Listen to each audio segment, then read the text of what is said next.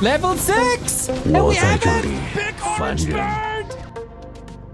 Who is going to win? Well, the Shadow Hunter is not the portal too quickly, maybe? 别催我， Zero's 如 tournament 你 life. 所愿。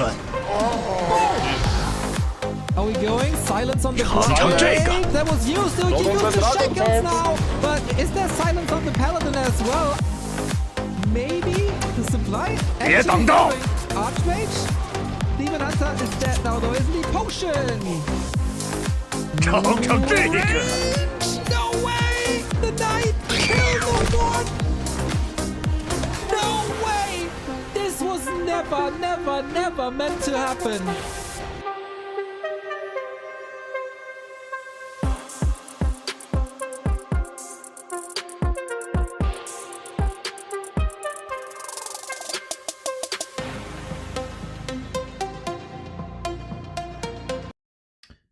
Welcome, ladies and gentlemen, to the Dolphin Warcraft Super League. $28,000, over 200 matches, and one champion at the end of this competition. It doesn't get any better in Warcraft 3 right now. We got the top 15 players in the world. They're gonna go through a long and gruesome round-robin group stage in every other tournament.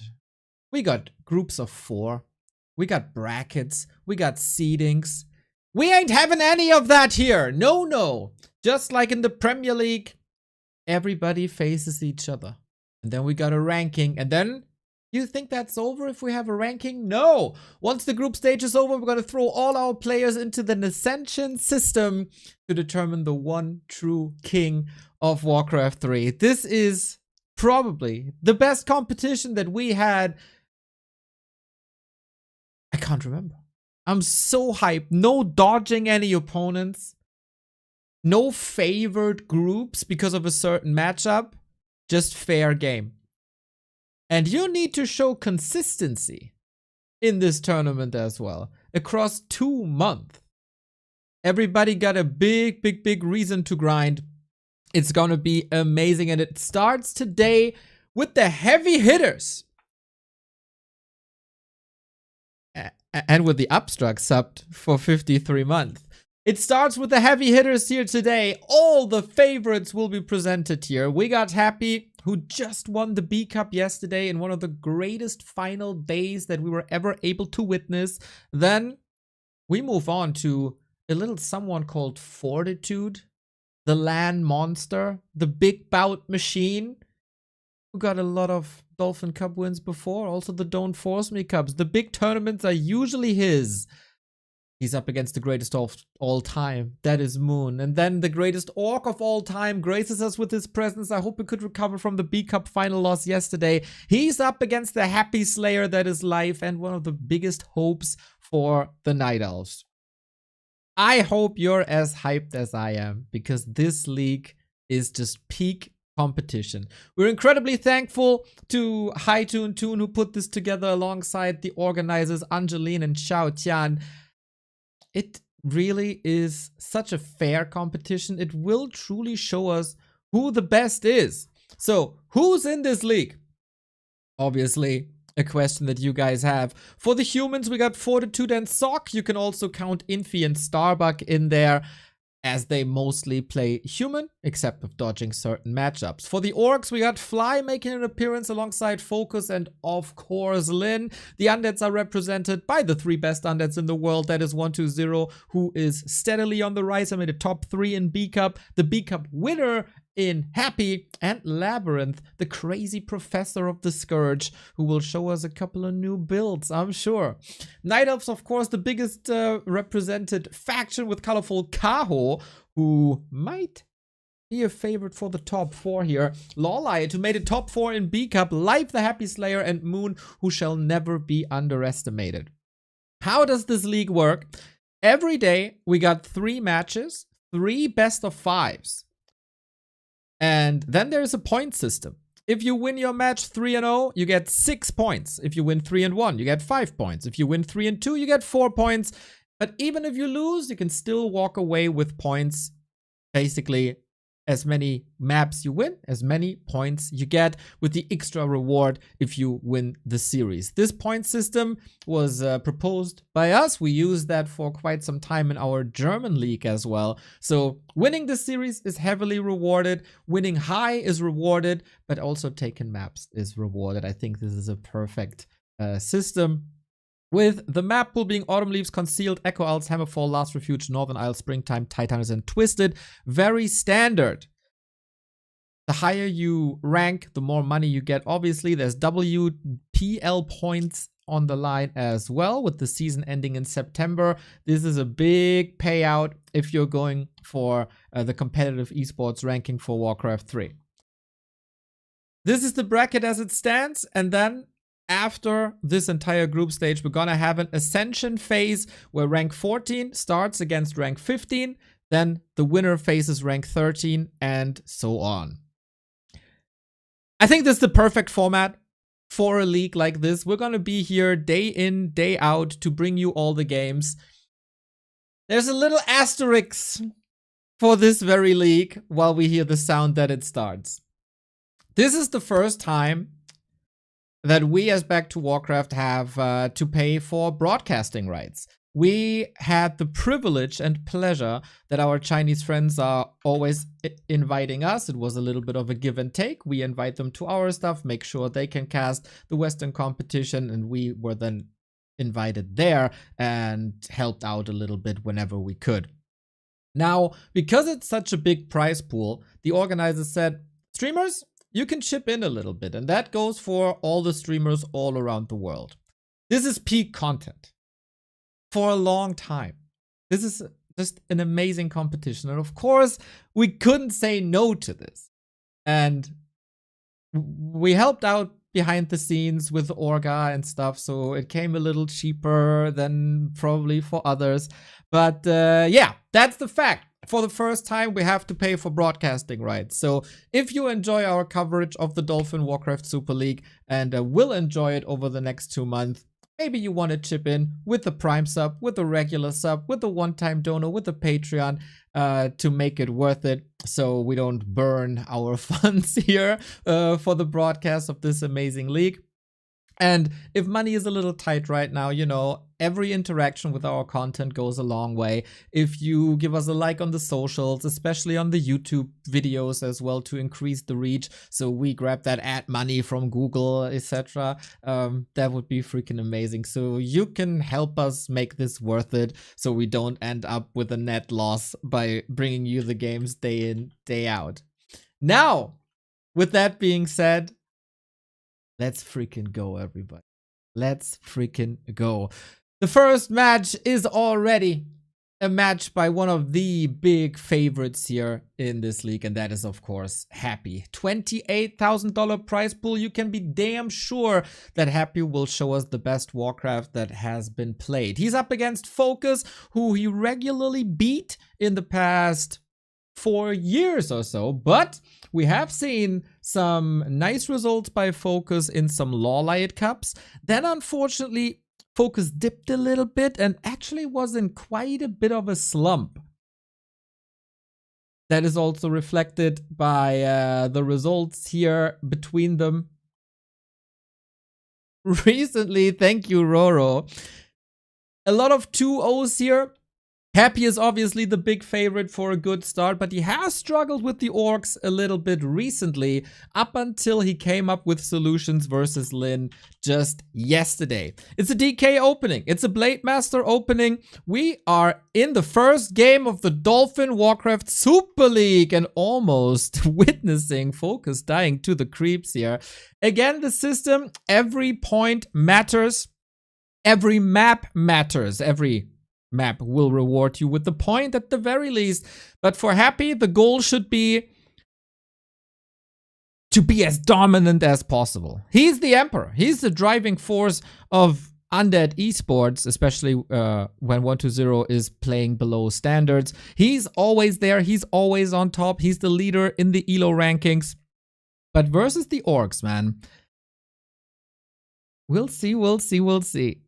That is a nice little steal for Focus. The tech has just started, basically.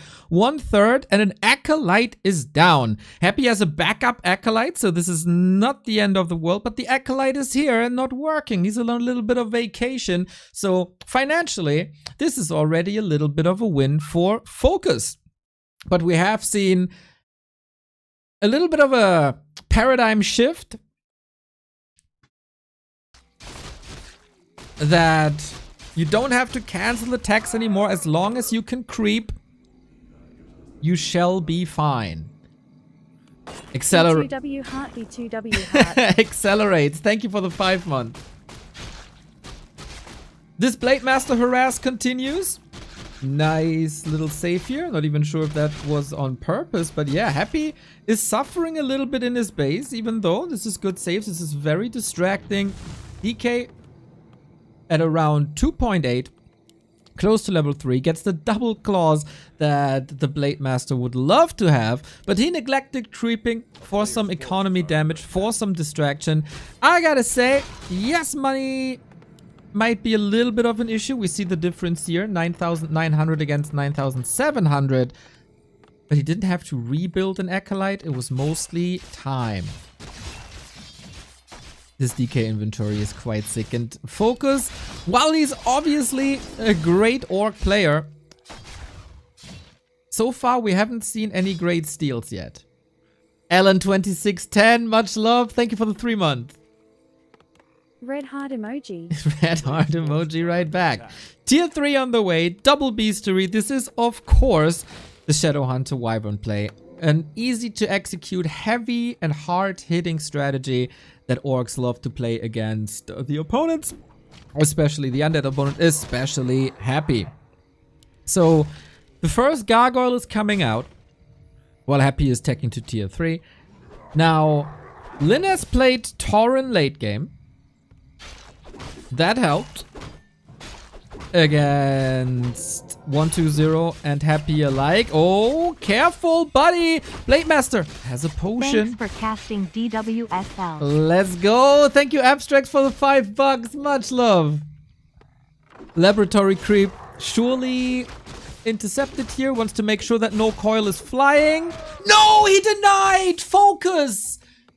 On the highest level in the most important tournament, the Burrow gets the kill because he was under so much pressure. He knew the Hex would be running out. He knew that Happy has the coil queued already. And he didn't hit the stop button and couldn't get it. Ridiculous. Oh man, that is not a great start. He fought so hard for it. Anonymous, thank you for the 5 gifted subs. Absolutely fantastic. Thank you for the support. It means the world, everybody. As you can probably hear, big smile on my face. Not on Focus's face, though.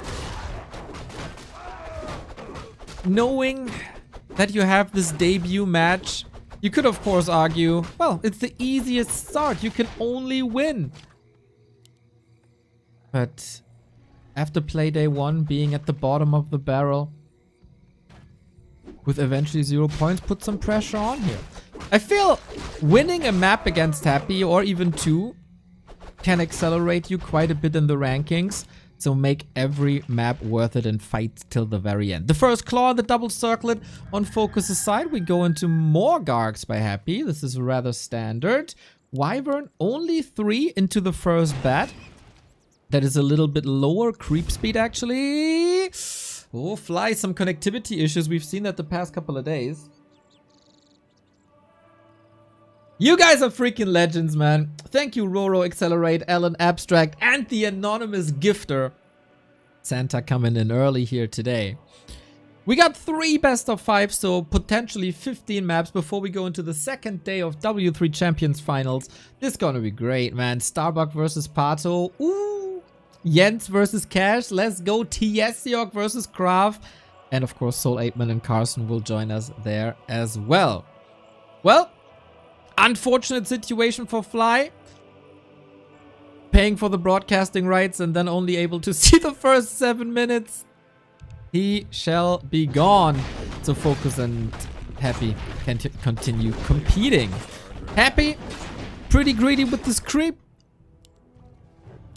With Coil Nova, you can creep a ton, of course. Big red spot, perfect surround, easy as that. We get the Belt of Giant Strength for focus.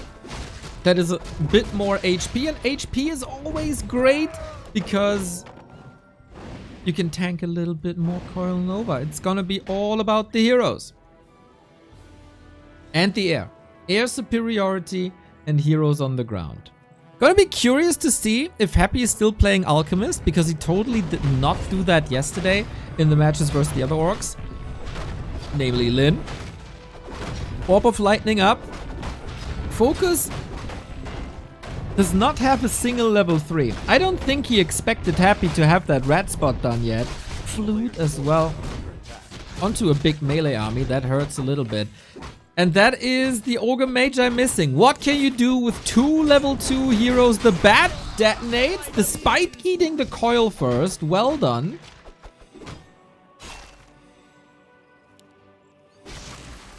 Purge kill. This first engagement, this little backstab. Not bad, I gotta say.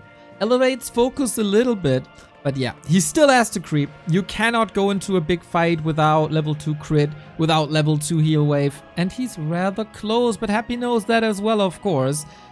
Is he thinking about a third hero? He has the money now.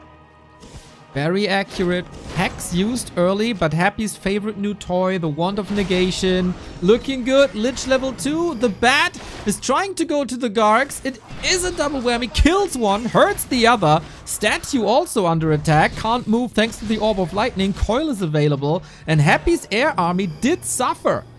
More Gargs coming in. It is the Dark Ranger.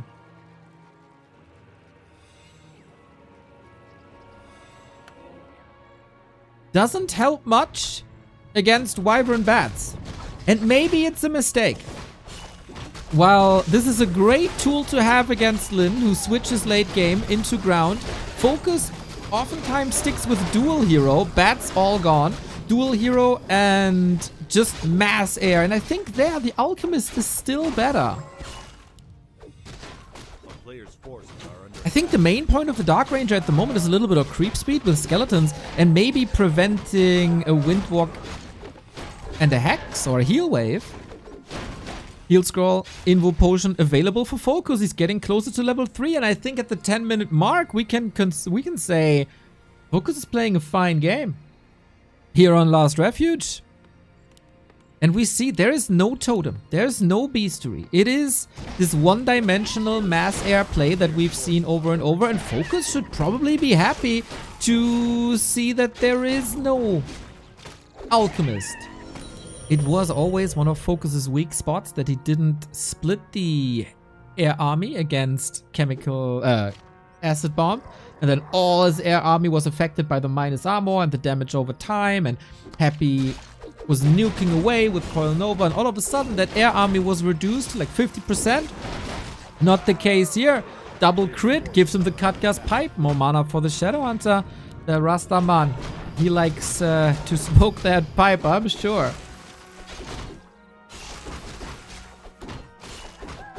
Now a little bit more damage would be great. Double Gloves of Haste, Claw, Circlet. That's nice. That's some good crits.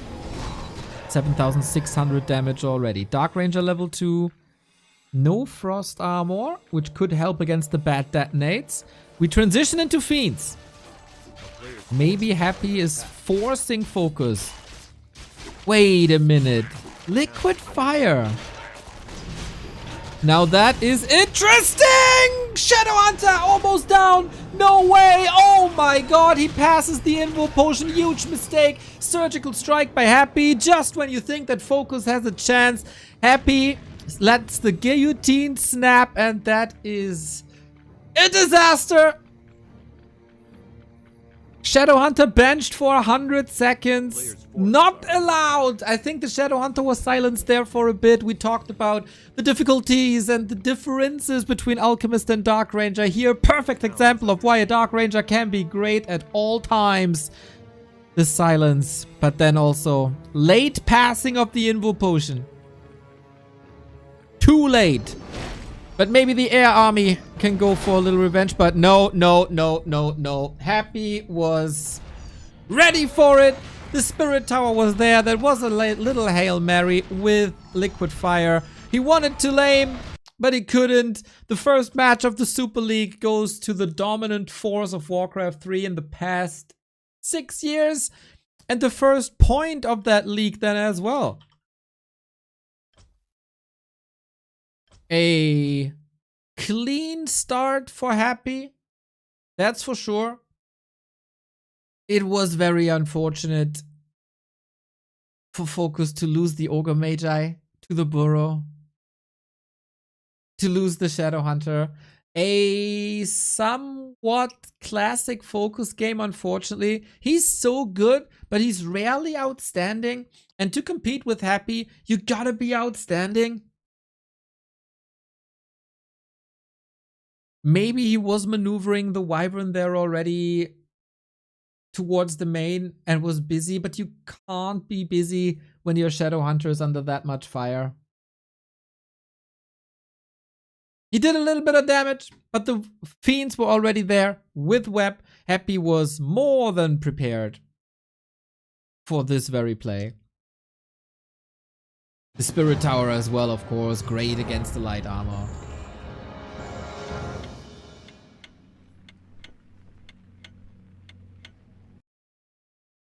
Map 2 of the Dolphin Warcraft Super League gives us the greatest map of all time.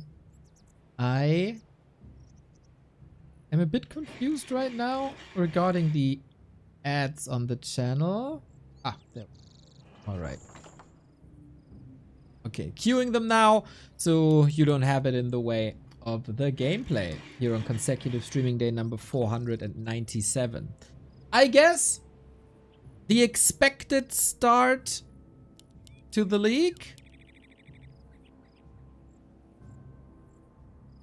with a Happy win. Classic. Focus might need a little bit of luck. He knew he's the underdog. I wonder if he has some cheeky plays up his sleeve.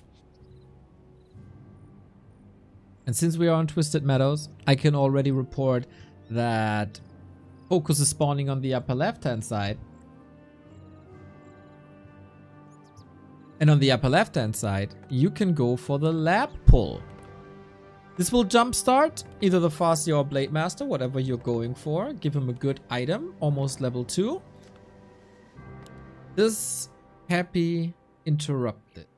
This Acolyte has a tough task ahead of him. So, as so often, this has been established for quite some time.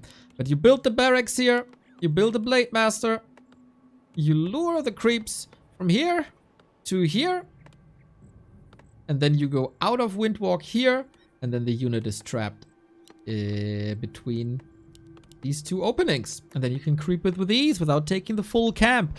That should be the mission for Focus. Happy on the other side wants to pull the rest of the camp, including the golem, the slow golem, the mud golem, Town is under siege. and maybe put the Acolyte in between Forces are under attack. and block and disrupt this. Oh, there we go. And all of a sudden, this doesn't work anymore. So simple, so effective. This Acolyte position, just a move command, brought Happy 30 seconds, a little more. And he, on the other side, has a little specialty on Twisted Meadows. Let's not forget about that. Expansion plays for Happy on Twisted are no rarity. Now, Focus gets the Golem creep in. But yeah, 30 seconds. Pretty much exactly 30 seconds. And especially on a big map like this, when you know that your opponent is going for an expo, 30 seconds matter. But the reward is still great. Boots of Keltalar, 6 agility, plus damage, plus attack speed. He's got it all.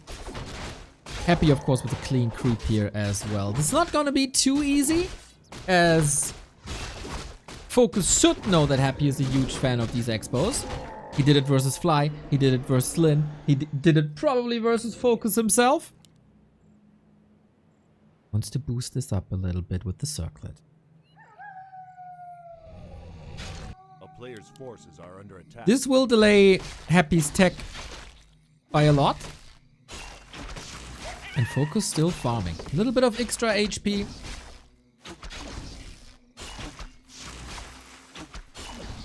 And Happy gets the steal. Can't prevent level 2. So at least there's that. Using the speed scroll, but it just seems like Happy is on top of his game. Reading his opponent correctly. Arrives at the right time. And just punish. Now, Focus. You are freaking amazing when it comes to knocking down Night Elf expansions. It's pretty much the same. Instead of the Entangled Goldmine, you got a Haunted Goldmine. But look how ready Happy is. He is hugging that Goldmine. Got the Narub ready. Perfectly at time for when the Blade Master is here. And this is all wasted time. Always this extra bit of preparation when Happy's in the mix. And now what you can do. Tier 2 and do some damage then. Wonder if it's still the mass air play, if it's a counter expansion maybe. This is already problematic. The skeleton cannot get the last hit. Close. Perfect scouting of course as well. Again a sign that Happy is reading the game to perfection. And creeping with the ghouls, why not? We got a devotion aura, which is fantastic. More armor on everything that's around the Blade Master. Doesn't help with the creep speed, but yeah, look, this is different. A Raider Walker build and a TC second. Blade Master TC, a very unique build by Focus, we gotta say. No mass raiders against buildings only. No mass air as is the norm. And no Shadow Hunter. So this could be a tier 2 expansion to counter. This could be just Raider Walker pressure. This could be Raider Walker into tier 3. But what do you do with that TC? Happy? Don't tell me! Oh my god. I gotta say, a bit sloppy. No scouting. Happy gets the grunt as well. When it rains, it pours. This game turns into an utter catastrophe for Focus. Did Last Refuge break him a little bit? We were celebrating Focus big time when he defeated Happy in L Cup. Afterwards, one of the biggest slumps in recent years for Focus. He was truly underwhelming. And just when he's on the upswing, he is on the upswing right now. Happy is in his way and shows him his place once again. This is not the fierce competition that we have seen between Lin and Happy yesterday, or Lin and 120 yesterday. This is a bit game 1 uninspired and just less clean.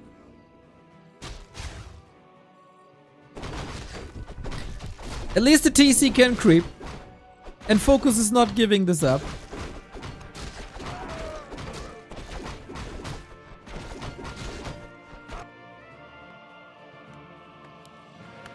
But yeah, Happy is on 2 bases. That is scary. His tech is about to be finished. That is scary. The scouting is perfect. The DK arrival, creep checks, all of it. And this is Focus's first loser's pick. Bad sign.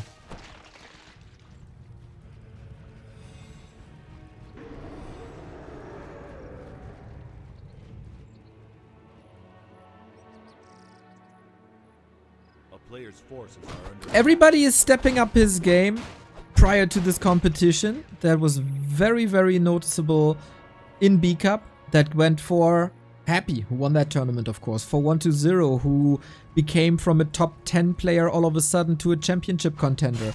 Lin looks super inspired. New builds, lots of motivation, amazing plays. Lawlight all of a sudden top 4. And also Focus, as I said, he is improved. But other people are reaching new heights of skill. a player's Focus, forces are under attack. coming out of that slump, had to reach his normal shape again. And when everybody is stepping it up, and you're just back to your norm, That's still a big difference.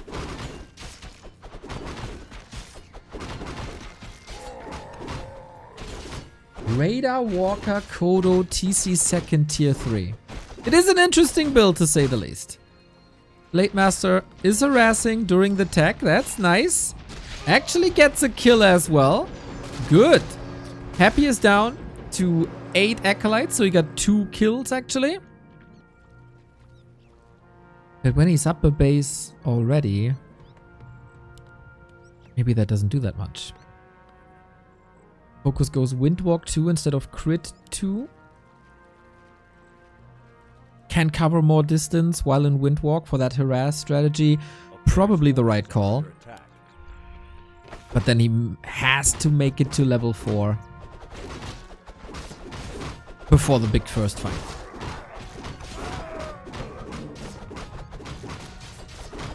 Resource management is looking good. 750 gold. That is time for the tiny Great Hall that unlocks in a second when tier 3 is done. So that's this idea of countering Happy financially, economically, and keep him busy. And that worked well, level-wise. 3/3 heroes for the orc. TC crept really well. And with the tiny Great Hall, you even things out economically while both are at 50-50. Happy with the perfect scout, of course.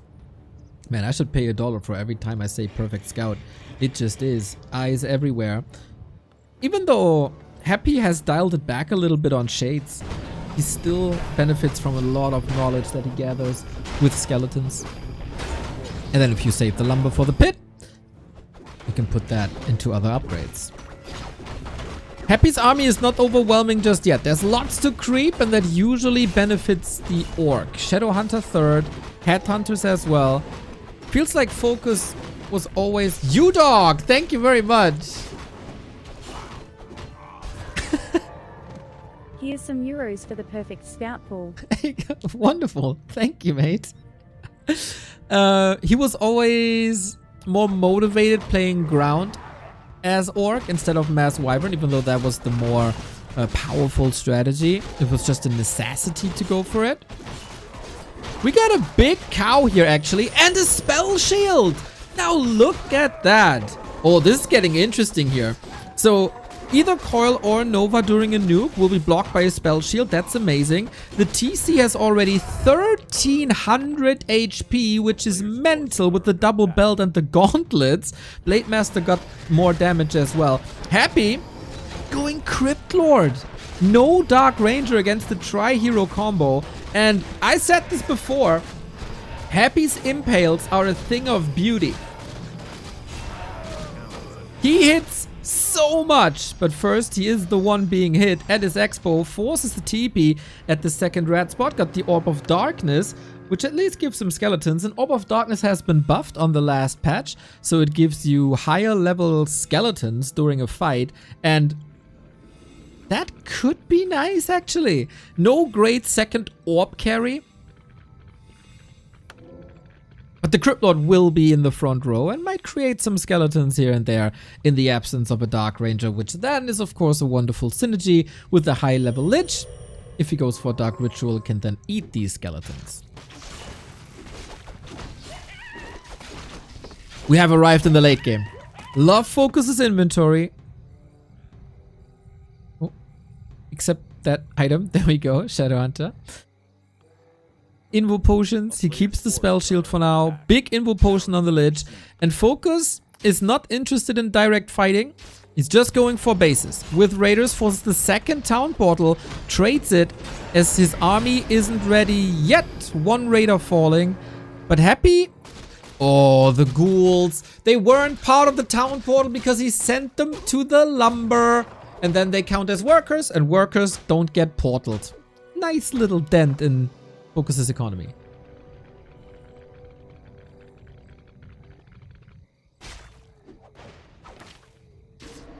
Gets punished though, and now we have level 4. This Blade Master is getting scary. Got the Orb of Lightning that leads to Purge, that immobilizes units when it triggers.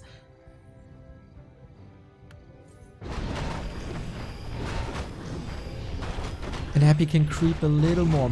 The mainland is almost empty here on Twisted Meadows. And we gotta say, the Crypt Lord is a little underwhelming so far.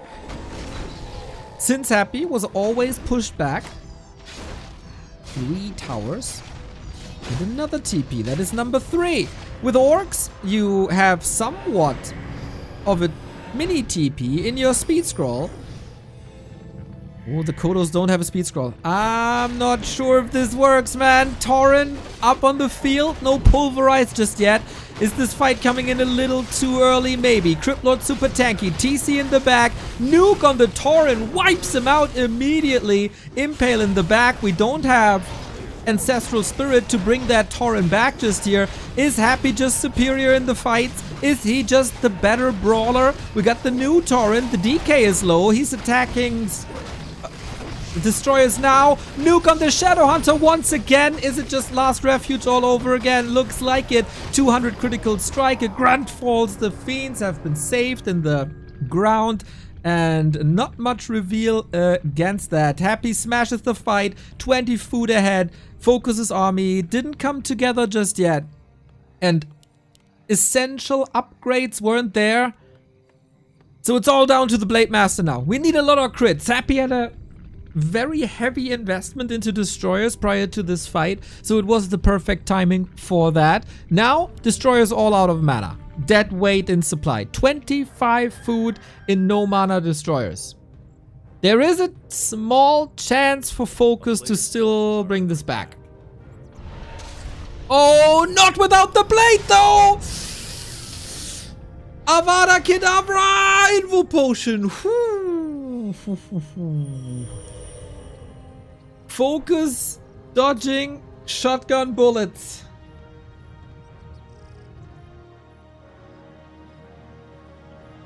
That could have been the end right there. And 2 guaranteed points for Happy at the debut of the Super League.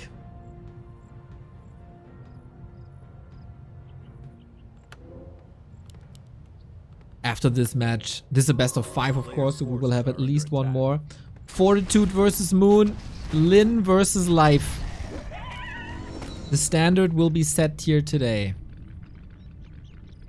4-3-3 levels. Very powerful. Focus struggles with the level 3 Shadowhunter. He might get it here. There is very little to creep. No third base by Happy. We don't see an 11th Acolyte. And that is solo creeping for the Shadowhunter, which I think is absolutely necessary.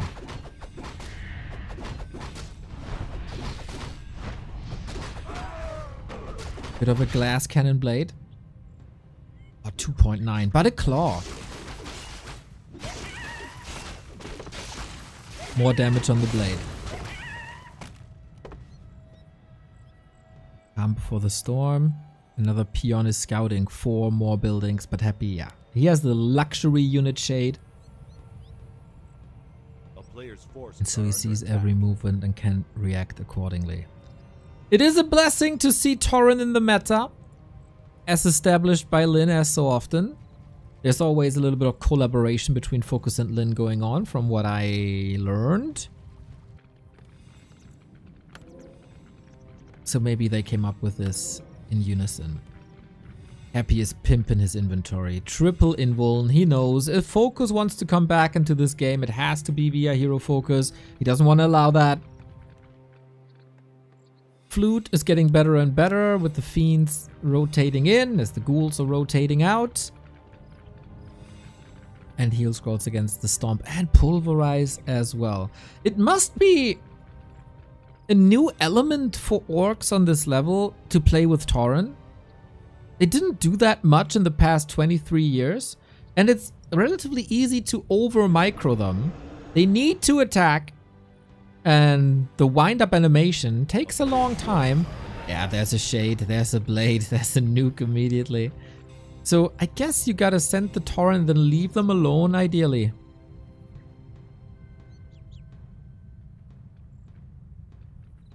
Happy is scouting for another base, but I don't know if he checked this position. Instead of building a Great Hall, Focus is building a shop for a tiny Great Hall. Is there enough space anymore is the question. This is gonna be very, very greedy. Happy is in high upkeep. He's willing to fight. I love this shop not only for the Great Hall, but just to have access to mana and heal potions.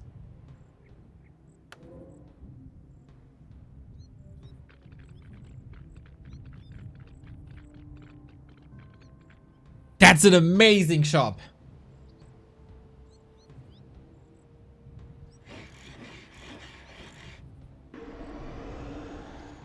Big brain play by Focus.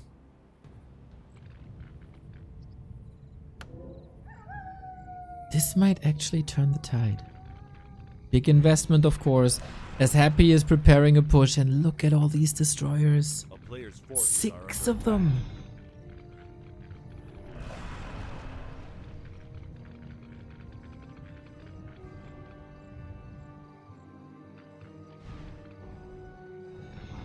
Oh my god. A huge destroyer above. 8 destroyers. 100 supply undead army. On level 533. Focus needs reinforcements ASAP. 2 armor upgrades as well. That makes it so that bats are relatively useless. Focus, you tried a lot. Good luck. Cross your heart. You need all the support that you can get. 240 crit because... Oh my god! Deleted! GG! Omega over! No chance! Blademaster disappears in 2 seconds despite the spell shield. There was so much damage. And Focus, this is not allowed whatsoever. Never, ever, ever is this allowed. To expose your Blademaster like that. He's your carry. Your entire game revolves around that Blademaster. And now he's dead. And the cow is following. Another coil. Happy is still at 98 food. Unreal. Focus is not on Happy's level. He popped that blade like a pimple.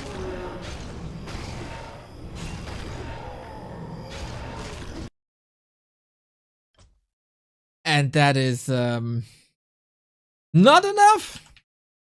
Not enough. It wasn't the greatest start for Focus either. The leveling was very, very fast by Happy. The Expo almost unpunished. Second expansion ran for quite a while. Before the counter expansion then hit, but Happy was far ahead in that regard. No attention to the blade. I wonder where he was.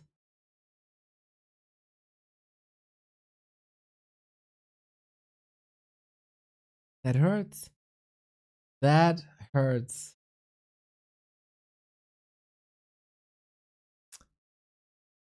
Hero losses. The entire series, really?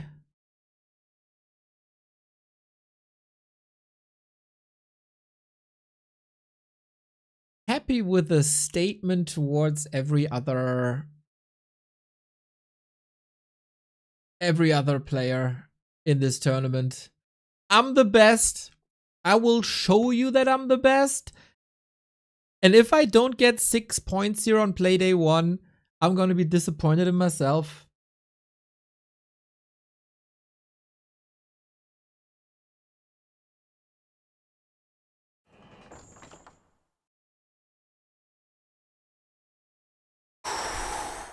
Absolutely, bro.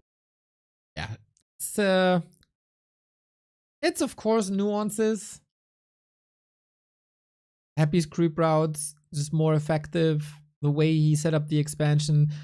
The way he shut down Focus's early harass. Hugging the gold mine. Tower up at the perfect time. No real shot for Focus to do anything there.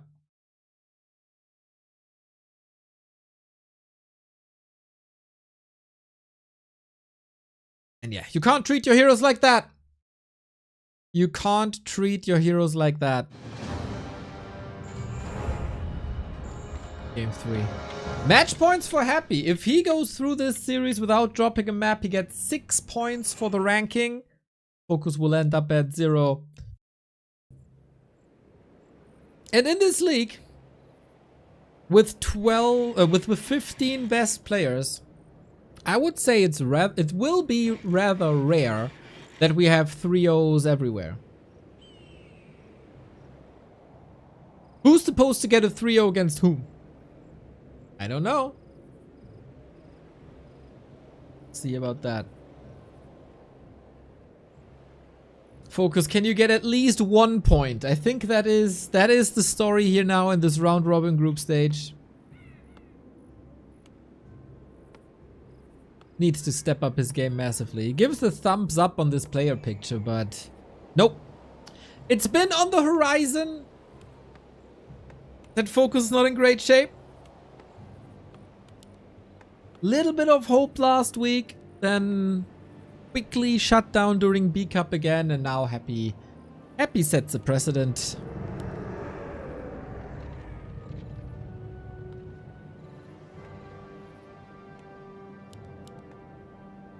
He got 4 maps in a row versus Lin yesterday. Always working on the matchup, always improving. For a long time, it was just quote-unquote the Gargs and the Alchemist, but it's always evolving. We went into heavier Dark Ranger, we went away from the Gargs into more Fiends, a little bit of a mix. Versatile builds. Now he adds a Crypt Lord. On bigger maps he expands. Toolbox is filled to the brim.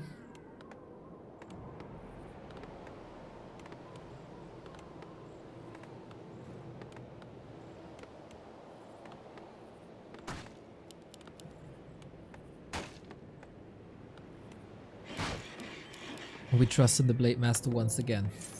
Lin switched it up a little bit by playing a Farseer every now and then. And yeah, I don't know if the TC Raider Walker combo was necessarily the right thing. He leveled the TC really well, Focus did. But yeah, his early creeping was delayed. That enabled the expansion. And now Focus. Last hit would be amazing to delay level 2. He plays around it. He knows the blade is here. And these early game dances between Blade Master and Undeads is really, really something. A nice little skill check. And then you look at Lin. He got an entire level yesterday from 1 creep jack.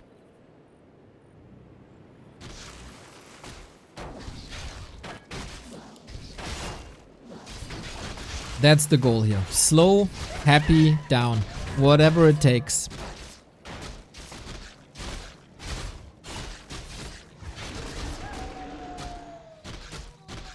There is reveal.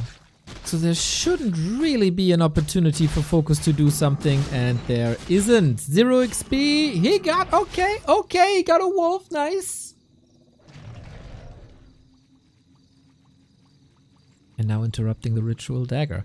A hurt DK is always a liability, but creating good distance, ghouls and skeletons up front with chip damage, efficiency, and the healing was not interrupted. Interesting Acolyte Scout here. A lot of agility heroes, like Demon Hunter, Blade, are going for the Sludge Flinger on this position. Happy is on the lookout for that.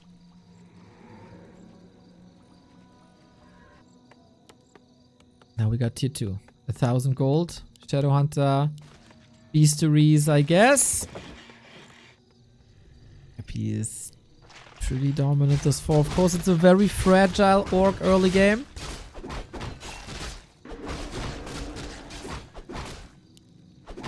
Reveal.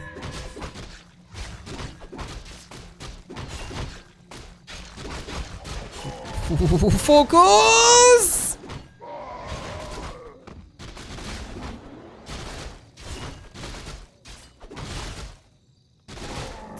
B2W RIP in the chat. He got the claw. He got the claw.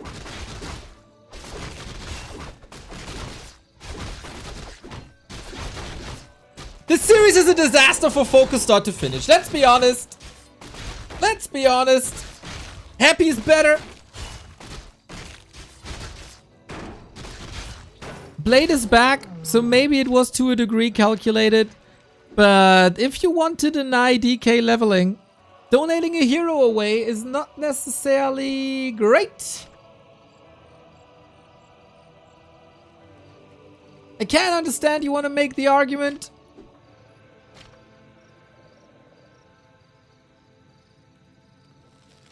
But the Blade Master was also prevented from leveling.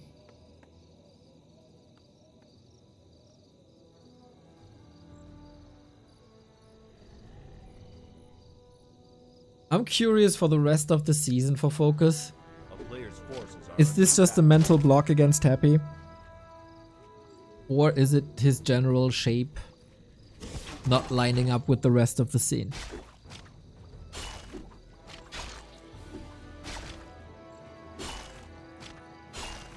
At least mentally, Happy is out of the way.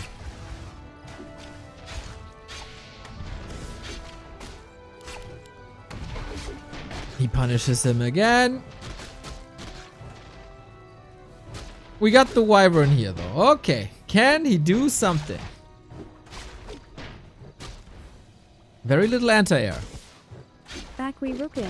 Danke voor die stabielen cast. Yo, thank you, mate.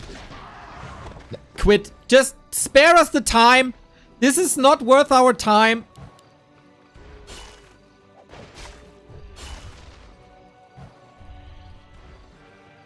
Careless, sloppy,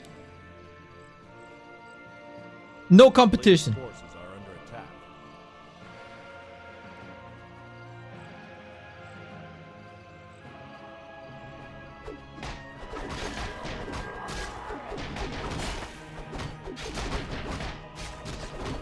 And we gotta say, Happy steeled in the fire, or forged in the fire of the B Cup, where he went through the ringer with Colorful, with 120, with Lin. He just had days and days and days of highest level competition. Maybe a level of competition that I've never seen in 20 years. And then there's Focus, who is fighting to reach his normal level at the moment. And then his series looks like this.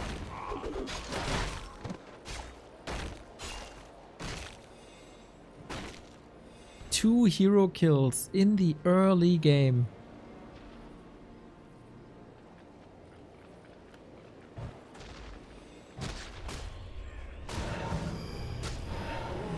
Blade has a solid equipment. A player's forces are under attack. But that's about it. It's level 1 crit. You can't compete. Happy also. Let's get this over with, man. I'm pushing you before my frenzy is ready. Before my Destros are ready. I don't even need that. It's gonna be a little luxury item on top.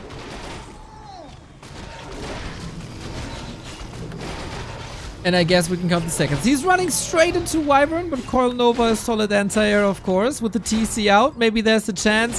One hero nuke, maybe. But I guess there's only one to nuke. And that is Happy. Great mana management as so often. Always has the coil ready when he needs it. Kodo coming in. Didn't even eat just yet. Hard to find an answer. 2 ghouls. Level 3 Blade. Let's see if we can keep him safe. Happy needs more anti-air. Aiming for the Lich now. There is Frost Armor. Save. Kodo gone. And with that, the Fiend is back. With that, he has anti-air again. And yeah, no chance. No chance at all. Happy playing above average for his standards. That is incredibly impressive.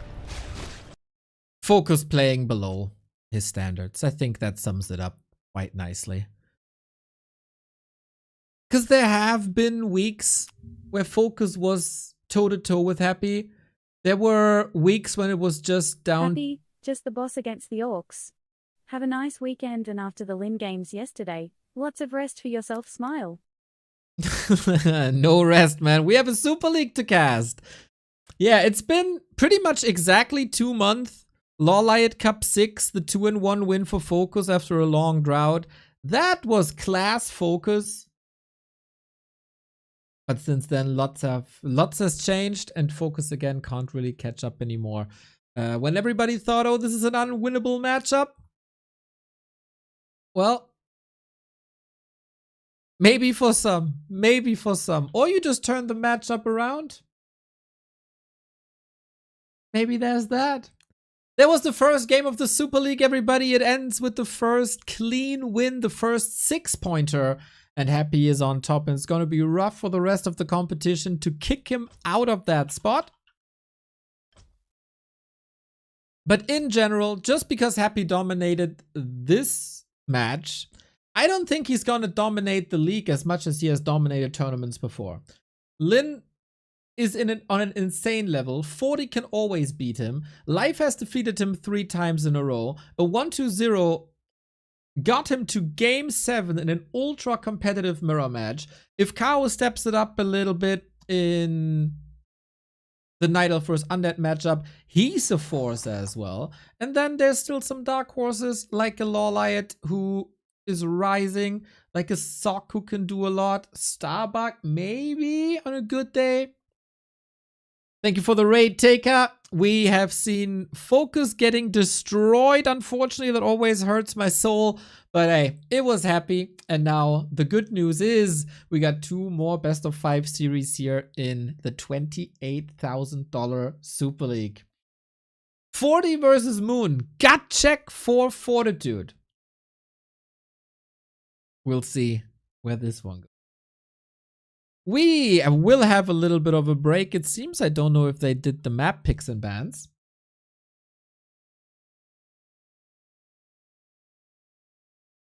So this leads me to some ad reads, everybody. This month we are sponsored by Opera GX, the gaming browser. Might help you out as well as it does help us out throughout the entire month. Comes with some cool features, has a built-in VPN, built-in ad block, has a Discord and Twitch integration.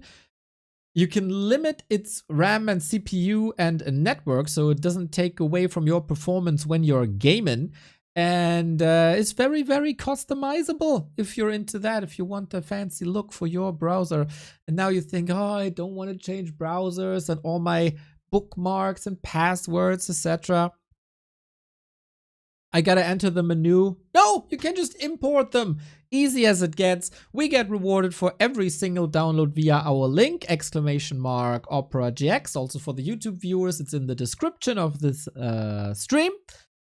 And if we crack 300, we get a little bonus. So you know what to do, everybody. You know what to do. Thank you, Taker, for the raid. Thank you, The Real Hansen, for the sub, as well as Drewcon and Shrimp Corto and You Dog Slice. Thank you, thank you, thank you, guys.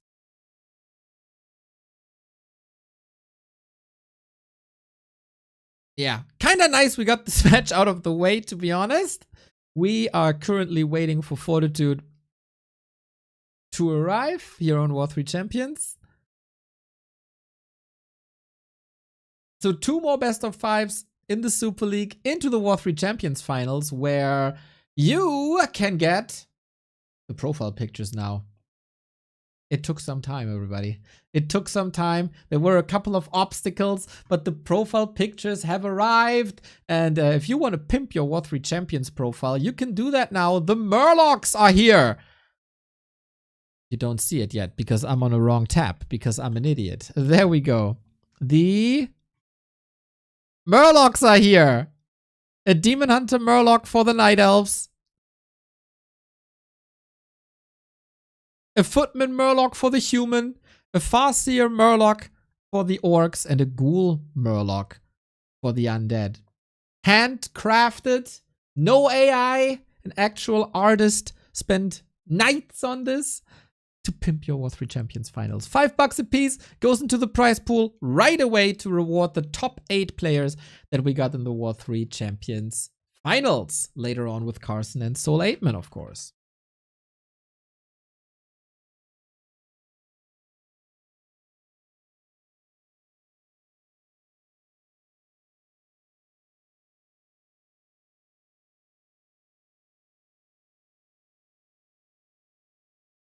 So 40 has arrived.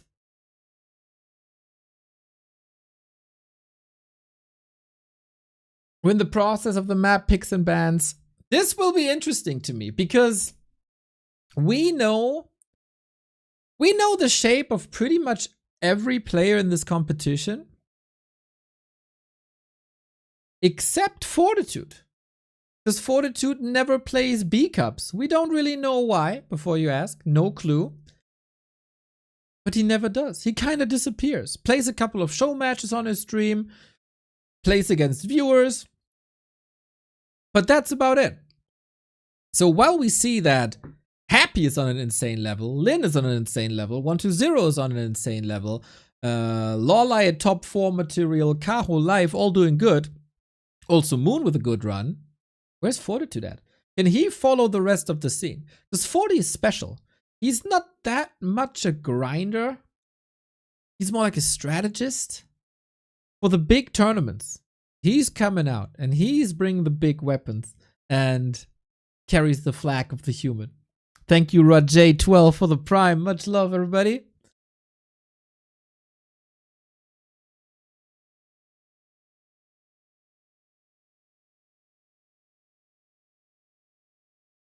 See that. This picture is ball. There you go.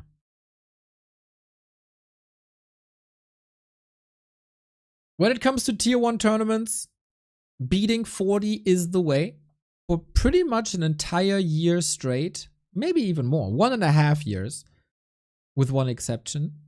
40 was the guy to beat. Whether that's Rara Land, Stars War, Dolphin Cup, Don't Force Me Cup, all these high-paying competitions were his. Until very recently. When we had Dolphin Cup and Don't Force Me Cup back to back. The Don't Force Me Cup mid-finals went to Happy again. Finally, the reign of terror of 40 was over with a Happy win 4-2 in the finals. And now, maybe Happy is the guy to beat with that Don't Force Me Cup and B Cup win. But between that, Lin also got a B Cup. So we'll see. How did 40 recover from that tournament loss? This league will show us. Jet Life for real. Thank you for the 2 months.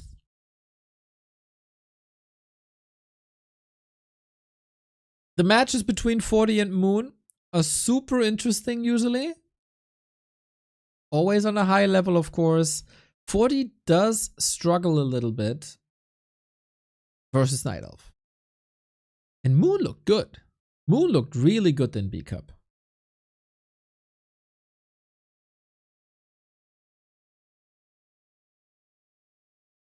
Looks like we're ready to go, everybody. Serbian Jarks, thank you for the 47. It's 2025 and we're still watching Lin and Moon. Oh yeah. Oh yeah, and especially Lin on the highest level possible. Lin will be playing next against Live, the rising Night Elf star, the Happy Slayer.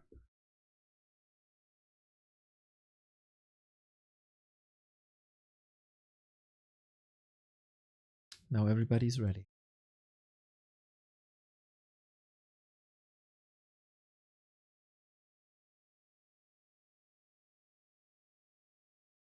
I see a lot of ready. The fuck? Ah. Looked like a join bug, and then I hear the most beautiful sound in the world.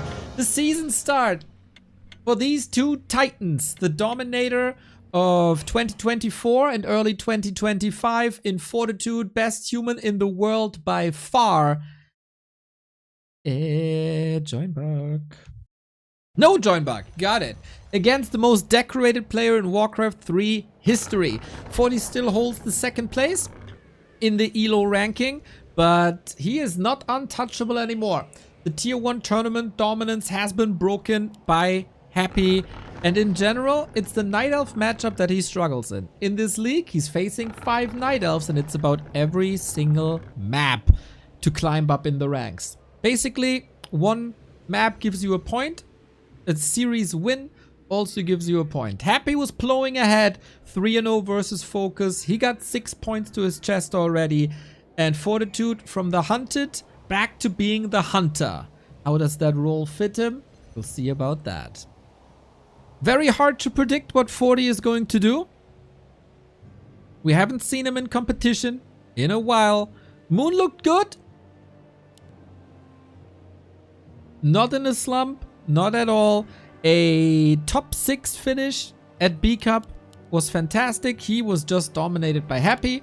And in every other series, he looked really fine. Demon Hunter is the name of the game. On the other side, 40 not going for a Mountain King, but rather the standard Archmage. Usually 40 is a macro master. For the longest time, he's been the macro master. With lots of expansions, late games.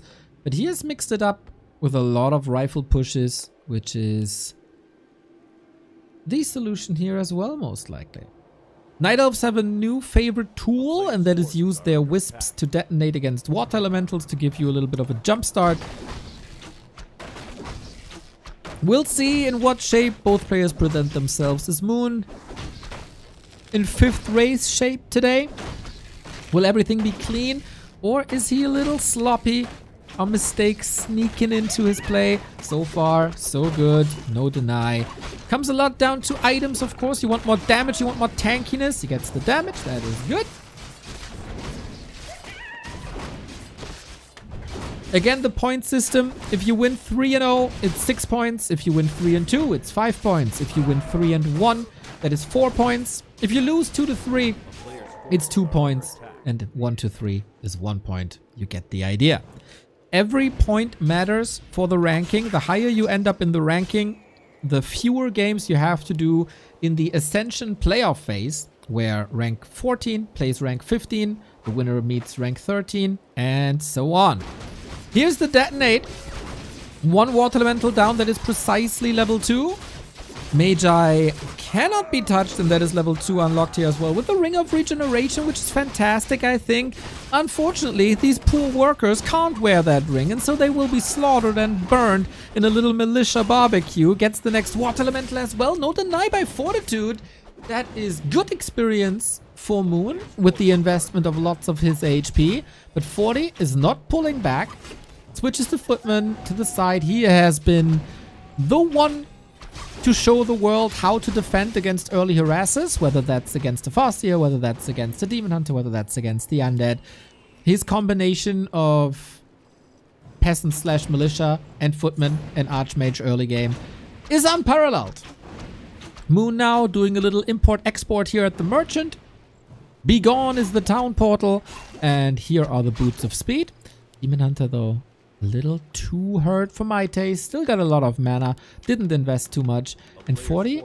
40 is bruised. He's a little burned. Some aloe vera would be nice. But we don't have a shop up yet with the focus on the Town Hall. And we see something interesting that I haven't seen too much. No Arcane Tower. That has been the prime defense against an Immolation Demon Hunter for a long time, since the Arcane Tower is burning mana, and you do need mana for the Immolation. But Night Elves kinda collectively have decided, we don't care. If you burn my Demon Hunter, I can still right-click.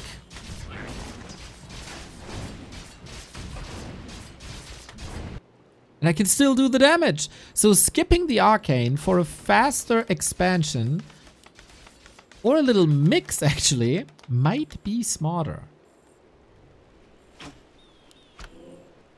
if you can secure that expo then. Little trip to the shop. Expo up. Hard to kill when it's up. And now you gotta be ready to repair that arcane tower if archers decide to attack you. Lots of mana.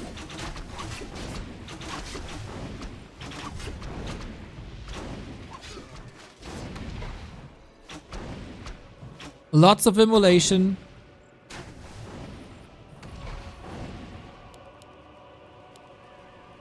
And a counter expansion by Moon.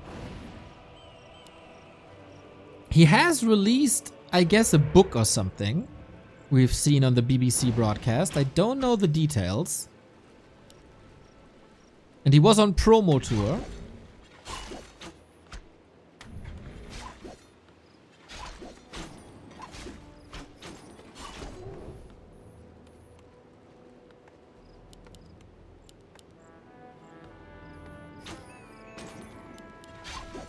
And since then, he's looking strong, man. As if he wants to say, I'm gonna advertise my products with great tournament results. And beating Fortitude would be quite a standout. Moon. With the Naga, that's been the norm. Counter expansion Dryads, I don't think that is a surprise to anyone.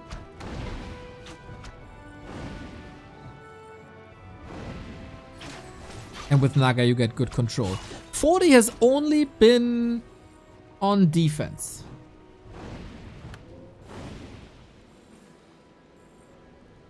No way to stop that counter expansion. No push towards lures. So far, I'd say this Fortitude is not that scary. And Moon seems fresh. He hits the timings, he does the damage, no crucial damage. But it's all slowing Fortitude down, and the biggest sign of that is Archmage still level 2 for a long time.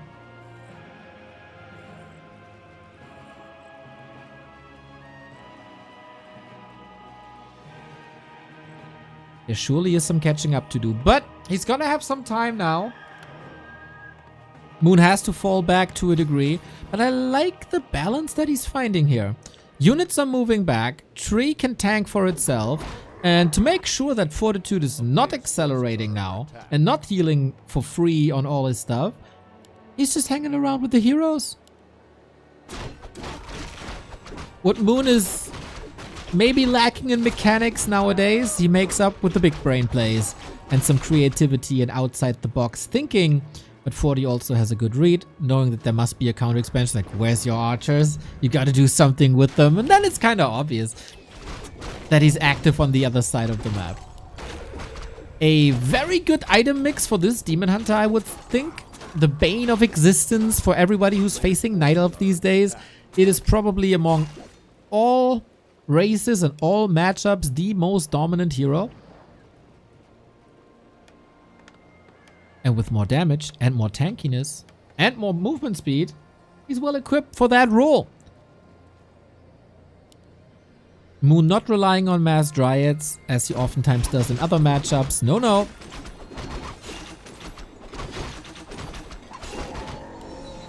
Going tier 3 with a solid foundation of Dryads for especially this spell. 40 is muscling up an army. Double Sanctum, Rifle Casters, Blood Mage second. Whenever there's the Demon Hunter in the game, you want the Blood Mage to siphon away the immolation mana for the demon, so he does less damage in general, to fuel the Archmage for Water Elementals, and to banish.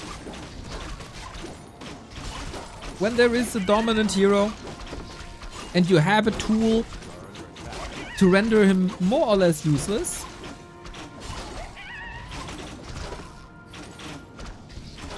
you're gonna take that chance.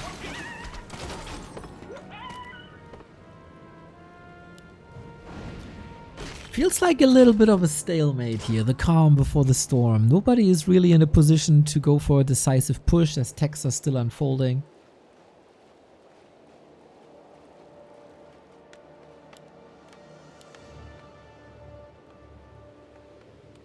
And it is incredible. 40 is doing nothing with his army. Not even an orange spot. Just stay like a stay-at-home dad he is. A player's forces are under attack. And Moon has full map control. I'm a bit baffled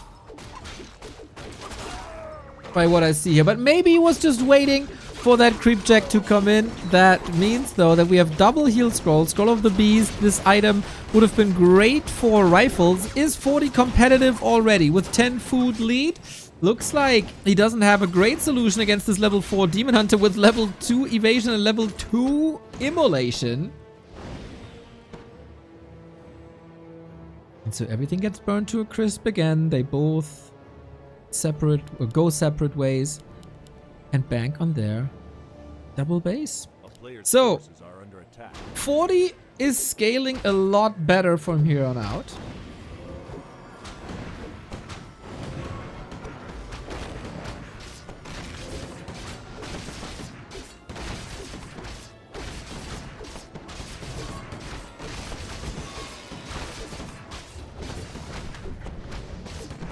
But Moon creeps better, attacks faster.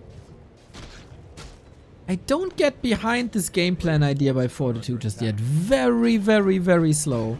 That also meant though that he didn't suffer any losses.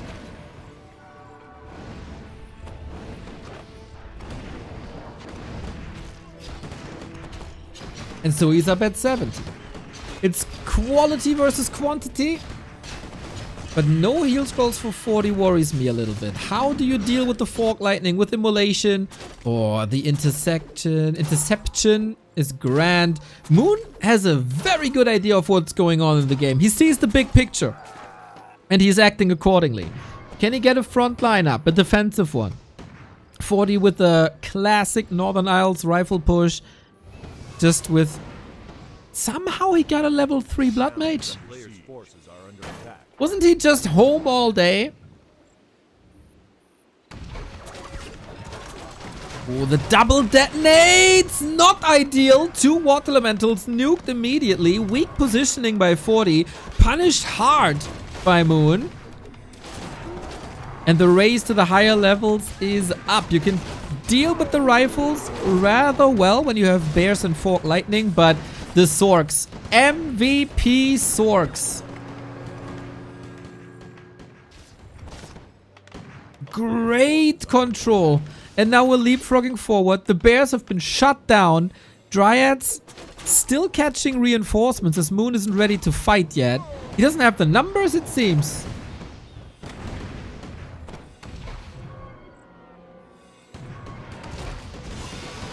Okay, let's see if you're that big carry. This is, of course, a gigantic problem for Moon now, because Banish is so good. Usually, you have an army of Dryads that take care of your demons, so he isn't banished because it's dispellable. But if the Dryads are on the other side of the map, they can't help you, and you can't afford a Wisp every time you're banished. And the towers are up. Ooh, not sure if Moon did himself a favor with that Dryad position here. He's closing the gap when it comes to supply. But what about that Demon Hunter? We have a staff ready. We have an orb up. A little bit of pressure on the Blood Mage. But it feels like it's an excellent execution for Fortitude. Not flashy whatsoever. Just a solid game plan. And Moon wasn't able to threaten him that much.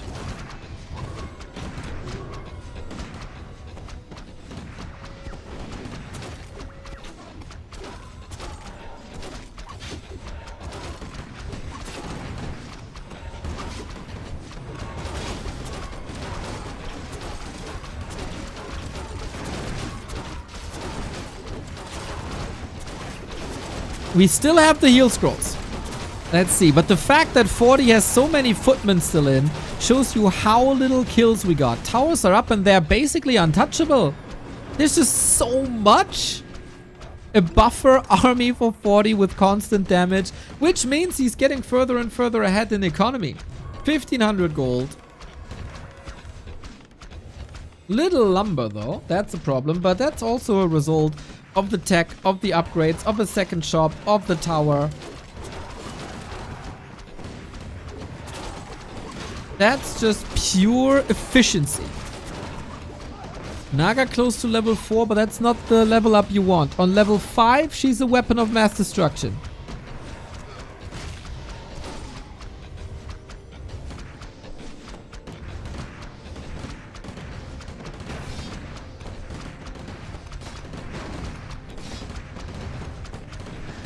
And that's the kill. Moon had no chance, really. And now we gotta see his brilliance. How do you play from behind? 40 still has layers to this. This is a strong 80 food army. But he's getting a lot of breakers on top now. He's getting more and more upgrades. He does have Blizzard if Moon is going for a heavy bear army. I feel like what's really standing out here was how passive 40 plays this.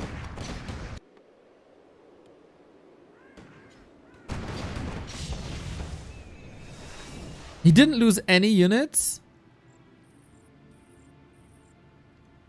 And the Tsiog were incredible. So Moon has a backup plan with the second base, but it's far from being up as 40 is forcing another fight, and this expansion might not see a single gold coin because the bears are also hurt.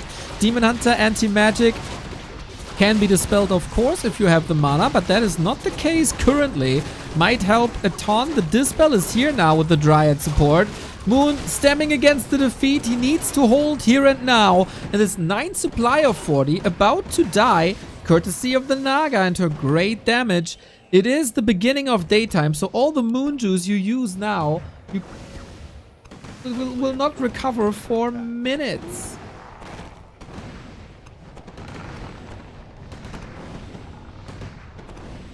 He gets the second orb. The Demon Hunter is close to 5. There's still win conditions for Moon in this game. Especially the Demon Hunter level 5. Especially that expansion upper left-hand side. Can he somehow support the Ancient of War and the tree to creep that red spot? 1500 gold for 40. We get Polymorph, Inner Fire. No third hero yet, but mortar teams on the horizon as well. And 40? Oh, no expansion there just yet. Okay. The detonates are good to burn the mana constantly. Good usage of wisps. The battles between 40 and Moon since the DreamHack days. A constant back and forth. Big tugs of war. This will probably be a lengthy series. Especially in comparison to the first one that we've seen.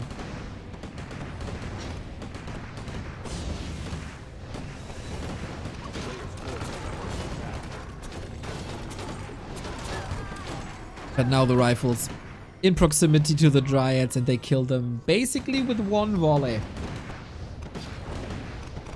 Moon busy here. The bears are helping. This is so stressful. No, no, no, no, no. GBB and Fortitude wins this. Clean execution. Straightforward rifle push on 2 bases. I think the Dryad position there really hurt him. It was nice to see how they caught the reinforcements, but it was mostly rifles. And then they spread the poison, they weaken them, they fluffen them up. But overall, it really hurt him that there was no dispel against Banish.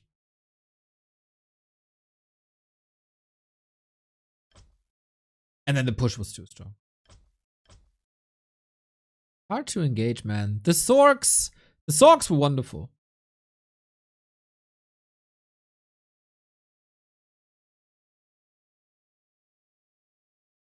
And the Magnetor Reaver, man, he was about to get a triple kill. What a shame that he couldn't get through.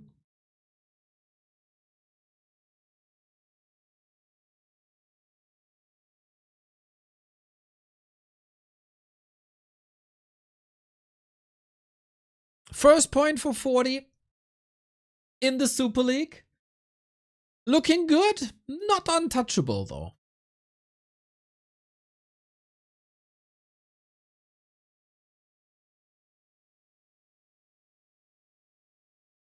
I feel on different maps there's surely a chance we go into springtime. Moon is looking fine. Not sloppy whatsoever. Maybe 40 went into that hyperbolic time chamber and worked on his matchup versus Night Elves. Usually he's grinding show matches a lot against Night Elf. I haven't seen that much of his.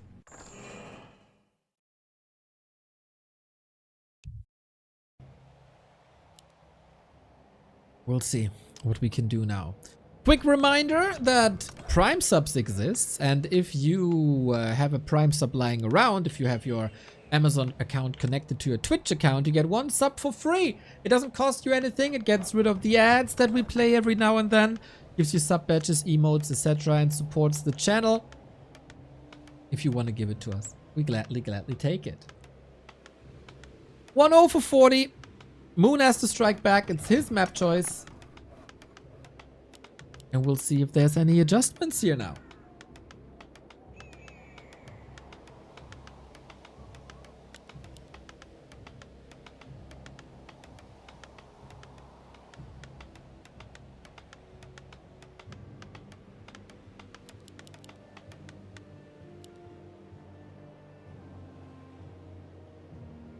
I would be very surprised if this series is another 3-0. I don't think so. Still some elements here. It's Demon Hunter Archmage once again. On this map, we could maybe see a faster counter expansion by Moon. Apart from that, the game plan seems to be clear. 2-base play. Again, no Mountain King. If we don't see a Mountain King on Northern Isles, I don't think we'll see a Mountain King on most maps. Maybe Autumn Leaves.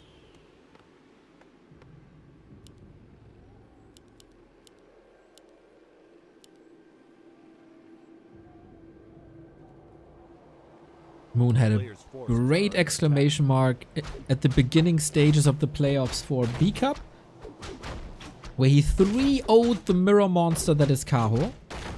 Then in the lower bracket, well, then there was Happy, you know. You know how that goes. But Moon still got it.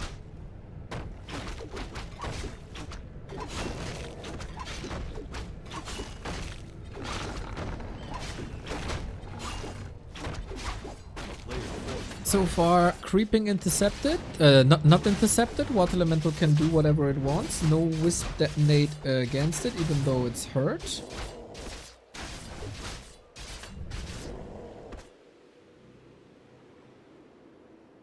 And we contest the middle for that classic level 2 race with the Null Brood and the Trapper. Again, little stalemate. Wisp Scout, are you doing anything here? Are you creeping without your army? Are you just stalling? And 40 surprises most of us, I guess, with the 1-base play. He is mostly a macro player, but especially since the 1-base rifle has found its way into Human vs. Undead. Oh, little spike, I'm worried. He also has way better timing pushes. He gets the level 2 now after killing the Trapper. Moon, ooh, with the detonate. He really wants this Water Elemental. It's so much XP, but 40 denies it. Surely a play that Kaho brought to the world. Very early Wisp detonates, while on the previous patch, Night Elves protected the Wisps as if they are their firstborn. Now you can just throw them away. Have a Dispel here, have a Dispel there. Night Elf still 800 lumber usually.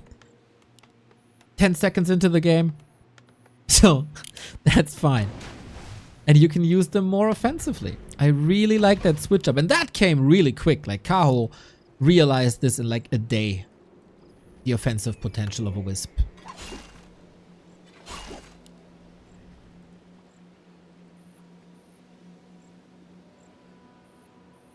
Evasion only. No mana burn. No immolation. This kneecaps Moon quite a bit here now. He was banking on one of these Water Elemental Dispels. Couldn't get them. Ancient of War, not in position. Where is it actually? Oh, moves to the middle now. Huntress Hall seems a bit late. We'll see how strong this 1-base rifle push can be. He's not gonna have breakers. He's gonna have way later sorcerers as well.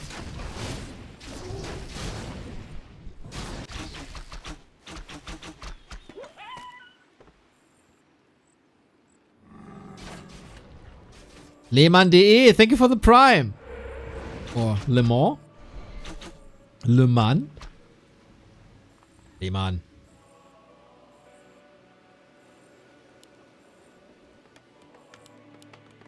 It's the Blood Mage once again. Seems like that's not changing. 40 at the moment, not a fan of the Mountain King in this matchup as it seems. Moon held the skill point and invests into mana burn now. No Immo, no Ancient of War support.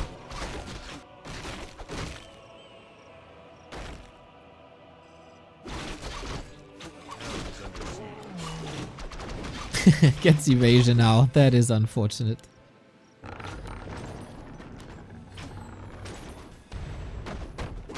That is a nice play by 40. Disrupts the creeping.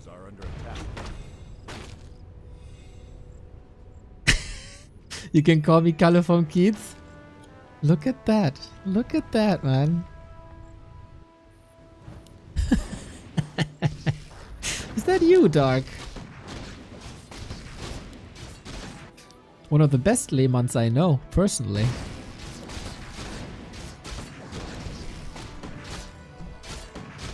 Oh man. That warms my heart, dude. Still following you on Insta. I see what's up, Mr. DJ. Awesome to see you, man. Crazy. These old schoolers, man. Attacks Dark, everybody. In the flesh. Anyway, Moon has to do some damage here. Every minute you delay this push is a win for Moon. Good deny. Close to that would have been level 3. Shutting that down is amazing.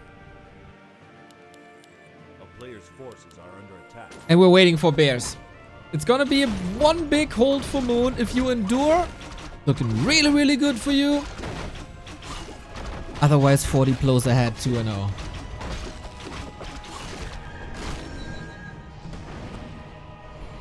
Finally cleans that camp. Gets the level 3 rune bracers. Not ideal. Naga, no Fork Lightning either. Ancient of War won't help. I feel like these surgical strikes by 40 really throw Moon back. Would love to have the Archer in the defense, but wouldn't love to see that Archmage rise.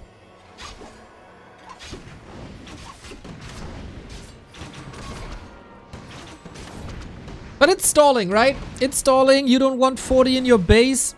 You want to preserve Moon Juice as much as possible. You want to keep your Wisps intact for the defense to detonate them. Gather as much lumber as possible. Waiting for the bears and the orbs.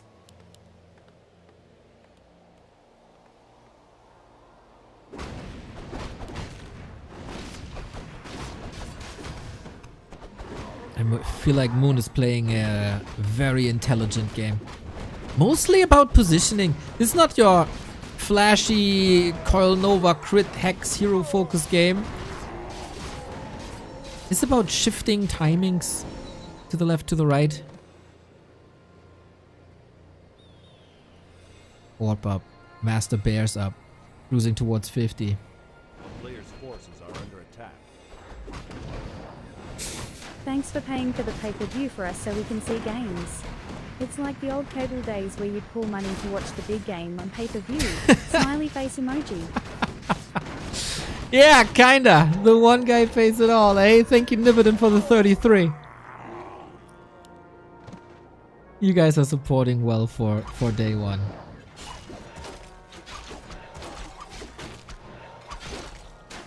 Sobi Mask is amazing for 40, of course. Additional mana regeneration, never bad. Moon unlocks Fork Lightning.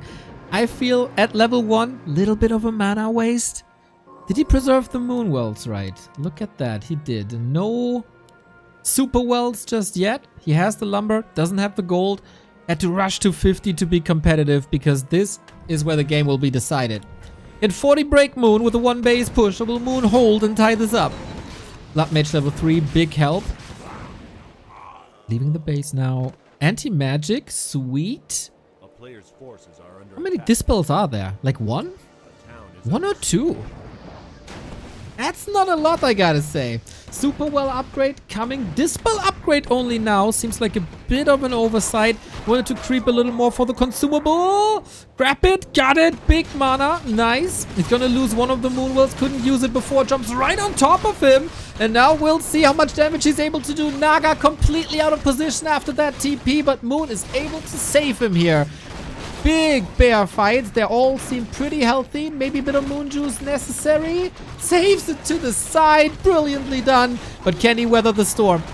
It's all about enduring. It's all about holding on. They call him the 5th race for a reason. We got a Berserker edition. The Demon Hunter is still standing strong. Still got the anti-magic and Fortitude. The king of the humans. Gotta retreat a little bit. Let the priest heal. Regen some mana. Maybe tower up. Blood Mage hurt, but got a potion.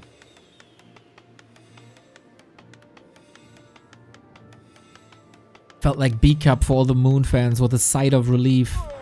Oh, Zhang Jie, he still got it. He can still compete. Show us what you got. Anti-magic up. Artificial nighttime. Bear saved as well. Staff timings are wonderful.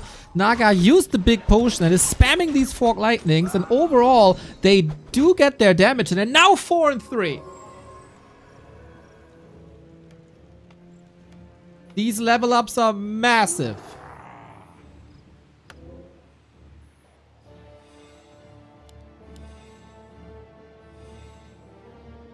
More evasion, more tankiness, a hard-hitting Fork Lightning. And what can 40 do? Lick his wounds a little bit. He's broke.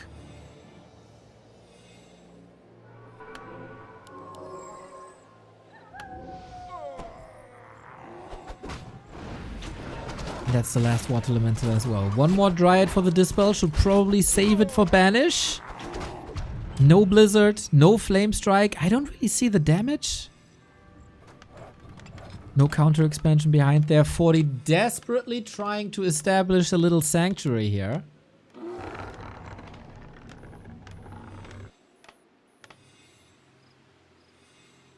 Moon is still at 50. Moon is rich. He can invest into lots of potions, lots of moonstones, maybe a second orb. No, shopkeeper. Can't find the item he wants.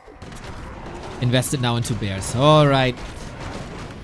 Moon, if you hold one more time, I feel like you got this. The heroes are overwhelming at a certain point in the game. If he doesn't lose too many bears, that's Moon's game. And quite an exclamation mark as well. Beating the Rara Champ, a championship that Moon was never able to get. Might be something. But bears are falling as the rifle damage is increasing. 60 food for 40 as well. Not the 70 food sweet spot, but nicely diversifying. I feel like a breaker would do wonders to steal the reju. But of course not the greatest fighting army. 40 is pushing forward. Moon is struggling. Big time. Needs to hold on. Needs to have mana. The second orb for the Demon Hunter is severely missing, it seems. And great control with the Banish. Damage mitigation is fantastic, but the heroes are suffering. We get some reinforcements with the Berserker. There's a lot of kills on both sides possible. Moon below 50. Kills another bear is 40. That Berserker also has to drink a little bit from the Moonwells. Can the Demon Hunter clean up the bottom? I don't think he gets the kills. He does a lot of damage, but he doesn't get the kills. And then the priests in the back, with as little mana as they have, they are working hard to sustain this army. And now they get a little bit more mana with Brilliant Aura too.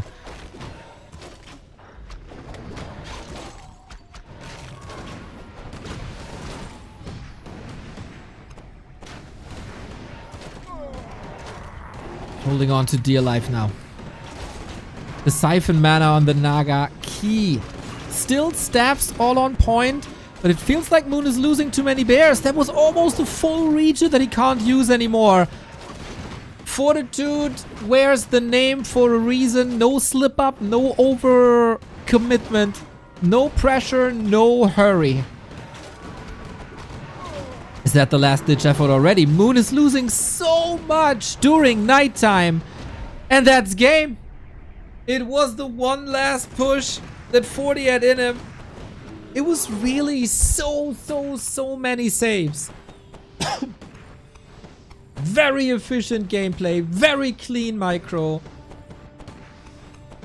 And Moon couldn't hold a candle against that anymore. 2-0 for Fortitude in a game that looked pretty good for the 5th race. Great resiliency, never crumbling under the pressure, even when the Night Elf heroes were starting to get higher. Fortitude. Putting my prime to work. There we go, Marius. Fortitude, more like Fortitude today. There were so many units at like 50% and lower that you can't reach. I feel like you gotta go for the finishing blow with the Fork Lightning, especially when he had that, when he had the big mana pot.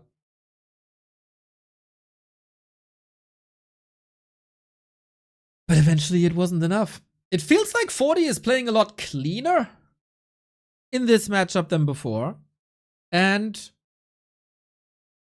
not really hesitant, like calm. Very, very calm. KMS 3D. B2W Heart. Look at that, man. 101 month KMS. This won't spare you from a crushing defeat at Creep Camp League, but appreciate it. Great job, Neo, keeping the community alive. Always watching in the background. Love the passion. Dark, that coming from you, man. That coming from you. So sick. So sick that you're still around. Really makes me happy. When the old school pro players are coming in. I was cheering for attacks quite a bit back in the day. The Dark Yaws 2-on-2 at WC3L. Always been my favorite. Invisible Mortars. MVPs. I remember all of that.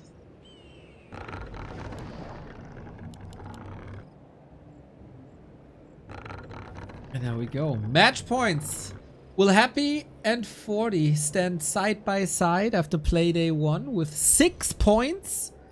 Getting a 3-0 versus Moon is not an easy feat at all. It's also the first map on this match on this patch between the two. Very rare that people are able to dodge each other that well. Usually these guys are trading series between them, and also series are going rather long. Moon has to bring it back now. I don't think there's any reason to feel depleted now. If you're Moon, there's a lot of things going right for him. Just the knockouts, they aren't working. We got Moon on the left hand side. 1 point at least would be great. And we have no diversity when it comes to these heroes. Archmage, still. Demon Hunter, still. No Keeper, no Mountain King. If there's no Mountain King here, there's no Mountain King.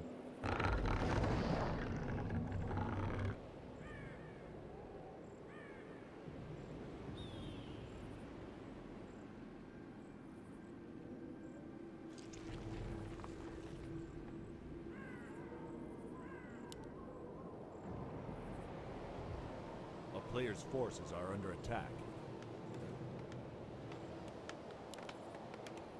And for 40, question is 2 base or 1 base. On Autumn Leaves, a lot of 2 base play. And then a crazy tug of war ensues more often than not at the outskirts of the map, as rush distance here is very, very close together. Demon Hunter starts by killing the Magi. I feel like a flaw by Moon lies in the early game already. These Wisps detonates are just not working that well. He gets it now, and that's level 1.6, and Immolation is back on the menu. Full force onto the workers. Every worker you kill now can't go for the Town Hall.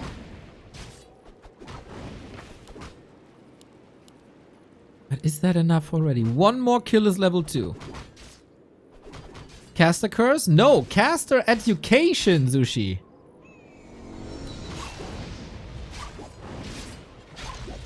I pointed this out before. Moon in the break was rewatching the broadcast. What is Neo's advice? I'm gonna follow that. Boom, there it is. And he got the level 2, and he got the evasion, and he got 2 peasant kills, even though 1 is denied. Coach Neo. A player's forces are under attack. We count the farms. It's 3. Then it's a 1-base play.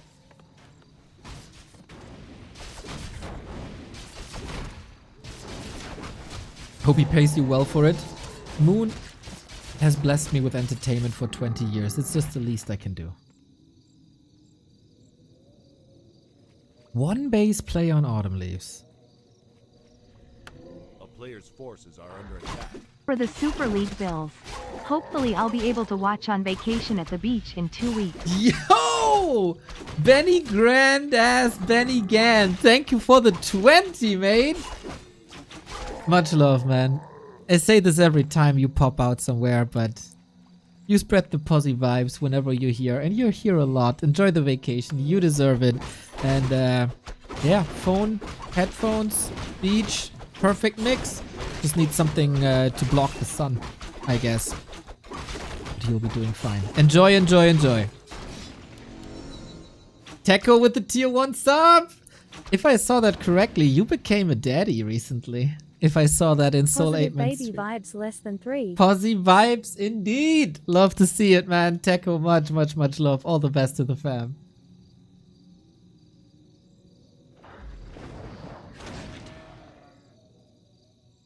Back to the game we go. Demon Hunter level 3, Archmage level 3, 40 trying to disrupt Moon here. There is no lores to go for yet, as tier 2 isn't done, so maybe this is a little premature, as of course it's rather nonsensical to go for wisps these days. 6 days? Oh damn. That is awesome, man.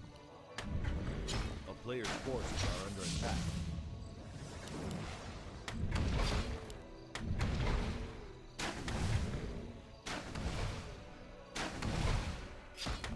That's a reason for posse vibes for sure. Another 1-base play. Moon has wisps to the side. 40 is putting on a lot of pressure, but Moon's still able to get the Naga out. Got some damage here. Immolation looking good. Water Elementals again is a lot of XP. That's what you should hunt for. Moon did a great job in getting Berserker and Shadow Priest from the middle. Great help in these defenses with Dispel and damage. And Demon Hunter is hunting. As he should, it's in the name.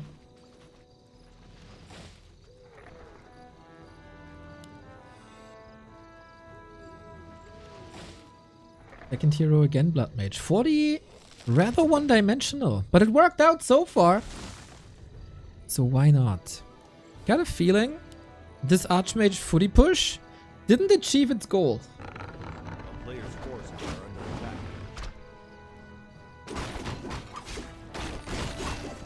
Moon still has a lot of freedom. And again, every map matters in this competition. 1 point can make the difference if you go into Ascension Stage 10 or 8 and save you 2 matches in the playoffs. Guarantees you more money and an easier playoff grid. A player's forces are under attack.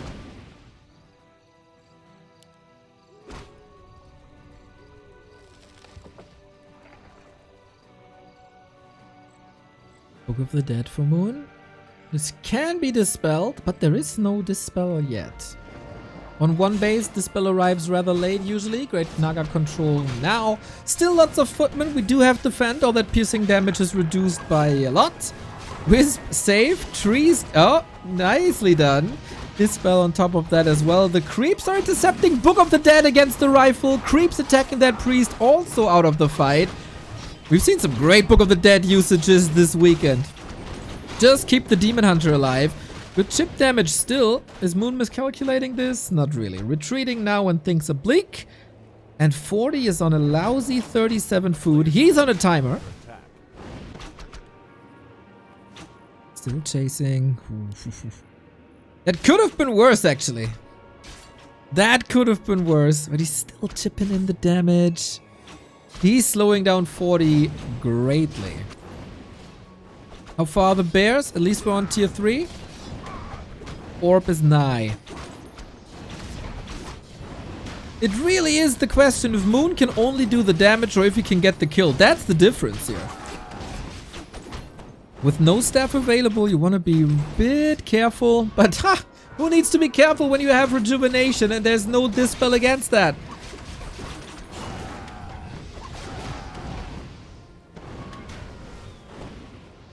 Rifle down, priest down, Tsiog hurt. There's little sustain in 40's army. Mana-wise, it's fine. Health-wise, it is a problem. And Moon, it feels like throughout the series, is getting better and better. He's maneuvering himself into very winnable positions.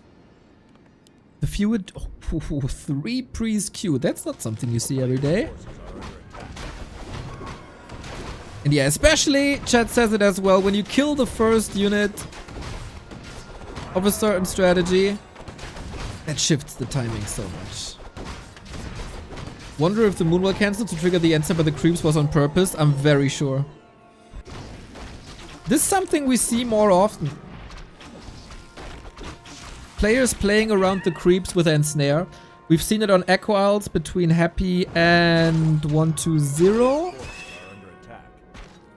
on Thursday.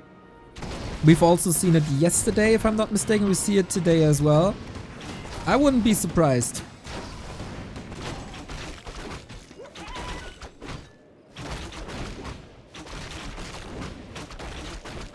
Great acceleration by Moon. 4-3, big mana potion as well. Mega tanky Demon Hunter.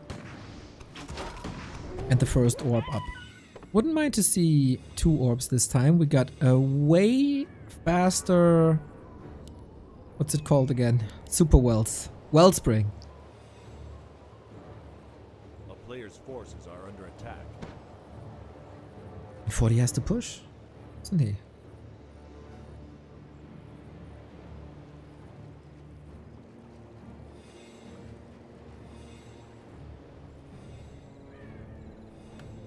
That's all he got. He doesn't even have a 50 food army. Now or never for Moon. The levels are here. 4 and 3 already. It was a huge power spike last defense when he finally reached this level. Now he has a level 2 Fork Lightning from the beginning of the fight with full mana and a mana pod.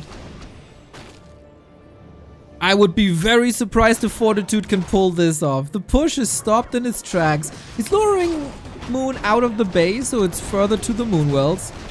Fork Lightning rattling through, Wisps as well. Archmage is already out of mana, so he saves the Wisp for maybe the, I don't know, the next, for a bit of slow, I wonder. And Bear's blowing forward. 40 with his back to the shop.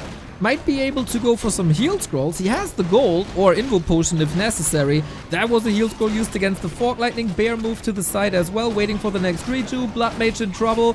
Moon, you're getting closer and closer to the first point in the league. Blood Mage far forward, but Naga can recover with that big mana potion. The bears are healthy. The Demon Hunter is slicing. The rifle standing tall though. For now, and here you see the impact of the Fork Lightning. Instant gear switch. We get another heal scroll to fight against that, but now he's out of gold and still Moon with a 5 food army lead. That bear, or can he rejuve? He can rejuve. Staff ready in 5 seconds. A little bit too late for that bear. Berserker down. Moon doesn't have that much in the fight anymore, but reinforcements are coming. Macro is looking good. Again, excellent unit repositions by Fortitude. The way he saved the 2 rifles here, extraordinary. Make sure that the Blood Mage reaches level 3. He's still losing one, but this is grand human micro on display. Is it enough? Questionable. Forces are under attack. A lot of the punch has been eliminated from this army. It's a lot of casters, but where's the damage?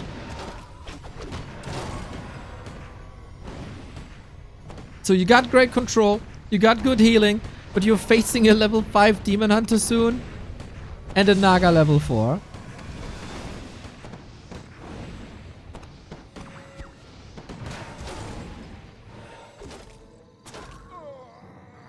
Demon is back, full health. Player's forces are You don't want to get surrounded here, no, no, no. So that was a fight with 3 heal scrolls. How does the fight look if there's 0? I got a pretty good idea. Blood Mage behind enemy lines, getting tapped down. 20 seconds for the next heal scroll.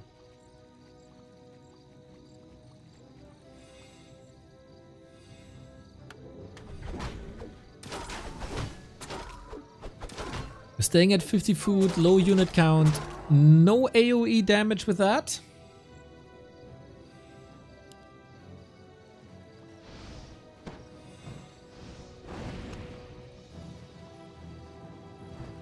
A player's forces are under attack.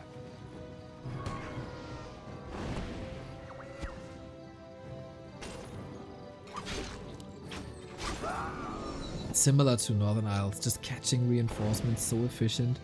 Don't feel too many players are doing it. You can easily retreat home using Staff of Preservation and Tele Staff in quick succession. And 40, what's the way out? What's the plan B? He's losing unit after unit. Big brain Moon. Oh, the banish save. Alright, alright, alright. I hear ya.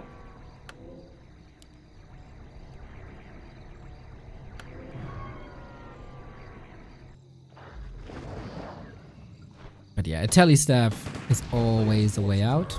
And look at Moon creeping the right hand side consumable away from 40. That's global XP distribution. That might just be level 5 on the demon who's not even forced to use his Telestaff.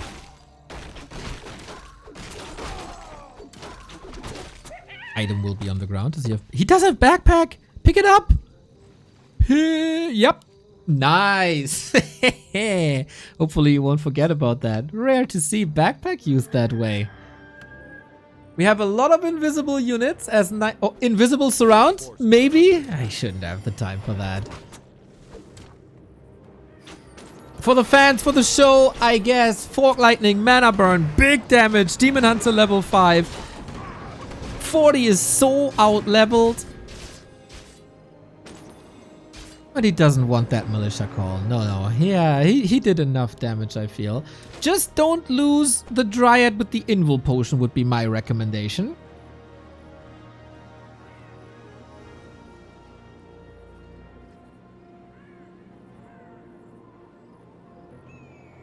A player's forces are under attack.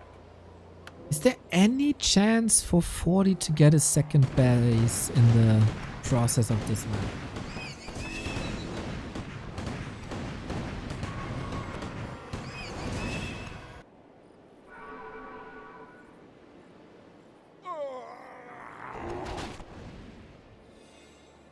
Moon's economy looks fine. Now he's breaking to 51 while still queuing upgrades. Seems like a bit of an oversight. That's due to the Zeppelin. Don't let 40 unfold. Threaten him the entire time. You can't give him that time for 20 minutes. Then he will be scary again. And so hurt him at the economy. Zeppelin drop. He's gotta get some kills to make it worth it at the moment. Okay, he dispelled the wisp now. And that's a double kill. That's a triple kill. Love the way Moon plays this now. Forces a portal too. He can staff out. What about the Naga? She can probably fly away. Moon has played a lot of Zeppelins recently. And they do crash a little more often than others. Demon Hunter. Oh, staff. Got it. So, Demon Hunter still has a town portal. This is a bit too expensive, I think. Body blocks by 40. He really wants this TP. 325 gold. Just eliminate it. In the meantime, though, Moon is creeping. A lot. He wants that level 5 Naga. Understandably so. Jens showed us all the power of level 3 Fork Lightning.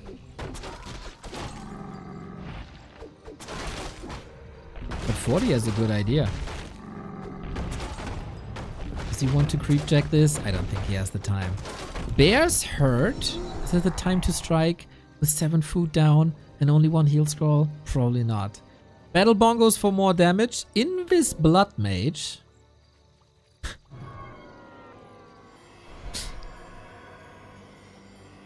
Is a fascinating Warcraft player. Using the invisibility well. As Night Elves don't have that much reveal. But Moon, he has to get in fighting shape. A player's forces are He under lost a attack. bit, huh? Back to 50. Now producing again. Maybe with another heal scroll, 40 has one push. That might end the game.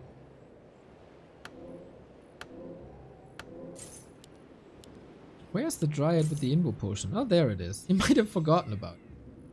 Ah. He's reading Twitch chat.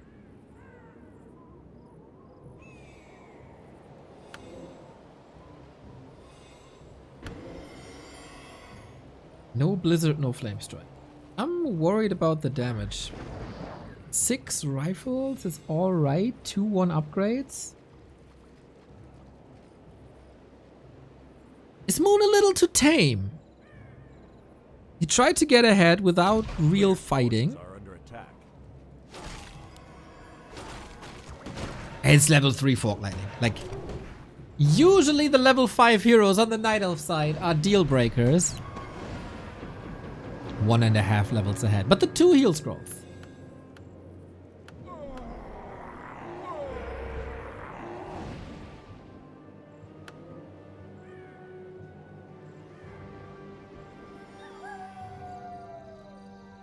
Wisp for scouting. Moon will see that he's not under pressure.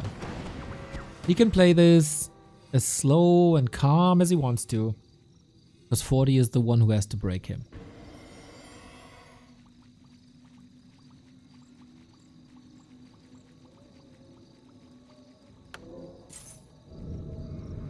Now we get the... Blizzard is scary. Look at the damage numbers skyrocketing soon. And that Moon did allow this?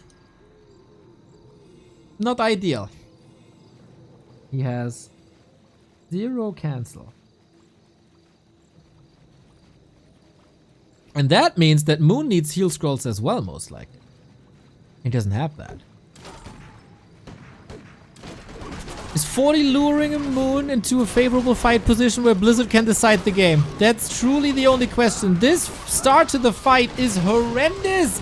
Bears trailing behind, lots of free damage.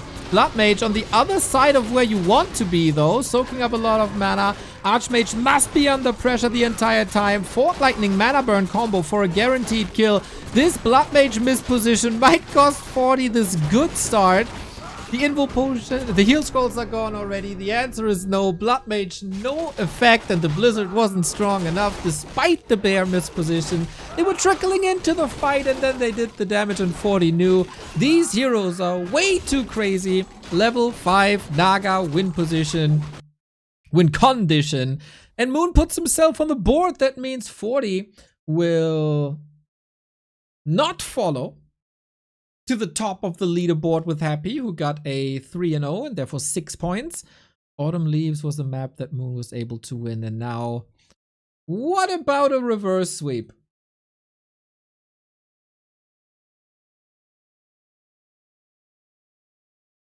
What about a reverse sweep?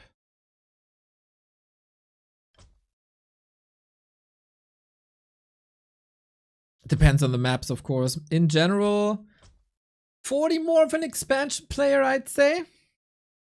Swifty, thank you for the 2 months.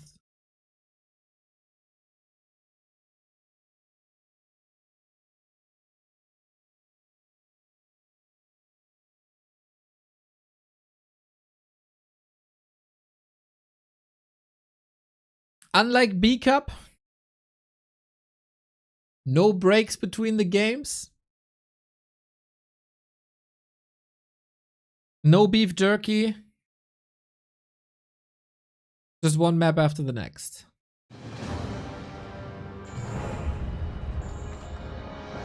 Very good control of the game. Very good harassment. It all came together nicely, huh? Especially the levels. 4-3 when the first push hit. That was extraordinary. So 40, surely a player who has the highest ambitions. Everything but a tournament win is surely disappointing for him.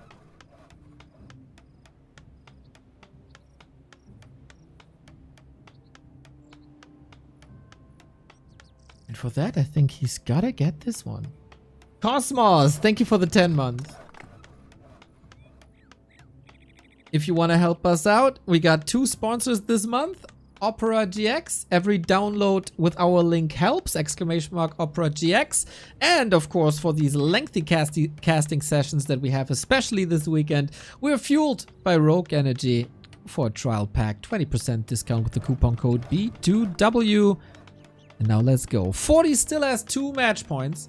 I don't think he should be deterred too much by the events of the last map. Just play it a little faster, have a more stable early game, and then things will be fine. But as I said during the last game, these early game Wisp detonates make a world's difference. A fast Demon Hunter level 2. Getting rid of these water elementals, take the tankiness away, get a boost in XP, and change a lot. Concealed Hill, 40's first map. All the other maps were Moon's loser's choices, except the neutral first one. A player's forces are under attack.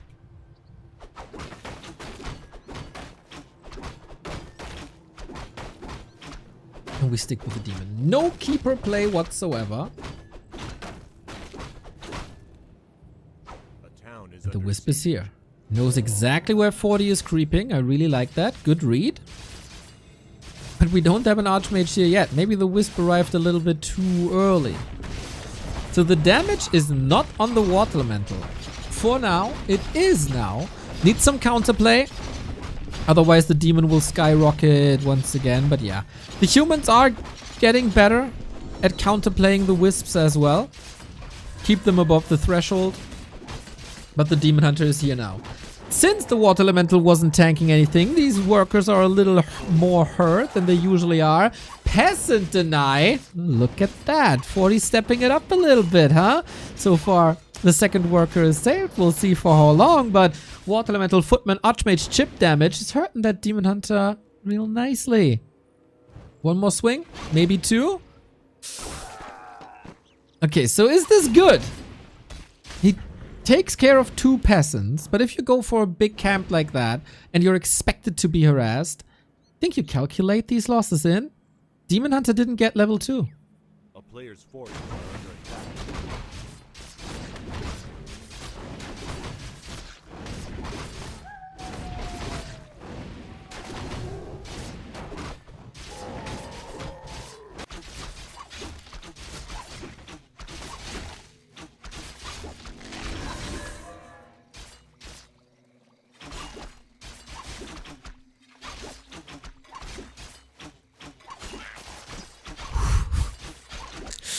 Ooh, imagine 40 being here. There would be lights out immediately. Player's forces are under attack. 40, look! Lucky break. Oh my god. That is a lot of Moonwell. Moon, at the very least, didn't use any mana. What a wasted opportunity for 40, man. He could have forced the town portal or killed the demon. A town is under siege. It's still a bit overwhelming here, isn't it? We finally got the mana burn. The Huntress Hall is only coming up now. Rather late, but since you want the Naga anyway, it might all be in time. But if the Huntress Hall is not coming up, and this is a state of a Huntress Hall where you can still cancel it. Oh my god. 40 unleashes his wrath on Moon's main base. Not even defense, just a straight up tech.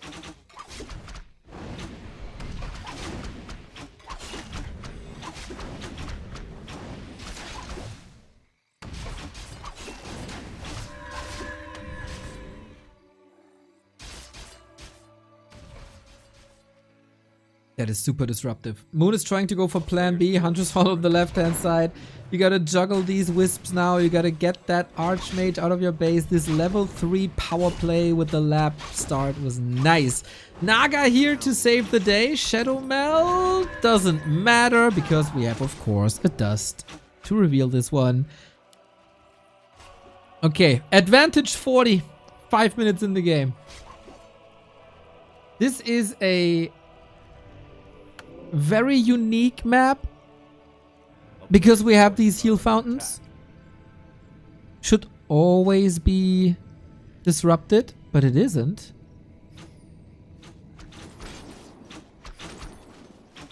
Because we have these heal fountains, mountain giants are surely a possibility. Maybe with that he can claw it back.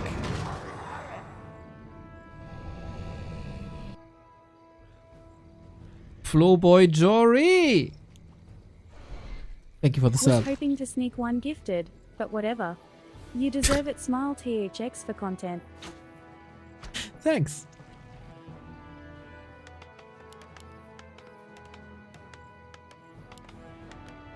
Similar strategy for 40 the entire series. Just Northern Isles was a fast expansion. Every other game, one base rifles. We're sneaking towards level 3.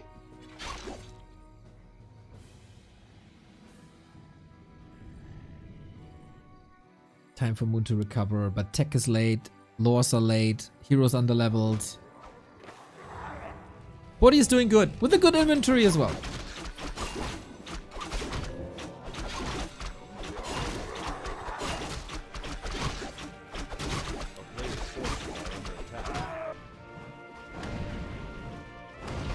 Feels like this is a smart decision by 40.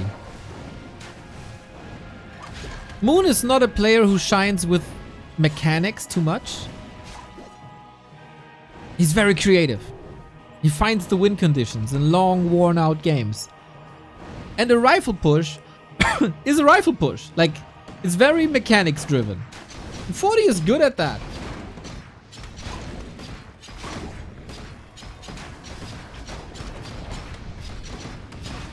I feel like it's the right game plan to do. Series against other Night Elves might look very different. We haven't seen a single tank game, for example. Also, not the maps for that, to be honest, but you adjust your map picks and bans for what you want to play, right?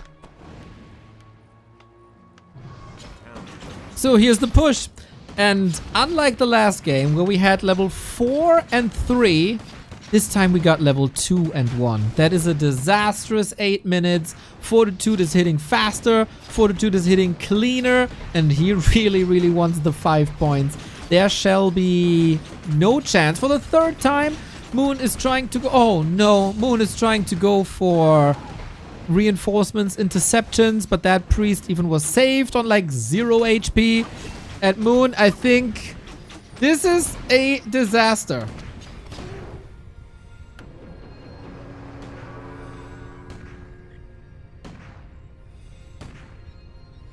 And I think if you want to boil down this match to one sentence, if the Wisp detonates are good, Moon has a good chance. If not, then not. Early games oftentimes decided this game. So Moon, you need the hailest of Marys.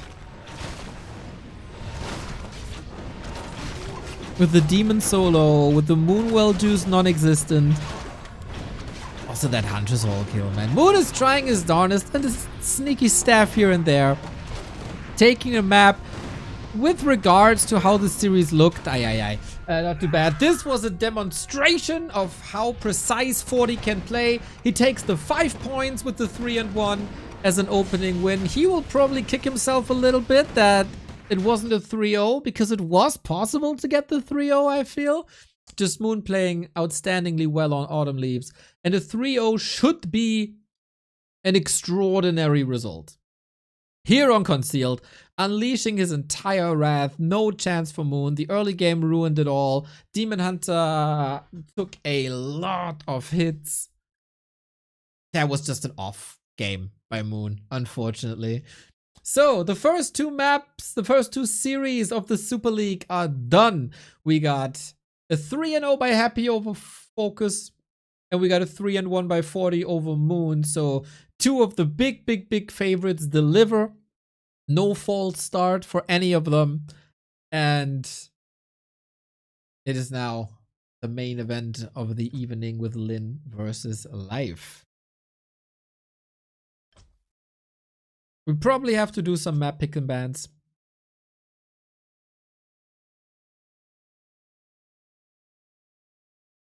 I would assume. But yeah, for Moon, I think upper midfield is surely possible, but this tournament is also so stacked. Like, to reach that upper midfield, you gotta, what is it actually? Like top, that would be top 6, right? Upper midfield. Can Moon perform better than, like, the top 3 should be Happy 40 Lin, right? So top 3 seems unrealistic. Then there's Kaho Live 120. Top 6 is already really hard. Never underestimate a Bucky in shape. Never underestimate a Labby. Never underestimate a Sock. Top 7 is hard, man. Jeez.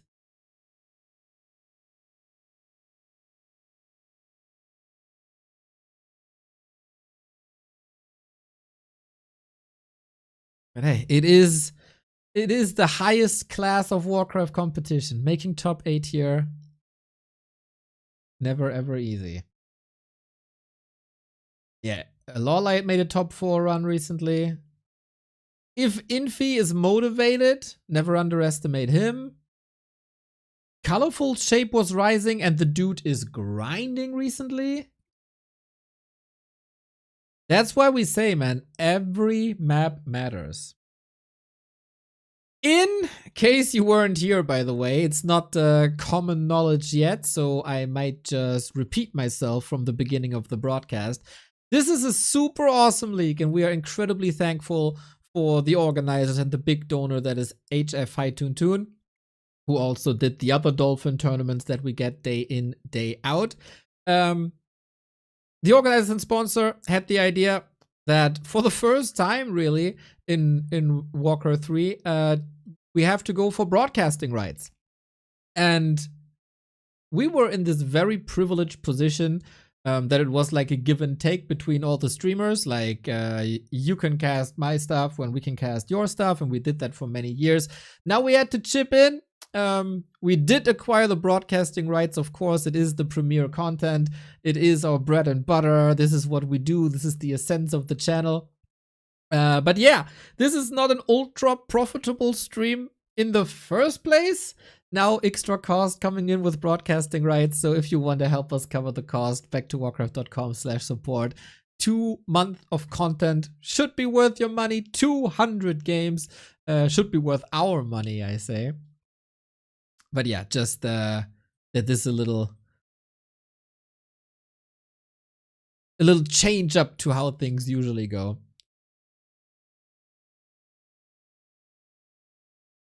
In the Super League.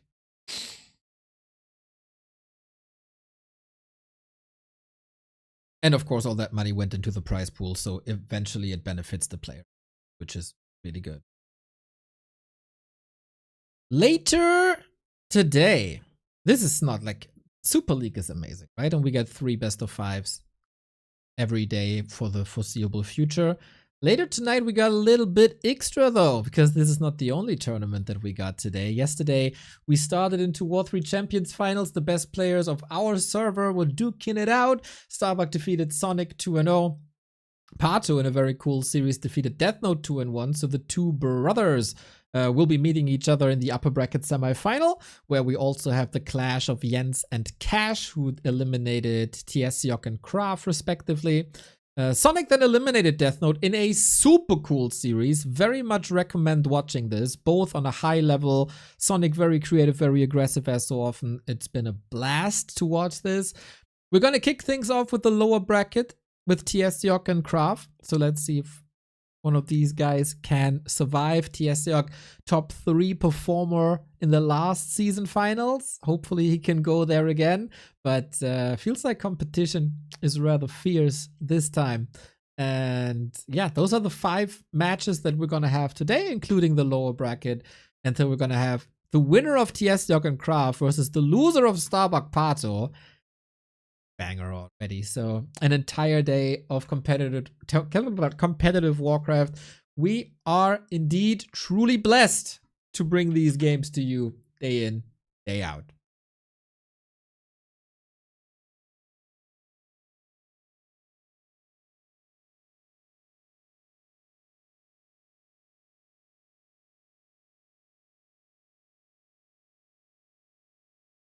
Do you have any dark horse predictions for this league? Like, obviously, we talk about top 3 being Happy 40 Lin. Do you think someone can perform better than that? Who do you have high hopes for?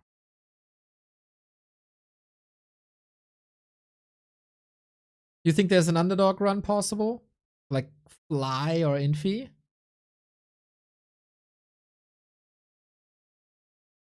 Starbuck, 1-0. Yeah, 1-0 was sick. I did not expect 1-0 to be this good in B Cup.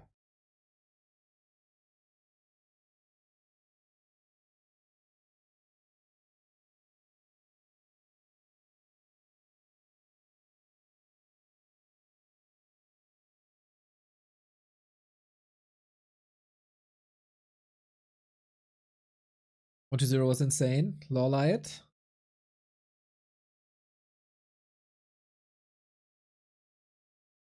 Yeah, I think this is pretty much the most even playing field in a top 60, top 15 Warcraft competition that we had in a long time, especially because it's round robin.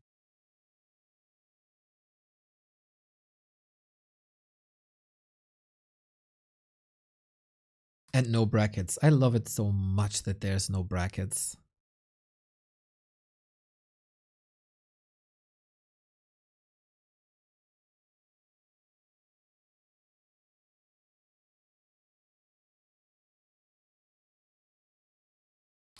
Hopefully Tsiog can perform a bit better. Ah.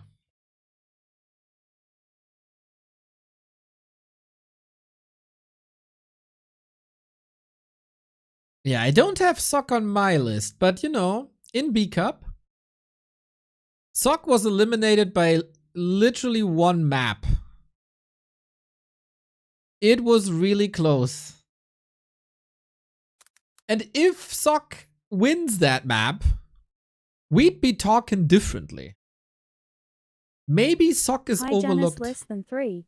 Yo, Kampf Quali, what's up? 42 months, let's go. So it was a 3-2 versus Kaho. And it was a reverse sweep. If Tsiog wins this last game, it's a whole different discussion. Maybe you're right. Maybe you're right.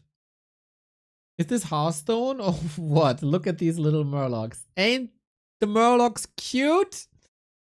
Yeah, shout out to the artist that we got for the W3Champions Finals. You can buy profile pictures now, $5 a piece, straight to the prize pool.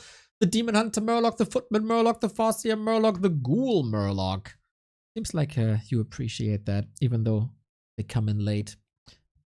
Exclamation mark W3C Finals for the profile picture.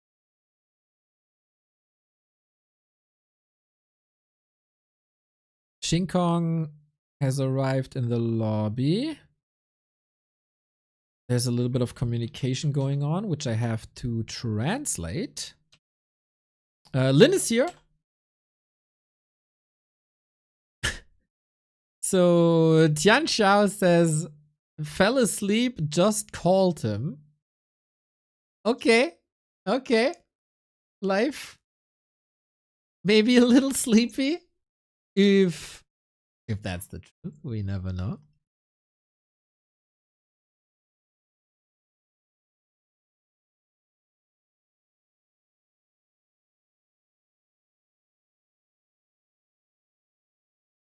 Lin answers with ... Ah, happens, eh? Happens.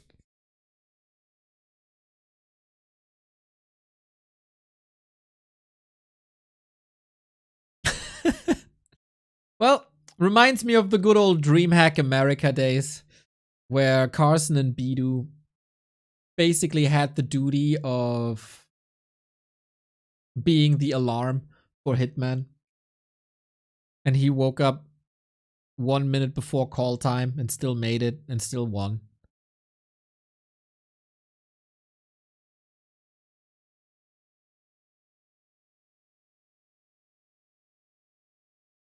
We oftentimes joke about, like, they could win a fight in their sleep, or they could execute the build order in their sleep. And maybe it's not that far off. Maybe it's just the truth.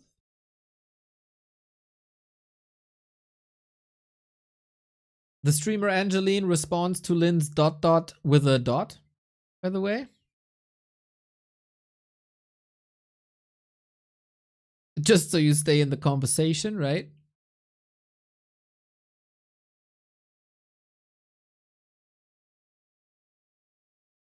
Lynn had a long day yesterday. Oh, there was a Reddit thread about this too.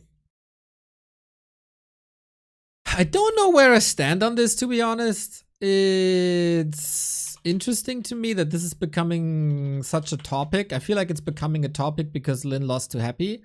If it's the other way around, nobody would be talking about it. I do see the point of the argument, but I don't think it's a big issue. So, if you're a bit out of the loop, yesterday we had the B Cup finals. The day was lower bracket final into grand final. And it's both best of 7.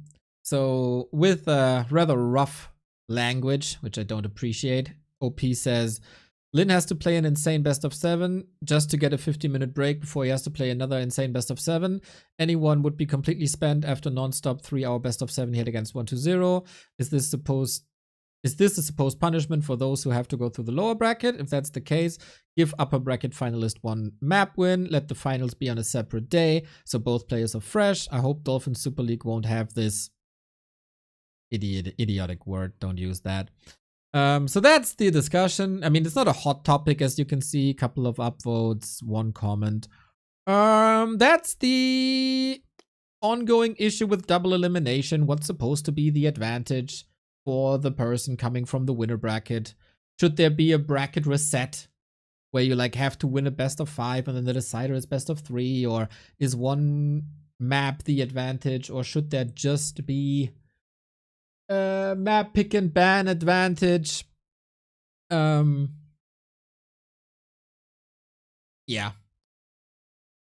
I think many players have shown many times that playing 10, 12, 14, 15 maps is not that much of an issue. Yes, yesterday's games were intense. But I think people just make up this argument because Lynn lost. They wouldn't make up this argument if Happy lost. So that's a bit screwed already. Ideally, of course, we would have the grand final on the final day. You would have a day to prepare for that grand final. But we also have to be realistic that it's not sustainable. You need a long broadcast to get the viewers in. Like, it takes at least 2 hours until a crowd has gathered. And then you want a lot of content where the crowd stays, right? To get the donos, the subs, the ad money. If you just have a best of 7 grand final, you will not get the audience. So that's just a reality. So it's unrealistic to do that. Then you would have to do a super long grand final. Like, to be honest, to just have the grand final be one broadcast day, you'd have to play, like, I don't think I'm joking, best of 16, best of 14, something like that, to get a reasonable length for the broadcast. And that's crazy in my...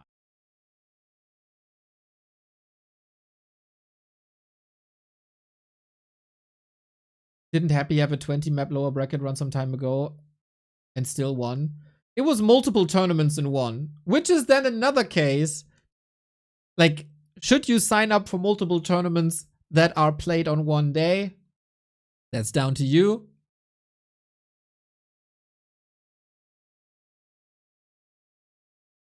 Can do like WPL and send a 2-on-2 grand final first. Fact of the matter, like reality is nobody watches 2-on-2.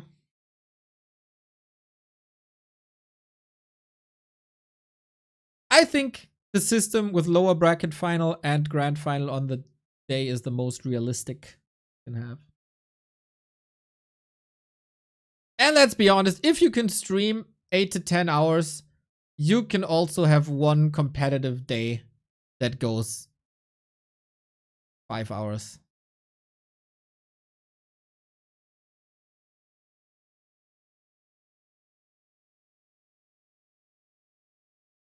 You gotta be a competitor.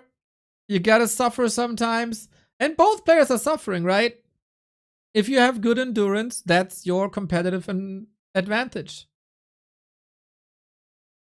In a football match, when it's 40 degrees, you don't say, oh, we're only playing one half today and the other half tomorrow. Oh, we go to overtime, play it Monday. Gotta be fit. And you can also argue it's your own fault that you're in the lower bracket. Because you could have won.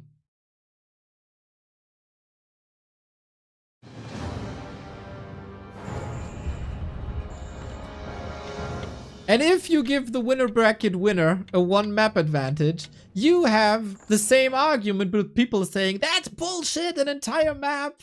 You'll always have this discussion. I learned from like running tournaments for 15 years, whatever you do with upper bracket advantage, you will have people that don't like the system. Always. Fascinating. And it's not the same people. It's always different people who obviously have different opinions. And then they have... It's regular. Anyway, everybody. We got one last series here on the opening day. The favorite so far prevailed and showed dominant performances. Happy squashed Focus. Fortitude took 5 points off of Moon with that 3-1 win. Now it's time for the War Chief, the former B-Cup champion, stepping into the ring with one of the hottest prospects that we have in Warcraft 3 right now. The prince that was promised. The hero of the Night Elf, the Happy Slayer. Yes, Life is a Night Elf that defeated Happy 3 times in a row. Now, how good is this matchup versus Orc? Is he just a one matchup pony?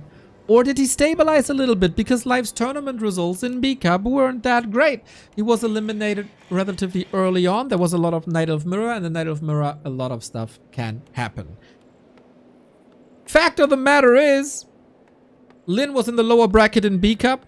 The lower bracket had a lot of Night Elves. The lower bracket had a lot of Night Elves until these Night Elves meet Lin. Because he is simply destroying this faction. And oftentimes he's destroying this faction with one unit alone, and that's a Blade Master. It's been incredible games. It's been a lot of game tape for Life as well. The matches versus Kaho, the matches versus Lawliot. He has to be better than the best Night Elves in B-Cup and show that he's not only the force in Undead versus Night Elf, but he can be well versed as well. And that's really the gist of this league. You cannot have just one good day. You cannot have just one good matchup. You need to be consistent. You need to be an all-rounder. And then you get rewarded in this competition. For Lin, the answer is yes. He is consistent. He is an all-rounder. He's the goat orc. The goat. The goat? The goat! That's what he is. He's the favorite. If this is a 3-0, we shouldn't be too surprised. It's down to Life to cause an upset here.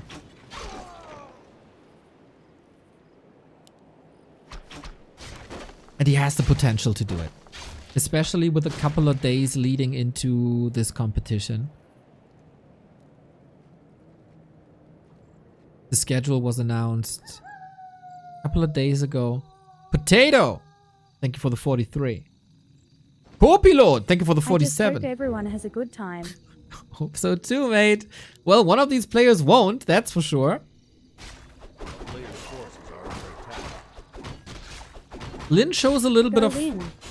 Let's go. Lin shows a little bit of flexibility early on, while he was extremely disruptive early game in B Cup. He's now has a different approach with lots of creeping, no item stealing, no XP stealing. Gather some knowledge here with grunt harasses or grunt scouting, I guess. As long as the Demon Hunter isn't level 3, that is fine. Now the Blade Master goes into the bases.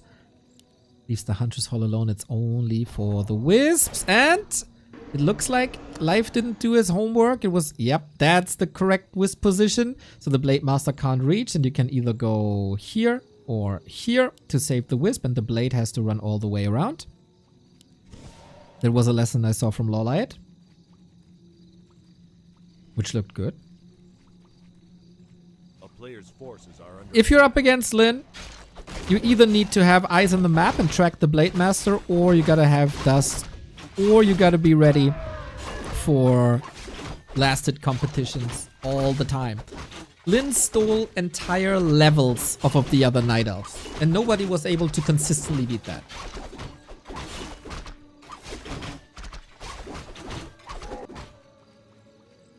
We got a claw, we got slippers, that looks nice. Blade Master is level 3, and he can cover a lot of ground with the longer duration on Windwalk and heal in the shadows.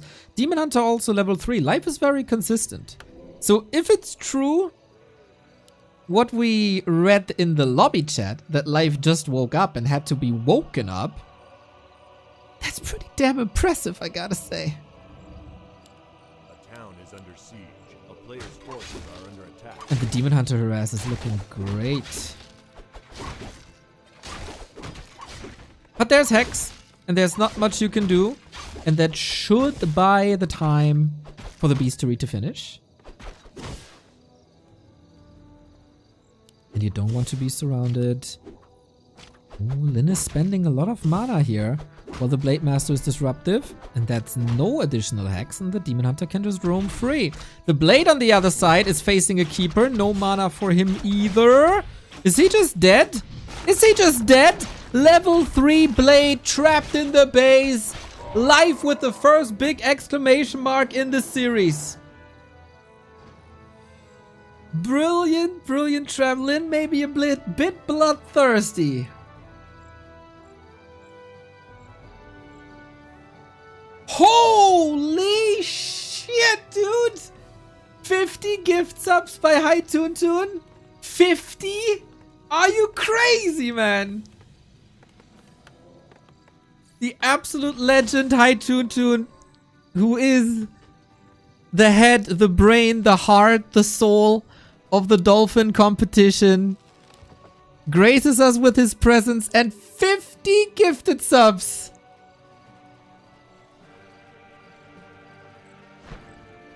Is there anything positive in the world that I said towards you that...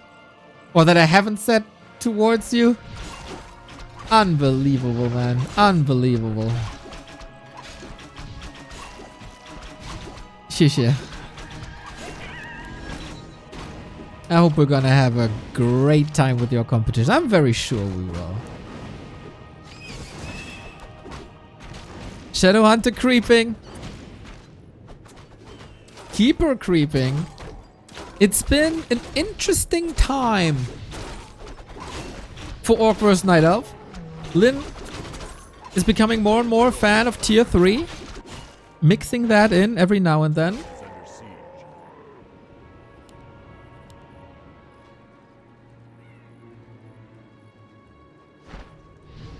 And we'll see if it's worth it here or if it's just Raider Walker. It feels like a big challenge in this matchup is finding the perfect army composition. How many Raiders? How many Walkers? How many Mercs maybe? That's not easy. For the Night Elf, kind of the same but different. How many Dryads before tech? How stable do I have to be? And so far, we don't see tier 3. It's just mass dryads. Lin is busy with the rat spot. Of course, he got a slap in the face with that Blade Master kill. Flute on top of an already great inventory. Heal scroll, town portal, all there. Shop down. Seems like Lin is challenged a bit more than he was by Kaho and Live. A player's forces are under attack. Kaho and Lawlight. Pipe for Lin is amazing. More Spirit Link, more Dispel, more Hex, more Serpent Wards.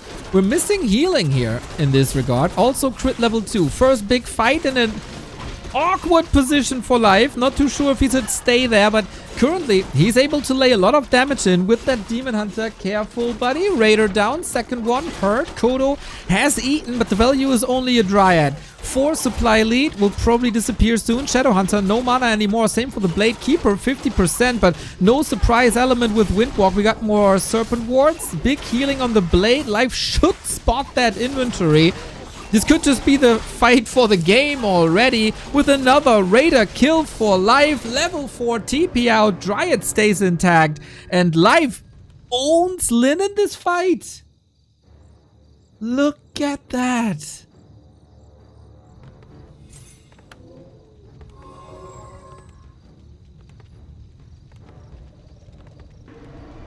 Now, this is something that not too many people could have foreseen. Lin went 7-2 or something against Night Elf in B Cup. Oh, Lin with the snipe though! 2 Dryad kills possible. Heal scroll invested as well. That won't save you. Great comeback. 88 critical strike. Still rest of the camp goes to life. Still looking at these 50 gift subs by High Toon. Warms my heart. Warms my heart so much.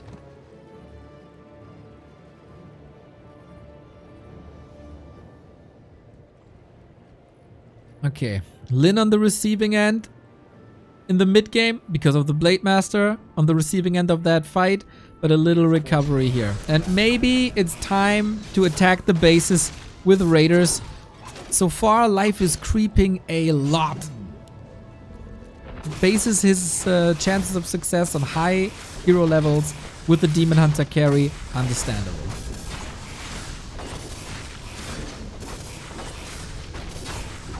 Shop down. No potions. Can't go above 50. Lin dissecting this base and Life only following. Lots of serpents. The army is very small for Lin. And TP can be used at any time.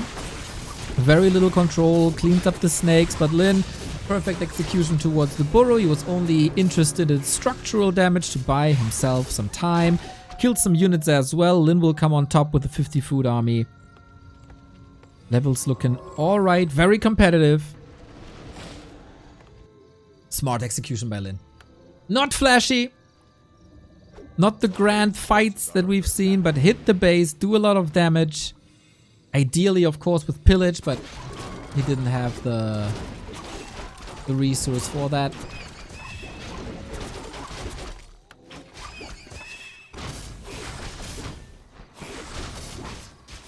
Oh, it was an impromptu decision.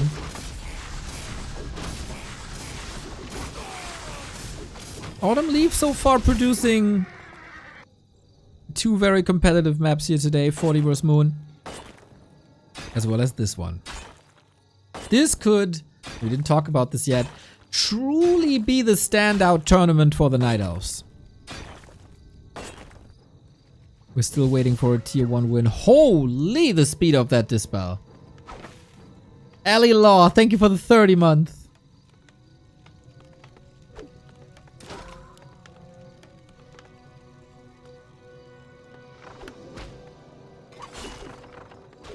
Life is not building enough Moonwells. A town player's forces are under attack. Oh my god. Still needs 2 Moonwells. Not good, but he's intercepting Lin's army again. Tried to block, doesn't work. Split to the side, and Tangle doesn't get the kill.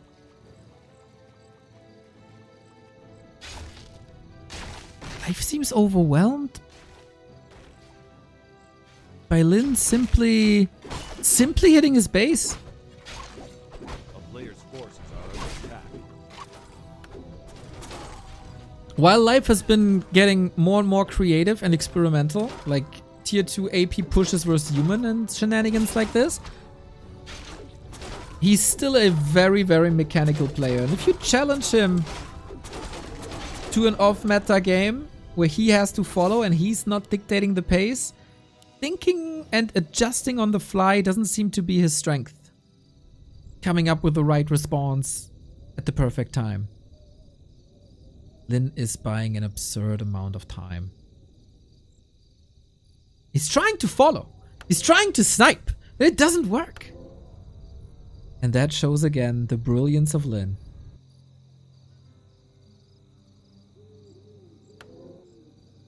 But we built the moonwells here. I feel like that's just fodder for pillage down the road, but at least it's safe from a blade. That's all gold that couldn't be invested into army. Life is trying to follow. Life is trying to fight Lin. But he's always where your opponent doesn't expect you. Player's forces are under Strategic masterclass, I'd say. Simple yet effective. I said this in Lin's game versus 1-0 on Echo Isles yesterday, lower bracket. Lin can play these raider attacks like Grubby in his prime, and that's the biggest praise I can give for that playstyle. A town is under siege. As I said, pillage fodder.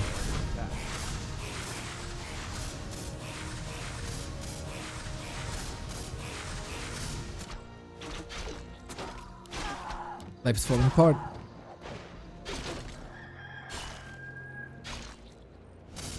Can't put it any other way. Life is falling apart.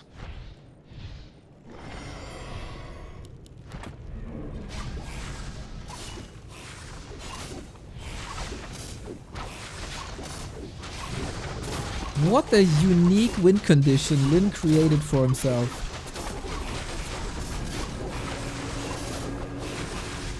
Blade versus Demon.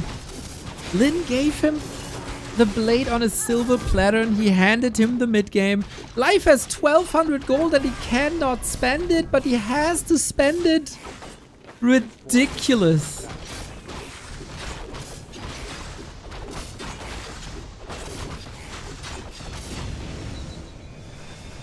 Not the flashy plays that we've seen in the past couple of days, but dissecting his opponent. What can you do when you can't build anything? How are you trying to be competitive when I'm at 50 and you're at 30 and I just disallow your production? Real grand strategic gaming.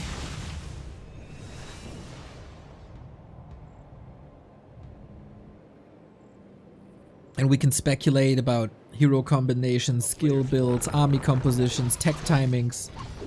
Sometimes all it takes is a handful of raiders and a push towards the base.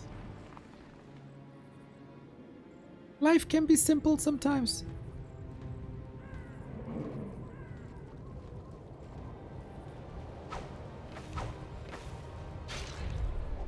And Life realizes that wasn't it. Oh, he's gonna kick himself so hard. What a wasted opportunity. What a wasted opportunity for Life. He was given an upset win against the greatest orc to ever live. And he blew it.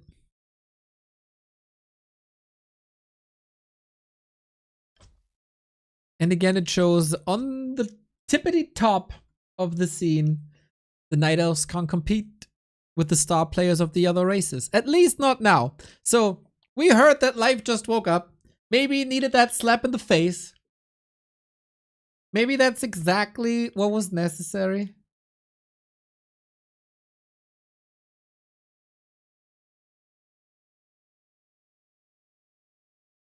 to wake up on map 2 and now turn it around.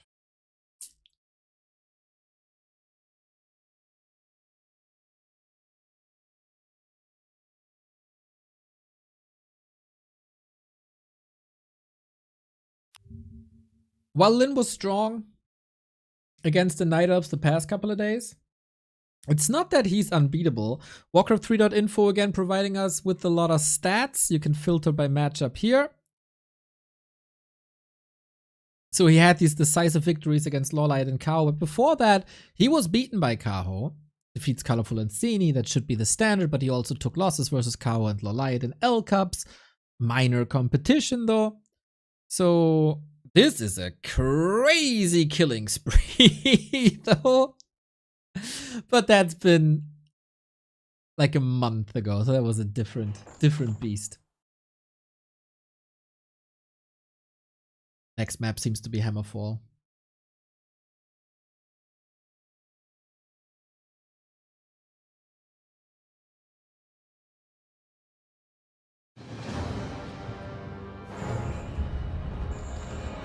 Redemption! Redemption, everybody. While we wait for the game to start, check if you have a Prime sub lying around. Gladly take it. And of course, the rest of the day after this series will belong to the W3Champions Finals, everybody. We got Starbuck and Pato, Cash, Jens, Tsiog, Krav, Sonic, all fighting to make it to the final day. Let's go. Lin won. Live 0. Time to bring it back in this $28,000 tournament. Happy started with the 3-0. 40 started with the 3-1. All eyes on Lin.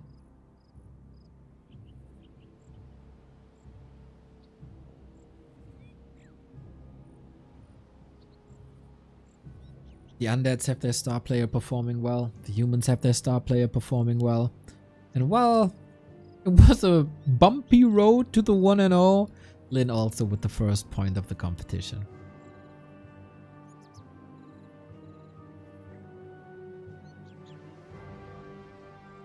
The never give up attitude. Always see the win condition. There was a silver lining, and life's response, unfortunately, rather poor in comparison.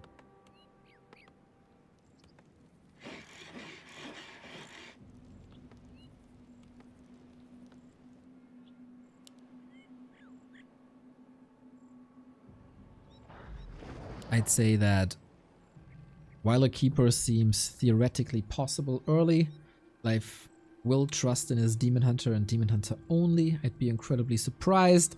Lawlight displayed a Warden versus Lin. That was interesting. But unfortunately not too successful, and also probably a Terraner stand. Them too.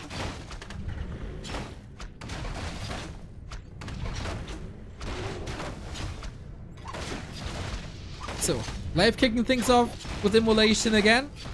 And we see Lin with more creeping. On Hammerfall, you can jump to the green spots. Ooh, that gives you vision across the pond. Nice. So currently, Life doesn't have to fear backstab steals, but he should be ready for it. He scouted as well. Oh, you're creeping. Okay, I see that. I do have some time. We jump from one item to another.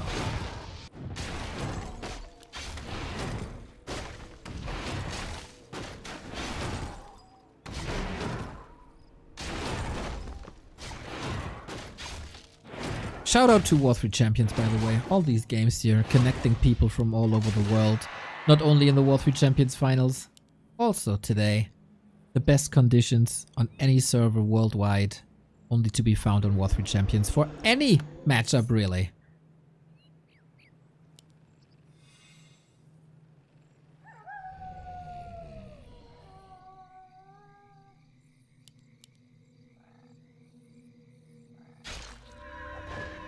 Blade Master recently has murdered these poor archers Grabs up a dust, goes for the kill, and then what do you do as the Night Elf? The block is fantastic. On game 1, we've seen an atypical play by Lin, but look at this destruction! 3 archers with the grunt and the blade and the dust and a sword. How do you creep now?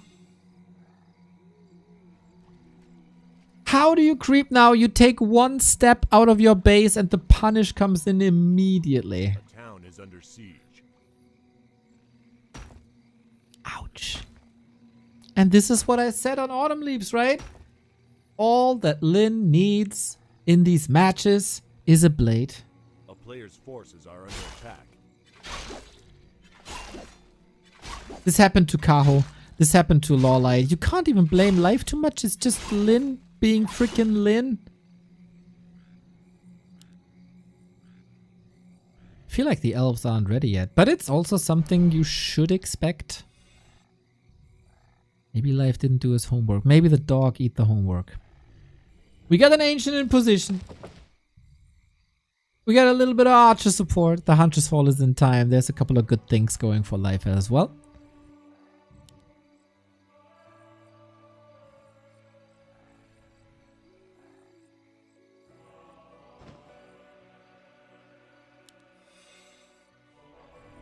It all seems rather slow, doesn't it?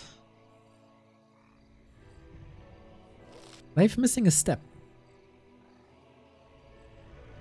A town is under siege. Insane timings. Scary, scary timings. This only costs like 4 seconds, right? It adds up though. It slowly but steady defeats you mentally. Losing all the archers. Losing game 1 in its entirety. Now the lore cancel. It's just insult to injury. A player's forces are under attack.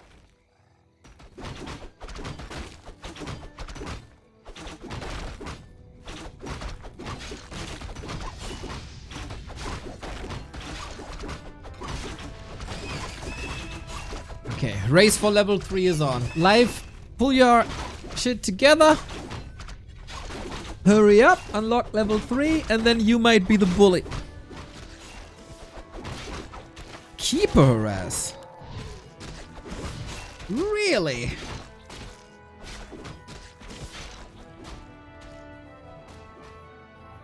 A town is under siege. A player's forces are under attack. I don't understand the reasoning behind that at the moment. But okay. It's forced the hex, I guess. Maybe he was hoping for a grunt steal, but Lin goes freaking wyvern. We didn't even talk about that yet. 4 wyvern. What? A player's forces are under attack.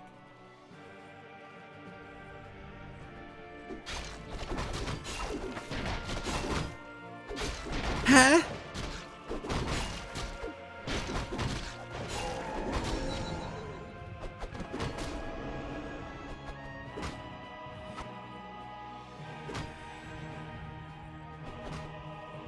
Interesting. One is getting intercepted by the trolls. That's a big help. I feel you need to get some pickups here. The town is under siege. If you can snowball onto like 4 to 5 wyvern and one-shot the dryads, what's life going to do?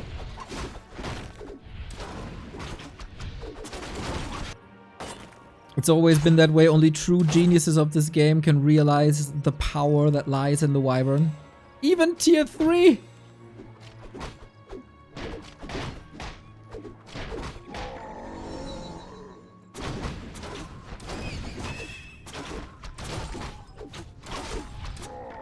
I'm a bit baffled, guys. It's rare, but sometimes I'm at loss for words.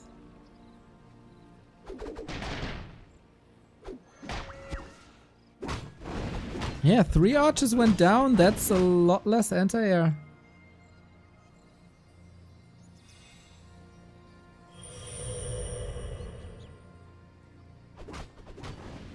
And wyverns surely deal more damage to dryads than dryads deal to wyvern.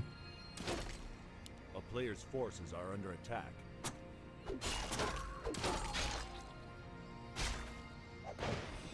Lin is buying a lot of time for tier 3. And we have seen Wyvern supported by Spirit Link recently a little bit. Oops, one goes down. That looked strong in other matchups at least. And you know, the good thing is Wyvern can't be entangled. Wyvern are not affected by Thorn's aura. Without an orb, you can't even hit them with a demon.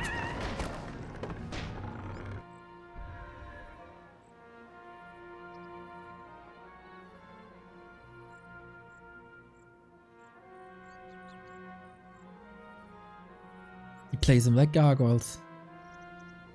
Really annoying. A player's forces are under attack.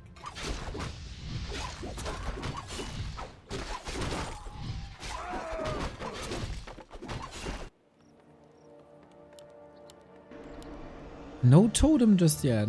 Just more Wyvern.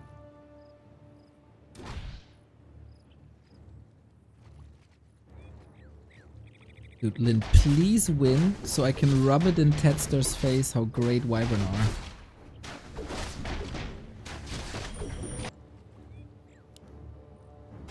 And here's the blade. Chuck, chuck, another kill.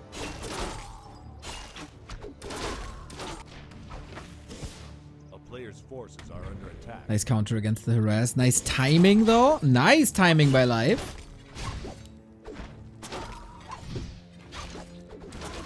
It's just a delay. Oh, oh, oh, oh. Miss Rally maybe? Ouch. Town is under siege. Couple of units down. Bit unfortunate. Thankfully the Wyvern don't give that much XP anymore. What a unique match this is. A player's forces are under attack. So with only 3 Wyvern, that's a bit of an issue. Lin's idea, fight poison with poison.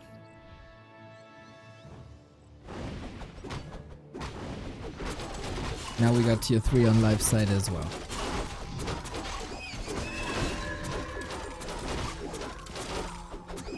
Is that the moment to strike? There is pickup potential.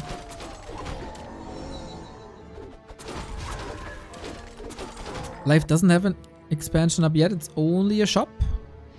Interesting position for that. Town is under siege.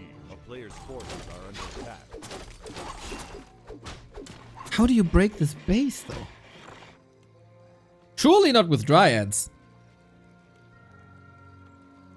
I feel like Life's greatest asset is heroes.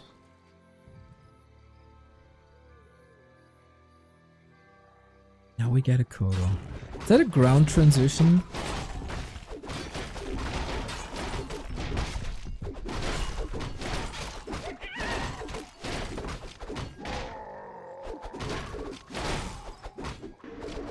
Sometimes it feels like people in this matchup are desperate on both sides. Orcs are desperate against Night Elf as a whole. Night Elves are desperate against Lin. A player's forces are under attack. He's kind of showing the world that he can play whatever he wants and he wins.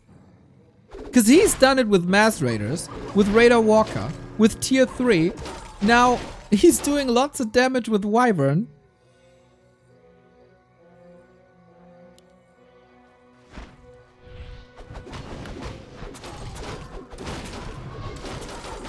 Huh. Still anybody's game though.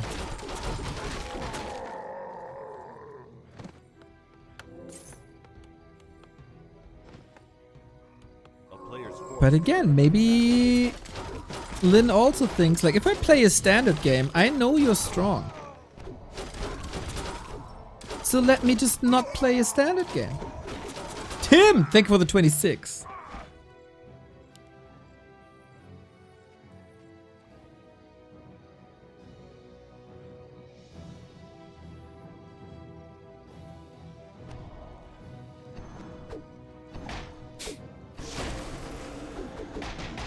Whatever life wanted to accomplish here. With the wisps, that doesn't work.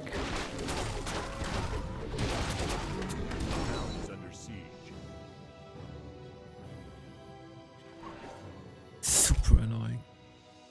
Wyvern will be pretty good against bears as well if they have a little bit of uptime due to poison. Poison always great. Can't do anything about it. Can't dispel it. Can't really remedy it. I mean, redo, but...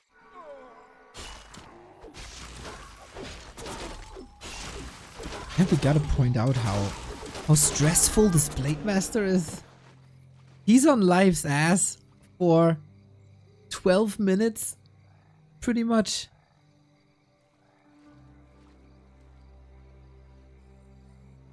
Very economically driven game, staying at 50 both sides. But yeah, life has lumber issues, man, and I don't really see how you can solve this. Funny statement by Lindo saying, oh, people are saying you can't lumber harass Night Elf anymore. That they have infinite mana. Let me show you how it's done. How much wood can a Night Elf chuck if the Night Elf is harassed by lumber? By Wyvern. We're creeping up a storm. 4-4. Then again, the question, how impactful is this keeper really? He got a sick item though, a sick inventory though. And it's also relatively safe with the Hellstone. Where is Lin's win condition? With a tiny, huh?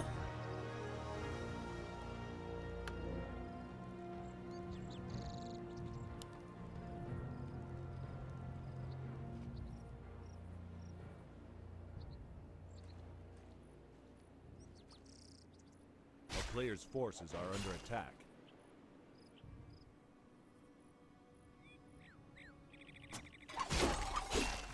Yeah, the tiny is here. The peons were in position, but life has a great read. He's still kneecapped by the lumberers. He didn't even build moonwells. He's stuck on 50 for a bit. And Lin, okay. If you don't want me to be on top, I'll just go to the left-hand side.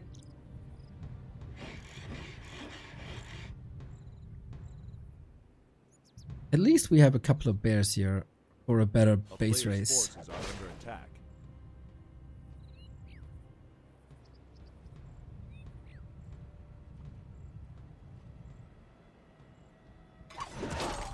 Okay, is that the fight? 58 food. Can we one-shot the Dryads?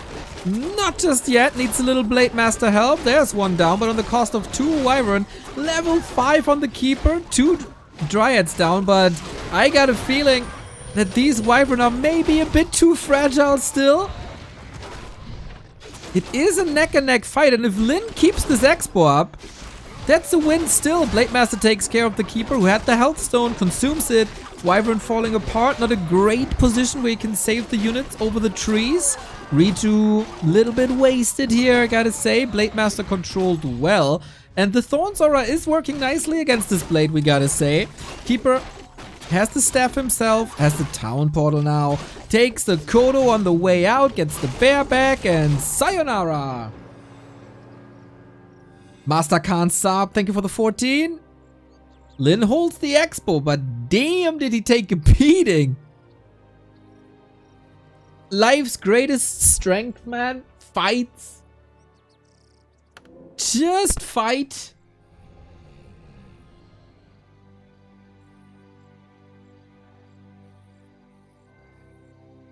Lin didn't allow that in game 1.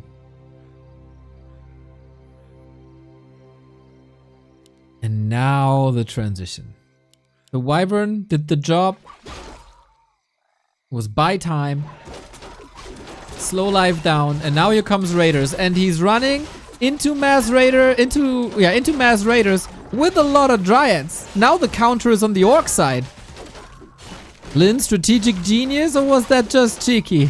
Blade, trouble, heal potion ready. With ensnares, this should lead to 2 kills. One of these Dryads doesn't even need that one. We have a severe lack of Dispel against the Keeper though, and now that we got a ground army, this could be very, very problematic. Lin aiming for the Saint Sword again, 3 Raiders about to fall. This is very messy, and Lin taps out. GG. The Wyvern surprisingly not dominating the matchup.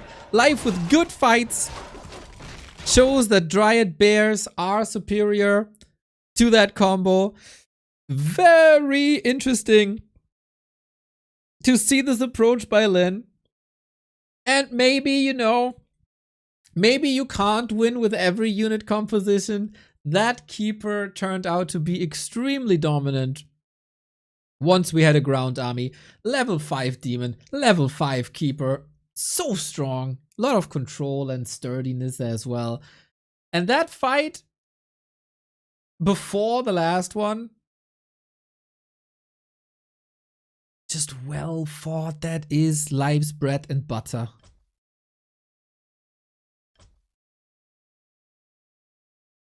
He might not be the most brilliant tactical brain, like a Lin, like a Grubby, but his mechanics. His mechanics. Medusa's 50,000 games in the past 2 years, they do pay off. We have a series, everybody.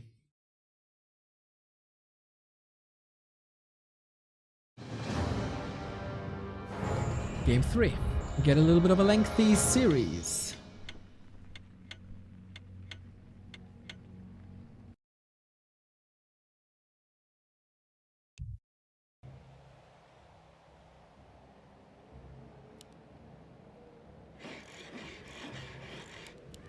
I don't know how to read Lin in this series just yet. Is he a bit of a loose cannon?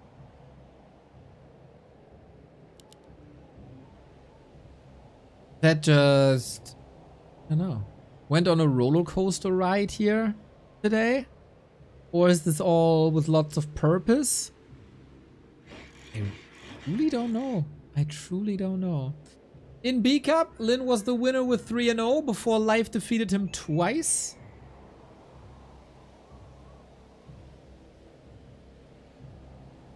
But they rarely play each other. Only one game on the current patch, and the next patch is already around the door. So, this Wyvern experiment, seems to be over.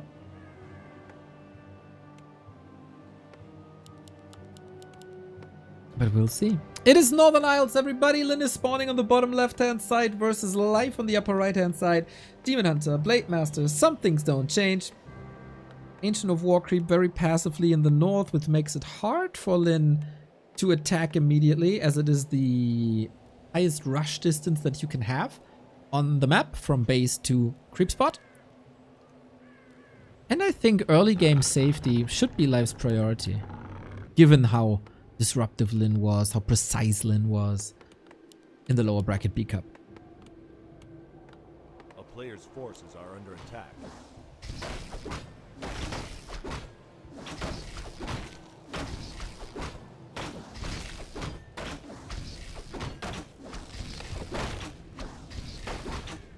It is notable that Life was very hard on Dryads this series,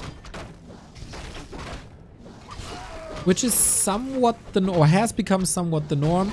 Lin played around it with Raiders and Wyvern. No standard yet, also very little standard in B Cup, where Tauren was his win strategy, really.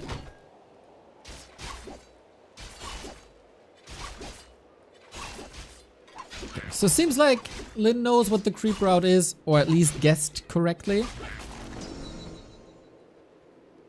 Was creeping first to accelerate this a little bit with crit without using too much mana. That means without level 2, he's probably not gonna harass, because without Windwalk you're not getting any kills. And Life, the perfect immolation creep route, jumpstart to level 2 point something. As always, when there's a lot of little creeps, especially with melee, the Demon Hunter is feasting with immolation. Good little Saturday afternoon barbecue. That's the first point for Life in this league. That means he's at least on par with Moon.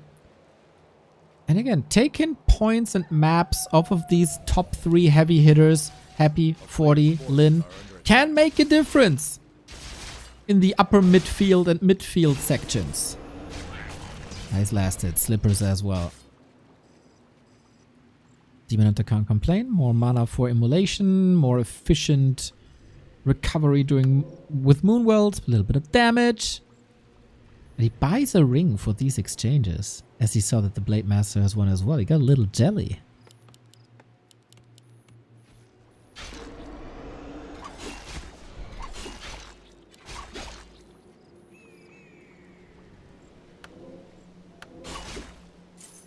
Okay, trap him. Looks like it. No staff. Gotta get out there now. There's crits possible, but Lid saves them for later. A rather classic stalemate Night Elf versus Orc. Which is, I think, a win for life. No 3 archers dead. No big creep steals. Many lesser Night Elves have fallen, but maybe I cursed it. Look at that. 2.1 blade. The mana burn got the kill. Claws +8 on the Blade Master though. And here we go with the damage boost. We get the crits immediately. 1 archer down. The second ensnared. Disaster for life. Oh no. All he wanted was a clean expansion and 1 item. And what he got was death. What a timing, man. Hardcore punish. If you combine the 2 early mid games of the past 2 maps, 5 archers dead. Oh, Lin sends the grunt backs for the speed scroll save and the body block. No chance for the Demon Hunter to do anything here. And look at that, we have the first headhunter of the series, huh? Way more fragile than anything else in the Orc army at this point. And we go on to Raider Walker with no tier 3 tech. Life on the other side. Mass Dryad should be the way.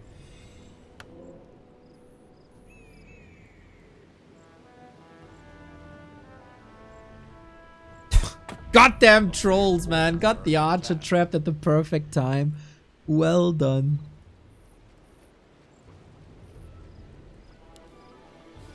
Keep her out. And Life seemed to have this tendency this series to just rally him across the entire map.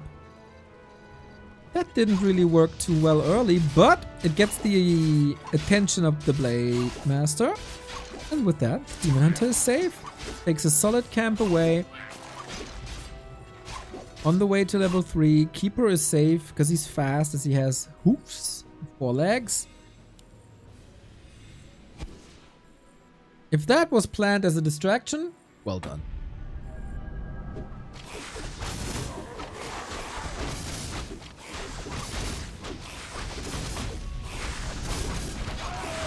Oh, don't tell me he got that. Holy life! Gets the Ogre Magi. Nice revenge. Now we have a back and forth game. On game 3. And the Keeper is here as well for control. Can't control before the crit. Snakes.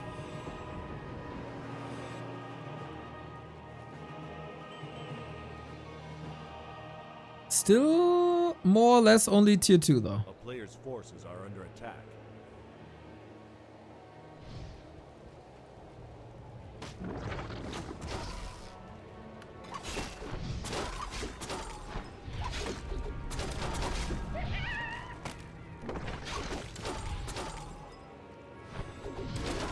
Very stalematey situation. Big item up for grabs here in the middle. Still feels like Life has to get something done, especially for that mana burn level 2. Lin must be aware that level 3 is so close and he acquires his own level 3. And he goes crit level 2. Yeah, this seems good, man. The lessons they learned. Last hit! For the blade, Scourge Bone Chimes! Maybe not that important in this army, but being able to counter the Thorns aura with the Vamp aura is nice in itself. And all on the back of an expansion. He's closing the door in the middle. You move right, I move right. You move left, I move left. You shall not pass. Because I'm preparing something at the bottom. This fight, is Lin ready for that despite the base? We'll see about that. Kodo down. 2 Dryads pretty hurt, but he had some great Dryad dances, and Entangle goes ham for now with another Raider kill. Oh, the heal scroll, huge value. Demon Hunter has to clear this up. There's no staff, only a TP. If he gives up this position, the Expo will go through and the Demon Hunter is far away. He's soaking up so much. End snare helps. He's trapped there. Dryad suffering. Gotta retreat. Can he hex him? Is there anything? Oh, he didn't even decide to go for a spell yet. Any second Raider? Not really. Keeper hurt. Demon hurt. Crit! Life! What are you doing? Where are you? Town portal so ready. B2W rip. He wants to stay in the middle for map control.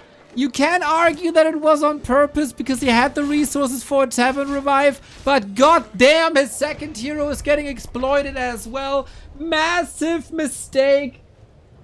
Deserved slaughter in the mid game. He lost total control of that fight. What the hell was that?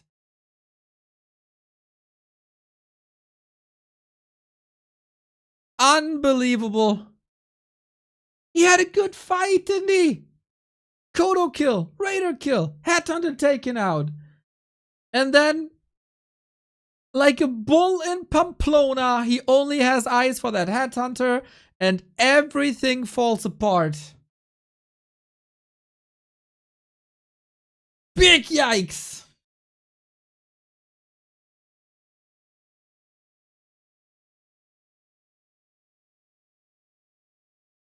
Big yikes.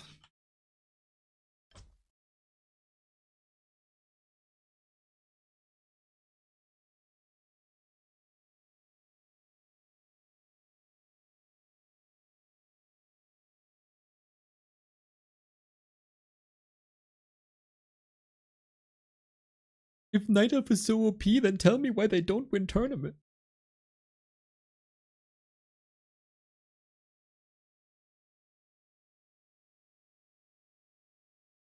I really love that he gets punished. Because that was amateurish. That was terrible.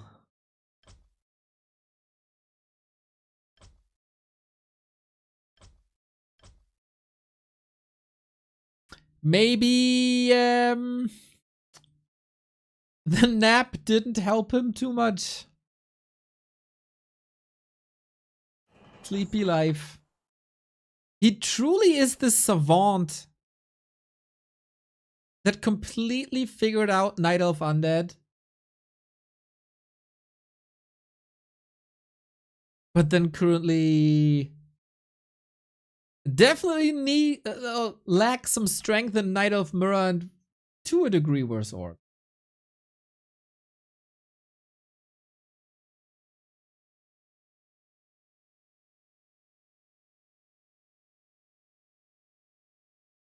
He will maybe think back to this series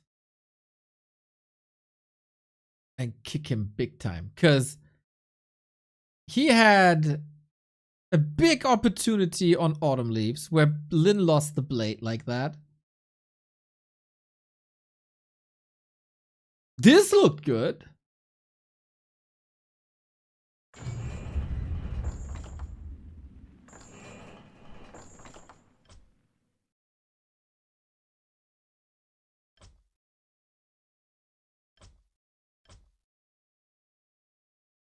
Sometimes you don't know what to say.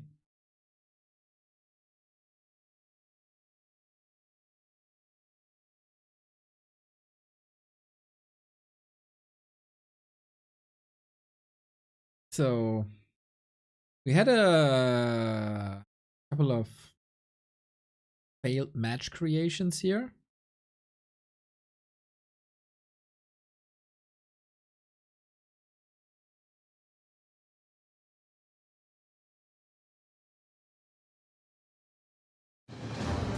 we go.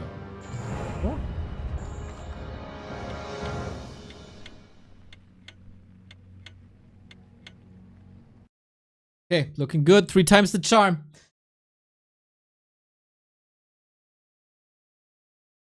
Lin was probably quite confused himself, huh?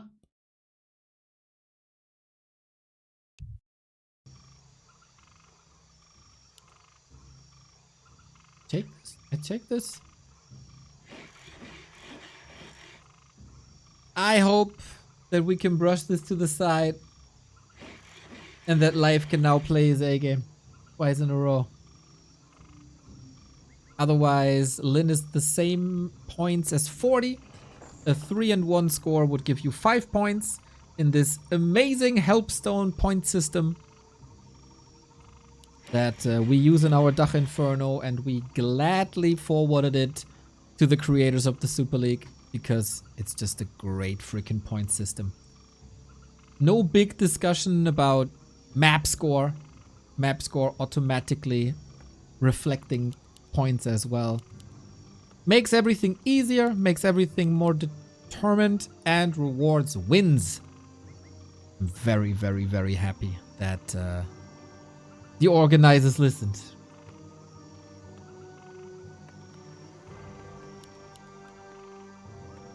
And that again speaks to the brilliance of Haituntun and also his organizers, Angeline and Xiao Tian, because there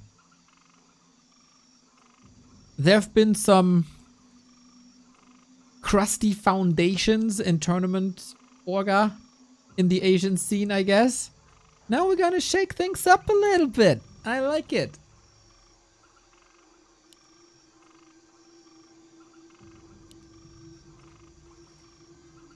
We don't shake up the heroes here, though. It's Demon Hunter. It's Blade Master. I hope someone came with a syringe and injected coffee straight into Life's veins. It did look a little sleepy. It did look a little overwhelmed.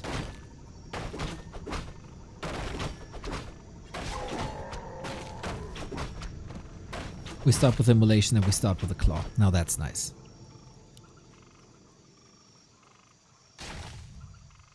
A player's forces are under attack.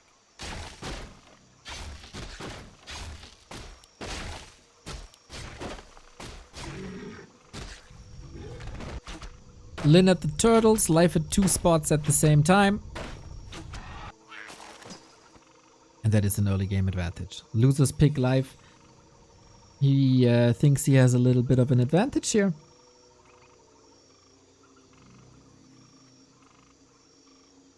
Good scouting, but you can't scout what you can't see. The decision to roam and windwalk is nice. Demon gets dust. Okay, getting more careful against Lin's patented Blade Master harasses.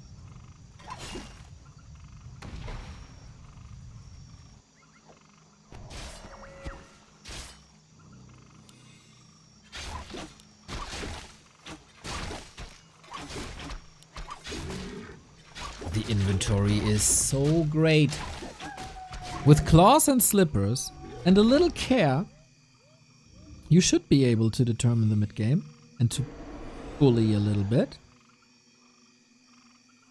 Feels like it's a somewhat new mission for the Night Elves or Six Scout to keep track of the blade at all times and keep archers safe. You need the archers to creep.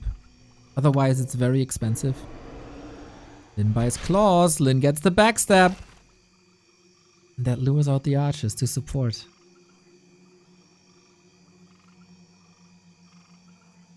Is he healthy enough to take the Magi?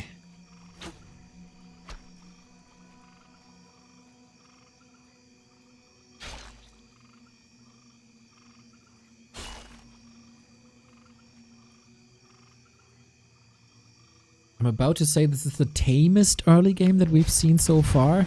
But then on the other side, I said this before, and then 2 archers died at the natural creep spot on Northern Isles. A last hit here would skyrocket Life to oblivion.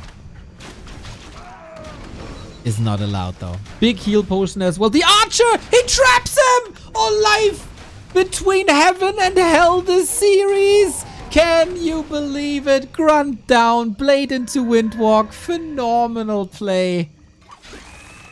Shades of moon, shades of peak moon with the invisible archer wall.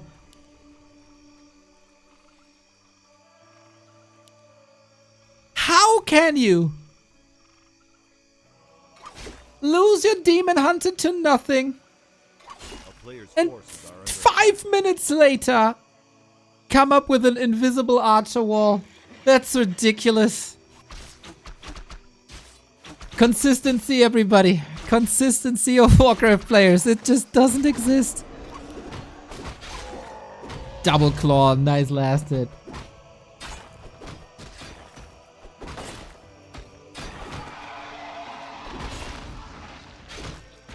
Fishy.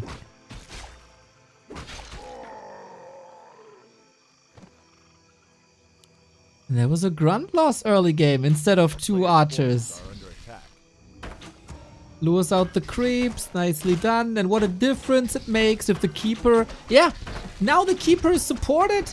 Now the keeper can't creep. Unlike the last two games where he just ran across the map and didn't accomplish much. Ring of Regen is fantastic. Nice reward. Earned it. Earned it.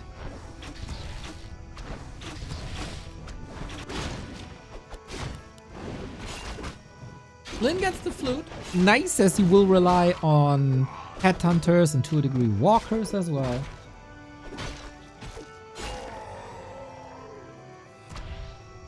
That was a Super League move, everybody. That was something where you can wholeheartedly pog out to.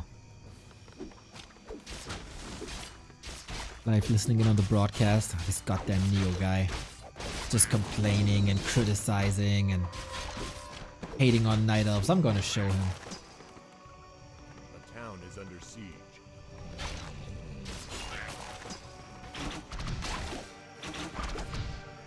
Safer, more stable, more creative, more pressure. I like everything about this early game. But now, how does this transcend into the mid and late game is the question. Is always the question. Keeper Entangle is a nice tool to snipe big creeps with rewards, but Lyn sees this coming. Lyn sees this coming. Does life see Lyn coming? Absolutely. Mana burn, last hit, another item up for grabs. Radar and Dryad probably being traded one by one. Level 2, that unlocks the heal wave. Good archer kiting so far, kills another grunt. Now we got Thorn's Aura.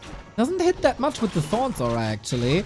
Oh, Lyn, you're running into a meat grinder here. Do you really want to fight this with only one dispel? We got a potion. Demon has no TP, no staff.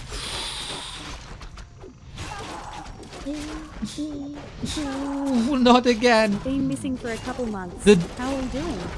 Is the 400 plus day streak still on? Blade Master in trouble. Shadow Hunter in trouble.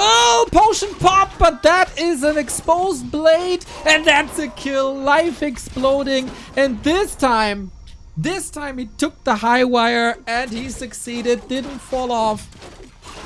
Tricked Lyn into a fight in a good position. This like we watched a different game with different players. Are we sure these are the two individuals that just played Hammerfall and Northern Isles?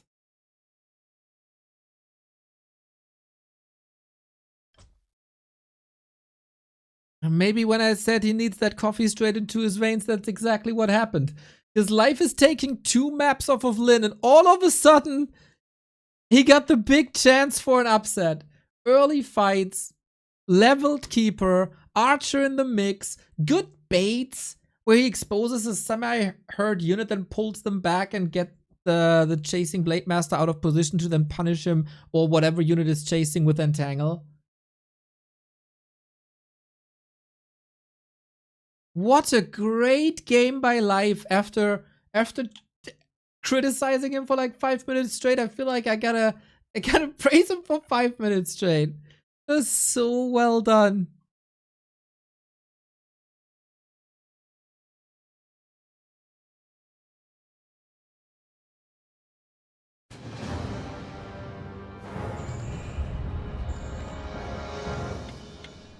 Fantastic control. Also great creep route. Archer block, of course, is something that we all will poke out over. Caesar Augustus, thank you for the 7 month. Hell yeah, we're 3 days away from the 500, as you can see. So,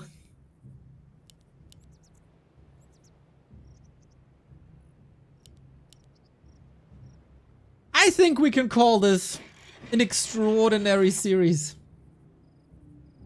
In whatever fashion that is. And this is just day 1 of the Super League. We're gonna be here for 2 months straight. Day in, day out, 3 series. The hunt for points is on. More than 200 series in this league for $28,000.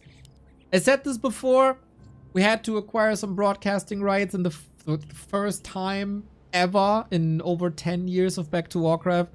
So if you enjoy what we do here, the day in, day out coverage of every single game and every single season, series, free of charge for you guys, feel free to chip in. Backtowarcraft.com/support to compensate for the little expenses we got. Now, decision. A result that we didn't have just yet. What does that mean? If you win 3-2, you get 4 points. If you lose 2-3, you get 2 points. So 1 map is worth 2 points now. Thank you, Kebab, you wonderful soul, with the Prime sub, 12 month. Let's go.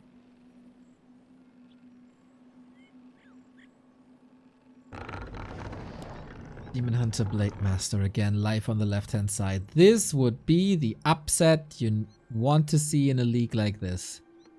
The rising life after eliminating Happy from tournaments, beating Happy 3 times in a row, breaking Happy streak versus Night Elf. He could double down and beat Lin. Huge chance for life now. There was a lot of speculation who's gonna be the Night Elf of the Super League. Is it Life? Is it Kaho? Is it Lawlight? Life makes a great case for himself.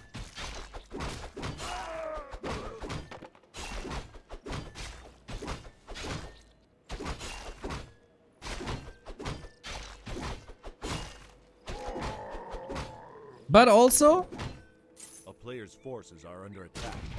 Lin not the same power level as 2 days ago. Or 3 days ago. But of course, you can only play as good as your opponent allows you to. And Life had the game tape of what Lin did to Kaho and what Lin did to Lawlight. So the losses of his Night Elf brothers helped him out for the Super League game.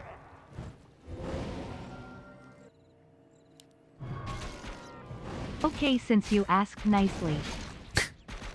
Holy shit, dude, Potato, are you for real? That is nuts, man. What is that in dollars? $60? $69? It's probably $69, huh? Knowing you a little bit. That is amazing. 59 euros. You've been with us for a long time, mate. Always appreciate you. Thanks so much. A player's forces are under attack. The town is under siege.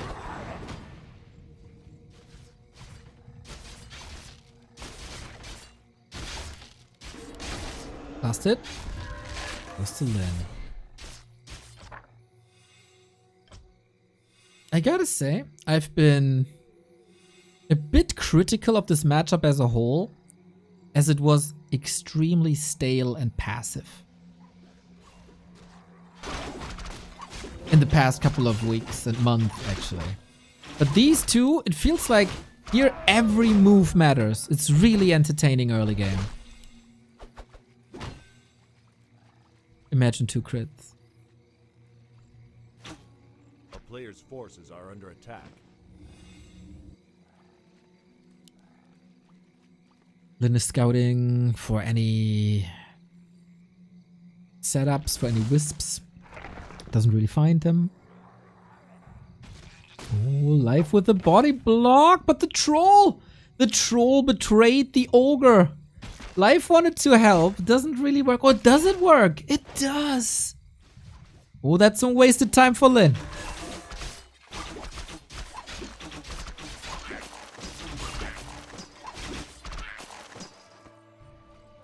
Things are getting messy here. Who thrives in the chaos?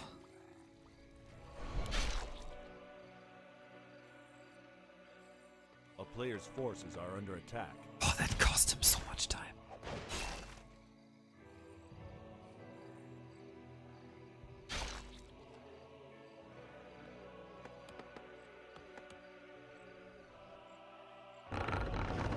Lord help me. You legend. 118 Smile. month. The silver muddy sub alert. Very, very, very few people have this unlocked. Closing in on the 10 years.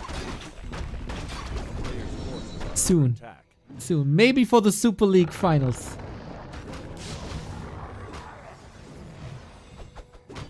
Nice wisp usage. Really nice. Gets detonated now. Feels like life is a million times more awake than before.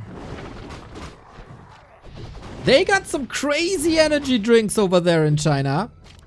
Of course, not as great as Rogue, and it is obvious. And probably no 20% off with the coupon code B2W. But, man, A player's forces he injected something after game 3. That's for sure. Ara Lunox, thank you for the prime.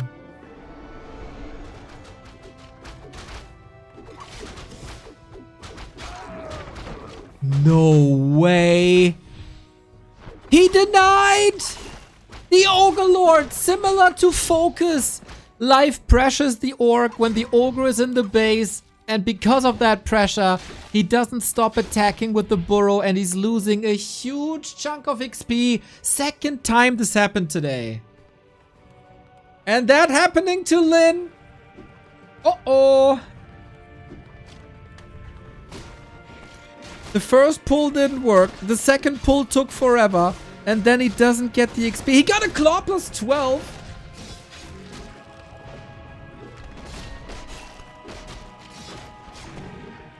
Because of crit, he miscalculated. Everyone who ever played Pokemon knows you gotta calculate the crit. Shout out to Peachel, the legend.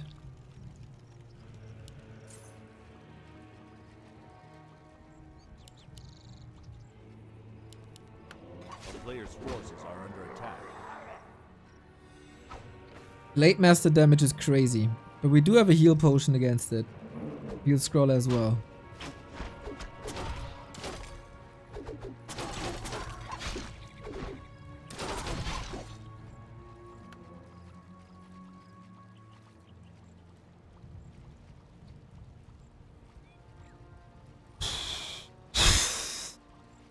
Drama. That's what we got. It's not the cleanest gameplay. Not at all. But we got drama.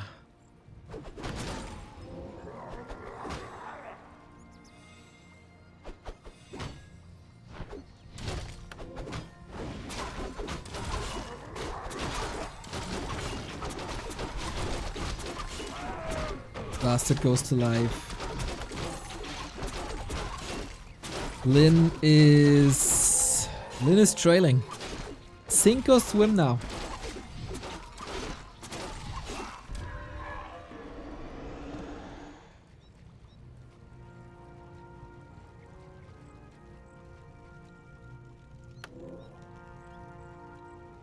What are we doing with the time? We once again go Raider, Headhunter, Walker. With the atypical low number of walkers, right? Because Life is only going Dryads. Life is not giving Lin the late game fights with bears, because then walkers shine. Lin has to react to that. Can't go vanilla. So we fight again. Blade Master crit for 118 on level 1. Nuts. Uses the heal potion immediately. We do have a Town Ball. We don't have a staff. Crit again, 126. Entangle was used. Here's level 2 and then we get out. Not risking anything anymore like we did on Northern Isles with lots of saves last second and the grunt kill with Entangle. Well used. And the XP disparity is crazy. That was the big heal potion though. You need an invul. You need staff. You were just home with money. Don't tell me you can't afford a staff. That's insane to me. It's like undeads playing without a rod. You would never.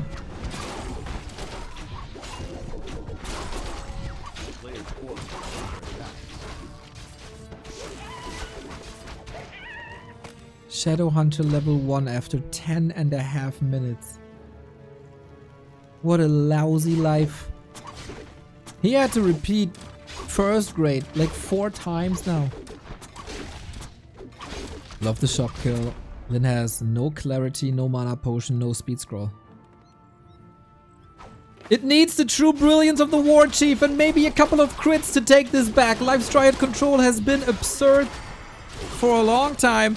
Now we'll see if he can do it again. Raider gone. This is so much damage. Lin has to pull the peons to have a little bit of meat, but it's 2 raiders down. It's 3 raiders down in a second. Hailest of Marys, but he can't get out. If Life loses the Demon Hunter, it's all open once again, and he realizes the threat that Lin is pulling on here. We don't have a Hex anymore. We don't have a Windwalk anymore. And longevity in this Orc army is also not that easy. We have a potion, okay. Blade back to 50%.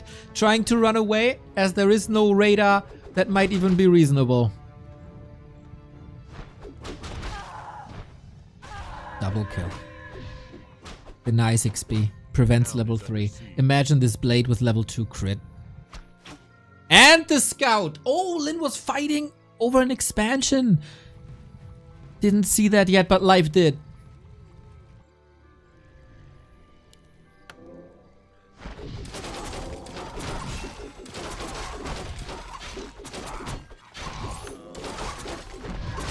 The next mistake will decide the series. And Life's problem is Dryads are amazing for fighting. Oh, now he goes into bears, okay. But for base races, that would have been bad. The transition hits in time. Blade with the rune bracers, probably one for the shop. That wasn't on purpose, but I feel like that was a nice sound effect. We're popping off, everybody. Literally popping off.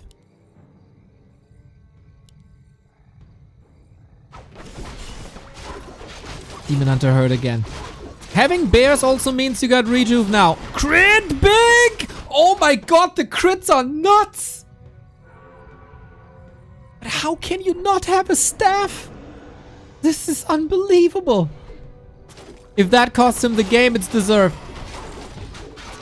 Backstab, crit, 165. Demon Hunter has an invo potion, but how do you heal him? My god, he's walking on a high wire.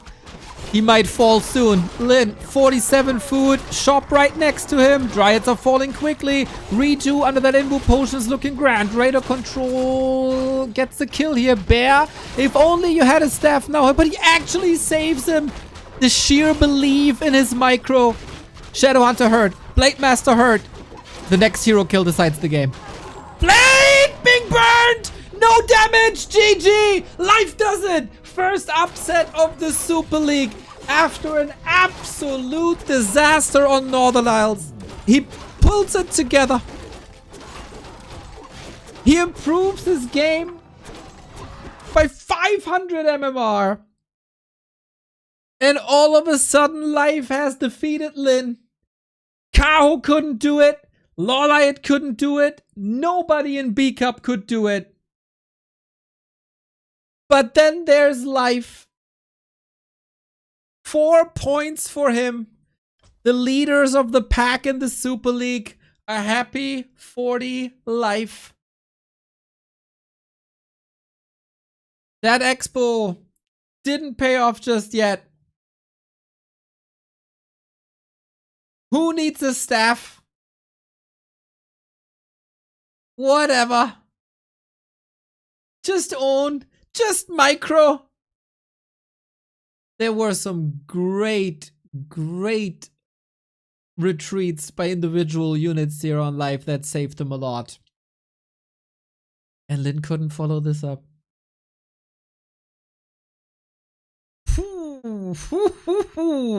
That hurts, Lin. That hurts. Lin has, of course, the potential to... He has like 13 more games, right? He will get his points easy. Even if he's on the lower end in the Ascension phase, he can still go for an insane Ascension run. But that is a statement by Life. He is not the one-trick pony. He's not the one matchup master. He can threaten the greatest of the greatest. And he seems to be a head above Kaho and Lawlight here today because Lin destroyed them. A wonky series? I don't even think we've seen the best of both players. A stable early game led to good early, late fights, late mid game fights. Life had to adjust a little bit, but he figured this out. Standout moment for me. It all changed with the invisible archer wall. Everything changed.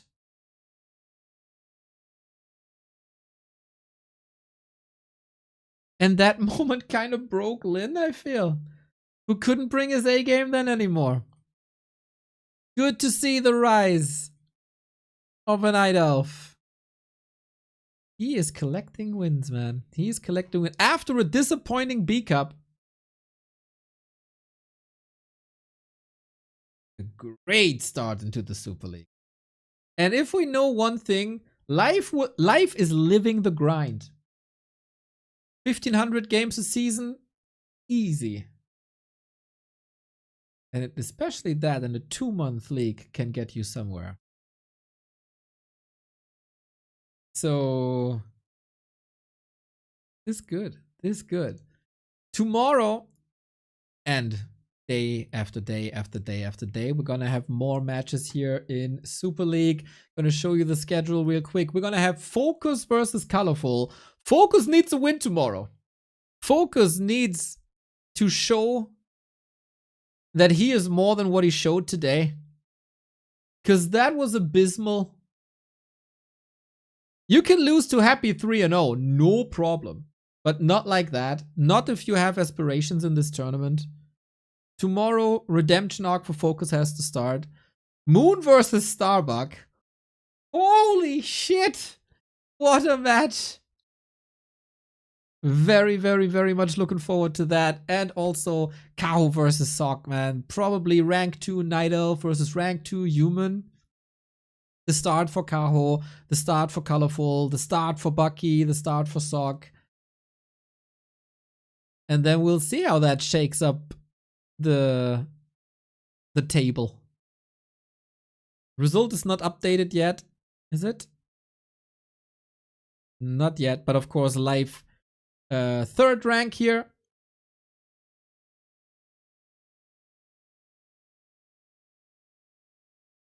And Lin with 2 points above Moon. But below Life and below 40. What an opening to the Super League, everybody. This is truly the greatest content imaginable in the scene in 2025. Every player faces the other. All best of 5. No bracket shenanigans. You gotta be consistent. You gotta be on top of your game at all times to be successful here. And today, Lin wasn't. But Life also, weaknesses here and there, but when it counted most, he got that done. 200 series will we have in the Super League. We're gonna show each and every one of them at your home screens for free. We had to acquire the broadcasting rights. We're gonna pay them from our own pockets, of course. If you want to support us for that and compensate us a little for that, you know where to find it. Back to warcraft.com/support for the link to the Twitch subs, to the YouTube memberships, to the donos, to the Patreon, to the merch store, etc. And of course, every single interaction with the content helps. If you're watching live on YouTube, hit the thumbs up. If you're watching the VOD on YouTube, every like, every comment, every sub to the channel is amazing. Whenever we post about it on socials, is amazing. If you discuss the game somewhere, like on Reddit or on Discord, and you mention that we're streaming this, it's amazing. It's a community effort, I guess. Jimbomon, thank you for the 3 years. So now you think, oh my god, I'm so sad the Warcraft is over. The Warcraft is never over. The Warcraft goes on. In 10 minutes, we continue. W3C Finals. The best players of the W3Champions ladder will fight for survival and the winner bracket advantage today. What do we got? I will show you. Starbuck versus Pato. Battle of the Brothers. 2 Phantom Aces clashing in the bracket. Also, Jens versus Cash. 2 players that won yesterday against Tsiog and Kraft, who will face each other in the lower bracket. We got Sonic waiting. We got 2 rounds of lower bracket. Who will survive until the top 4, until the final day? I'm gonna tell you. Soul 8man will tell you, and Carson will tell you. That is starting in roundabout 10 minutes. We're gonna redecorate a little bit here. I hope you're in for the ride for 2 months of Super League. Once again, a massive shout out to HiTuneTune, the sponsor, to Angeline, to Xiaotian, and yeah, I mean, we're just blessed with this league, man. I am looking forward to every single day. And check Wikipedia for the schedule on Monday. I think this wasn't revealed just yet. Let me take a look at Angeline's stream. Might be offline already. It is. We're going to inform you as fast as we can. 2 sponsors this month. Opera GX, the gaming browser. Check it out with exclamation mark Opera GX. And of course, Rogue Energy. I will inhale a liter of Rogue Energy now to be ready and on time for the W3Champions Finals with some tasty, tasty strawberry kiwi, everybody. If you want to order yourself 20% off with the coupon code B2W. And everything else about the W3Champions Finals coming up in 10 minutes. Level 6! And we have it! Big orange bird! Who is going to win? Well, the Shadow Hunter is not the portal too quickly, maybe! 别催我， Zero's 如 tournament 你 right. 所愿。 Are we going? Silence on the 尝尝这个。 That was used, so you use the shackles now! But is there silence on the paladin as well? Maybe the supply? 别挡道。 Archmage? Demon Hunter is dead now though, isn't he? Potion! 尝尝这个。 No way! The knight killed the one! No way! This was never, never, never meant to happen.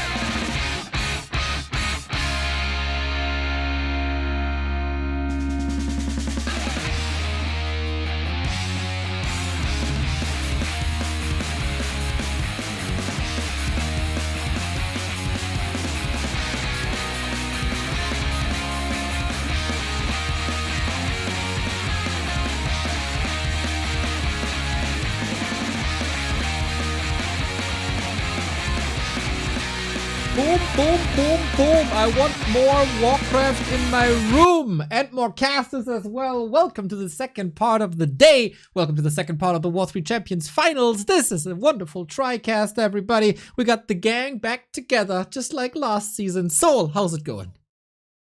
Hey, it's going very well. It's the second day of the tournament, so we know the players a little bit better. And of course, we have Dolphin Super League and we have Warcraft III Champions Finals now. So guys, action doesn't stop basically, and it's summer, you know. So some people go for a vacation to play golf or something, and we play Warcraft 3. That's right. And Soul is so dedicated to the War3Champions Finals, he even showered yesterday. Okay, that's what I said, but what I did is going to be my secret. I see. Carson, did you shower today? Nope. No, I did not. I put a hat on, wearing the same clothes. I did shower last night, though, to be fair. I took a nap around 6 p.m. or around 4 p.m., woke up at 6 p.m., took a shower, had gin and tonic, and then it was good. It was smooth sailing. I didn't need a shower this morning. I'm feeling great. Great. You know, I got a coffee on my hands.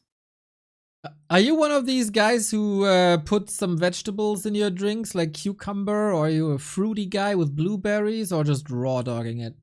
There was a slice of lemon, but I didn't make the drink. It was made by my roommate. I think he was trying to get me drunk. So, you know, he's trying to steal money from me or something. He knows where the cash is hidden in my mattress. You know, I don't know, but yeah.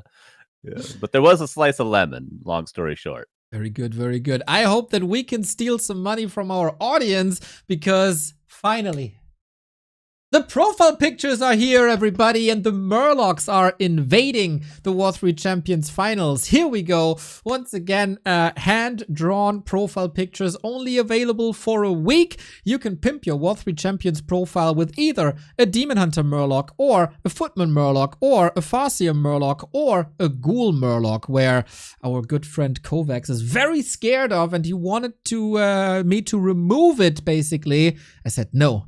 The undeads need to be represented by the Murlocs as well. Can you impersonate the Murloc, Soul? Maybe I can think like a Murloc. So Murloc is this creature that likes to stay in the water, and you know, if you get near, you can get ensnared, you can get attacked. So guys, be careful when you go into Murloc's proximity. But the master of interpretation is, of course, Mr. Grabby with his orc voice. Carson, can you do a Murloc sound? Let's say youtube.com. Hold up. Murloc. Voice. Then let me start while you research this. There we go. Nice. Yeah, that. There we go. There we go, everybody. There we go. We get the proper support here as well. Thank you, Colorado1616 for the 47-month, and thank you, Erotor, for the 50 euros. That is freaking insane, my dude. Thank you. Big support coming in for the second day. Hope you guys reward our players as well with the crowdfunding that's going live.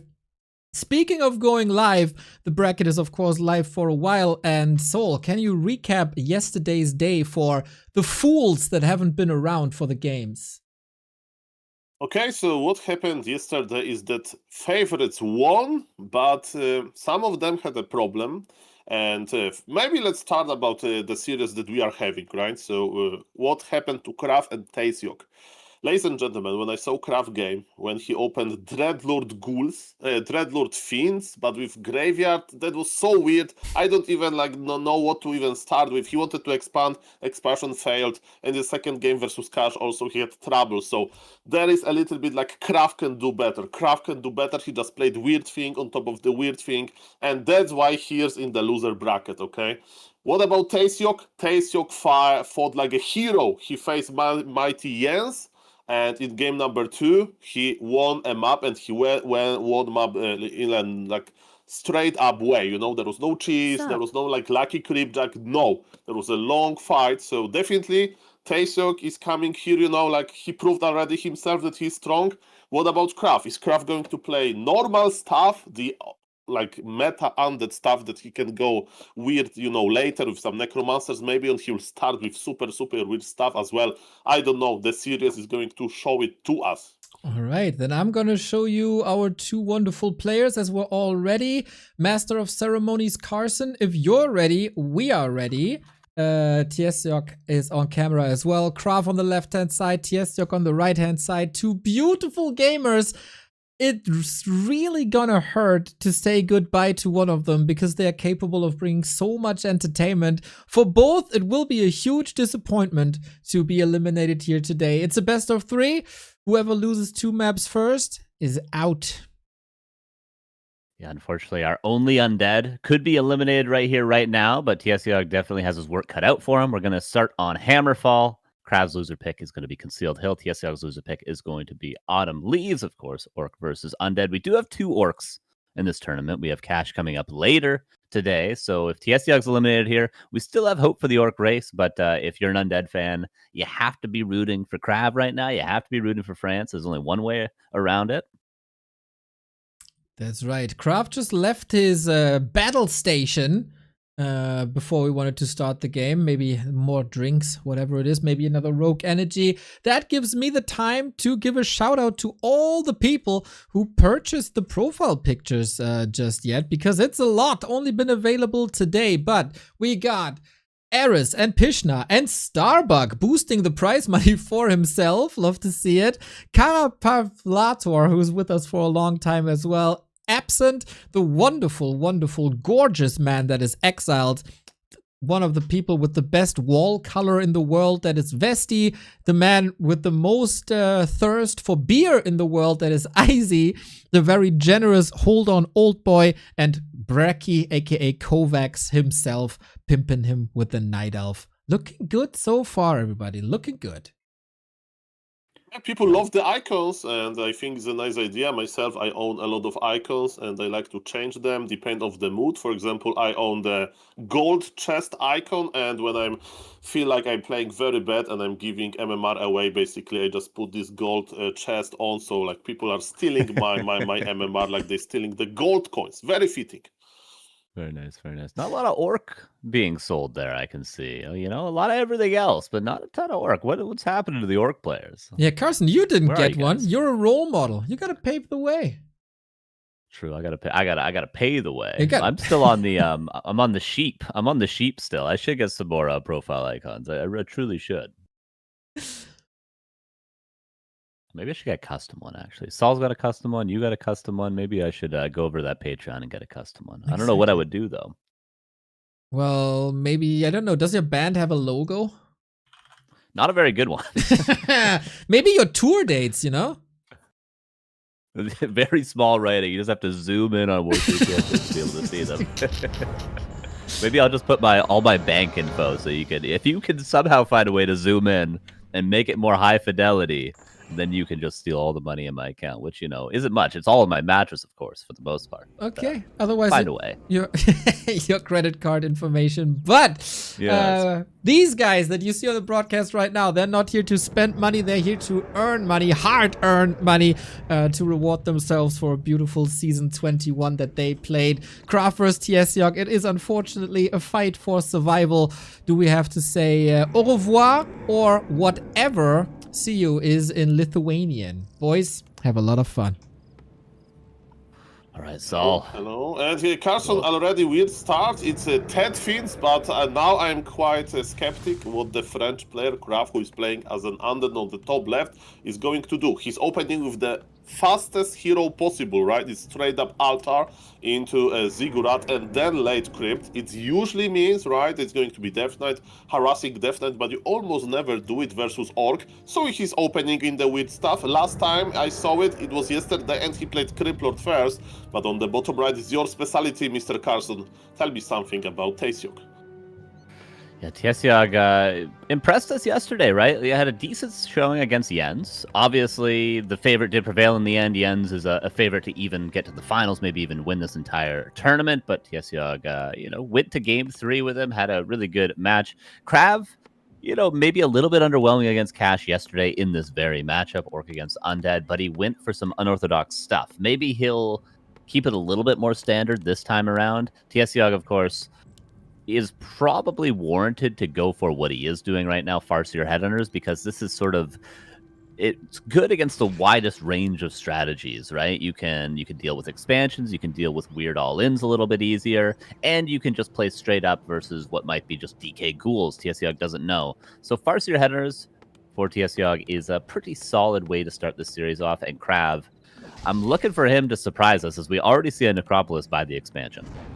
And we don't see Death Knight, we see Creep Lord, and maybe his plan with that fast Creep Lord is to basically creep before Farseer arrives, and is Tsiog going to cross the map? Probably.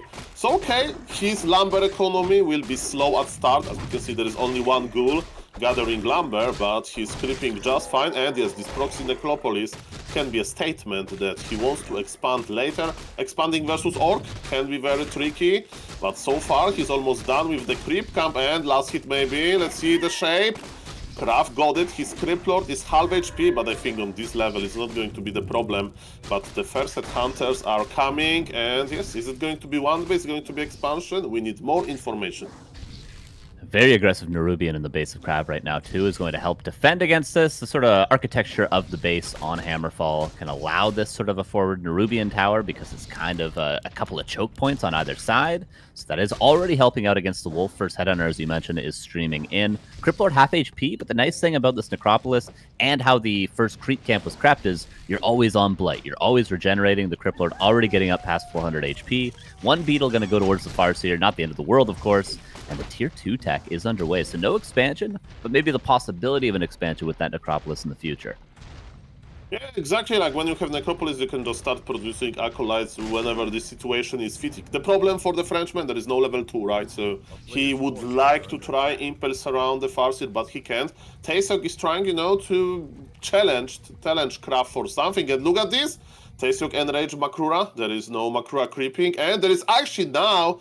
Is it an expansion attempt? I don't think so. There is no sacrificial school, but there is a very, very brave creeping by Krav. Look where he's putting the Ziggurat. This is hilarious. Who needs a sacrificial school to make Blight? If you can make Blight in the natural way, he got level 2. He's sending back the ghouls, and Ziggurat will be cancelled. But yes, definitely he says, I want to expand here. Yeah, definitely Krav making a statement. Very confident play from him to just go straight south after seeing the Farseer pivot a little bit to the eastern side, and he's going to at least get that item. Claws +8 now goes up to the Mercura that once Tsiog tried to get, and the Nerubian is kind of defending him right now, right? Like he can go for an Impale, maybe get a Headhunter kill. Right now, there's not really enough damage, I'd say, for Krav. Yeah, he needs to pull back, right? He understands that even though he's a very nice defensive base setup, he can get stuck there, and actually Makrura will survive for now. I like that he went back, as we can see, he is very careful. He understands that, what happened yesterday. Yesterday he was punished for his weird strategies. Now he wants to at least to go into tier 3 and maybe then try to play something very, very weird. We'll see about that. Good information for the undead fans. There is a lot of mana on Cryptlord, so there is always possibility, of like more beetles, impales around. And look at this, Krav is splitting his army. Some part of the ghouls is now at his expansion, clearing it, and he's planting a tier 2 expo versus orc. But Tsiog is the one who get Makrura. Impale means the Farseer. Yeah, I think he clicked that actually on the Mercura itself, so it just was slightly out of position to actually deal with the Farseer. Maybe could have stolen the item, but that was probably a stretch. Yeah, this is sneaky play from Krav. Is Tsiog going to be aware? He has no reason to not scout it. He's got these wolves. These are expendable. He's going to scout it right away. In the meantime, straight tier 3, Tauren Chieftain second, and a Tauren Totem for Tsiog. So at least walkers, maybe Taurens in the future.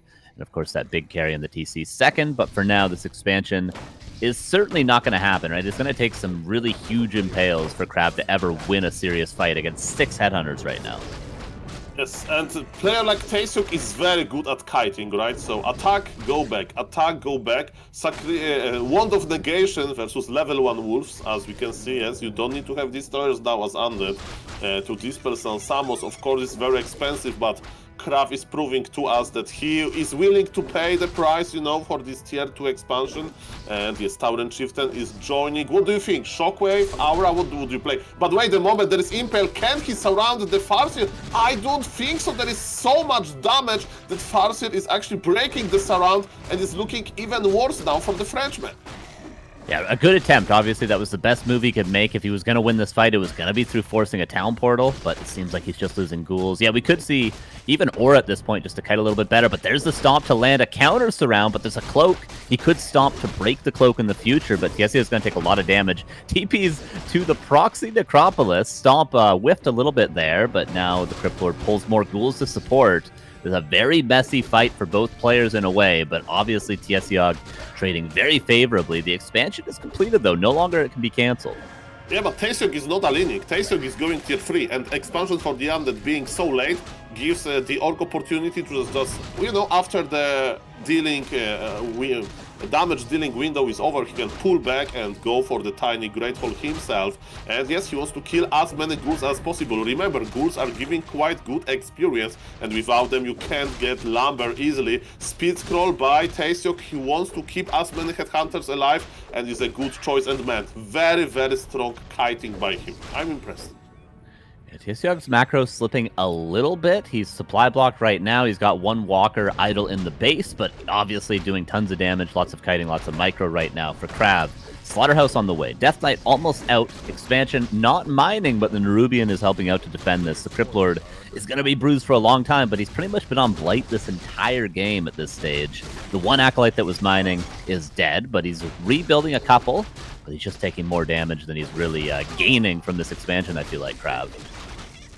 This investment is not paying off so far. The Undead is going tier 3 as well, but with that little ghouls, you know, even if you give him Ghoul Frenzy now, it's not going to be that impactful, I'm afraid. But Krav is still trying. He wants to hold to this expansion. But look at Tsiog. Now the Spirit Walker that you mentioned is already here, level 2 on the Tauren Chieftain. We have Aura, level 3 on the Farseer. Yuki, good luck with your Wand of Negation. Those wolves have a lot of experience, and Expo is in a big trouble. One base situation continues with almost double supply for the Orc, and the weird strategy didn't work. Yeah, we see the strength of what Tsiog opened with, right? Farseer Headhunters with a 2-burrow tech as opposed to something like, oh, let's say, Blade Master Fast Tech, the standard play at the top level these days. Imagine trying to stop this sort of a play from Crab with just a single Blade Master with a couple sets of heal salves, as opposed to having a Farseer and 6 Headhunters to stop it. We see now why Tsiog went down this path strategically. Expansion isn't killed, but might as well be dead. Crypt Lord at least got level 3, which is going to help, but what can Crab do on the map right now other than sit idly and wait to be killed? Yeah, and I love what Tsiog is doing. He's like, okay, is this expansion paying off? Not really. This expansion is a liability. Tsiog is buying Shredder. I wonder if he's buying Shredder because he wants to like use it as a fighting unit, maybe. Or maybe he's actually going for expansion himself. Shadow Hunter is at the shop. There is almost 600 gold. Carson is going to be counter expo. Tsiog is super safe. Super safe. It's like you go for vacation somewhere and you book a double hotel room in like 2 different places, because okay, if one hotel will decline my reservation by, you know, any chance, whatever, I will have the other one. And yes, he's doubled the supply and he's planting expansion, and Shredder means that game is going to be long. So yes, Tsiog is taking it very seriously. Yeah, super clean from Tsiog, not really taking any risks. Like, you might see some players at this point, you know, in a ladder game, pull peons and try to tower the main base or something like that, end the game quickly. But Tsiog knows this is the ideal play. He can creep the map way faster than Crab because Crab doesn't have destroyers. His ghoul count was super low, and Berserkers are just going to be able to take camps, what, probably 3-1 with how fast Crab can creep. So with this expansion that is back, even though it's scouted, there's no way of punishing it, and the Farseer continues to scout for another sneaky expansion that simply just cannot be afforded right now by Crab. He's got Tri-Hero, he got his Orb on his Lich, he got Claws +8 on that Lich, but he's really not going to be able to do much on the map at all. Super safe play, and you know, when I play Warcraft 3 myself, I always imagine myself that this is how I should play Warcraft 3, right? Like, why to take risks, why to finish the game, just, you know, every map should be important, and in reality I usually take fights in the worst possible moment because I want to just finish the game, right? This is not Tsiog, guys. This is not Tsiog. Like, if this guy would be like a family doctor, a surgeon, visit him if you want to stay alive, okay? Without taking any risks, this guy can think about everything. Yeah, and you got to think back to the Starbuck Grubby show match from last season, right? That we ended off with. Remember that game on Northern Isles where Grubby he killed an expansion, I believe, and then he tried to all in the main base of Starbuck. Yeah, and he just got owned. He got owned. Starbuck had a miraculous hold, but that's sort of how it goes when you try to all in versus an undead. Even if you're super far ahead, you sometimes can't close the game out. Whereas Orc has this win condition of Tiny Great Hall. That's sort of how Orc works as a race, at least these days, is you get a big advantage, and then you get a Tiny Great Hall, and you have an immediate expansion with that advantage, and you're able to sort of snowball from there. This is the better way to play than to try to close the game out too early, and Tsiog is just getting further ahead every second. The thing that can go wrong, of course, if Tsiog will allow this to go for too long, right? If they get 10, similar levels with maybe 10 supply ahead for the craft, but yes, he has more economy, so he'll probably rush to 80 supply. With the Shredder, he can afford Taurens. Look at this, he's making Pulverize upgrade for 1 Tauren only. Why? Because he can afford this. He has infinite lumber with the Shredder, and yes, he's ahead, but of course you still need to finish the game. You still need to win the big fight, but at the end of the day, Warcraft is the game of numbers, but for now, 19 supply ahead, Tsiog it's not that big, right? Yeah, Crab's getting a decent number of creeps as well. He's going to get Lich level 3. He's got 4/3/3 heroes, which we were talking about yesterday in this series against Cash as kind of the key numbers. Impale level 2, Coil level 2, and Nova level 2, the big nuke. And if he can get a hero kill, maybe a Shadowhunter kill with a big Impale, maybe a Farseer kill, everything can turn around because Headhunters or Berserkers even are very squishy. Yeah, we are fighting Craft, the drank mana from the statues. He wants to fight now. Now's Impale, but look at the Tauren. He's with the Tauren Chieftain in the middle of everything. Stomp connects with the Ghouls, but the same with Impale. Both players has a lot of ground control, but the supply is staying about the same, and it means that Krav is not out microing here. HP points on the heroes are okay, and we are even resurrecting a Spirit Walker. This Orc army is super efficient. Maybe a hero kill could be the play. The Farseer is out of position for a while. Gonna have to probably TP here. If there was another Impale, that'd be guaranteed, but there is a Coil. Does TP just to be safe. Destroyer saved by that Coil. That could have been used aggressively. Overall, I mean, obviously we can look at the supply and it tells a much different story. Not a terrible fight from Krav. He was down about 20 supply at the start. He killed a lot, but it was revived by the walkers. It's just simply too difficult of a position for Crab. But he took a good fight. At the end, right? But now he will take a lot of time to recover, and Tsiog is just producing. There is no expansion for the undead. Crab knows that he needs to break Tsiog now. But it's clearly very hard. And look at these items on Tauren Chieftain. He didn't even use them, right? He had big mana potion, invul, wand of illusions, like so. Basically, Tsiog is ready for another fight, and Krav is like, okay, should I fight? Should I not? But there is an expansion in the Orc possession. 2-0 upgrades on, had Berserkers as well. That's a lot of damage. Level 3 Shadow Hunter. That's amazing. With the Orb, with the Speed Scroll. Orc is super ahead. I'm very surprised that Crab didn't go for more of it's always tough to go for hero focus when it's very obvious, but that was really the only play in the last fight. He had full mana on 3 heroes, he had a good nuke possibility, Shadowhunter had no potion of vulnerability, I think only the Torn Chieftain did. I'm really surprised Crab didn't just straight up go for a hero kill. That was his only way, I think, of winning that last fight, and he didn't do it until it was kind of too late, and now he's got not enough damage really to go for that. But maybe you can try once more, go for the Shadowhunter, and then that leaves possibility of killing the TC later because no heal wave. Yeah, look at the supply. Warcraft is an amazing game because we have those mechanics, right, that allows players to come back, right, for the reason if you lose level 1 hero, it's only 33 seconds in the altar, And it's the same if you have very low supply. In the meantime, we have a nice ghoul run by on the south, as Mr. Neo is pointing out, I presume. Thank you, very good code. But yes, there is a burrow there, so the peons should survive. Actually, Tsiog forgot to load them because he's busy microing. He wants to finish Krav. Is Krav going to lane, Carson? Yeah, this is maybe, we don't want to say ideal for Krav, but at least it gives him some space to make some plays, right? He doesn't have to just take a straight up fight. He's allowed to hit and run a little bit. Speed Scroll trying to catch up to those ghouls, but the TC wasn't hit with the Speed Scroll, so he couldn't land a stomp. At best, you're going to get a Hex, and that's obviously not worth the TP. So Krav makes a little bit of space for himself. Still but 2-base though, or 2-base versus 1 rather. First big mistake by Tsiog, right? He had the burrow, he could just load the peons, but he thought maybe it was a beetle, you know, 1 beetle, okay, whatever. But there was actually 4 ghouls or 5 ghouls with Ghoul Frenzy, so all of the peons died very quickly. And my point, to finish my point, was, yes, Krav is under 50 supply, right? He's getting 10 gold per tick versus 14 gold per tick for Tsiog, so that's why he's usually able to catch to 50 supply again when Tsiog is at 70. Yeah, definitely making up a slight difference here for sure, but now Krav kind of forced into breaking upkeep. Another statue, another ghoul. Altar going to go down. Shouldn't make a difference. If Krav loses a hero at this stage, it's going to certainly be over. He's got one last final stand in him right now, it feels like. Chain Lightning doing tons of damage. And Tsiog not giving Krav a good positioning here. He knows if a good Impale lands, it could be a lot of headhunters going down. But 55 versus 77 currently with that expansion still operational. Okay, there's double heal scroll, triple heal scroll on Undead. So is this army that big even to use triple heal scroll? We'll see about that. But yes, Tsiog again is taking it very slow.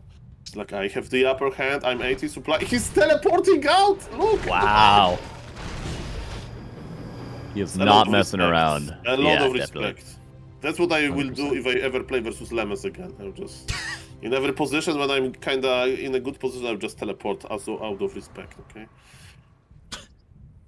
Yeah, and now he's got no TP for safety, worth pointing out. The Farseer is bare. The Shadowhunter pretty much just a heal scroll. Like, really, these heroes are vulnerable. This is the play for Krav. He's down more than 20 supply. He should try to kill the Farseer or the Shadowhunter. Big Impale to start things off. Yeah, great Impale, as you mentioned, and Krav has the confidence. I don't know about Tsiog. He has the numbers, he has everything. But can he finish the game? 46 supply for the Undead, 71 for the Orc. Death Knight is half HP, and the Undead is kiting. We still have double kill score on the Undead. Probably all of the ghouls are dead already, but it's about the heroes and destroyers. How is the mana looking for the Undead? Destroyers are dying. The heal scores are not helping. There is no more heal scores. 23 supply versus 70. Oh, Hex, and that Lich goes down. GG is called 1-0 for Tsiog. A nice try from Krav. Obviously a abysmal early game for him, but he makes a game out of it.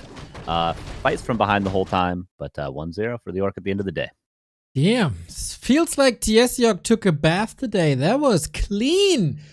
Very good to see him not being deterred from yesterday, where probably a rougher start to the tournament than last season, where he had this miraculous top 3 run. Not an easy opponent in Krav here, but good start. Read his opponent really well and punished it. The power of Farseer Headhunter, everybody, in full display.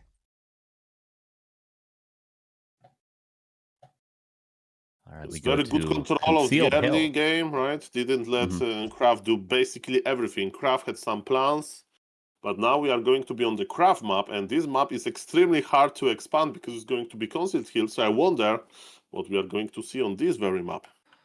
Yeah, really the power of Farseer Hunters in full force there. I think that is just the way to play against Krav, you know, and side probably too, and all these tricky undead players. Just go Farseer. Don't play Blade, Fast Tech. You know, do that against the 1-2-0s. Do that against the Happies. Sure, whatever. Windriders, Imba. But against these tricky undeads, just play Farseer Headhunter, man. Just run at them and throw spears at them the whole game. It's the better way to play. I'm so happy that finally someone echoes my sentiment towards the Wyvern. Carson, you're my favorite Canadian on this broadcast.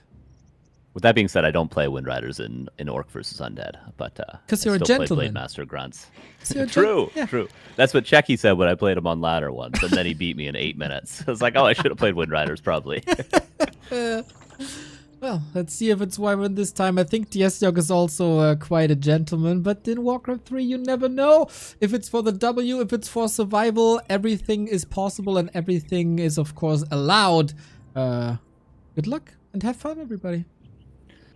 Thank you. Yeah, as mentioned, Saul, Concealed Hill, a difficult map to expand on, and that is going to be our second map. The last map of this series, if Krav manages to tie it up, will be Autumn Leaves, a much easier map to expand on. So maybe, you know, Krav's game plan reversed a little bit based on their vetoes, which is strange. Does he really want to play one base, or does he want to go for a sneaky expansion? The answer we will see in the altar, probably, right? Because so far we have seen Death Knight only as the second hero for the undead. And again, Criplord. It's Criplord ghouls. Okay, Krav, this is his strategy. It is not to surprise the opponent. This is how he plays, basically. Now he's facing elimination, right, from the tournament. And as we mentioned yesterday, MMR-wise, he's maybe not favorite, you know, but he's definitely a player who should be a little bit ahead on general. But so far he did not win a map yet. He hasn't won a map yet, so we are still waiting for it. But in these dark moments, he's still believing into the Criplord. Yeah, he's had to unfortunately face orcs back-to-back. We haven't got to see Krav tested in another matchup, which sometimes, you know, his versus Night Elf has always been very, very strong. We've seen him have some great games versus Human recently, too, in some other tournaments. But versus Orc, tricky. It's tricky for all undeads, and it's no different here today. We'll see how the Crippler versus Farseer plays out this time around. Really, it all fell apart when Krav went for that expansion. Which seems to be a pattern a little bit in the last two series for Krav. He goes for the expansion in the face of the Farseer, which is confident, but sometimes confidence isn't all you need. Sometimes you need assurance that you aren't going to lose 20 ghouls going for it. So we'll see if Krav can clean it up a little bit. For now, one creep camp. Last hit does go to the Farseer, though. That's bad. That's not great. And that's not good for his mood. What about the troll? It goes to Krav. At least we have that, but his Cryptor is already half HP. He used 3 ghouls to creep, right? It's not that easy to find a critter on concealed here. You need to be very lucky. And on this map, definitely there will be not an early expansion attempt. So I wonder how good is Krav with one base versus one base with this weird opener. We'll see about that.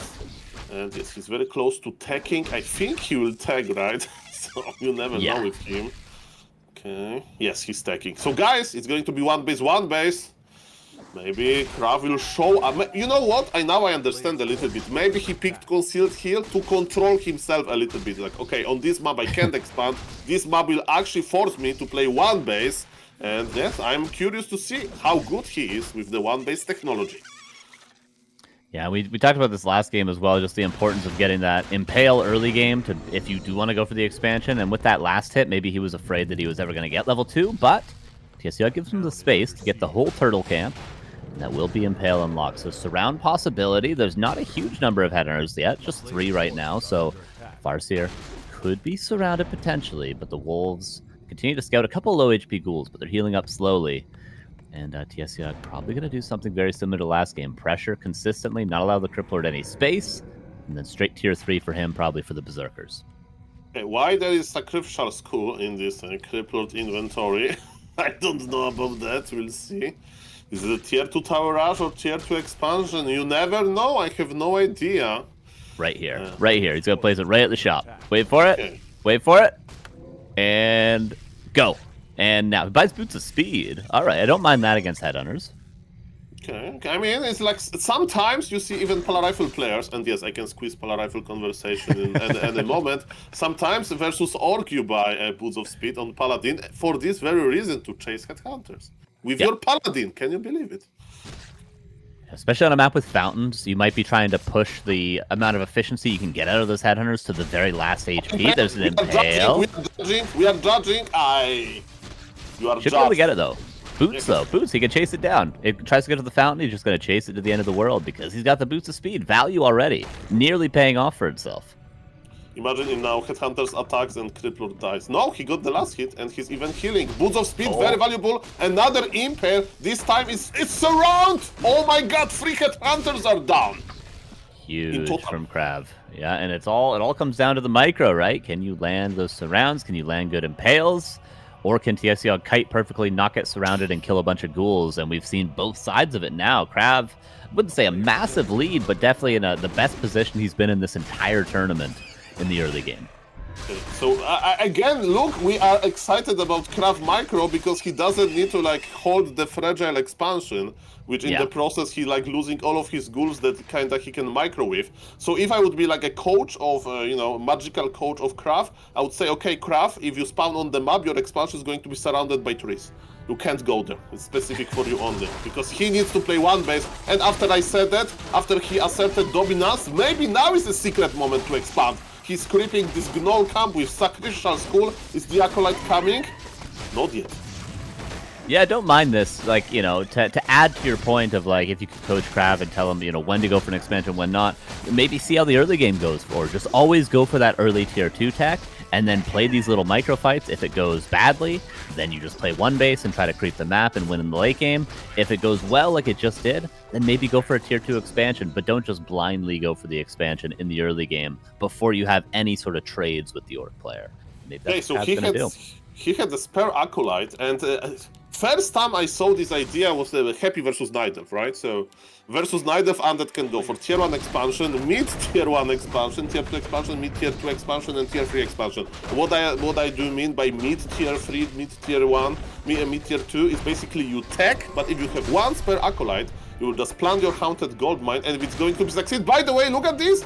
There is another fight, and Headhunter actually went down with a TP. Tsiog is losing his snowball effect. He lost so many Headhunters in this game. He's going tier 3 as well, but the value from Berserkers will be quite low. And yes, Krav is actually expanding, and this is not a big commitment. He's already going into tier 3 direction. But if expansion goes up, why to not go for it, right? Yeah, Headhunter number 4. Big deal, of course. If it affects anything, it's going to affect the creeping, really. And now this TC is going to be under-leveled. Farseer not even level 3. And the Berserker Resurge not even started yet, and it will impact much fewer Headhunters this time around. Actually, an early Bestiary for Tsiog, maybe because he has the supply open, because he's lost so many units. Surround on the tavern. Is it full surround? Probably. Okay. There we go. That was okay. Krav is doing a lot of things with very little. I like it. Can he keep it though? Uh-oh. Beaters are dying. He impaled. This guy went to the air. I think it was the first time I saw Orglord. Mamma mia, you need to be very strong. This impale, man. There is no weight limit. I like it. Yeah. And Endurance Aura is going to be fantastic as well in the future. That's going to be great for Krav, and he's just getting kind of further ahead now. Expansion, scouted by a wolf. Farseer staffs over to a wolf. Wait a second, Saul, can he cancel this with just the Farseer? Well, there is one player in the Warcraft community who have very strong opinions about how fragile the Undead expansions are, and was this guy right? We'll see about that. This time, I would pay $1 million for want of negation to basically kill the wolves. Look at this, the wolves needs to die. The expo, he's resummoning Farseer. Oh my god, Farseer has fallen, expansion will stay alive. What is this game? It's so close, 24 HP. I think if he had just positioned the wolves a little bit more precisely, but coulda, shoulda, woulda, he did consciously sacrifice the Farseer for that. When he saw the undead army, when he got slowed by the Nerubian, he was like, my Farseer is dead no matter what, but I can get the gold mine. But little did he know, you can't get the gold mine. TC's creeping in the meantime, but that is a huge loss for Tsiog in a game that he was already struggling in. Okay, so imagine this TC is just creeping, you know, hard working, he's like sweating, and then he gets a text message from Farseer. How is the creeping going? Because, you know, in my department, we have a problem, sir. Yeah, how's that scouting going? You know, you said you're just going to go over to the other side of the map, take a look, see what happened. You weren't going to do anything too drastic or crazy. The Farseer says, I got some bad news, bro. You need to creep harder. Yeah, why aren't you creeping faster, he says. Yeah, he's blaming his team. It's like a League of Legends game up in here. Okay, supply favors the Orc, Carson. Okay, explain me this. Well, the Farseer's in the altar. He does have more production buildings and a Tauren in production, so we don't actually have the supply here. He's actually down 10 supply for what it says in the upper right, but soon enough he might be stronger once he has those couple of reinforcements. Okay, so Tauren is here to examine if the information from Farseer was true, if this expansion is really up, and I think it is, and Krav remembered to repair it. So there is no way to like cancel it, and is it a good timing? I don't know. There is a counter expansion place. Do we have a TP? There is no TP! Okay, there is no TP! And a free Tauren in the back as well. He's got to defend it. Can he Spirit Link it? Can he Heal Wave it? Can he do something to save it? Actually reposition the whole army. The stomp is massive. Krav, not a great start to this fight. The Nova lands good, but the Heal Wave is there for the second. Seems like a good fight for the Orc. Yes, This is going surprisingly well, but remember there is no exit plan, right? If Kraft can like squish him, it's going to be GG. Okay, we are fighting close to the fountain, so killing destroyers should be easy. And Impale is juicy, connects pretty well. There is Leech with Orb, there is everything. Both players are operational, both players are ready. Kodobis is trying to survive, but Coil is reaching well. But yes, Tsiog has escape plan and he's pulling bad for now, and yes, he has expansion on the way, but it wasn't the best raid, and Kraft is getting reach. The supply pretty much dead even, but the Impale hits everything. This could be a Tauren going down. Definitely going to be 2 Berserkers now, level 3 on the Death Knight. Oh, it's kind of snowballing in the Undead's favor. The expansion was not a tiny, of course, right? It is a slow expo for Tsiog, so it's going to take quite a while. Defensive Stomp.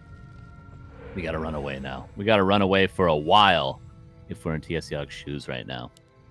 Okay, and now, this like the first game, I mean, from this series, definitely, when Kraft has, you know, clear lead, and can he finish the game? What is his approach, right? Is he going to play very passive, like Tsiog did in number 1, or he'll just go for the fight? And this Impale looks super good. Why not to finish the game if you have the opportunity? And yes, there is a very strong Undead player on the hunt. He wants to Coil, he wants to Nova, he wants to advance to another round. He is facing elimination now, but with the plays like that, definitely it's going to decide advance to the next game.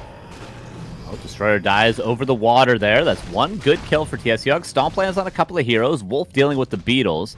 Expansion is mining, and Kraft is quite low on mana. He's got 1 coil left over. So does he want to save the Destroyer, or does he want to maybe save a Lich in the future? Destro is going to go down. Kraft is losing the little units he had left. Both players are kind of down to not many units. There's the last coil used on the Lich. I think Kraft has to back away from here.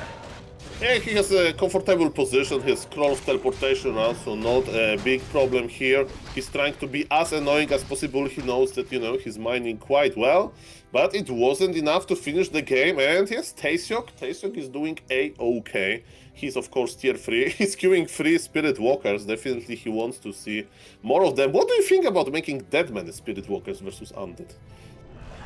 I think at this stage, with the amount of Destroyers, it's maybe 1 is justified, but he definitely needs something. He's losing more Berserkers. More ghouls coming in as well. The Stomp is huge, but the TC is getting lower and lower. Kraft just continues to fight. But that Wind Rider, by the way, tons of value. Killed 2 Destroyers that would have otherwise been safe over the trees. But yeah, long story short, I don't think he needs 4 Spirit Walkers, which is what he has in production right now. Brings back a Tauren. All right, that's value. Okay, they're all going to resurrect 1 Tauren. Okay, this Tauren will be alive forever. Lord Voldemort had 7 Horcruxes or whatever it's called. This Tauren so far is working with 3 Spirit Walkers to keep him alive forever. Like this play from Kraft. Just continuously stay at the expansion, kill the peons. If he's mining on 2 bases and he kills the peons from Tsiog, he'll just slowly get ahead if they keep fighting like this. TC lower and lower. He's very tanky, and he does have an orb.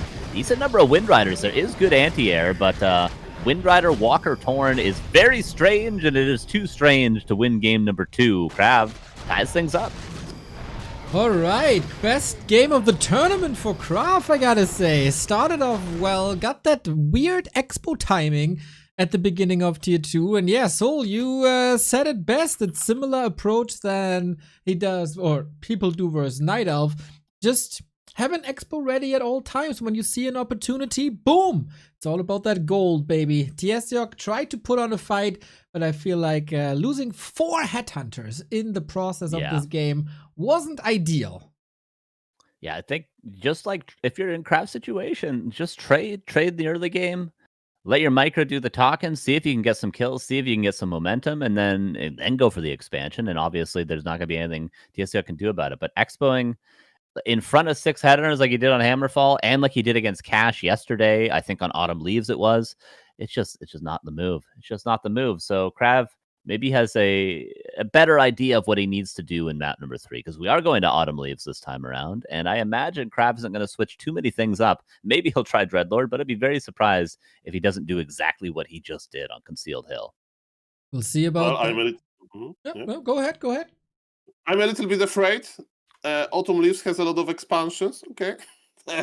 We know that early expansion can go really wrong with Craft, and I would like to remind viewers that versus Cash, he played Dreadlord, Graveyard, no Fiends, Super Late Hero Ghouls into expansion that actually Giga failed. So, yes, please, something different. All right. We have a new supporter. Thank you very much for the profile picture purchase. To who was it? Wait, who was it? Who was it? Aaron. Thank you very much. The Murlocs are free, and you can purchase them. The Demon Hunter Murloc, the Footman Murloc, the Farseer Murloc, and the Ghoul Murloc, up for $5 a piece, will be added to your War3Champions profile later today. And hopefully, if things work out that way. Otherwise, tomorrow. And this, of course, goes straight into the prize pool for the players to reward them for their amazing skills and their amazing entertainment.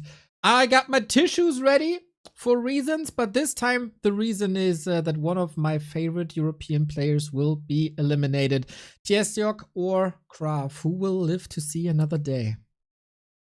It's going to be a sad day for one of these two, either the last undead, the only undead really, or one of the two orc players in this tournament. If not, they're going to move on to the next round of the lower bracket. Still will only have one life in this tournament. We still may say goodbye to them, but a little bit later in this lower bracket. So very important match for both these players. Also, of course, you want to get further in this tournament because you're going to make a little bit more money too. So a very important game to say the least for these two.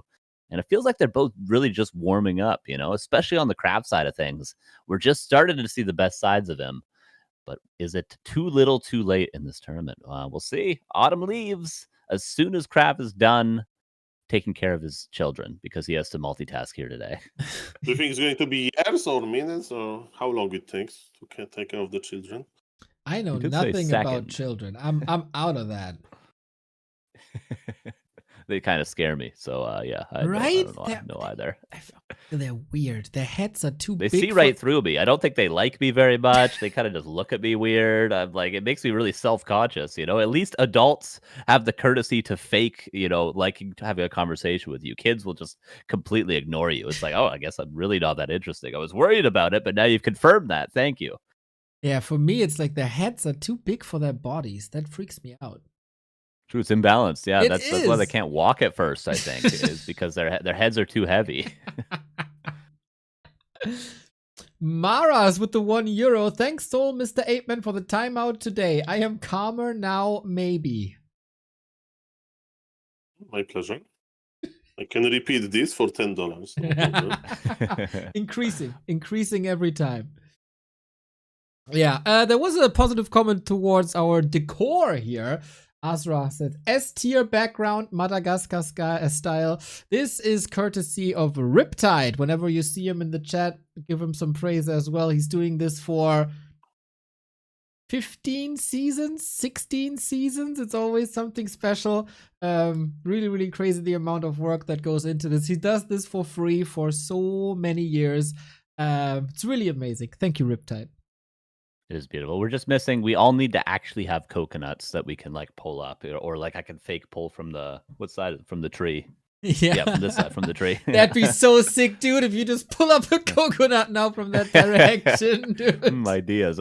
I do have to go to the grocery store today. I'll see if they have any. Why do you have these ideas on a Saturday and not on like a Thursday? True. I know. My brain's been full, Neo. Okay, it's been a busy month. All right. With gin and tonic and like the rock star life and breaking into concerts. Oh, my one free day yesterday.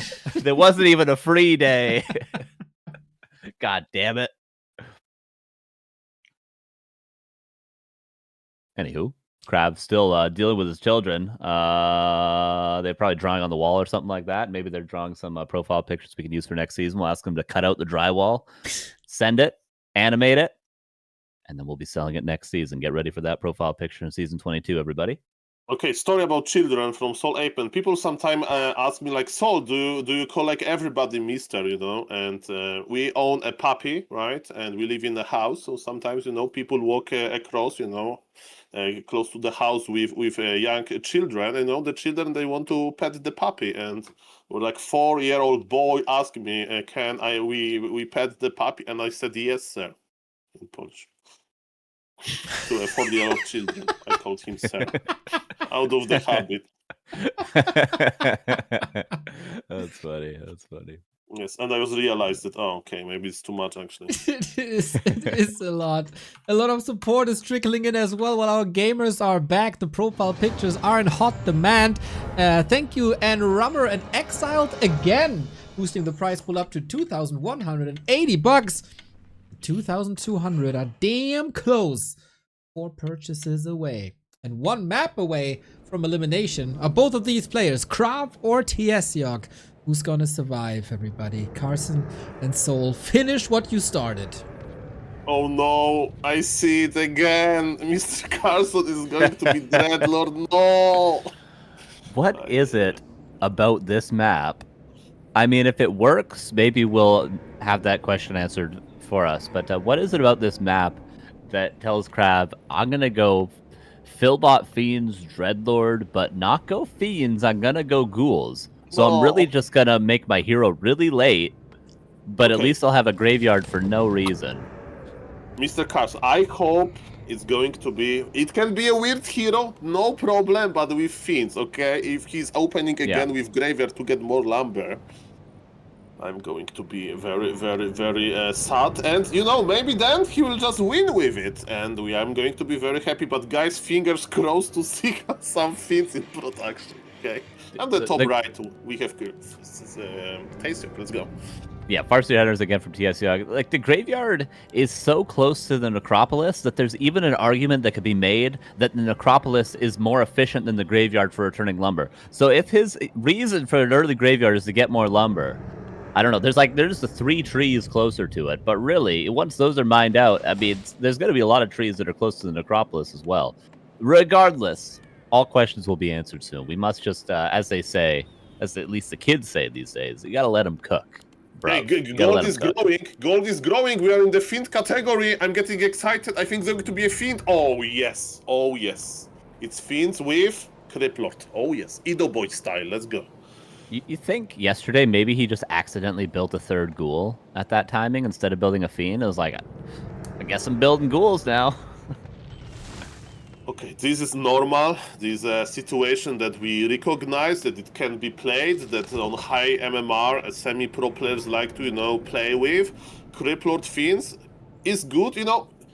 As undead, how many times you're like scouting around your base with the Acolyte looking for a critter to summon 1 Beetles, you know, two Beetles basically, so 1 charge of the spell. Now you have 5 corpses under your base and you can summon as many Beetles as you wish. But first they're already there. The biggest issue is to not lose the Fiend, and if the base layout is tight, you can actually get trapped there. Crippler is already out, and look at this. The summons is already growing, and it's a good start. Nothing bad happened. Second Ziggurat survived. Second feed is in production. Krav is cooking. It's not weird.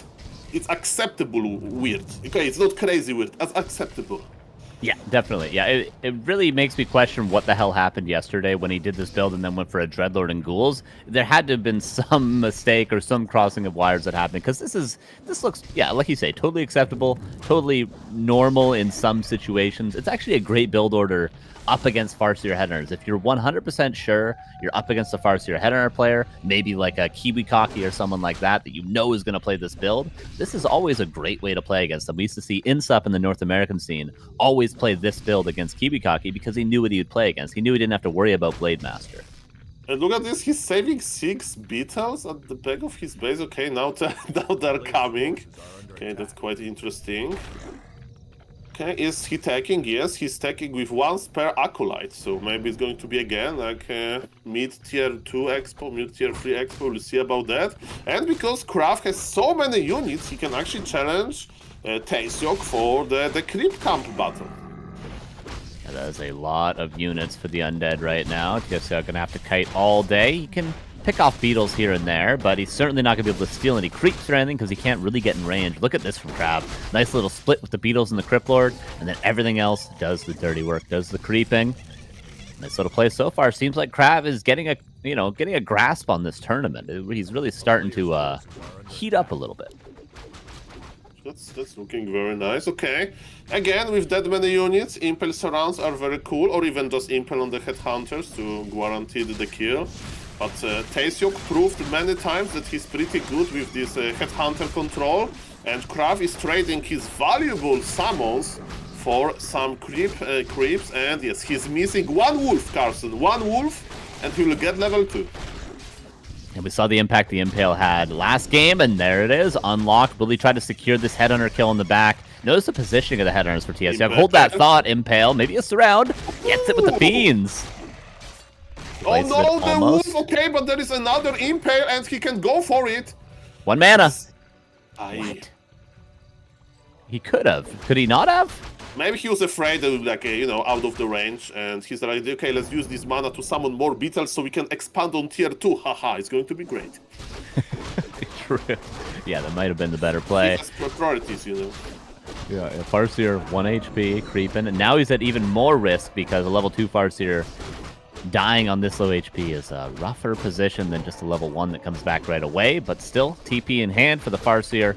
Going to keep getting efficiency on the map, but again, Krav was a good early game. Now he has the space to expand. Okay, and as you mentioned, like, what is better to lose? Level 1 Farseer, level 2 Farseer? The answer is definitely a level 1 Farseer. And do you think that Tsiog has a little bit PTSD after what happened in the previous game when he was trying to cancel the undead expansion? I remind everybody that he lost his Farseer. Yeah. It wasn't too good, and expansion survived actually. And in this game, it's kind of different. So Kraft doesn't know where Tsiog is. He's scouting on the left with 1 beetle. He is still not attacking. He's making sure to expand on tier 2. And look at this, Tsiog is scouting as well. He got level 3, and now he knows about expansion. Is he going to turn? Kraft has all of the information as well. What about Kraft? He's unlocking level 3 to make even bigger beetles.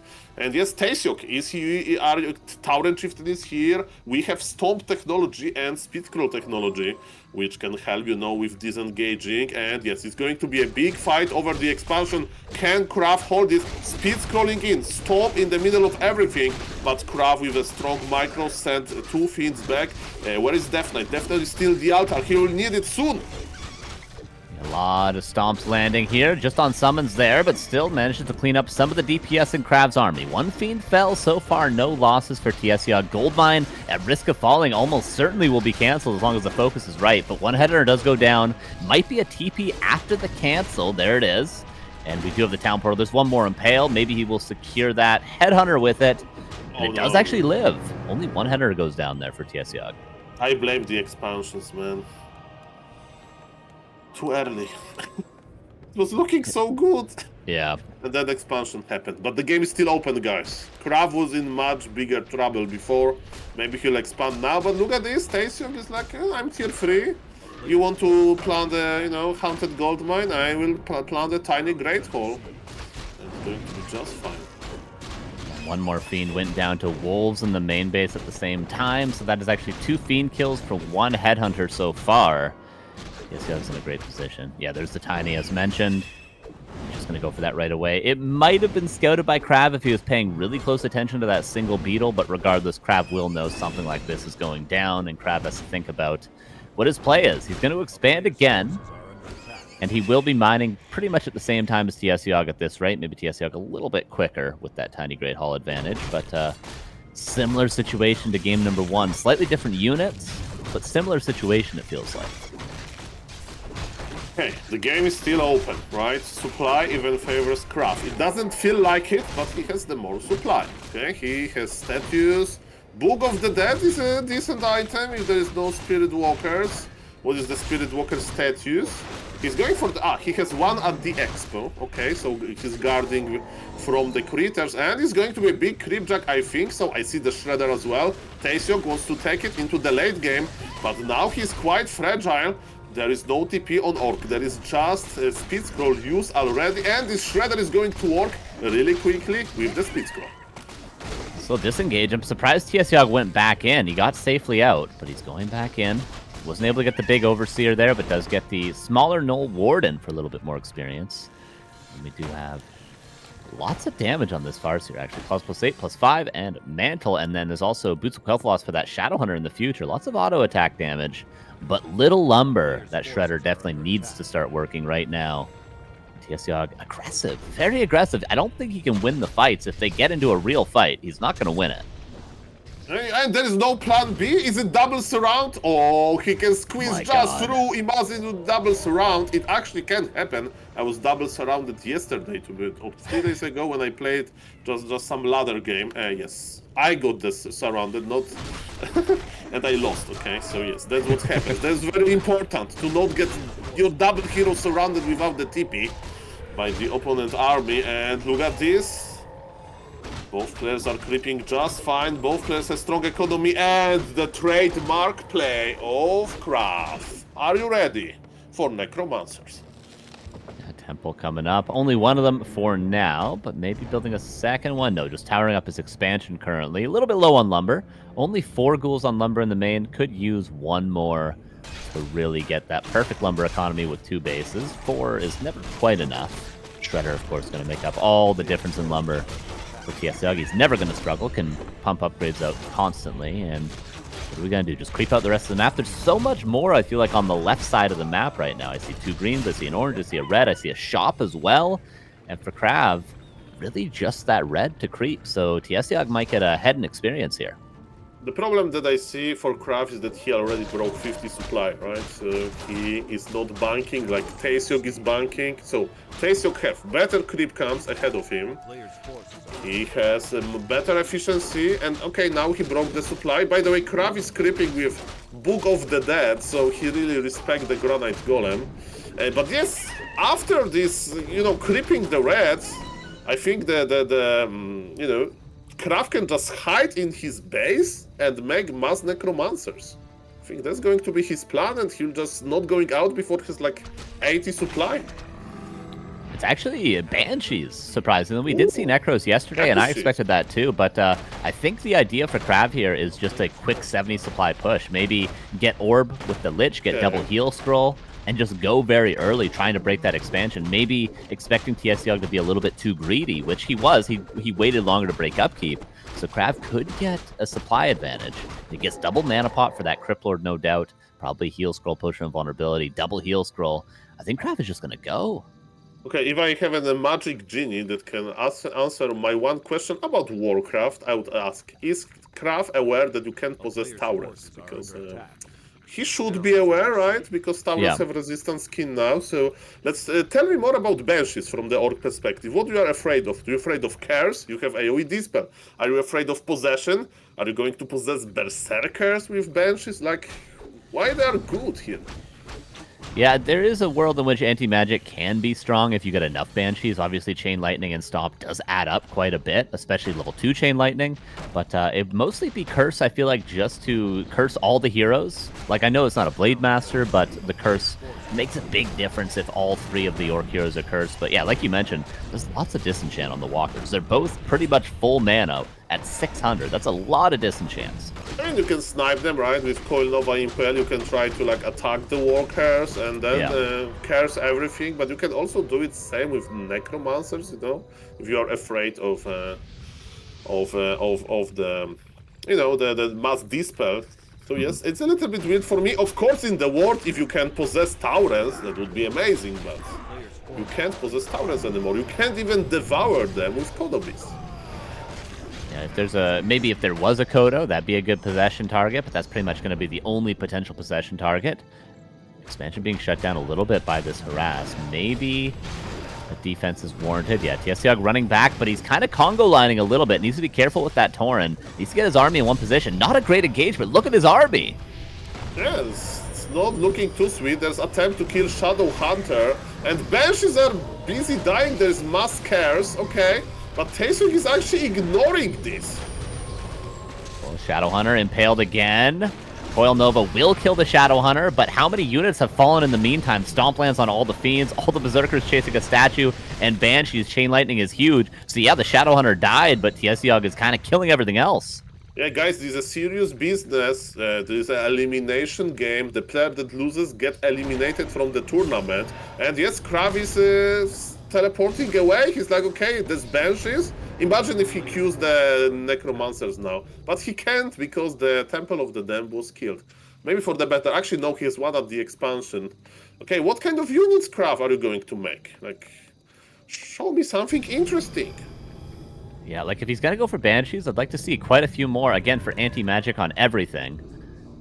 The hero focus was also great. Got the Shadowhunter kill, but just maybe got a little bit too out of position in doing so. It's tough, right? Because he doesn't have silence. We have the answer. He found a better unit in the undead menu. The Boneyard is on the way. Yeah, I mean, Tsiog is kind of overbuilding Torrens a little bit. He doesn't have a ton of anti-air. It is hard to kill a worm. He's got, what, 7 Berserkers, but 1 Impale and a Nova. Few of those go down, and then you're left with just Tauren Walker against Frostworms. So if given the time... Oh, but look at the Scout. He coils it to deny the Scout. I do wonder if the vision reached there, if he saw the Boneyard. Okay, so what I can tell you, maybe some viewers are not aware of this, because it doesn't sound too logical, right? But Anti-Magic Shell from Banshees can be casted on Frostworms, of course, and it protects you from a Bat Raider detonation. So Anti-Magic Shell doesn't tank some amount of damage, which is like around half of Troll Bat Raider damage, so it basically gives you this extra HP. So who knows, if Tsiog goes into some bats versus Frostworms, maybe then Banshees would be much better, but so far, you know, he doesn't even... There is no even a single Frostworm on the map. Yeah, it's going to take a while for that first worm. Yeah, if I understand it correctly, is it the splash damage that it protects versus? No, I tested it. I tested it many times, and it's... Yeah. Bat Raider damage is like a spell, basically. So it deals magic damage. So, by the way, if you know that you can cast Anti-Magic Shell on an Obsidian Statue, and when Obsidian Statue morphs into Destroyer, it saves the Anti-Magic Shell. And Happy used it in pro games, so he was playing Anti-Magic Shell Destroyers versus Orc with Wyvern Bat Raider. So it happened in a pro game. That's 500 IQ right there. Holy. Another expansion for Tsiog.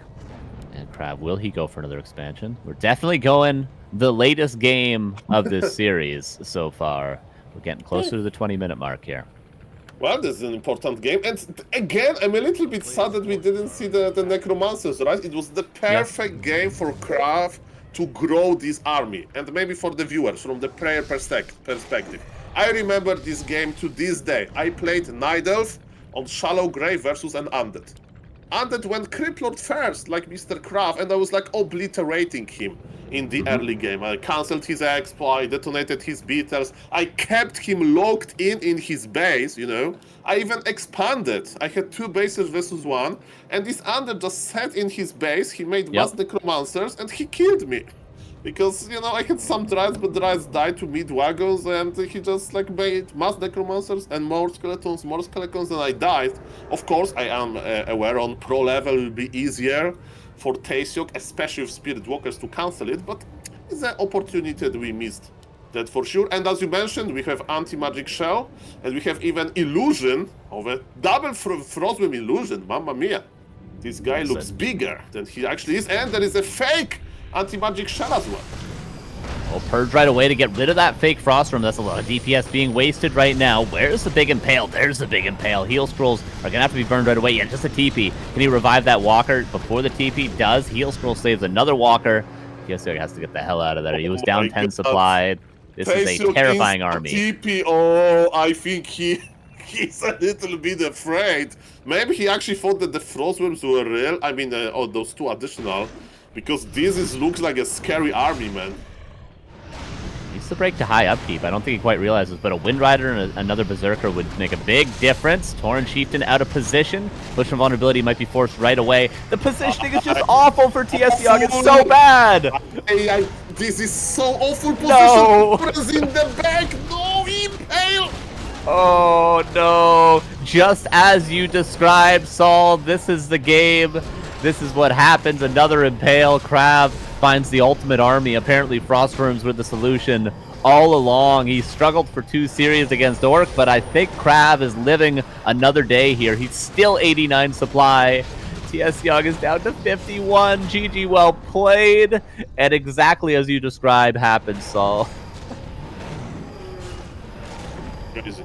Well deserved, but crazy. And I feel bad for Tsiog. Well, I feel good for Craft as well. So I feel good for Warcraft. That's more important. GG. Look, Kraft, man, he's just one of a kind. He is just one of a kind. There's no other undead who plays like this. There's no other undead who has transitions like this.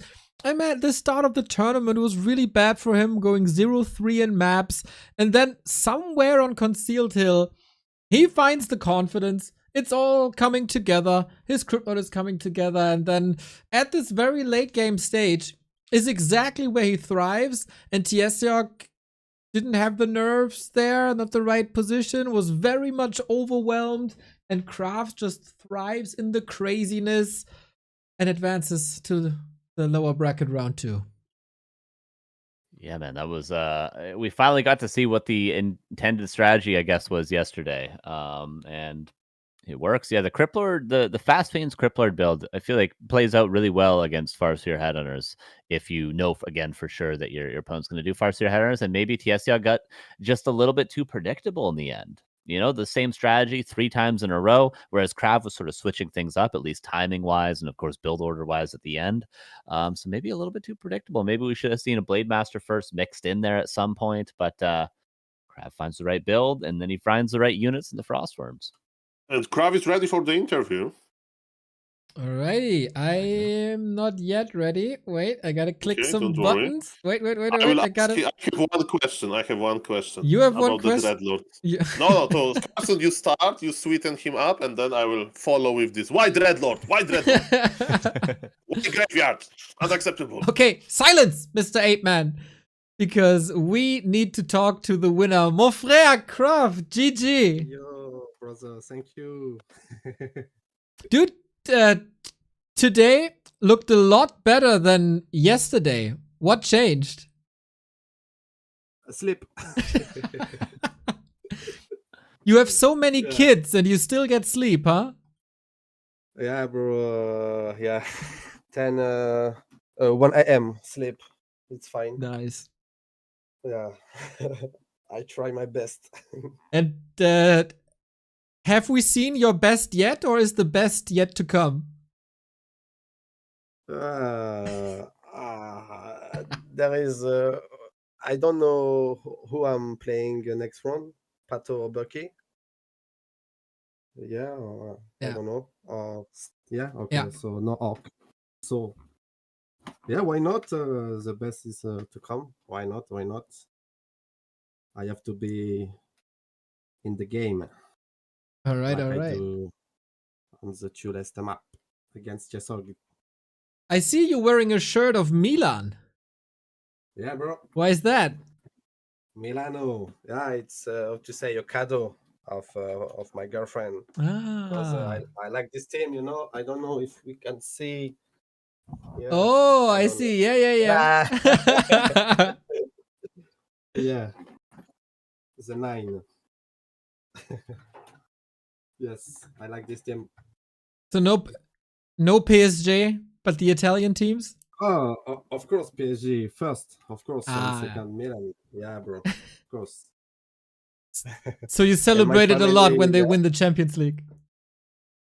Yeah, yeah, and thank you, bro, to understand my work and let me play.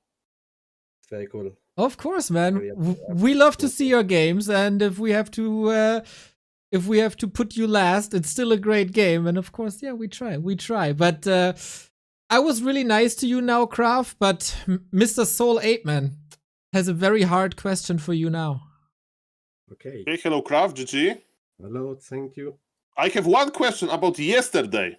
I still can't understand. You Autumn Leaves, you played Dreadlord Graveyard by no fiends. Late Dreadlord. Is it lack of sleep or was a strategy there? I don't learn this strat. I just see this strat all time on Twisted Meadow. This is a player GKH Rain, undead player. Okay. Who played this strategy, and yes, I always this strategy in my memory. So yeah, I think it's very good to play this if like against Tsiog. I think because he fast Farseer Aras. So, but I don't think Graveyard. I don't know, bro. Really, I have just to maybe keep playing this strategy and see what is good, what is wrong. But it can be a good strategy to surprise Yeah, for your me, I saw it for the first time, and sadly, it didn't work. And my second question, short question, in the game that you just won versus Tsiog on Autumn Leaves, you had you went Banshees, okay? And Yeah. do you think that maybe Necromancers would be better because you had a lot of time, like a lot of time? So finally, you like switch into the Frostwolf, and that was very good. But do you think Banshees would be Necromancers would be good? But you think Spirit Walker too strong, 600 mana, no cooldown on dispel. So why not Necromancers there? Why not? Because yes, of course it was late, and because I don't know if I can expand. So my plan was to play Banshee because I see yes fast how to say SWV, I don't know how to say the unit, and Torrent. So I think it's a good Banshee. It's good against Torrent. So no fucking damage. But yeah, you know I play Necros against Night Elf, bro. So I don't think the dispel is a problem. Okay. Just about the timing, you know, and Mhm. yeah, and small map and yeah. No, Okay. Thank all you. about the time. Congratulations. Amazing Thank you. game, and that's it for me. Thank you. Okay. Any Yeah, questions from just your one end, thing. Carson? Yeah. Yeah, one thing from me. Both series against Cash yesterday and against Tsiog today, your loser map was Concealed Hill. That's not a very good expansion map, but you like expanding a lot. Can you explain why you like Concealed Hill as your loser pick against Orc? Because I think on Warcraft III Champion, I play a lot CH against Orc, and I am pretty confident against this. Mhm. But the Orc actually don't play. I think Farseer, SH, Right. and this strategy, you know. So yeah, this is why. Mm-hmm. Because on this map you can about the scout you can adapt your game plan, like maybe expand or just a creep or push bureau. Yeah, so this is why I like this map. But yes, to lose on this. So Makes sense, man. Makes sense. Congratulations, well played, and we'll see you a little later. nice to see you guys. Thanks. Bye bye, mate. See ya. Krav, what a sunshine person always, man. It's so lovely. It's so lovely. And Krav, I like him a lot. I like his gameplay a lot. I like to have the undeads in the future stages. But my god, that is an absolute disaster for my prediction on challenge, guys. I can tell you that much. Here is my prediction. I knew that Tsiog would be in the lower bracket because Jens is a beast. But I thought Tsiog is going to win lower bracket round 1, 2, 3, and 4. And is only going to be defeated in the grand final. That means, yeah, the Prophet is on vacation for this W3Champions finals, everybody. This is all in True. This shambles. is your moment. This is your moment to prove to everyone that you truly are worthy of that nickname. But I don't think I'm doing much better, to be fair. I'm a fraud, dude. I'm nothing but a fraud. Yeah, what am I? Yeah, I was wrong on that one too. It's so bad, dude. It's Yeah. so bad. Yeah. All Yeah, right, about but- predictions, I learned one thing. You need to make very vague predictions about the future, so listen to this, guys. Amazing Warcraft 3 is coming, and there will be some cool gameplay that nobody expected. Quote me later. Okay, we'll It's like see a TikTok title. Good prediction. Thank you very much, Gamers Revenge, for the Prime sub for 2 years. We will get the map picks and bans done and get the next players here on the broadcast. Because, oh my god, are we in for a treat now? 2 winners of yesterday in the winner bracket semifinal, obviously. Starbuck smashed Sonic. Pato looked really, really good on the new W3Champions servers. Guys, new W3Champions servers? What is this Neo guy talking about? Especially for the people from South America. Listen up! Because you have been abandoned by the big corporation of this world. The Blizzards, the whatever other companies there are. There's always servers in the Americas, right? North America. They only deal with North America, and that's fine for the people in North America. But South America is really freaking big. Brazil alone is really freaking big, and you deserve good servers. And you had South American server to play among yourselves, but your routing was always ass because it's not your fault.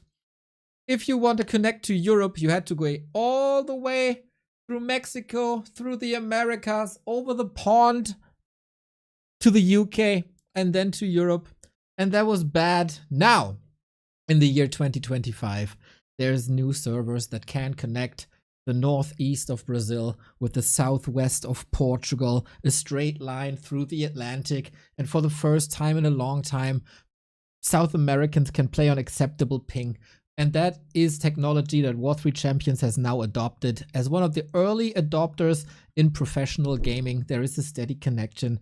And the ping for the South Americans is so much better.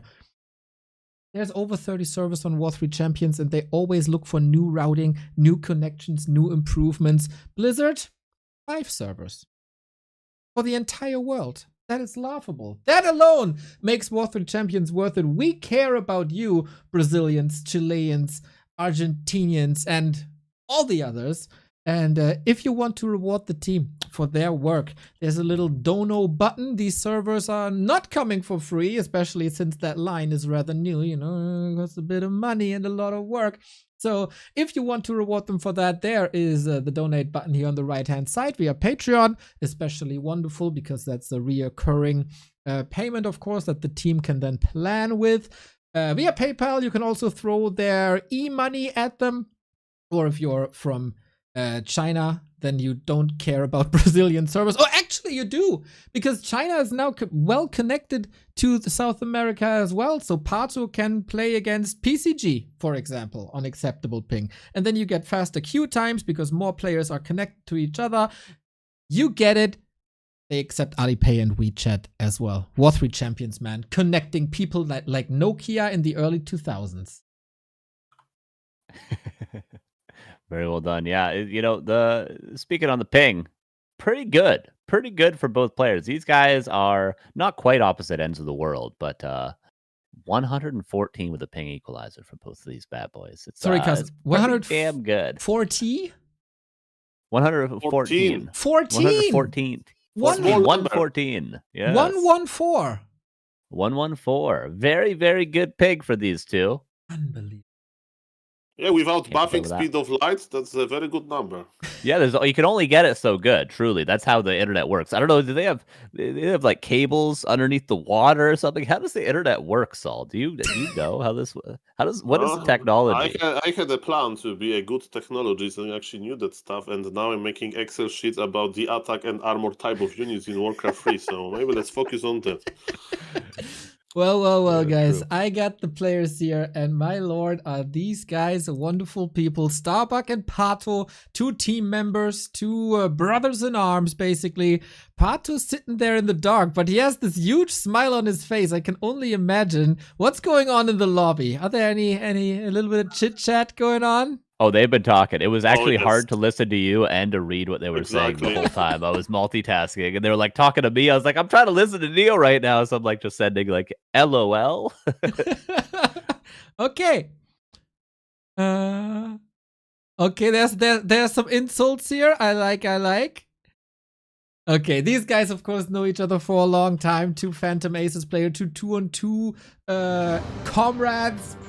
And now they're fighting against each other for the winner bracket final. Is Starbuck the big favorite in this entire tournament, up against Pato, the hero of Brazil. We always know the Brazilian fan base is showing up in high numbers. They're always loud and they're cheering for their hometown hero, an absolute legend of South American gaming. Even though it's the question if he's still the best South American gamer or that title belongs to Jens. Maybe we can answer that question later. What we will explain, of course, is who's the better between the two, who goes into the winner bracket final, and who plays Craft for survival. Well, we have some chit-chat going on. Yes, Neil, that's right. We had bad luck, bad game from Mr. Pato, and Starbuck responded with a shortcut that I don't understand. Maybe because I'm too good-mannered, Kappa. No, in reality, they know each other. There's a little bit of, the mind games, a little bit of fun, but now they mean business. Pato, in the post-game interview yesterday, mentioned that he didn't play that much with Starbuck, but he recently in the Houston game won versus him, and Starbuck said it didn't count, it wasn't an official game. Now, ladies and gentlemen, we do have a very official game, and now the stakes are high. Alrighty, Pato left-hand side with the Demon Hunter. He showed those skills yesterday already versus Death Note.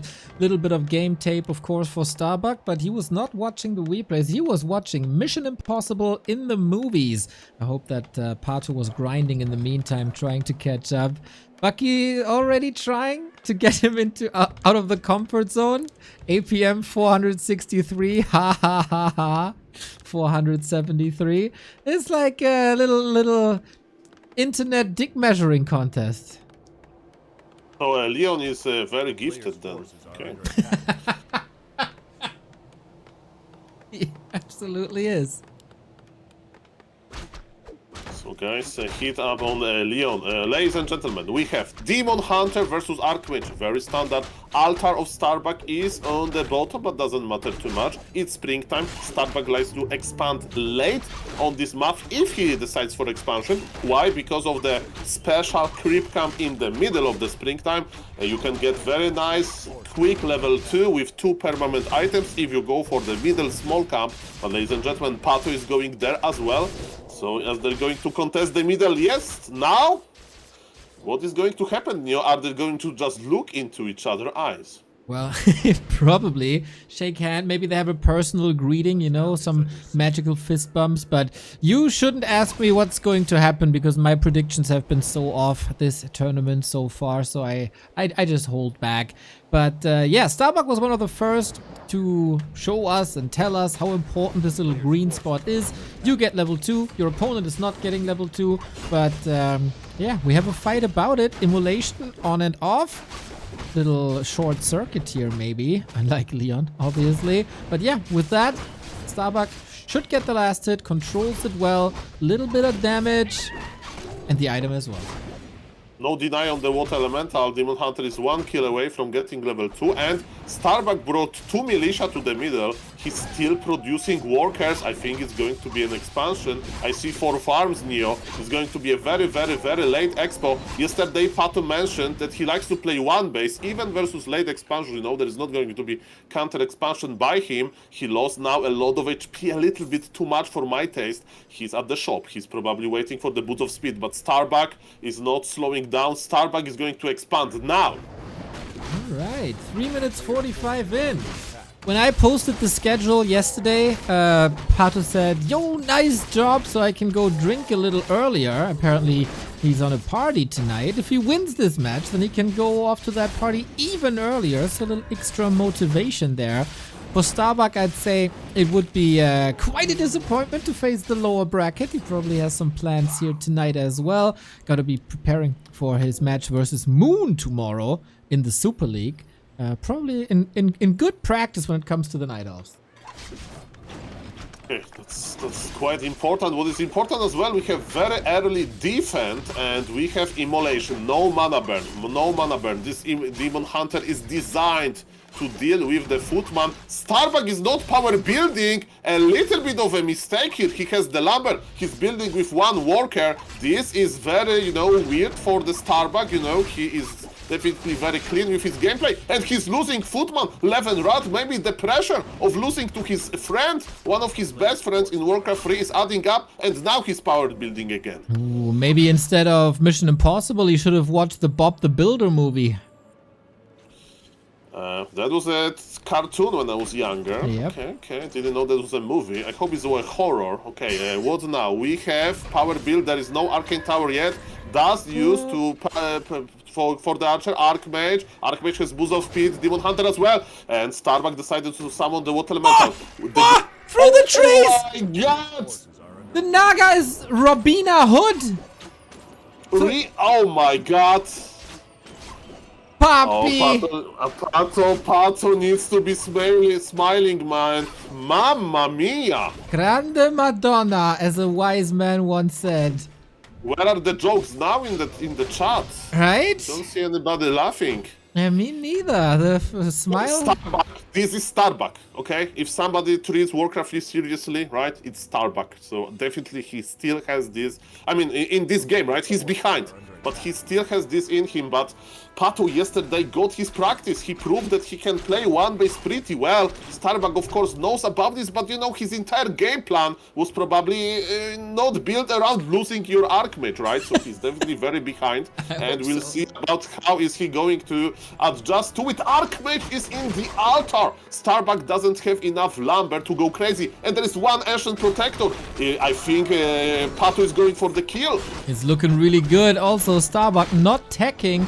I've seen this plenty of times in ESL Meisterschaft by Todd versus Kevin, which was similar. Huge advantage for the Night Elf early on against an expansion, but then with double rifle technology, you can still turn some games around. But against this Demon Hunter and this Pato on the low ping, this is looking fierce, man. Archmage only level 2. These workers are getting slaughtered. Look at this cave for the workers. Oh, Forge of Lightning connects with 2 of them. Starbuck is not mining. Ancient Protector is ready. As you mentioned, Pato is reducing this game to an all-in, basically, right? Because, as you mentioned, he's not attacking. But maybe it's a good decision, right? Maybe he understands that Starbuck is a beast in the late game, right? He understands the steps of late game, you know, when to retrain to Blizzard, how to slow down the mass burst, and so on. Pato is going for the kill, but maybe he's blinded, as you mentioned, by his advantage. Alright, he has to figure out that there's double Rex rifles coming. The AP is up, he's going into Dryads. They will of course be hard countered if the rifles arrive. And the blacksmith still takes some time here. It's actually not finishing, right? He's not finishing, it's mass footies then. Yeah, indeed, Starbuck is still tier 1 and he understands that the pressure will be crazy, but look at this HP on Night Elf is going down. We have Artificial Night. What about the Archmage? Archmage is saving himself and waking up the creeps. Okay, that's pretty good. What about the Footies? Footies are still here. Potion of healing on the Demon Hunter. This how you keep Demon Hunter alive. Pato is not going tier 3 Neo. He may be blinded. He may be blinded by this. The Ancient Protector has fallen. He has the Dryads though. What elementals are not going to be that dangerous. And as you mentioned, you need rifles. Not only because they deal, you know, in general good damage, but also they are very crucial to control the Dryads. Without answer to Dryads is going to be a big issue. The main base of Starbuck is almost empty. He has 4 workers on lumber and 5 workers on gold, which is of course enough for the mass militia pool. And detonations are here. Archmage is not that dangerous. Shop is under pressure, and I'm checking the Night Elf base. No, Pato is still going for the kill. Starbuck has queued the tier 2, he finished the blacksmith, rifles are coming but intercepted immediately. Big losses for Starbuck, a whooping 13 food lead. Demon Hunter is cleaning house, Fork Lightning looking strong. Oh, Starbuck is not moving much, of course he has no potions because he's still tier 1. Going for a clarity, the Dryads are chasing with 1 frost arrow, he could get the kill. The Dryads on the north side, they're chilling. I don't know, they're leaning against a tree or something. Could have killed the Archmage there. Pato maybe a little bit overwhelmed with the multitasking. Hopefully he's not getting Icarus syndrome. These Dryads, man, wake up! Yeah, in Warcraft 3 it's quite popular, you know, to get into big trouble. And yes, Starbuck, you know, to just don't, you know, to overcommit. But yes, oh no, the Archmage, 30 HP. Archmage is surviving, but there is no healing on the Archmage. I heard one dying Dryad, but the push continues. The hero levels are crazy. GG! It happened! He does it! He does it with the all-in. I was a little bit concerned when I saw the AP go up, when I saw him not teching tier 3 Pato.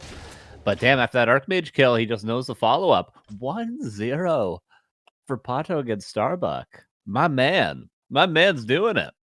Can someone check if Forks just had a heart attack? Is Forks okay? Dear people from the Brazilian scene, we need a sign of life from Forks, our Portuguese caster from Brazil, who made a name for himself. As Pato was beating Moon at Raraland, we got noise complaints from the neighbors in the next street because Forks was pogging out.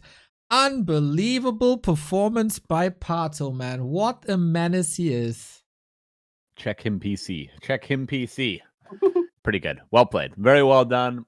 Still skeptical about the Dryad all in, but like if it works, it works. You know, like at first I was like, well, most of the damage is being done by the archers anyway.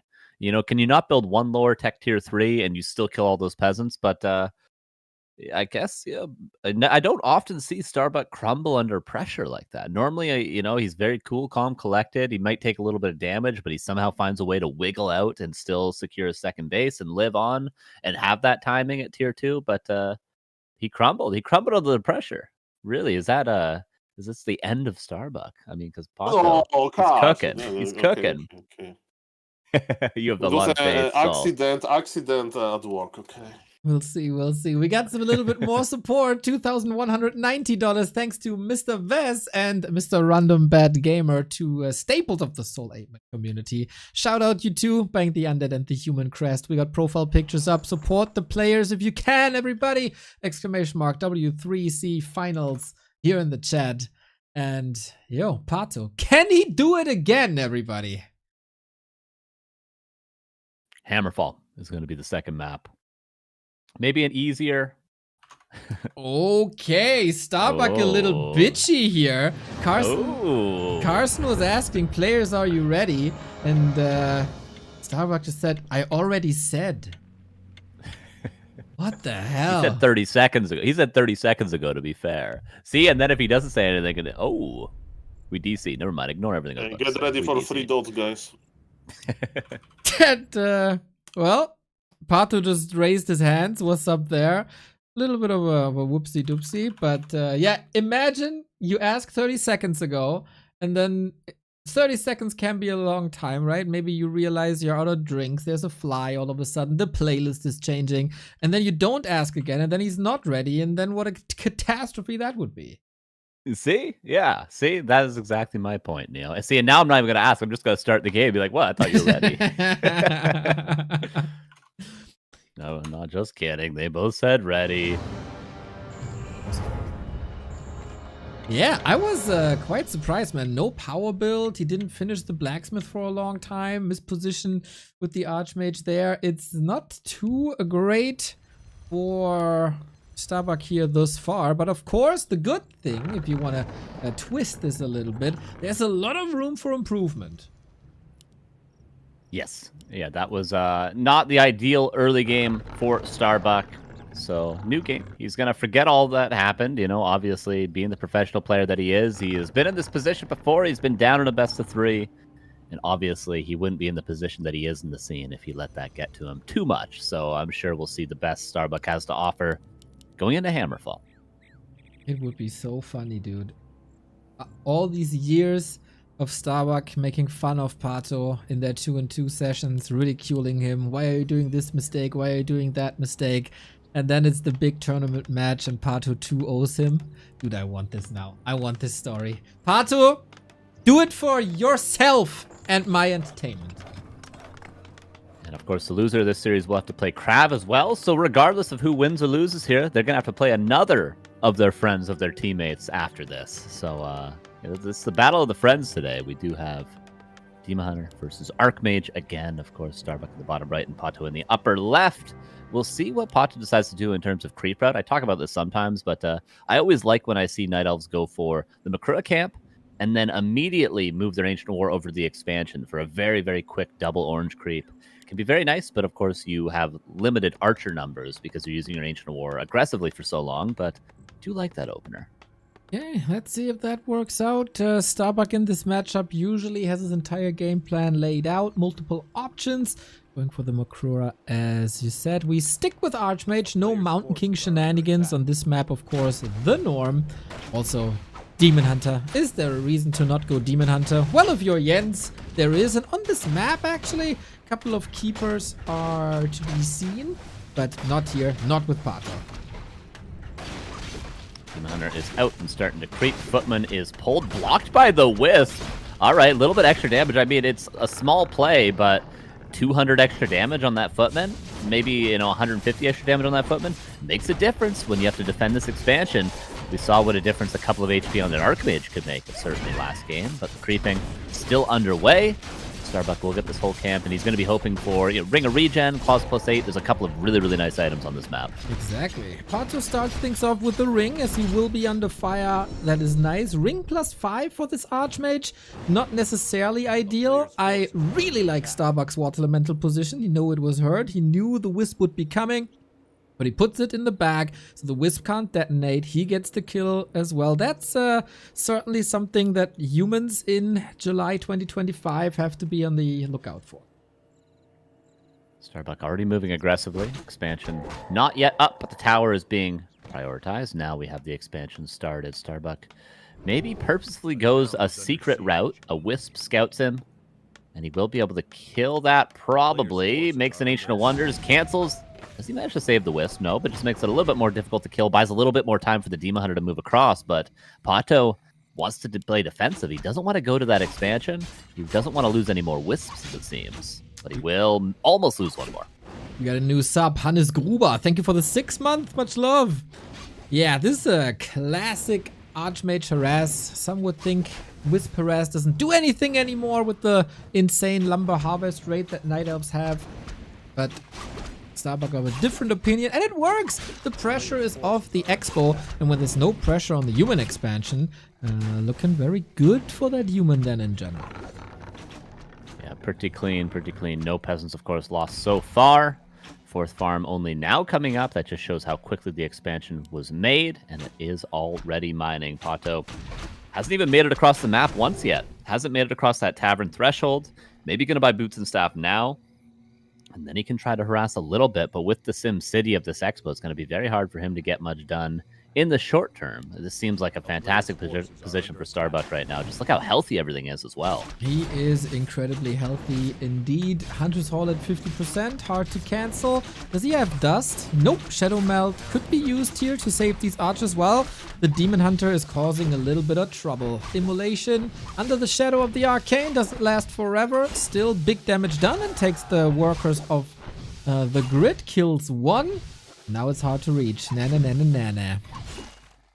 Yeah, nice positioning. Of course, this is the standard way to build your expansion these days, but I think in Pato's position here, you're happy that he's just not mining. Even if you don't kill a ton of peasants, there's only one peasant kill. As long as he's not mining, archers pressured more due to a reveal, but that is 50 gold every single goddamn time, so you don't want to be spamming those. Wisps are going to detonate double water elementals, but there's a third where that came from.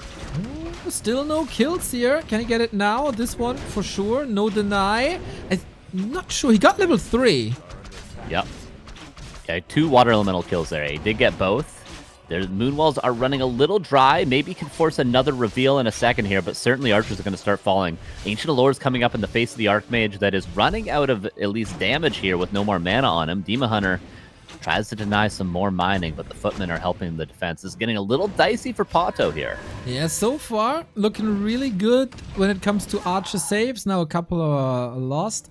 Another water elemental is up. These ancients living dangerously. We got a Demon Hunter, but the base is walled off. He made it to the tavern. Naga supposed to save him home, but he can't enter anymore. Can't get past the bouncers. One lore does get canceled. The second should be safe. A little bit of pressure on the Archmage now, but another water elemental. So much mana for this Archmage somehow. Only on level 2.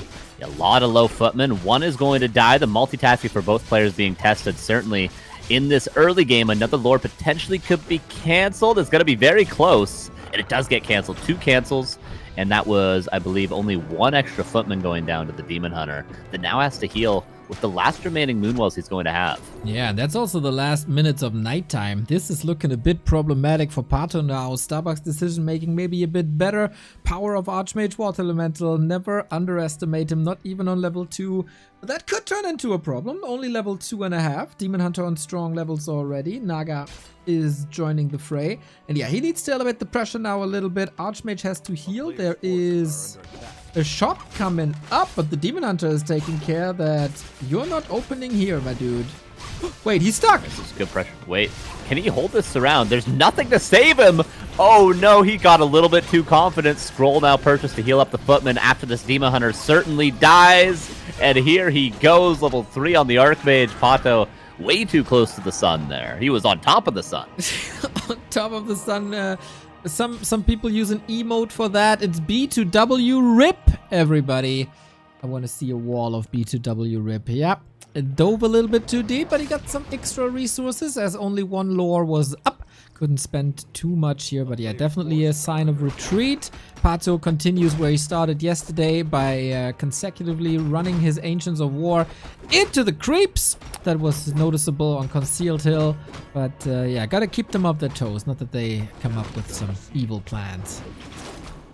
Naga second for Starbuck. Very interesting. Not an often used choice. Obviously, Blood Mage is very, very common, but he maybe smells blood in the water a little bit with that DH kill. He knows the Moonwells were also very, very dry, so maybe these few things lined up where Starbuck thinks confidently that he can just end the game here with this footman pressure. And he might just be right. How do you heal up? How do you defend your base? How do you keep your Demon Hunter on more than half HP? I don't think there's an elegant answer to any of those questions. Carson, you are here by my side to answer these questions and not raise these questions. That's usually my job, because your game knowledge clearly heads above me. We get a Demon Hunter still. We're looking for some hero kills, but in classic Happy fashion, boots on the Naga. I love that move. It was a Wisp in position to go for a block, but unfortunately there's too much going on maybe to have the perfect play in every single situation. Wisps being microed in the main base. That's where the multitasking was being put towards. Still both players under a lot of pressure. One rifleman might fall in the meantime. They're both taking heavy losses, but only one of these two guys is on 2 base. Exactly, and that is Starbuck. That's a question that I can answer. Wasn't even a question, but that's something I can answer. Footy falls in the main, freeing up supply. We got defend up, so the Dryad shouldn't go toe-to-toe or hoof-to-toe. I don't know, that's going for Dryads. A little bit of extra experience for the Demon close to level 4. Pato, no shop available yet, no staff, no orb, of course, because he's still only tier 2. Getting all these puzzle pieces together takes a long time for Pato this game. He's almost fought his way through daytime. He's a little bit over halfway until his Moonwells will start regenerating again. He's getting a shop up going tier 3 now, so hopefully for Pato's sake, he'll get a bear with a rejuve very, very soon, because Starbuck is getting a lot stronger. Creeping the center camp. One of mass dealing, not great for him from that lab. But for Pato, he gets, what was that? A circlet found, pushing vulnerability as well. Now purchased Demon Hunter level 4 already. Just needs to heal up. You say that as if that's so easy when you drink all your moon juice the entire day. He's moon juice addicted. It's not nighttime still. Shop is coming up now, but tier 3 is also far, far away. At least he gets redo. Starbuck on the other side. Building a bigger army, got the heal scroll already, gets the red spot on the upper right hand side, leaves the consumable to Pato.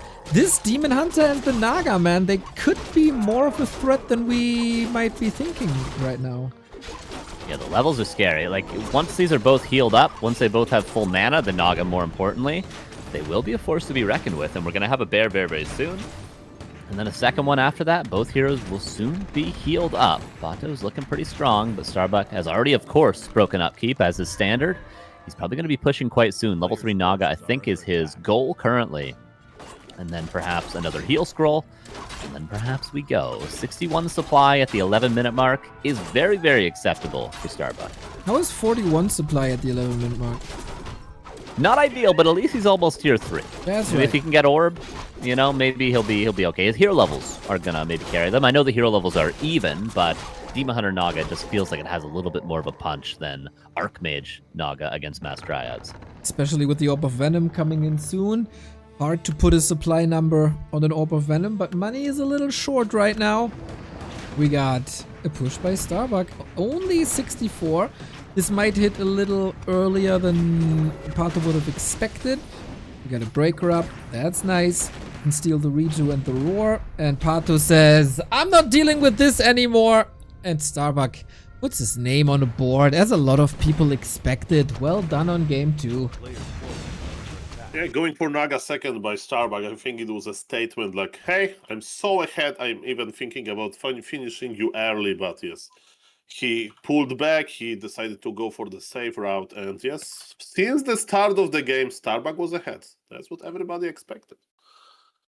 It was a little unfortunate that the the Demon Hunter got stuck there, and then he ran into the little trap that we had.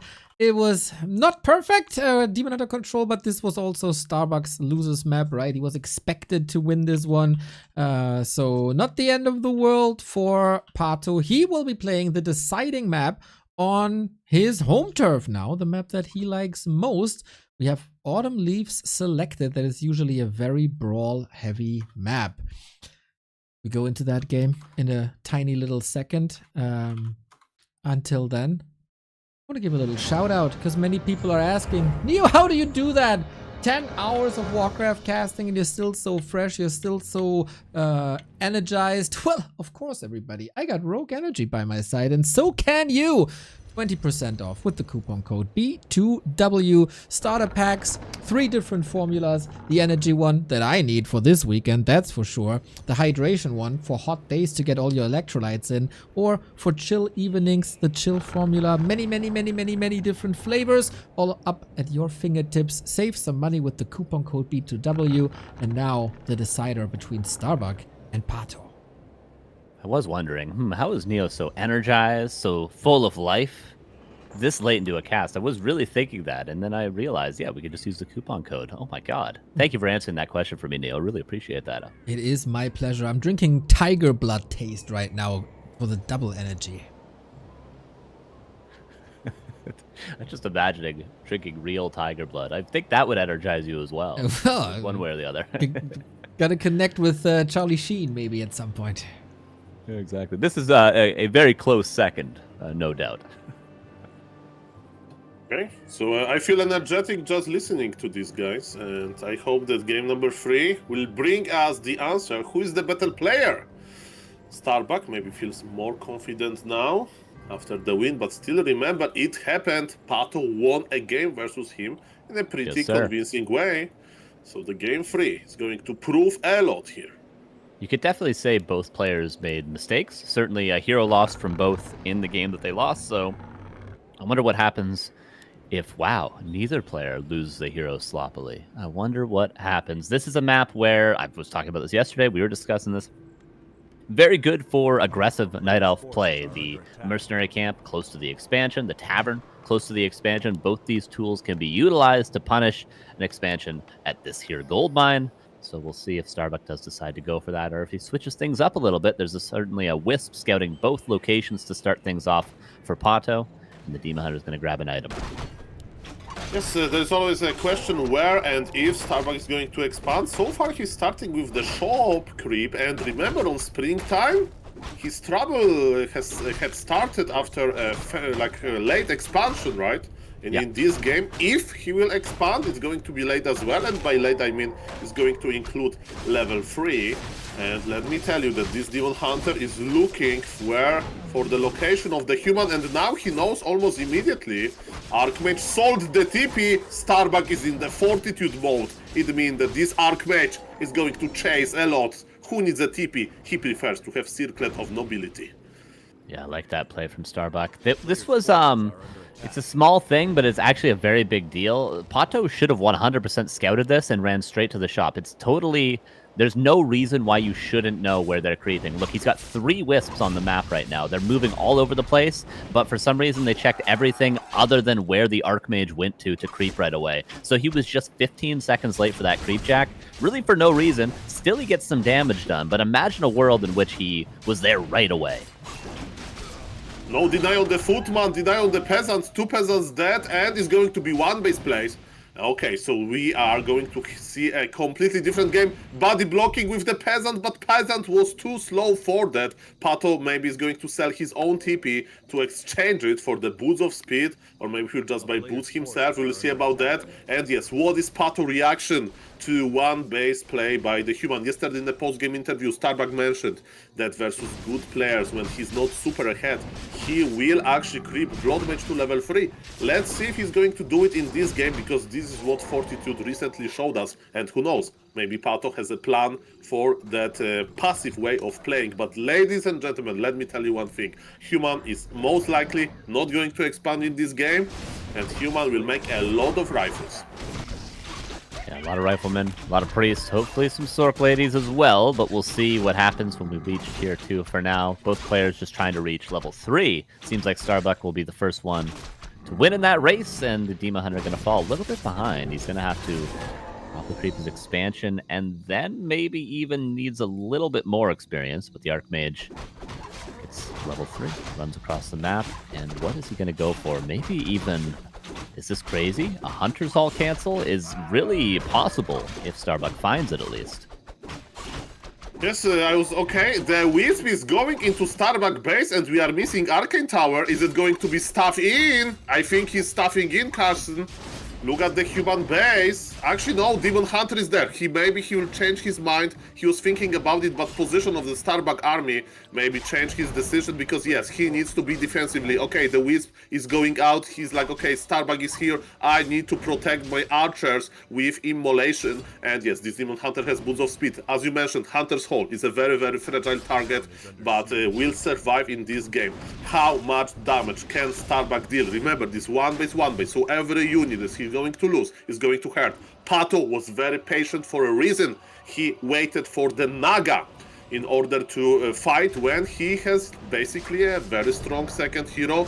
Double, triple detonation on the Water Elemental, including all of the mana on Starbuck, and the other Water Elemental can be ignored because he's going to expire soon. To be honest, I'm very impressed by Pato. Water management, he can work, you know, as the plumber. Yeah, nicely defended so far. One archer did eventually go down, but he's going to kill a couple more footmen most likely. Was surprised by Starbuck. 6 footmen. Maybe this is just something that I missed human players start to do, but I feel like I always see 3 footmen and then into 2 riflemen, then long rifles. But 6 footmen with the defend helps this pressure tremendously. I think I'm a big fan of this play from Starbuck so far. And he's doing a lot, even though he's not killing a lot. Of course, he's draining the Moonwells to prepare for the future push, because look how much nighttime we have left. Not very much. Yeah, the Pato is doing well. His amount of cancels of lords was equal to 0. He killed a lot of footies. Almost every footman, I think. Like, did he kill 5 footmen? Yeah, they're giving a lot of experience, but Archmage got level 3. With Archmage level 3, you have the Water Elementals. And yes, I think Starbuck will creep level 3 on his Blood Mage, as he mentioned yesterday, you know, because it just feels stronger. And what Pato is going to do? Let me tell you, Carson. There are some scary moments in Warcraft 3, and one of the scary moments is when you want to creep with, like, you know, 2 rifles and so on. But Pato doesn't know! Okay, they're just they like... It's like a missed situation, and they meet each other, and they don't know. Okay, they're just splitting them up. Pato's creeping is quite fast. He also has his Shredder now too. He gets Bone Chimes. Starbuck a little bit slower, but he does now have slow with that first Sork. Actually, Sork before Priest. A couple of different things from Starbuck, which I like to see a little bit of innovation here. But the slow on top of the Siphon, fantastic, but only level 1 Siphon. Maybe a couple archers could go down, but Starbuck continuing to be slowed down. Does get 1 archer for his troubles, and might get the Ancient War that sort of hobbles into the wrong part of town, but Demon Hunter certainly has to go back home to heal up. Yeah, and Starbuck still needs some lumber. Let me check the upgrades on rifles. 0-0, okay. He has 120 lumber in his bank, right? He brought militia with him. He's super early pushing. Wow. Okay. That's very early, so he's not going for the Fortitude style of the play. Okay, cancelling this healing ward is extremely important, and that's not going to happen. I don't know if Pato even saw it. Maybe he's like, okay, human will move anyway, and he was right about that. And look at this Demon Hunter, he is super low HP. He needs to start buying healing potions, but Starbuck is already there with the shop dying. It can be checkmate, but the first bear is going to bring rejuvenation, I think. But he's not even upgraded. Tier 3 is finishing, but there is no tier 3 perks. There is no shop to buy the orb. There is no bear master. There is Starbuck pushing. And this is what he set himself up for with those footmen. It felt like he was just throwing footmen into nothing, but what he was doing, all the Moonwells, 0, 0, 0, 0, every single one. Daytime, not even halfway over. Pato has no way of healing. The shop is dead. He finally got 1 rejuve, but this is what Starbuck has been setting himself up for the entire game. He's got 0 footmen left, but their impact is still being felt. Okay, I'm looking for Bear Master. Okay, Shredder has fallen. Pato has 250 lumber after the upgrade. So lumber is okay, acceptable. He can survive, but the question is, can he push human back? It's one base situation. Neither needs to just survive long enough so Starbuck will pull back. Lumber mill to make, the surface area for bears to reach a little bit smaller. Demon Hunter is in. Demon Hunter mana is going down, and with mana going down, he will go to the banished prison forever. Bears are morphing. We have 3 bears. This is the strongest Pato that we are going to see in this game. Is it enough? There is already 1 Arcane Tower, making sure there is not even mana on the bears. And yes, Pato needs a miracle here, but he's trying. Yeah, good positioning from Pato so far. The piercing is going on the casters, but the banish saves the Sork that would have died. Now the Blood Mage might be forced into a potion. One Rifleman also banished. There's the potion on the Blood Mage earlier rather than later. There is no orb, and there is no hope, and that is 2-1 for Starbuck. And a difficult start to the series was pretty simple for the last 2 games. Starbuck raises the index finger. Not like that, Pato. Not like that. Less than 3. First game was probably a little bit of a shock, maybe overconfidence, Insidious Killer, but overall, man, very impressed by how Starbuck pulled his game together. Like, game 2 and 3 looked completely different than game 1. Yeah, very well done. That was a couple different things as well. Wouldn't mind hearing from him about, of course, is like the 6-footman with defend very early, not really a high priority on rifleman in the early game. In game 2, going for that Naga, which I can't even remember the last time I saw a top human player go for Naga second in this matchup with an expansion. Feels like it's always been Blood Mage across the board. Like every Fortitude game I can think back to, I feel like it's been Blood Mage most of the time. So some different things that make complete sense and work really well. Well done, well done. Strong performance, very strong performance, and the man is already in the interview waiting room. I really want to hear what he has to happen. To say, actually. Okay, yeah. I gotta change the names here. It's always been done by hand. Carson has to disappear, and then we're ready. There we go. Now I have to appear. There we go. Okay, let's bring... My Discord is black. What the hell? There we go. Couple of hiccups here. But there we go. Starbuck makes it through to the winner bracket. GG, my dude. Saw a little bit of a celebration there with the index finger raised. What was that about? Come on, man. Like, I gave him a little bit of hope, and then I squashed it. You gave him hope, huh? That's what we call game 1. Yeah. Jesus. I mean, he actually wrecked me in custom game on Springtime like 2 times in a row. I don't know why I didn't veto that map. I just don't know how to play that map, honestly. I lose every time against any elf on Springtime. I don't know what it is. All right, but then game 2 and 3, we said it looked like a completely different person or a complete different performance on your end. Yeah, I was like, oh my god, like I need to lock in. I'm actually losing to Puppy. Come on, man. And then I just composed myself again and unwashed myself, and I played a cleaner game, thankfully. Yeah, it felt like he might have been a little nervous or something, because he kind of handed you the Demon Hunter for free at some point on Hammerfall. Oh yeah, he was just overwhelmed. I mean, I know about Puppy's Wisp Micro, right? So I just every footy on every Wisp, clicking down archers, and I know he got overwhelmed there, so that was my plan, to level 2 aggro push. Because on Hammerfall, if you do a nice Sim City, the Demon Hunter can't really hurt your peasants. As you saw, I put them in a cage. That's right. So at no point there was any doubt that this is going to be your series? Well, after I finished my rush on his base, I felt very comfortable about that game, and to game 3, I came with a plan. I saw 40 creeping shop first, selling TP, buying circlets. So my idea was, I know Pato likes to play very aggressive, so I'm just gonna one base and match his aggression with my aggression, which worked out fine. Yeah, was a bit overwhelming indeed. Mr. 8-Man. Okay, so we saw your statement with the index finger was Naga second on Hammerfall was a statement as well, like, hey, I'm so ahead that, I want to win now with the Naga, or you think it's like, just more fitting in this situation? No. It's when Elf runs out of Moonwell Juice, you go Naga. Because he has no way to heal, so you basically lock up the mid game with the Naga. Okay, in the game number 3, also, like Carson pointed out that you made a lot of footies, right? And this constant pressure drained his Moonwells, but on this game you went Blood Mage, right? The last game? Yeah, on Autumn Leaves. Yeah. Just, I don't know, it feels good having a mid control with Banish. And my plan was to push with level 2 Blood Mage because, again, I delayed him a lot with the level 3 Archmage and footies. I sacrificed a lot of footies to make this push work because he wasn't ready at all. Yeah, that definitely work very well. And yes, those are my questions. Very clean 2 games. Okay, what happened in game number 1? Maybe you remember, like, maybe you can explain me a little bit.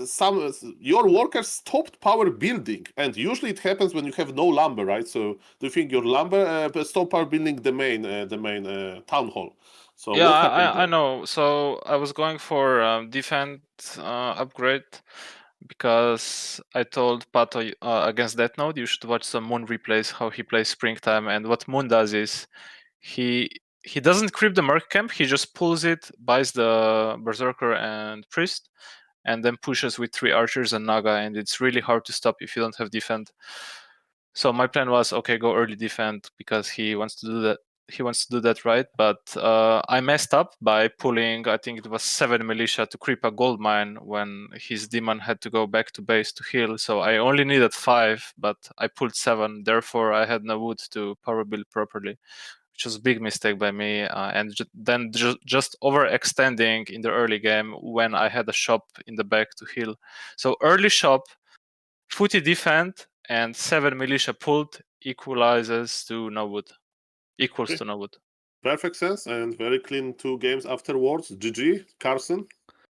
Yeah, what triggers you to go for one base as opposed to going for an expansion? Because I feel like we've certainly seen you go for expos on Autumn Leaves before, but then today, is it just the opponent you're up against? Is it how you're feeling? Like, do you just make a call at the start of the game? What's the deciding factor for one base versus 2? First, it's who I'm playing against, and secondly, the map, because Autumn Leaves has a Merc camp in the middle, which elves like to pull and buy Berserker Priest, so it's hard to expo on Autumn Leaves in general. And yeah, Pato is very aggressive elf, so I just said, okay, I don't want to expo here, let's play one base. Yeah. Yesterday we were talking about in the interview. You said like, "Oh, when I play against Pato, it's nice because if I lose, I'm just not really too tilting, and if I win, I sort of I'm like still confident or something like that." But how did you feel after game 1 today? Did you put your theory to test? Were you still cool, calm, collected after that first loss, or were you a little bit worried? Were you a little bit tilted? How did you feel? Oh, I was not worried. I just changed a new song and go next game. But I have to play. I have to say, Pato played extremely well. So shout out to him. I mean, I knew he was strong. I told you yesterday in winners interview that I think Pato or Jens are like the runner-up favorites. I feel his skill. So I think Pato can make a deep run in the lower bracket. I wish him all the best. He's my very good friend. He's puppy. So let's fucking go, Pato, crush that lower bracket. Probably the nicest thing I've ever heard you say about Pato, but it's now Pato versus Krav, man. It's like your current 2-2 partner against your old 2-2 partner. There's certainly bonds in both directions. Well, I just wish that both play their best game, and let's have some fun watching. Right. And tomorrow, big match in the Super League. Your start against Moon. You talked about Moon already. Looks like you did your homework? No, not yet. I still have to watch some replays of how top humans play nowadays and how Moon plays himself. So I got some work to do for tomorrow, and hopefully I do my best to show up.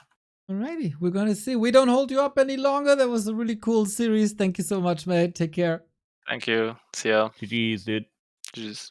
Cool. boom, winner bracket final, everybody. The big favorite prevails, even though he was struggling a little. It feels good to have W3Champions finals when there's no player who just cruises towards the grand final without losing a single map. True. Yeah, a little bit of adversity here, definitely. And for Jens as well. Jens has dropped a map as well, the second big favorite here that we're going to see pretty soon here play. So actually the next match after this. So yeah, no smooth sailing for anybody. Yeah, Jens lost the map.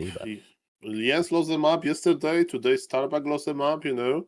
Of course, it was just one map, but, you know, I remember was hype around Happy, like winning every tournament without dropping a map and so on.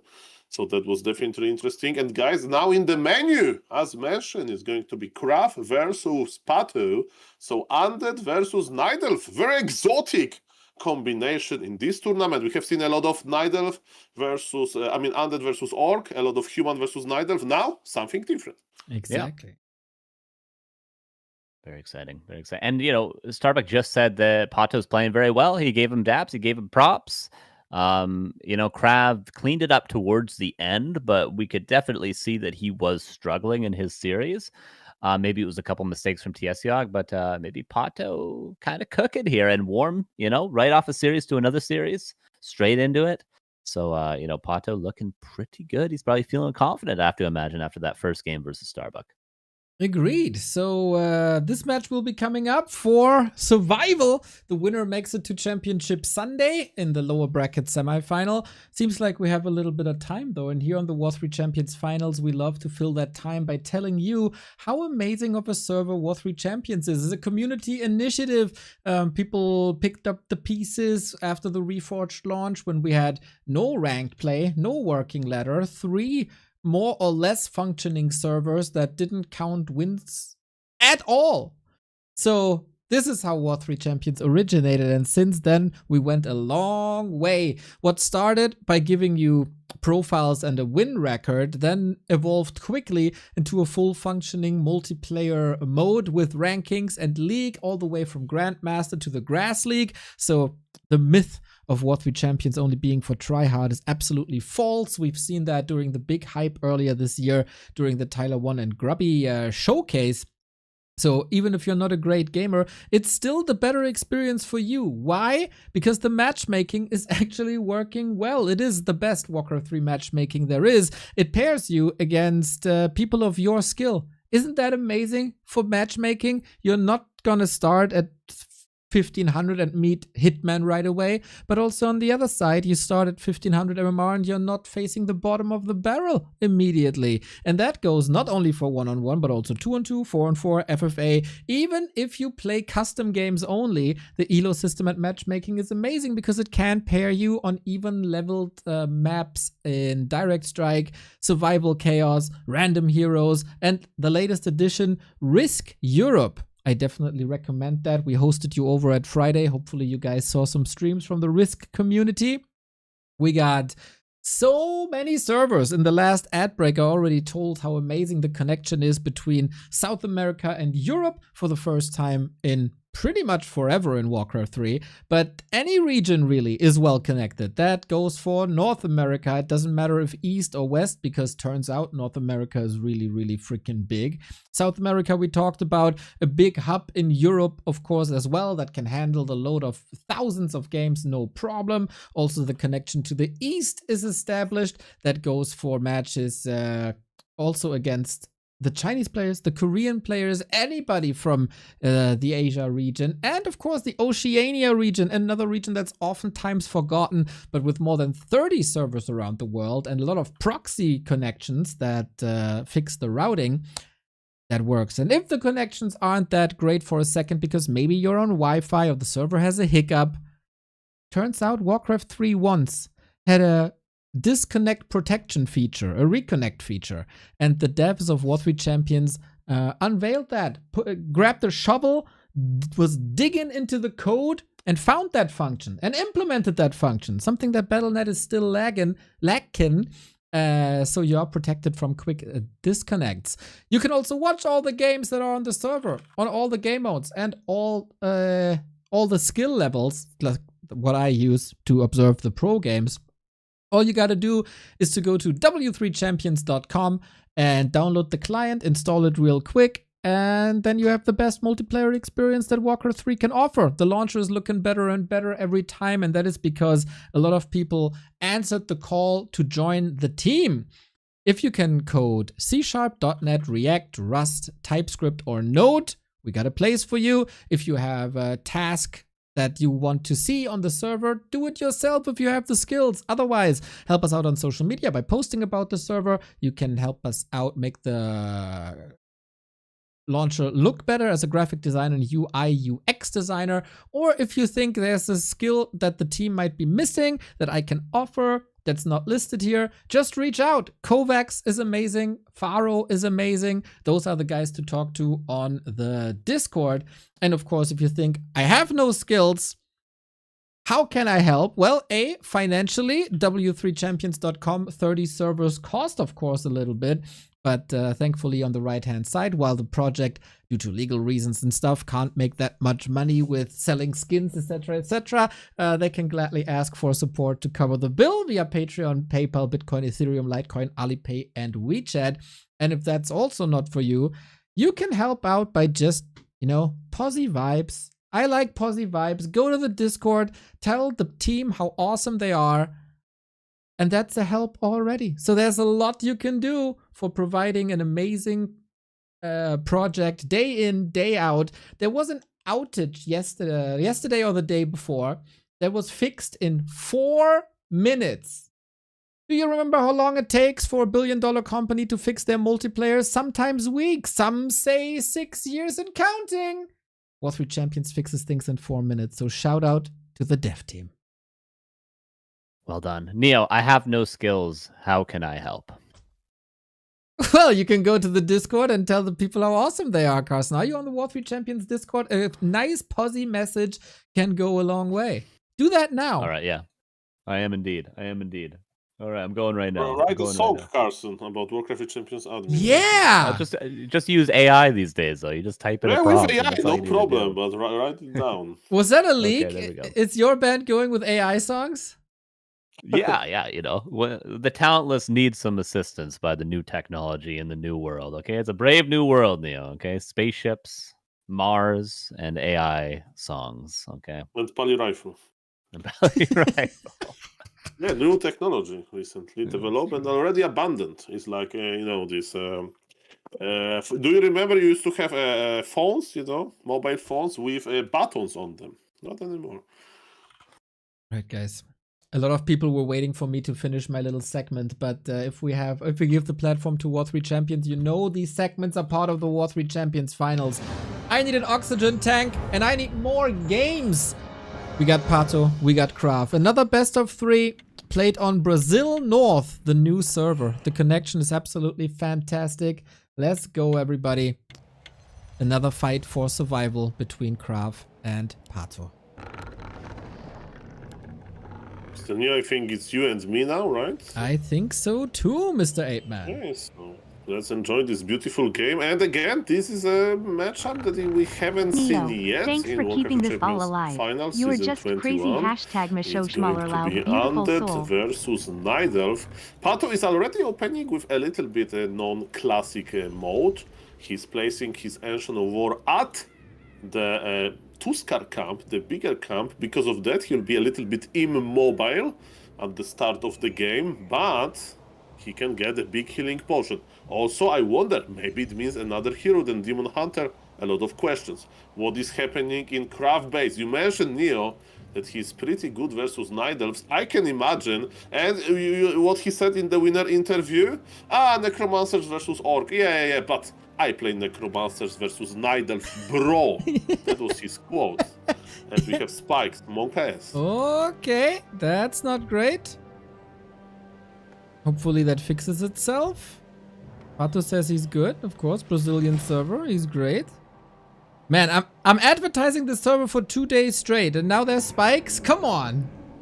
Mr. Neo, like, it's 99% time good, and sometimes, there is an issue. We'll see about that. It provides data to these admins, developers that you mentioned, they can study the issue without tests. That's why we have PTR, in Warcraft 3. So there's a little bit of a PTR for Warcraft 3 Champions team as well. Okay then. If there's big issues, of course, we can restart again. Pato Nice Fella offered that already, but Kraft not interested in that.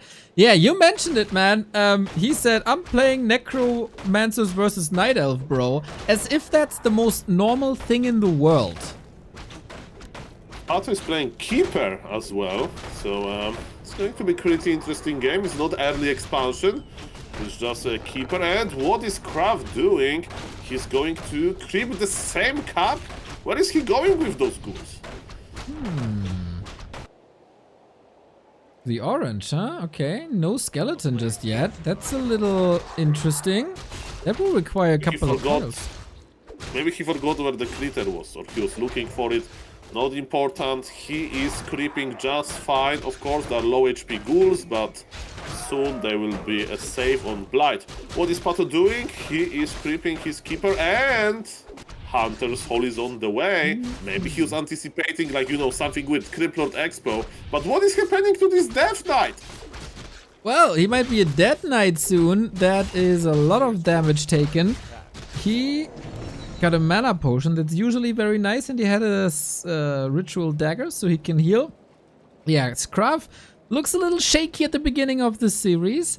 We'll see where this goes. We got a couple of supporters coming in. Thank you, Shockgasm, for the 2-month, 4K Fall for the 63-month, and Benny for the second donation of the day, you wonderful.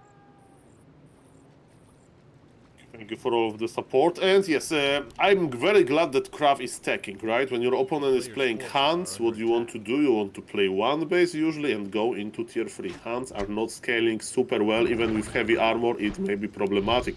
Kraft is going for the mid-game aggression. One ghoul is left behind and is going to be second Entangle Force, yes. Okay, so one coin for one Entangle, fair enough. And yes, this aggression is designed to slow down the Lumber. Detonation didn't go through the skeleton. Okay, one skeleton mana on the Death Knight. How many wisps? Oh, the wisps are kind of surrounded. They're very close to the Moonwells, but the Moon Juice is disappearing. Oh, Starbuck said it in the winner interview. Pato's wisp juggling was a little like questionable. But here we go. Saves one down. That is a bit problematic for the Lumber. Another Moonwell used as well. There's still lots of coils, but the big mana potion is gone. Okay, but how many wisps he can kill with this big mana potion so far? They are trading Entangle for coils. Of course, you can pull back the red HP ghouls. That's a very efficient. Are Hunts helping? Not that much. And I think that overall Kraft can be satisfied with his aggression. He's going for Graveyard in the meantime. So yes, looks very classic for him. Guys, this is not like a game-ending aggression. It's just to lower Night Elf Lumber. And even though, you know, the Lumber extraction was buffed for Night Elves, Pato doesn't have that much. That's right. Hunters are coming in. They are a pretty good counter versus ghouls, as you said. Keeper is a bit hurt. That's problematic. I don't think he can push, but he could just take the big potion. Kraft, what does he have left? Like 4 ghouls? This one in the middle falls as well. A couple of ghouls are making their way back, so it's great distraction at least. But how does that scale is another question. Kraft, a couple of years ago, was known for some devilish gargoyle styles. I wonder if we see some of that here now. He's going insta tier 3 with 1 crypt, so probably not. But in the meantime, Pato decided to expand. And I do agree if I want to mention one Garglamer. That's definitely Kraft. He plays Garg. Oh, Death Knight! Oh. Got him! And there's no TP! Pato is back, and Pato is cooking. That was so important. It will give him so much space to actually, you know, creep the natural expansion to later move his Tree of Life. Because yes, in all of this mayhem, Pato decided to expand. I wonder if he knows the remote shredder technology. It doesn't matter, he'll creep the lab now, because yes, with expansion, with losing that many wisps in the early game, he definitely wants to hire Shredder. Secret Shredder technology. Is there a TikTok that people can watch where they find out about that move? Yeah, I was silly enough to make a 30-minute long video on YouTube about it, and nobody saw it. I need to make a 15-second TikTok. Exactly. That's all people need, man. Nobody's watching 30-minute videos anymore. Exactly. Okay, so we are going to have a pretty weird army for Pato, right? His Shredder is going to work now. He's going to be Hunt's Dryads probably for some time, and then maybe tier 3. What is the most important? Expansion. Expansion is finishing up now. But yes, Krav is playing standard, Mr. Neo. It's going to be Ghoul Frenzy push. Like, what else? No Gargoyles? He will be dangerous in 2 minutes. You know, when everybody is expecting you to do crazy things, the craziest thing is to just play normal. This makes sense. And Krav is on top of his scouting game. There is one Skeleton Warrior attacking the Tree of Life. Can he actually punish this now? Probably not, but in 2 minutes, with Orb, with Destroyers, with Ghoul Frenzy, definitely. And what interests me is, are we going to see Fiends at this stage of the game? Second Crypt, maybe it's going to be Gargoyle transition. Yeah. You're right. I don't know if you can afford double Fiends on one base. I mean, only if you don't go Destroyers. And Destroyers should be the key, really, against Huntress, against Keeper Alchemist as well. It's hard to deal with that. We'll see, we'll see. On Pato's side, we're not going full mass hunts, just to cover the ground a little bit. And then we add some Dryads from the lores. Statue coming, scouts everywhere, Pato. And Pato is constantly running into creeps. I wonder if he behaves on, like, regular streets as well, and he's bumping into other pedestrians all the time. Brazil, interesting things can happen, I guess. But you know, Pato look very civilized. You know, I didn't see like face tattoo or anything, so I think it's not that bad. Not that bad. Maybe it has shadow melt tattoo technology. Like he was afraid to show it on your stream because he respects you so much, Mr. Neo. Who doesn't? Who doesn't? Exactly. Okay, this is the most standard game ever. Okay, Dreadlord third is, you know, there is no Demon Hunter, so there is no need for the Naga, right? You usually go Naga to counter the Demon, to slow him down. If there is no Demon, if you want to stop the channeling ability of Alchemist, what a better hero than Dreadlord? That actually makes perfect sense. That, and I think I figured out what the double crypt is for. It's just ghouls. Okay, so a happy place like that versus Masked Hunters. He actually adds second crypt on one base, around 50 supply. I mean, even 40, so that's definitely the case. No Fiends, huh? That's pretty interesting. Fiends are decent versus Hunts, especially without the Moonglaive upgrade.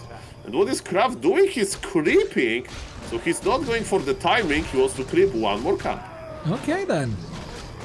Well, both need a little bit of time. Dreadlord has arrived. Lots of claws for the Keeper, who of course will fall off as soon as there's Dispel. We got the Wand of Negation on Krav as well against Entangle. Red Spot gives him... what we got? Helm of Valor. Not that great. Yeah. And Pato, he's just jumping for Acolytes. Yeah, and there's a math of Warcraft III. If you have two bases, you can afford teleporting, because if you slow down the guy that has one base, can be fine.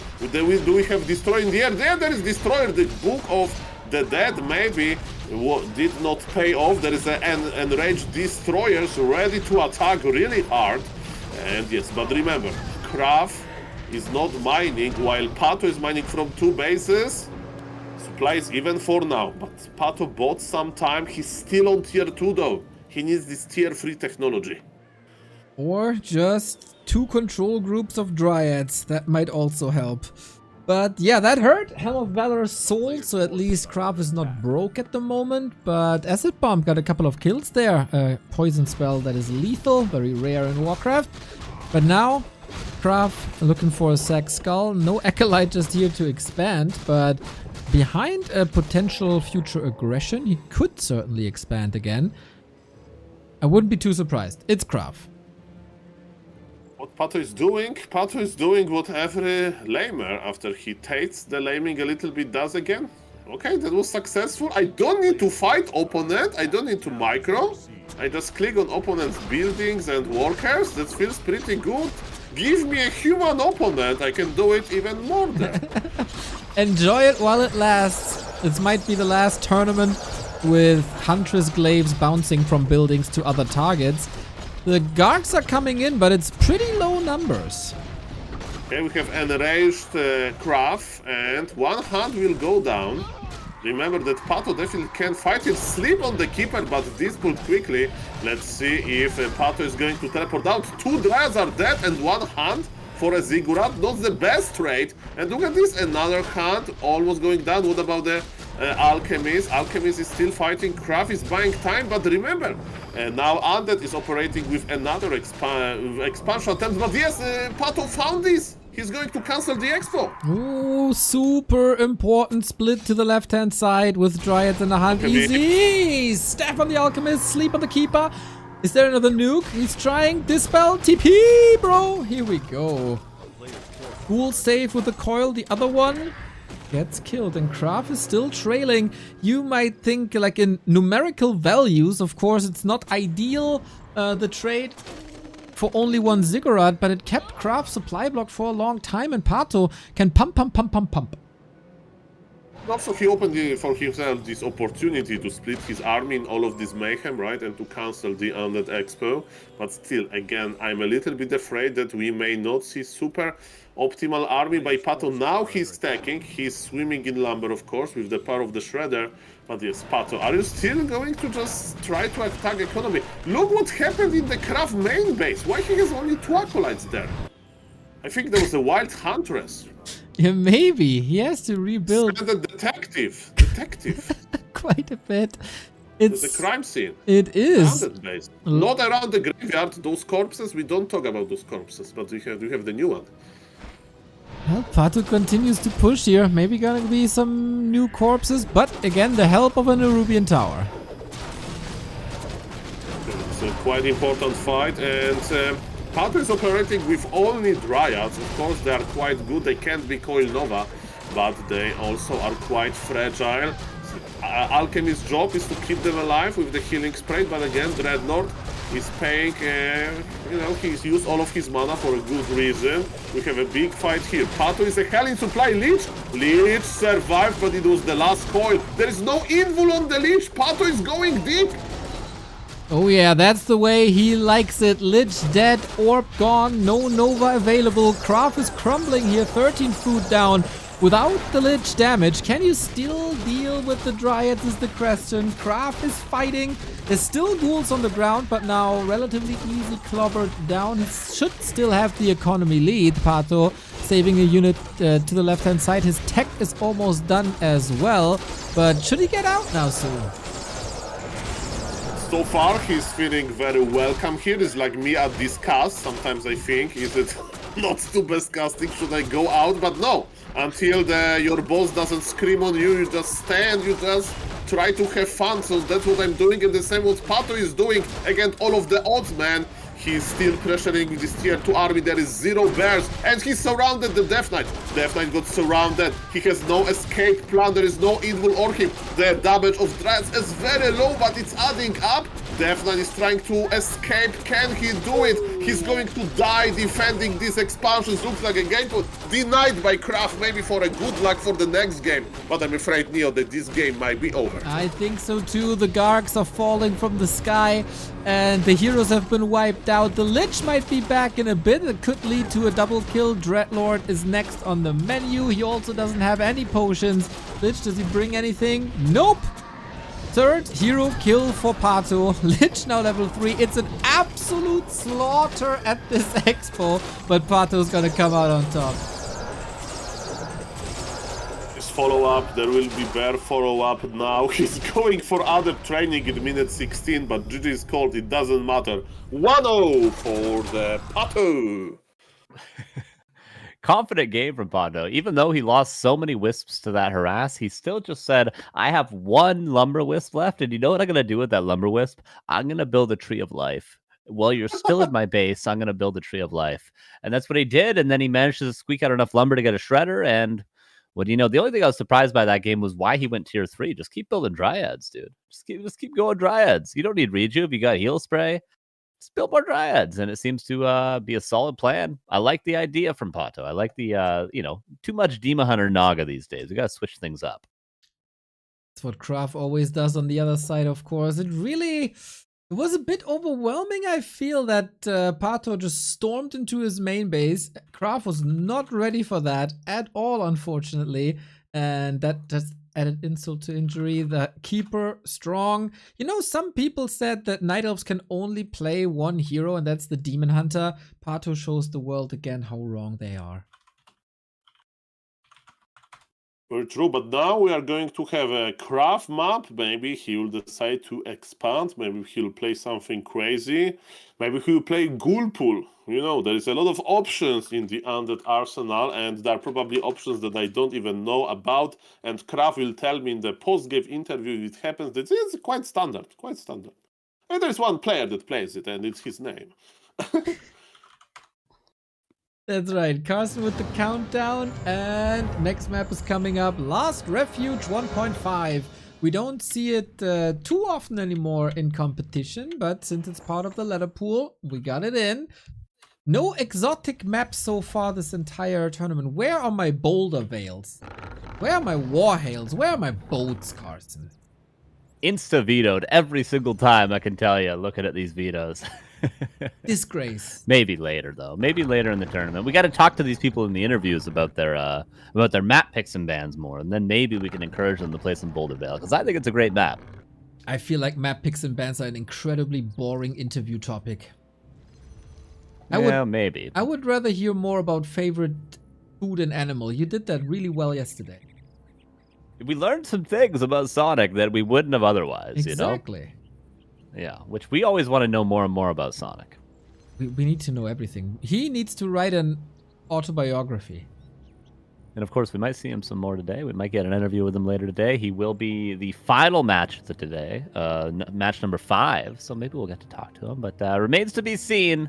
For now, Last Refuge, game number 2. Okay, let's go, let's go, let's go. It can be a beautiful gargoyle map. You know what I'm surprised of, Carson? I haven't seen a single Ghoulpool by Kraft. Usually Kraft would strike me as a player who really likes Ghoulpool. Yeah. It's very common on, I feel like, Hammerfall. Happy's popularized it quite a bit. There are tons of maps that you can get away with it. Last Refuge, unfortunately, probably the worst map for it because the green camp is just so small, the distance is so far, and, you know, looking at this Ancient War positioning, it wouldn't happen. It wouldn't happen. Very, very safe. Pato aware of maybe the plays that Kraft is going to go for. Exactly. So, this time, it is a keeper once again. Haven't seen mass air on the Night Elf side for a long time. Wouldn't mind seeing that, but maybe next patch when Hippo Riders have 20 more HP and can load and unload in 5 seconds instead of 30. That's gonna be fun. True. It's a DK opener once again. Let's see if we creep with skeletons. Yeah, same opener from Pato as well. The Hunter's Hall into second Moonwell. So he can either punish a fast expansion or he can go for a fast expansion himself. This is what Huntresses allow you to do. Huntresses, of course, even though the attack and armor type isn't fantastic against ghouls, it's not like a hard counter or anything like that, like magic damage, but still very good with the bouncing blades, with the high HP, with the high movement speed, can't be surrounded easily. So because of this, Pato is going to be stronger, but with a delayed tech if he does want to attack. Okay then, yeah. Interesting to see Keeper Hunts played here. You never see it in like Asian tournaments, but oftentimes the European Western scene a bit more progressive when it comes to stuff like this, and especially the South American scene. They just love their hunts. They always have. Yeah, definitely. And now I like this creep route from Crab. Straight for the mercenary camp as his second creep. Didn't really get the pull because he's harassed a little bit by this wisp and now harassed by the keeper. I like the attempt, even if it doesn't work out. Still, he gets the priest out of it and forces Pato to maybe be a little bit more aggressive than he otherwise wanted to be. Really annoying to fight against this Entangle. Couldn't finish this entire camp. It was ambitious in the first place. But alright, maybe a keeper surround is something. No tech just yet by Kraft. So Pato got his tier 1.5 tech with Hunts. He got his tier 2 tech started. And what's Kraft doing in the meantime? First to the left, now to the south. A bit indecisive, it seems. player's forces are Yeah, under Crab with a attack. decent army, though. He's got a good number of ghouls. And he's got that priest to deal with the entangle. Crystal Ball scouted the movement. Crab faked going towards the south, left a skeleton to confirm the keeper was trying to intercept there, and then go straight up, probably to go for the mercenary camp again. Good movement from Crab, but it might all be for naught as the keeper realizes what's going on and he's going to run straight up. Wouldn't be surprised to see another Crystal Ball usage at that mercenary camp in a second. There's always this almost magnetic relationship between the keeper and the undead hunted gold mine. Some things attract the keeper there, though. Acolyte's up for grabs, but he wants to harass here further. Is not in time for the rock golem, but maybe some huntress right clicks to kill ghouls. And nice block. Realizing he can't use an entangle to secure any kills, but he can at least get an extra auto attack from the entangle, but coil and abolish combination is good. And Pato now goes for the Tree of Life. Okay, I like that timing. I was going to say he should probably expand soon because he knows where Crab is, but he goes for it when he knows where the ghouls in the DK are. But Crab, more magnetism here. Goes straight to the south. Might actually find that Tree of Life. He should be aware this is Pato's plan. Man, I love this hidden archer up on the ramp. What a fantastic scout by Pato this is. Just cancels the tree. That archer allows him to still hide his idea of going for the Tree of Life. That's really good, man. That is so sick. Oh, I love it. These tiny little things. Pato, we all know the emote Pato 420 with the spinning loading circle in front of his head, but sometimes he's quite a big brain. Yeah, the archer does a lot because now Pato goes Demon Hunter second and goes for early lures, whereas otherwise he might have gone for Alchemist second again and then gone for Mass Dryads, but now he can maybe play like one base with, a nice Huntress around there, one base with bears, sort of Kaho style that you might be familiar with. Oh, of course, of course, of course. Huntress Fault, that's good XP.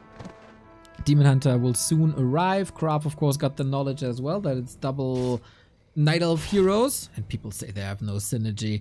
The Alchemist, I don't think it will be missed that much. Acid Bomb is, of course, great for AoE damage, but so is Immolation, and having mana burn against undead heroes is the dream in general. Kraf oftentimes trying to deny, but sometimes undershooting in damage. Yeah, a little bit of a missed opportunity there. A little bit of an air ball. Demon Hunter is out, though. Trying to get the mana burn before the next coil comes up, but Crab should probably burn that. Oh, no. He actually gets out of range.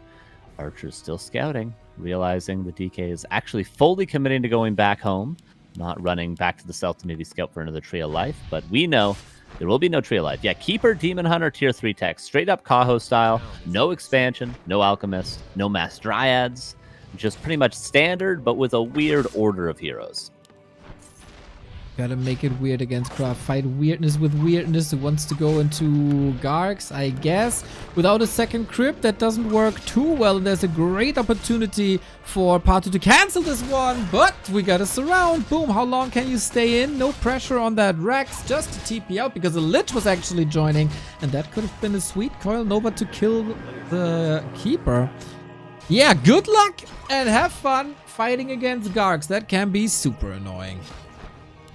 Yeah, maybe a surprise Nova there could have been good if Krav was a little bit more aware, but yeah, I wonder, Panda third might be necessary here? I mean, double orb is going to be great against Mass Gargs, but maybe we might need to see Tri-Hero out of Pato, but remains to be seen. Still have a ways to go before both players have their desired army online. For now, we fight over creeps and we fight over the shop. Gonna be tough for Pato to secure this, though. Okay. Another fight in the middle with some bouncy glaives. Mana burn, it's of course not that effective yet. That's why oftentimes we see the Demon Hunter first with a big mana burn. Has to wait a long time, and Kraft contests this really well, while being annoying with the Garg on the right hand side. Yeah, only the start of the harass now with the first Garg doing that. Shop items still up for grabs. Greater mana, greater heal. A lot of nice items available. Really nice little wanted negation there to save the ghouls. Like that we're seeing more usage from that item. I feel like even a month ago we weren't seeing a ton of it. Nova, and it does secure the greater mana for Krav, who uses an offensive coil now on level 3 on that DK. And Pato has to go back home. The nuke is too scary, especially with double mana pots. He does have a Coil Nova available, even if the mana doesn't show it right now. Okay, Dark falls to the Dryad. Tier 3 is done, with that the chance for maybe even double Orb of Venom if the resources allow it at some point. Very, very powerful orb. Graf is taking to tier 3 as well. He wants the stone form, despite that not being a panda. Wants the frenzy and his own orb, of course. So needs a little bit of setup time now. Oh, DH could have died if he committed it. He could have Coil Nova'd and killed the DH because, again, he's still got double mana potions. DH ate a boulder. Pato might not be aware of the items. He could pop the potion. The DH is just dead on level 2 now, too. He didn't pass the mana pot to the Lich. He could have Nova'd. The level up, dude! He gets level 2 and then gives him the HP to survive. Haven't we seen this yesterday on Secret Valley somewhere? Now again. Perfect timing to get that level 2, and with that, the Demon Hunter lives. You just need to pass that small mana pot to the Lich. There's no reason to have 2 potions on your DK, because the cooldown obviously is there for a reason. So give the small one to the Lich for a situation just like that. The DH would have been dead because the staff wasn't there in time. Still, though, a lot of damage on the DH. Moonwells are not plentiful right now, and Tier 3 is only finishing up. So Krav with map control for now, it feels like. Alrighty, let's see if he goes for an expansion once again, or if there's no time for that. One base. We just spam these coils. And there was a Nova, actually, 4 mana away. Nice awareness by Pato to staff him out. Dryads hurt. As you said, mana in the Moonwell's looking horrendous, but we got a Care Bear to help out a little bit. And the Demon Hunter got an orb, so far I gotta say, these Gargs didn't do much. Yeah, they haven't been too harassment heavy. They've been trying, but not getting much done. But the goal of Gargs, I feel like, at this level is just to have an actual huge pack of them to make the fights favor for the undead. Not necessarily to do economic damage. So Krav may be hoping to get up to the 10, 11, 12 with some attack upgrades of those Gargs. We'll see. Push and vulnerability, second shop, nice consumables. But there's another consumable available from the lab, which Pato's trying to grab now. Still needs Demon Hunter level 3.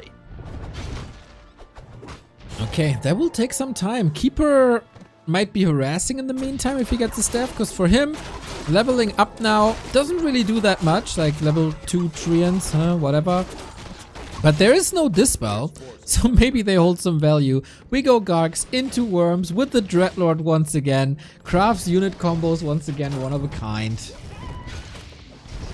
Yeah, the Keeper could maybe always go for like an Invis Pot, Staff of Teleportation, potentially, and try to kill some Acolytes. There is no TP on Krav, so the Keeper could get value, as you mentioned, if he was roaming a little bit. But both players are lacking that Town Portal, so maybe they're both a little bit afraid currently. And yeah, waiting for that Frostworm is Krav for quite a while. He's going to start building it whenever he wants to break upkeep, at least. That's going to be a Worm with 3 attack upgrades.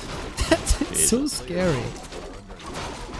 Quick 3-0. 12-minute mark 3-0. That is very, very early. He's on no upkeep the entire time. That works well. It's around on the Ogre on the right-hand side. He's trying to free himself with these big shockwaves. I've been on the receiving end of that many, many times. Happens to the best. And me.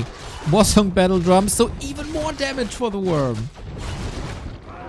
Keeper is finding some value. Gonna get 1 ghoul denied by the Dark Ritual. Demon Hunter coming in for what might be kind of a creep jack. Khadgars as well from the other red camp. Not hugely valuable, but it's nice for Dryads and Bears, of course. Not as good as maybe if you have like a Mass Talon army or something, but gonna be nice. Gonna be nice, certainly, and the creep jack is good. No TP to be forced right now, remember. Oh, the Lich is in trouble. Do we have mana for a coil? Not really. One more entangle would be the kill. He's trying to sleep. He's creating some distance. Great retreat. Pato only now spreading the poison once again, but during that time there was enough mana regeneration and the coil is there to the rescue. Well done. One of the wind though. Hold the phone. Oh, is there any way to save that Lich now? He just has to secure the surround. There's going to be another coil. If he got the surround, the Lich is dead, but he messed it up a little bit. God. Army all of a sudden looks a lot scarier because 3 bears. That you say about a Night Elf, he just has to close the surround. You should know better, Carson. Poor feller. And now fighting in an undead base. 2 mistakes back to back very commonly with Night Elf players. Staff out, but there's no TP. Is he really committing right now? The worm comes out! Every bear is dead! The damage, dude! 650? How much damage is it? Oh my god, that is ridiculous. Sleep on the next bear. Come on, shoot. I want to see it. That's 250 damage. With the bear, he doesn't kill the bear. One more auto attack. Oh, This is such a messy game. Okay, now the worm attacks the keeper. He's gonna have to, like, somehow get out of here because that is a perma-slow from the worm. Lich dies. Is the Sonic playing both races here? His staff out, but now the keeper's dead because perma-slow. Like, the Frostworm does permanently slow whatever it chooses to. The keeper is just dead. Oh my god. What a game. This is hilariously entertaining, I gotta say. I've never seen a worm turn the tide so much immediately. Like, it just came out and it's like, oh shit, I gotta leave right now. Everything dies. That was freaking shocking, man. Just like Game of Thrones when the dead worm is coming out of the lake. Unbelievable, man. Plus, he's at 160 damage at max. And then, of course, double damage from attacking heavy armor. Brutal. Insane. Absolutely insane. Lich somehow died in the meantime, but we'll be back soon. Where do we end up? 40 versus 49 supply. Dryad's coming out to counter the air units. Demon Hunter got level 4. In the meantime, Khadgar's is now helping out. Finally, the army's all in one spot, so the aura can actually get some value for the first time. Very disjointed fight there from the red camp to the main base of the undead. And the Dreadlord now is going to solo creep up to level 3. And I don't know, we could see, I guess, Coil Nova Carrion Swarm at some point eventually, but not for now. Yeah, I got Sleep and Aura, so that's needs a retrain then. We work on defense upgrades for Craft. We work on, what else do we work on? Not much actually. Staying at 50. Oh, we work on a Creep Jack. Again, the worm, here we go. Whatever it attacks is perma-slowed. There goes the bear. There's no staff either, so this bear's just dead. If he attacks another one, it will die as well. That damage is mental. Finally, a frost. Oh, Stoneform! Oh, lovely. Couldn't go for a surround there, but the attempt was there. Now, how do you save the Demon Hunter? Snap in a second. Coil, almost there. Holy Pato. Give us a second here. Give us a breather. Unbelievable tug of war between them. Okay, what do we got? One heal scroll, one invul potion, 4-3-3. We get anti-magic on the keeper, close to 4-4.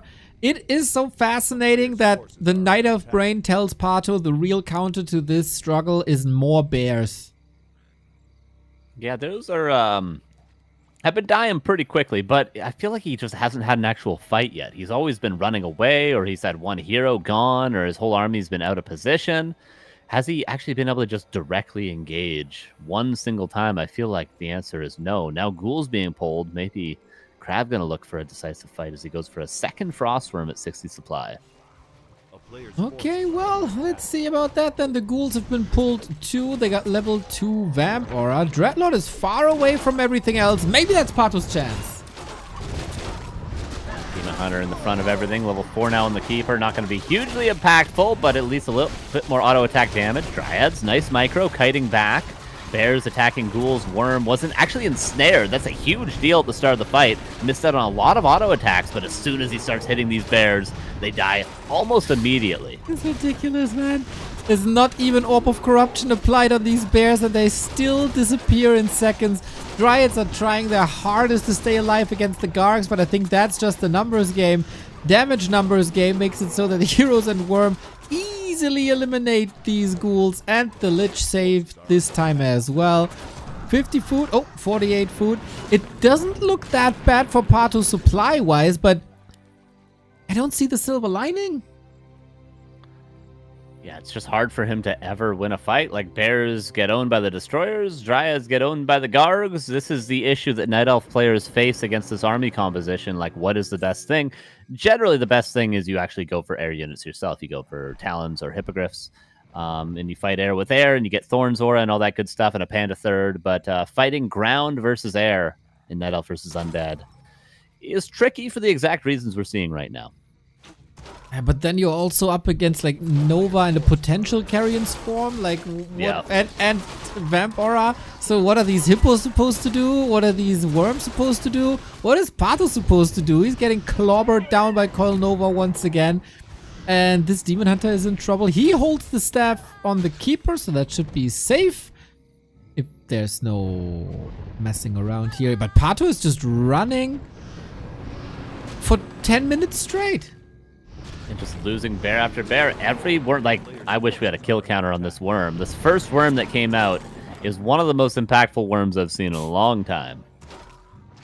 Ridiculous. And more are coming, as we said. There's the second one out already. And the Garg numbers are rising as well. Really, really well done. Pato stemming against the defeat here. Wouldn't surprise me if we go game 3 here as well. These guys are so close together. And Kraft looks like he's aiming for an expansion next.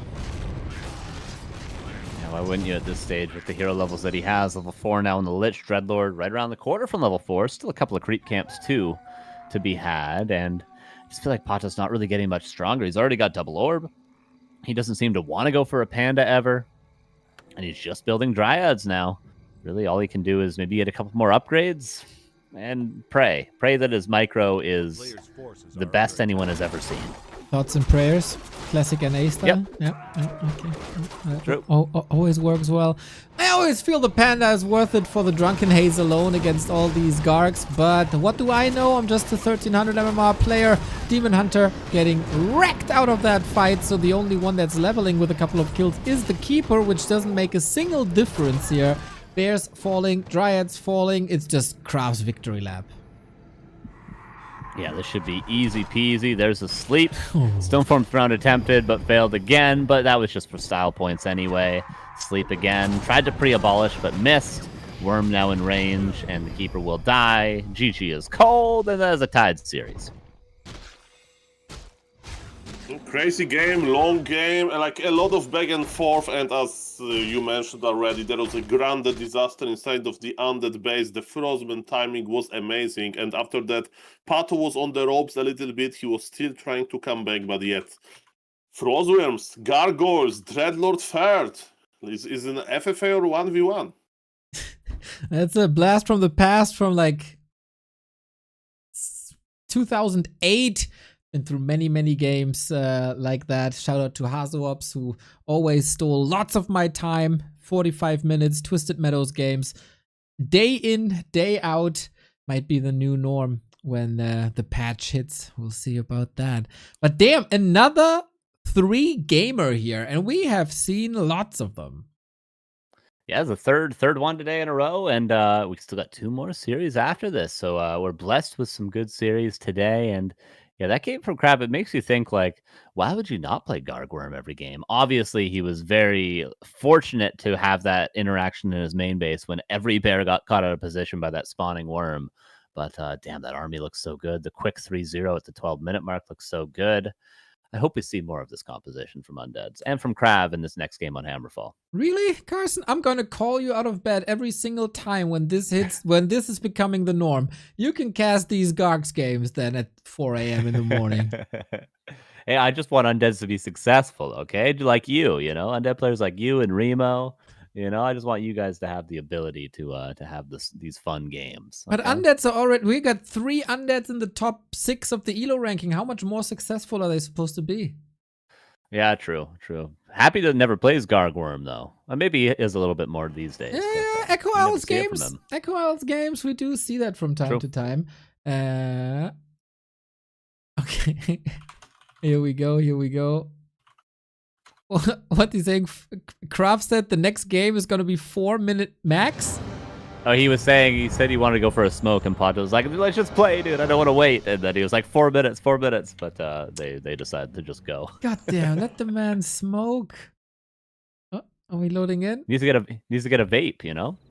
I think he would still not be allowed to vape inside with his family. Yeah. I don't know. True. Well, here's the bracket, everybody. Not updated, but you can, like, do this in your head, I guess. The fight for survival. Winner of this faces the winner of Sonic and either Jens or Cash. That will be decided later. It is the decider. Pato or Kraft, who's surviving till Championship Sunday? Well said, and we are on the Hammerfall, which is the house of many Makuras. And yes, no Ghoulpool, little bit spoiler, Radio 8-man, so yes, classic game by Kraft again. He's doing well versus Night Elf. I can really feel that he's more stable than versus all of those orcs. There is not that much pressure in the early game, and Kraft can shine in his mid game. I wonder why Pato is still going for hunts, right? Like in this mid game is going to work good. Maybe Hammerfall will show us the power of the hunts. So far, I still need to answer the question, what's in the Night Elf altar? And it's Demon Hunter. First time in this series, the most standard choice of them all. Yeah, it feels like Pato's been playing very safe so far. You mentioned the Ghoul Pole. He's been putting his Ancient War in safe locations. Even this game, he's put his Ancient War in a safe location.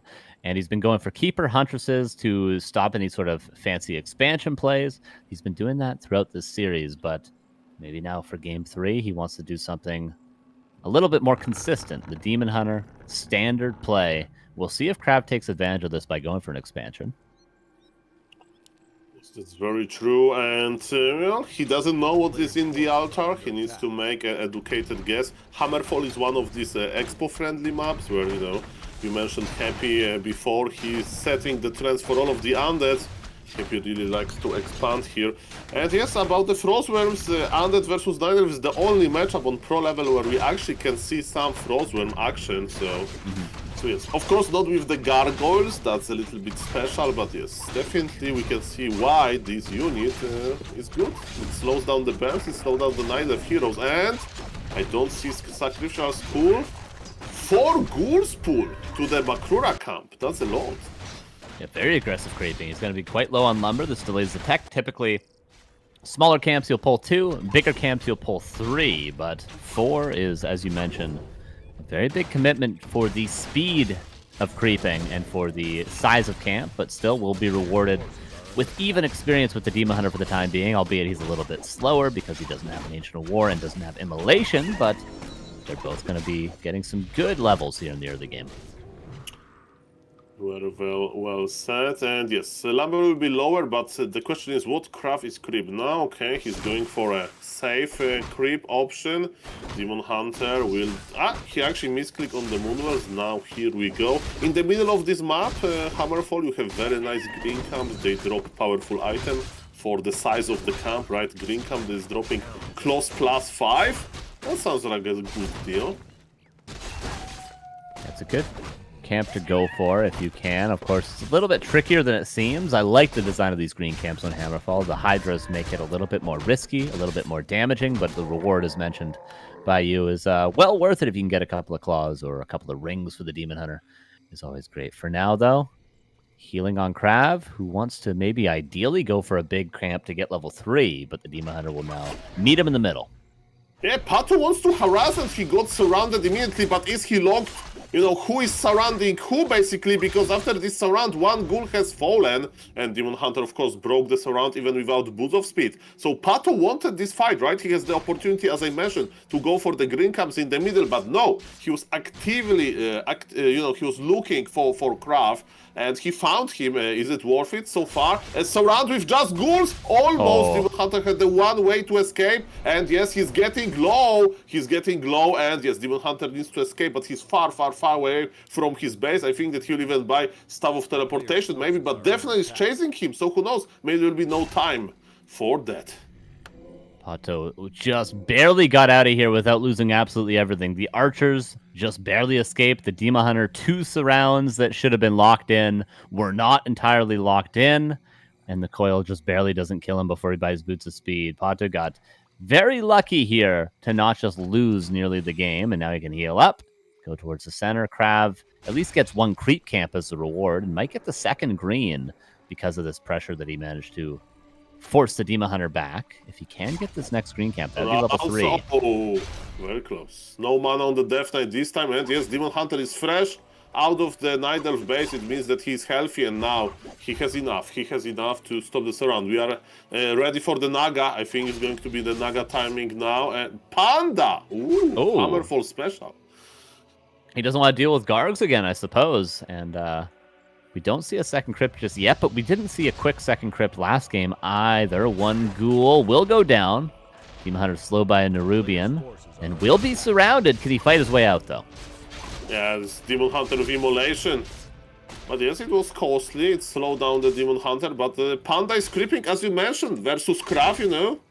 Panda gives you a lot of safety, and if Krav is going to be super greedy, going to the Frostworms, you know, you'll have more freedom in creeping the Panda. Death Knight is there, but there is no low HP units. Of course, Skeletons can attack archers pretty well. Panda can't help that much with the Breath of Fire, and one the archer trying to surround, but it was kind of blocked, but the other one, no problem. We are close to the Moonwells, so far so good, and Demon Hunter is coming back. Yeah, Panda was slowed down quite a bit, though, for this. So this is still a good play by Krav. Even though he didn't kill anything, he stopped the Panda from creeping, stopped him from getting to level 2, and now gets a full scout with that skeleton in the main base. In the meantime, Krav is just waiting for tier 3, waiting for a secondary hero, and then maybe he can pull some ghouls and go for the lab, I think, or maybe his expansion. Something to get level 3 should be Krav's next goal, because the Panda is going to be able to get level 3. A little bit slower than he would like, but now there's a level 2, and he can go towards the left-hand side of the map to continue creeping, or perhaps the center. Plus 1 strength left at the natural expansion of the Night of unacceptable. Back to Warcraft Twitch chat should be furious about it, especially the, you know, I understand not picking tones, you know, but even your main stat, it feels much worse. But yes, what is inside of the Night Elf base? Fiends! I see one Fiend chilling with the ghouls and Impostor there, okay. And yes, Panda with Demon Hunter, they're just creeping. Yeah, the Fiend normally suggests some sort of tier 3 timing. Maybe Naga 3rd, get the orb, get one Destro Frenzy, and then go, go, go. Typically, if you're going to go for some weird expansion or go for Gargs, you're going to stick to ghouls, but that one Fiend would suggest otherwise. We'll see if that is the play. Wouldn't be the worst call. You know, knowing he's up against the Panda 2nd, Krav might want to be aggressive because he knows that Panda needs a little bit more time to be the big carry, whereas the Naga is going to be better at holding these sorts of timings. Okay, and Demon Hunter is crossing them up in order to find the undead movement. There is mana burn level 2. It's all about burning the mana, but Coil got unlocked after a level up. In the meantime, Panda is creeping. Of course, it's hard to control everything, and Krav knows where the Night Elf resides, but there is no mana on the undead heroes. Thank you for the Demon Hunter. He traded a lot of HP for that, but now he gets rewarded. Panda still needs some experience to reach level 3. In the meantime, Pato is going tier 3. Pato Moonwells are okay. They are semi-full. What is happening in the undead base? Super early Boneyard. Wow. I think Krav developed a taste for Frostworms. Yeah, today is just his Frostworm day, right? It worked earlier against Tsiog, and he's going to do it again. I mean, really, that's what's been winning him the games. It's been Frostworms. Who would have thought this would be the key unit for Krav? And the Acolyte, the number 6 Acolyte, will be going towards one of those gold mines, as it seems, unless it's a Shade. No Sacrificial Pit. So yeah, will be an expansion attempt from Krav. And it looks a little bit more like a standard game of Happy, you know? So when Happy goes for the Frostworms, or the Frostworm, it's only when, you know, he feels like he can't finish the game with the Ghoul Frenzy, right? That he's going to creep a lot in the late game, and because he will stay under 50 supply for a long time, he will have enough time for the Boneyard, you know? There is an Acolyte as well at the expansion of Mr. Krav, and I wonder if he's going to go Frostworm in expansion. It sounds a little bit greedy, but he has the Lumber and he went for the Blight. Okay, if Krav reads this well, I mean, if Pato reads this well, you know, this greed can definitely cancel the Expo. Yeah, one Ziggurat coming up. I wonder if he'll go for a couple of towers before trying to secure that expansion. For now, Ghoul is sacrificed. Does not give any more experience to the Panda, and Ziggurat is canceled to try to hide the fact he's going for an Expo, but the Blight is shown still, so maybe Pato will have an idea. Fiend cut out of position. Could be coiled if the Death Knight can get into position. Should be able to save this Fiend. There it is. Lich burned away from having that Nova, and again, aggressive into the main base. Is the same thing going to repeat itself from last Refuge? The Worm is coming out. Yeah, Pato, yeah, are you traumatized after what happened in the previous game? The timing on the Frostworm will be very similar, and there are bears there, as you mentioned, but, you know, maybe Krav is paying a little bit of a price for his greed. Amazing Breath of Fire on top of all of those ghouls. Mana on the Lich is almost not existing. What about the Demon Hunter? He has big healing potion, he'll be fine. When you invest into Frostworms, there is not that many destroyers here. We have one, and the Frostworm is out! Run, Pato! He doesn't have a staff either, so even if he TPs, he's still going to lose both bears, probably. There's one bear going down. Dryad slowed by the Nerubian. Not again, Pato. Not again, dude. He's continuing to fight. He is trading well so far. Don't make no mistake. This has been a great fight for Pato, but he's got to get out soon. Yeah, like the Panda is out of mana. Okay, there's big mana potion. What about the HP? Man, this Frostwell is half HP. Pato is teleporting out. And I think he did enough. He was to kill the shop. He failed about this. Look at the supply. That was so worth it for Krav, and he kept his Frostbeam alive with a very, very low HP. It's one base though, and we have Whelmspring. You know that I'm a big fan of Whelmspring, and who knows, Panda with super high levels may win this game, and Pato is already the one who is expanding. In the game before, I was a little bit reading of the Twitch chat, and somebody asked Starbuck what Pato should do versus that greedy play of Krav, and Starbuck said expand. Of course, this game is different, but in this game, Pato is already expanding. Yeah, both players have one going up, but Pato will be the first to mine if both successfully come up. Ancient War pivoted to the red camp, but it feels like Pato hasn't had much luck with his Ancient War movement in the past couple of days. A fight again, but I don't think this is going to be a great fight for Pato because that Frostworm looking pretty healthy. There's not a ton of mana or items for Crab, though. That's the one thing that's going to make this a little bit tricky, perhaps. Okay, they're going to contest this huge turtle camp. Scroll of Healing on the Panda. Now we have Orb, we have Staff, we have actually even double Orb of Venom on the Night Elf here. Both players are expanding, so they feel like, okay, there is no pressure. There is no pressure, you know, in fighting. We will have a strong economy, so that's why this stage of the game is a little bit passive. They are both, you know, on similar supply, but the first one to break it is Krav, and he's pulling turtles with his destroyer. And with the worm, of course, he can creep this so easily. Expansion up at his back. Soon, Nerubian coming up. Pato will be mining in 30 seconds off of his second base as well. Could this be the late game we've been waiting for? This matchup can sometimes go super duper late with really crazy heroes, but for now, gonna have two base and a fight over the red camp. Although I have to say, Krav should be able to get this with a worm. Yeah, the archer is providing a lot of information. You know, there is a hidden archer. Pato, don't anger the turtles. It can backfire easily. Okay, Panda, Demon Hunter. They have the orbs. What about the Night Elf? There is, of course, a beautiful obsidian statue with mana regen, but Turtle kinda likes Pato more. The Turtle escapes. There is no Coil Nova to finish the big Turtle. Inside of the Turtle, amazing items, Health Stone, Mana Stone, you name it. And it looks like Pato is going to commit for it, but it's going to be instant karma. We'll see about that. You mentioned there was no lag with the Ancient of War movement, but this Ancient of War is still alive. And what is happening here? There is a second Frostworm. Okay, we are almost in the Game of Thrones scenario where we're free, of course, and then two, and then I don't remember because the last season was kinda meh. But ladies and gentlemen, item and experience goes to Pato. Wand of Wind can be amazing in the big fights, but they are destroyers, right? So maybe he would just sell it. But when you have the expo, do you even want to sell the item like that? I don't know. What is happening now, guys, is that Pato kinda won the fight over the red camp, and both players are going into the ultra late game territory. Shop at Krav's back now to get some potions that were much needed before. Pato will clean up the rest of the red camp. Level 4 on the Demon Hunter, almost level 4 on the Panda. Still lots of creeps on the map. Both labs aren't... they don't have a lot of creeps. They're just one trapper at each, but at the right side, the shop, the other gold mine, and the red camp still available. Can Pato make his way over there? If he could like solo creep the Panda at those three camps, that would be very close to level 5. Maybe even would get him level 5, but it's going to be a tough fight to get all three of those. Yeah, that's the dream. That's the dream. Krav definitely is not just going to sit tight and to watch Panda grow, you know. it's not his thing. And, you know, as you mentioned, Pato is probably aware the top right of the map is full of creeps. And what do you think about Pato not going for the Talons here?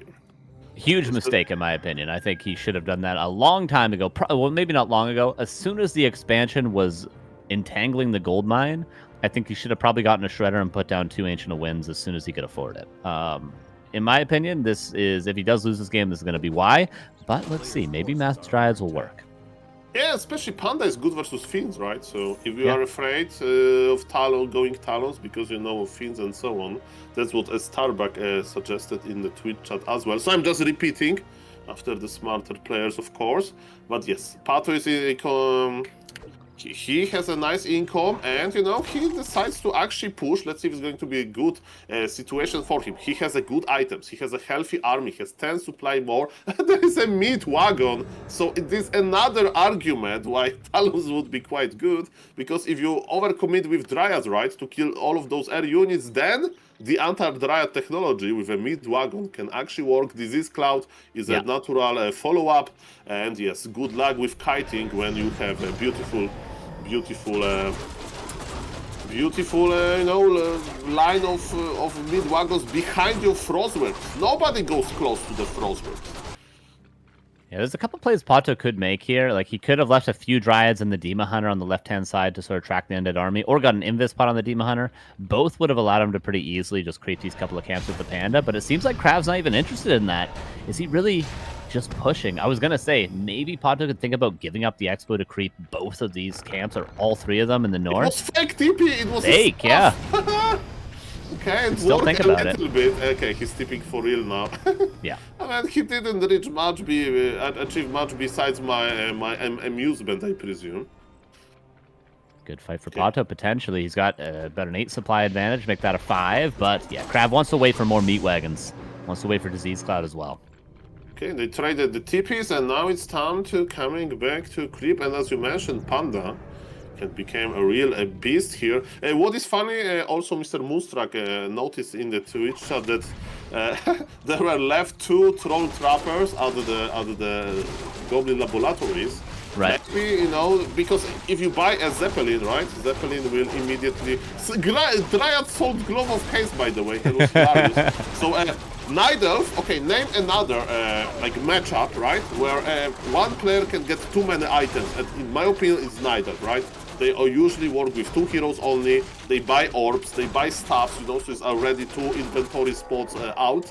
And sometimes you have too many items, you need to go for backpack only to sell, sell the items, basically. But ladies and gentlemen, I'm talking about the items, and Krav is pushing with 2 mid-wagons, but he actually gave a lot of time to Pato, and Pato is teleporting offensively. One bear is in a big trouble, no stuff used on him, the bear just dies. Yeah, Krav really, he thinks he's outmaneuvering Pato right now, but really he's getting outmaneuvered. Pato crept 3 camps and is expanding again, and Krav has done what? What has he done? He killed 1 trapper in the meantime. He traded a TP. He forced 1 more TP. Yes, he didn't have to trade the second town portal, but Pato just crept the entire upper right essentially for free, and now he should be in a great position. The only thing not going Pato's way is he doesn't have Talons by choice, though, so I'm gonna, you know, give the devil his due and say he should be ahead now.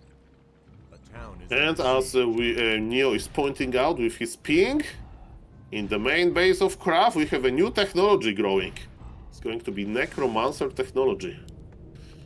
Unholy Frenzy Frostworms, eh?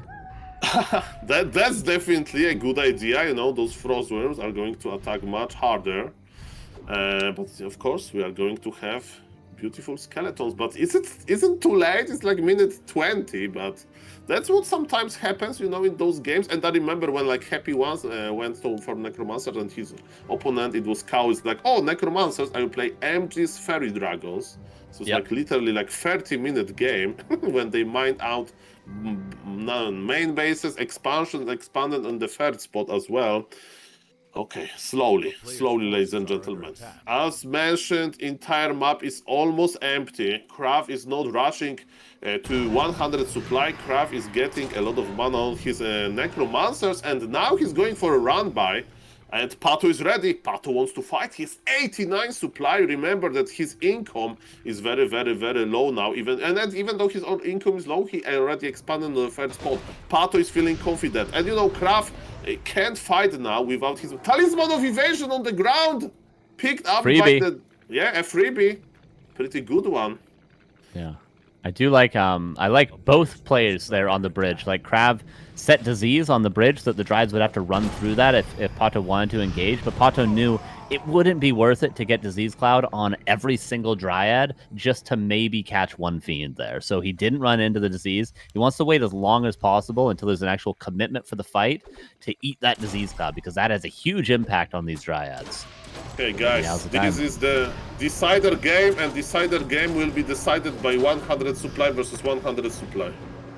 That's amazing. Yeah, already 96 for Pato as he saturates his last gold mine. Main bases are out for both players right now, and another gold mine available for Krav if he wants it, but a Wisp to scout that. Is Krav going to try to end the game 1 base versus 2, or will he expand again? He has look at how many Necromancers he has, and it's Pato ready. Where is his Dispel? Let me tell you, mana on Dryads it's almost full, but to Dispel all of those skeletons, it's nearly impossible. There is 8, he sees them 9 with the Lumber archer. Wisps. Mamma mia, this archer is like, guys, we have a problem. This is some dark magic approaching our base. And as you mentioned, Unholy Frenzy Frostworms, as you can see, they're a little bit lower HP because their low HP is actually decreasing, but they're attacking much harder. And Pato is ready to, with his Wisp. He brought so many of them, but the Wisps are dying. Death Knight leveled up. Pato is trying to detonate the mana. Pato is trying to detonate the skeletons, but he failed at it. And the army position of the Brazilian Nightelf is kinda meh. Not a great position to start things off. The detonates were okay, but there was just so many Necromancers. Healthstone Force. There is a Town Portal, but no Potion of Vulnerability on the Demon Hunter. Might be swapped over from the Panda. No staff used. Tree of Life about to go down and is not currently mining. Dryads are trying to kill everything, but there's too many targets currently. 2 Worms still up in the air. 1 Meat Wagon will go down. That makes both dead. Panda Potion of Vulnerability. He's almost level 5. Needs to use more Haze Fire. I feel like the Panda's not using any mana. There we go. Yeah, but supply is dropping rapidly for both players, and I see a lot of skeletal skills, but double level up for Pato. He's still in this game. He's still fighting. Panda has still big mana potion. As you mentioned, Panda should be all of those Necromancers, but Panda has fallen. Oh, a huge breath of fire, but the Panda, too close to the sun, was not able to be saved by a staff, and now is there another coil? No, there's a Town Portal out, though, to be safe. Tree of Life will go down. Expansion up for Krav at his 3rd base now. Panda, Tavern revived.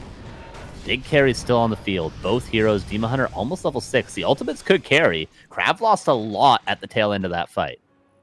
Yeah, that's very true, and Panda reached level 5 as well, so this is important now with the power of the Moonwells. Panda will be full mana, full HP, almost, and yes, as you mentioned, there is expansion for Krav, the new one. And look at these 3 Dryads, ay, that's 9 supply.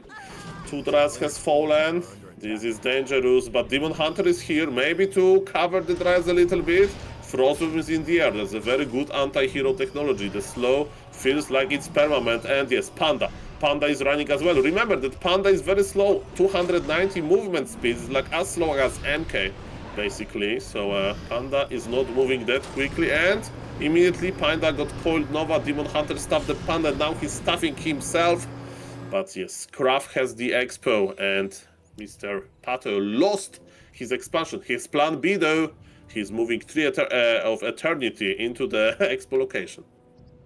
Tough with this worm still being up in the air. He managed to kill one of them, but wasn't able to kill the second one, and now this worm is just perma-slow. If any of the heroes try to get fancy without both staves being off cooldown, they're just perma-slowed and dead. So Pato's got to be very, very careful now. Pretty much needs a definitive fight, but he doesn't really have the army to go for one. Okay. I still can't like accept the last fight, you know, this big fight. Like all the Wisp died for nothing, but Pato is pushing in now in a much better position, but also with a much smaller army. And Panda needs to be the carry. He has anti-magic potion, but is it going to help? I don't know. Was there enough damage? I don't know as well. But what is important, Pato is going to start mining soon. And there is still Ridge, there are still Moonwells, there is a lot of them, 7, right, to be exact. And we are in the middle of the day of chaos, but during the night, you know, Wellspring provided a lot of moon juice. But Krav is not in the hurry mode, right? Not in hurry. He doesn't want to finish the game now. He understands how important this game is.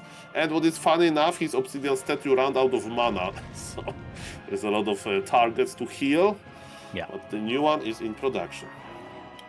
Yeah, and Krav sort of has his ultimate army, right? Like, he just needs to produce more of it. But Pato had time and had space to get a better army. We don't see a single mountain giant, no fairy dragons for the necromancers, no talons, no hippogriffs, just dryads and bears. And I'm sorry to say it, it's not cutting it, and it's not going to cut it. This army is not going to work. Pato's at 49 versus 65 now. He's about to lose his Tree of Eternity, most likely, because he can't win this next fight. Very nice split with the Dryads, though. They're like, okay, you go for my expo. I'm going to attack you as well. Panda provide a lot of siege damage, of course, versus buildings, versus repairing workers. But yes, there is one mid-wagon. Even though it's a Tree of Eternity with Nurture Blessing, it can be quite hard. And, you know, after killing this base, what else Pato can do, right? We'll see about it. He'll be forced to the fighting on the Blight, maybe, right? Because Undead can just camp. In the natural of Pato, there is still 2,400 gold. I don't know. This is a complex game. Both players, they understand it's like a lot of pressure here. They are going for kind of safe solution now, but yes, Krav is pulling back after, you know, his successful mission. He wants to protect his haunted gold mine, and of course, Dryads are terrible versus Spirit Towers, but they also take a lot of time to kill haunted gold mines with their piercing damage, and Acolytes are body blocking. Look at this! Well, it's going to maybe be at least one kill. There we go, the orb hit. But nice play from Pato there to secure pretty much shutting down the mining entirely, really. And he's still mining, let's not forget. 3 more minutes of gold. That should be more than enough for this game to be ended one way or the other. Demon Hunter super duper close to level 6, and once the Demon Hunter hits level 6, the Panda's not going to be too far off either. These ultimates can be massive carries. And Pato has a TP, so he's going to continue more or less laming here. Can he find his way to the Acolytes to the north? It's a great question. Supply for the first time is kinda even. Okay. There's nothing really interesting inside of the main base of Krav, you know, like one ghoul. And, you know, Krav, they're playing hide and seek a little bit. Krav is coming back into the mining mode. Panda is healthy. Panda needs some mana maybe. And remember, during the night, the moon wells are getting full. And there is actually 8 moon wells. 8, Mr. Carson. Yeah, that's a lot of healing. Krav now towering up his expansion. Maybe Pato could think about going for a sapper play to kill that. Could be decent. Also worth pointing out, his staff, Pato, is now going to go to the expansion. So if there is a definitive fight at Pato's expansion, potential for a hero loss there due to the staff location. And will Pato ever expand again? He's probably just going to walk this Tree of Life once the gold mine runs out to his other base. And then Krav, I guess, has another option for a gold mine. I'm not sure how much gold was left in the expansion that just died. Probably around, 2,000, something like that. Yeah. Look at this. There's going to be some, run-by attempt. Krav needs to remake his shop. Okay, is Pato pushing? I mean, his gold mine is almost empty. Maybe he feels like he has to. He used the scout technology, the reveal technology, to check if there is no shade on him. Some legal map hack. Okay, shade is the legal map hack. Wisp are also legal map hack. I can recommend using this. The other things, don't touch, guys. What's now? As you mentioned, the Disease Clouds. Disease Cloud, yes. Yeah, on the bridge is nice. But Coil Nova, how many Coil Novas do we have? And how many can Pato afford to tank? Pretty much one on each hero before they're nearing death. And he can't get in position for the mana burns that he needs. He needs to set up this fight by getting the Death Knight at least out of mana, but he just cannot do that right now. Like, look at this nuke that's about to happen. Oh, push of vulnerability, that's one way to do it. Okay, Demon Hunter wants to get level 6. I think that's the plan. He wants to detonate the skeletons, but he can't reach.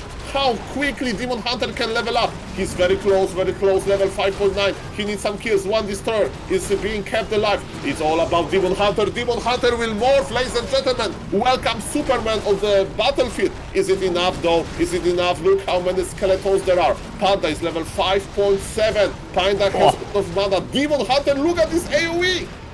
Oh, and the Breath of Fire on top of it. All the Necros dying. That Frostworm over the trees. The insane value. Abomination dies to the left to the Dryads. Breath of Fire kills even more. Death Knight has a coil. Could pass a Mana Pot. There's a coil. There's a Nova. Staff out. TP out. He saves the Demon Hunter. The Demon Hunter was inches away from death there, but Pato gets an insane fight. And is Pato ahead now after barely scraping by in the last fights? That Frostworm somehow still alive, but Pato... What a great fight there from him.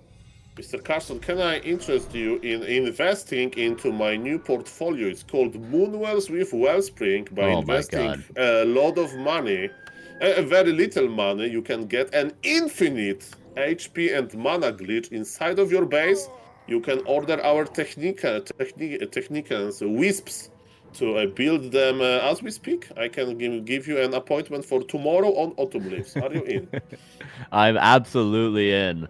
Love the Moonwell infinite healing in the late game, and also the infinite expansions in the late game. 32 minutes. This Tree of Life is moving over to where the Tree of Eternity died previously. Pato has infinite gold, infinite health hack here. And he's pushing again. Wants to end the game before these heroes get full mana again. It is very true. With our Moonwell technology, you have infinite mana immediately. You don't even need to wait for it.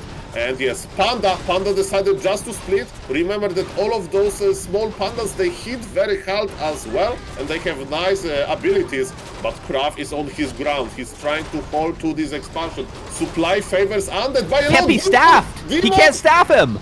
The Panda has a staff. And you know what? Okay, the wind's about to die. The storm's about to die. These guys have heavy armor as well. The worm did die. Okay, he wind walks away. Lich is at risk of falling, but that's what the shop is for. Cyclone, can he get rid of the... There it is. He gets rid of it, devours it, coils the Lich. Potion of Vulnerability still available. He couldn't staff the Demon Hunter, Saul. Mamma mia. Yes, this is very true. And Panda... Earth. Okay, Panda run. There is no Frostworm. But there was Nova. Okay, the hero drives like, leave the Panda alone. Level 7. Oh, boy. There is a coil. There is a coil. It's pretty much heroes versus heroes. That Frostworm, so much value.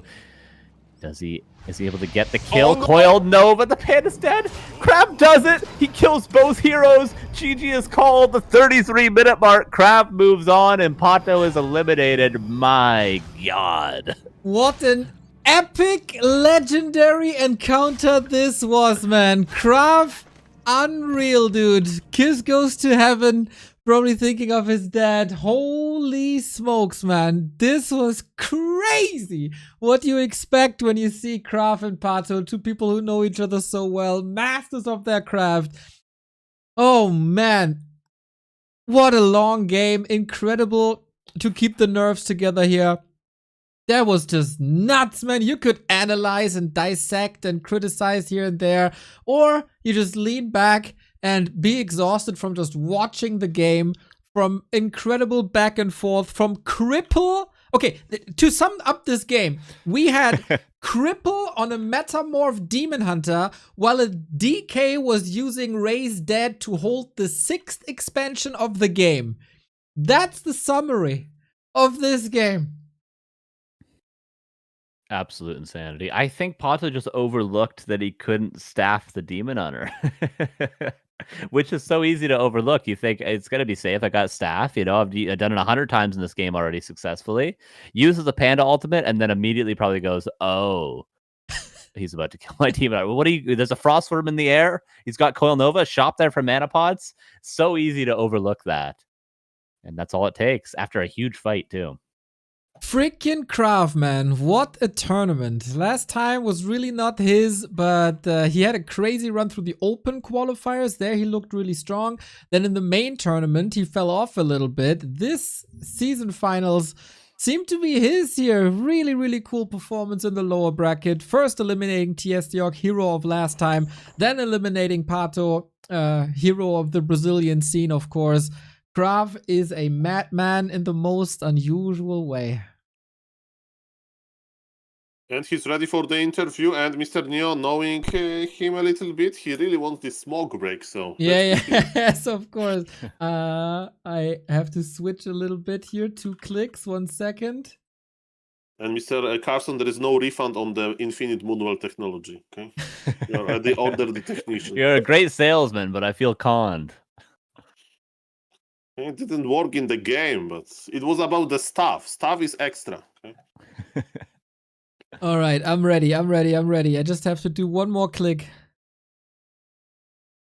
And here he is, the absolute madman. Incroyable! Craft, GG. Hope Mais Ray. vrai, GG.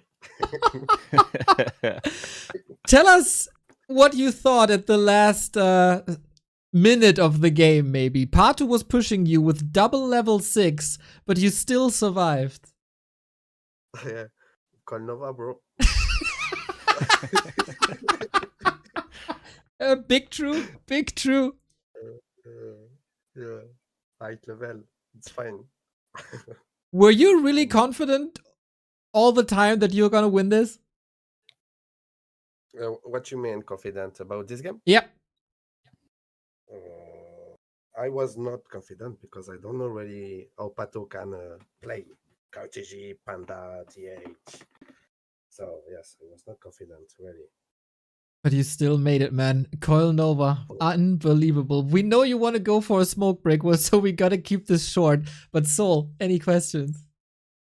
I have a few questions. Dreadlord as a third hero, Dreadlord like no Naga. What was the idea with the Dreadlord to like sleep the Demon Hunter or? You mean in the first game? In the Yeah, second in game? in the first That's yeah. That's Refuge. Hmm. Yes, it was yes for sleep, and I think Aura can help a lot in fight. You know, I lost so many games with guards, and only GK and late play Lich, and don't had a third hero like Dreadlord. So yeah, I think Dreadlord is a very good choice against Night Elf when you play guards. Mm-hmm. And just general question, like Frostworms. We can see that across all of those games, you had a patience, to go for the Frostworms, and it had to feel amazing when like Pato pushed you on last refuge. You're just comfortably in your base, and then he was pushing you, and the Frostworm just finished, and he was ready to attack, and he killed so much. Yeah. Nerf worm, please. No. Never. What are you talking? Beautiful, beautiful creature. Carson, any questions? Nothing from me, man. The gameplay spoke for itself. Congratulations. Well played in map 3. What could you say? But yeah, happy to see you still in the tournament, man. Nice. Hope you enjoy the show. GG to Pato and Tsiog. Big love. Big love, my dude. Big love. See you tomorrow. See you. Chat is saying it perfectly. Krav is back. Krav magnifique. Is there anything that we can add? That is the perfect summary right there. That was game of the tournament so far. Like, that was fantastic. Both players putting on a show there. I mean, Ponto might be thinking, I should have built some Ancient of Winds, man. But it's still well played to him. Pushed Starbuck to game number 3. Had a great series versus Krav. Entertained all of us, and that's what we're here for at the end of the day. So good run from Pato. Well done to Krav. Congratulations on still being in the lower bracket. And now Jens versus Cash is our next match here. So before we go straight into the next game, if you were entertained by this, you can contribute to the prize pool for these amazing gamers. If you can spend $20 on a cinema ticket, this was worth a month of cinema, everybody. Over here on Challenge, W3C Finals is the command in the chat. It's up on Matcherino. We're closing in on 2,100. You can, of course, contribute directly. You can also buy these wonderful profile pictures. The Murlocs have arrived. The Demon Hunter, the Footman, the Farseer, and the Ghoul Murloc. Go get them in, everybody. This is a super high level of play. These guys grinded for weeks and weeks and weeks on end to come up at the top of the ladder, and it's down to you to reward them properly. I'm curious to see where we're gonna end up. Titles are very cool so far. Yeah, they're representing the races. I really like the choice of Footman for Human because, Rifleman we had last season, and I don't think that Pala Rifle stock is really trending on the Warcraft 3 stock. We've all market seen these way days. too many riflemen in the last year, Saul. Okay, we've seen enough riflemen. It's time for the fun. It's never enough. It's like seeing enough Warcraft. It's not true. More Warcraft is always more good. That's the saying, as it is. And we're able to bring you all these Warcraft due to the support that we get from Opera GX. It's quite an amazing partner that we have for this month. You guys are downloading like crazy, 213 new viewers, and I haven't heard a single complaint. That's a 100% success rate so far. This browser is specifically made for gamers, comes with a built-in VPN and adblock. It has Discord integrated, so you don't even need the desktop application anymore. Got a Twitch integration as well. You can throttle it down when you're gaming yourself, so it doesn't clog up your CPU like other browsers would. So full FPS, so you can hit these staffs and you can hit the last second coil novas like Crafted. He's probably using Opera GX because of that as well. And of course, you can customize everything. It's free, and if you download it with our link that you get in the description at YouTube or with !Opera GX, then we get a little bit of a reward. There's a little bit of a threshold at 300. If we can crack the 300, that'd be super duper mega dope. Yeah, reward us for the hours and hours of content that we bring to your home screens for free.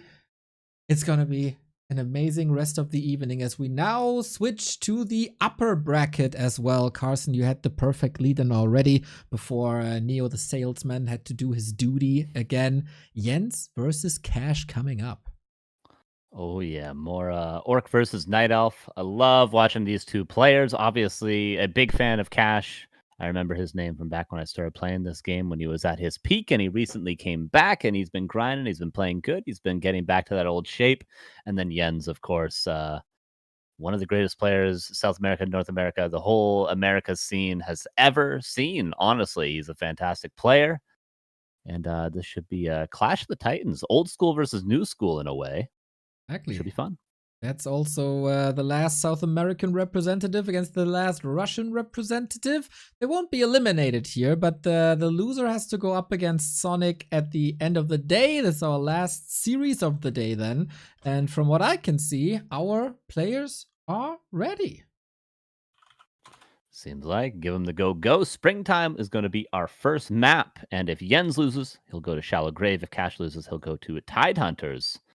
We will see how this goes. We did see this matchup already. Tsiog versus Jens. We saw how Jens played in this matchup. We saw Tsiog, force some adversity onto him. So we know how Jens can be defeated. Do we know how Cash can be defeated in this matchup? We're going to find out.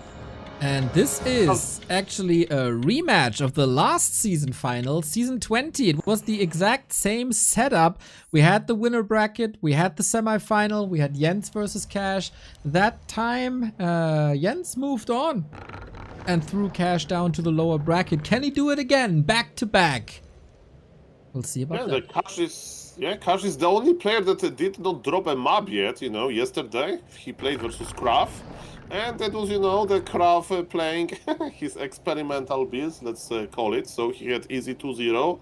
Now, he's, I know this doesn't mean that much, but he's the last player that haven't dropped the map in this tournament. Can he keep it versus Jens? That's unlikely, but, you can always dream. Was about to say, how are the odds that it stays that way? Jens has made an incredible impact in the past 16 months in the scene.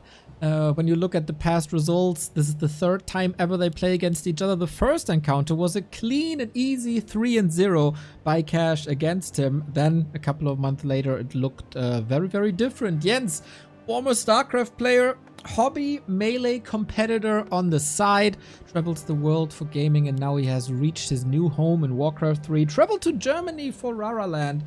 And Cash, of course, as Carson said, the legend of this game, has been around for probably 15 years plus, and one of the strongest orcs we have here in the Western scene.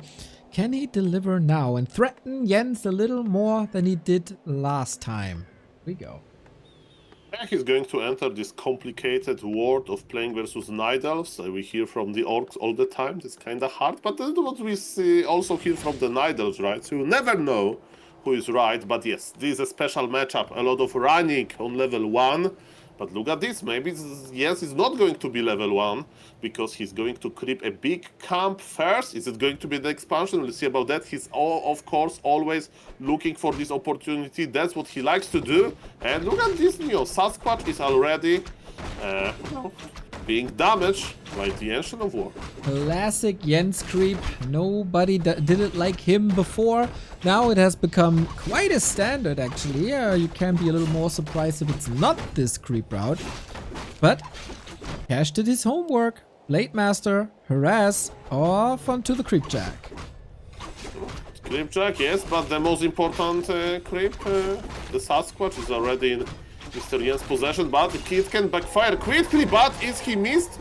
Okay, there was a deny, but Blade Master still has 0 experience. That's very important. What's most important, Jens already knows about this. He would like to save the archer. He would like to body block, okay? If he can force the windwalk, is already okay. Jens can't use mana burn, and this Ice Troll Forest Priest is not going to kill Ancient of War. That's a good information, but it's not the amazing start of the game for Jens. He's on level 1 and he lost his archer already. Yeah, I think this can be a very good sign for Cash. He speculated a little bit, and the speculation was correct. Did his homework, comes prepared, knows what Jens is doing, and that should be a good sign for the rest of the series. Cash got the priest. There are 2 archers now. I feel a little bit less worried about Jens, because remember that things can escalate quickly. In this matchup, if you like, trade. One of the hero will be red HP, another will be orange HP, and then a disaster can happen. Finally, level 2 for the Demon Hunter Sleepers and Ring of Protection. Those are pretty good items. And Blade Master got another circlet. This guy is not saving money. Not at all. Not at all. He's not investing in your Moonwell fund, Soul. I can tell you that much. No, no savings there. Good damage, good HP, good armor. Jens is trying to find an angle here after this 1 steal and 1 deny, and yet, oh my god, Cash got it again. Russian Lin is what they call him, probably. Item and experience goes to the Blade Master, and yes, he's attacking very quickly. Look at this double circlet and gloves versus even deny on the ground. That's pretty good. Yes, he's probably going to buy Boots of Speed. And he needs to come back to his base for some healing. Cash is looking fiery hot, everybody. This is some great Blade Master play. Makes you wonder why he didn't play Blade Master yesterday, but he explained it was a bit safer there against the madman that is Krav. And yep, that is working out so well. Holy, Demon Hunter stopped in his tracks at level 2.1. And so far, Jens is just running from the pressure of Cash. Yeah, and Cash has a nice follow-up with his tier 2 being already done. He's going for the Shadow Hunter, Bestiary, and Tower and Totem. Very, very standard development. The game is still open, but definitely we can say that Cash early game was successful. I agree. Jens, as so often, goes for an early expansion. He is also going for a late Huntress Hall. I wonder if that's on purpose or just a little oversight. For the Night Elves, you always gotta wonder. And then Dryads, Lores will all be a little late. Could just be a fast tier 3, but fast tier 3 on top of an Expo, that sounds too risky, especially when the Gardener is here and whacks the tree. Don't remind me my in real life gardening, Mr. Neo. I would prefer to sit in front of my computer. Thank you. And yes, this is a very greedy expansion. That's what Jens did as well versus versus Tsiog, and it actually worked. It was on the same map. What is important, Cash knows. Now he lost his Grand, so a little bit less successful, but Hex is here, is going to be forced TP, and after forced TP, or maybe not, Demon Hunter is fast. Speed scroll use, look at this, Cash has a plan. This is a trait of a pro player, he doesn't have time to think now. He's just going for the kill. He's just going for the forced TP, but is it in time? Look at this, yes, he's teleporting already because he knows that his expansion will finish. Archer even survived, and now welcome to the Moonwells. Neo, do you want to order them? Pause, please. Maybe some spike. We'll see about that. Maybe a phone call from the gardening company. Yeah, I don't know. Maybe the door, maybe something. We see it on the player cam. Nothing extraordinary. Maybe the headset was empty and he needs to apply the cable. But yeah, what an ambush by Cash. Really, really well executed. And he might not kill the tree, but he can definitely detangle the gold mine. Yeah, to be honest, I don't want to expect now, right? As we can see, Jens can't really produce units, right? His Engine of War has been uprooted since a long time, just looking for the opportunity to keep the lab, maybe even to buy the Shredder, and definitely this is a pretty interesting option. Of course, we see Naga second. That's, you know, means that Jens wants to fight as he should in the mid game to protect his expansion. Cash has two options, right? Option number one, Ali in the Expo with some nice levels, around 50 supply, or counter expand himself. I don't know what is better. We need to time will tell. There is one Raider with a snare. There is a Spirit Link already. And can Naga survive? Naga has a healing potion. Healing potion was saved because Staff was on the Demon Hunter, and yes, Jens is trying to escape this. Another Hex. Can he go for Surround? We'll see about that. Cash is very good with Surrounds, but can he hold it? Not this time. And maybe there is also not enough damage to actually kill the Demon Hunter. Remember, we have Healing Potion on the Naga, and Jens is making a miraculous escape, and Dras are here. I like Jens' position. Okay, nicely fighting back. We gotta say, Blade needs a potion. Trying to get the Demon. Demon needs a potion. Kills a Raider. Maybe a bit over aggressive here. Blade low. Shadowhunter low. Also on levels, not only HP. More and more stability being added by Jens. High octane matchup. It's like 8-minute pure fighting. And more units are dying. Blade Master is on level 1 with those circlets. And look at this, Jens!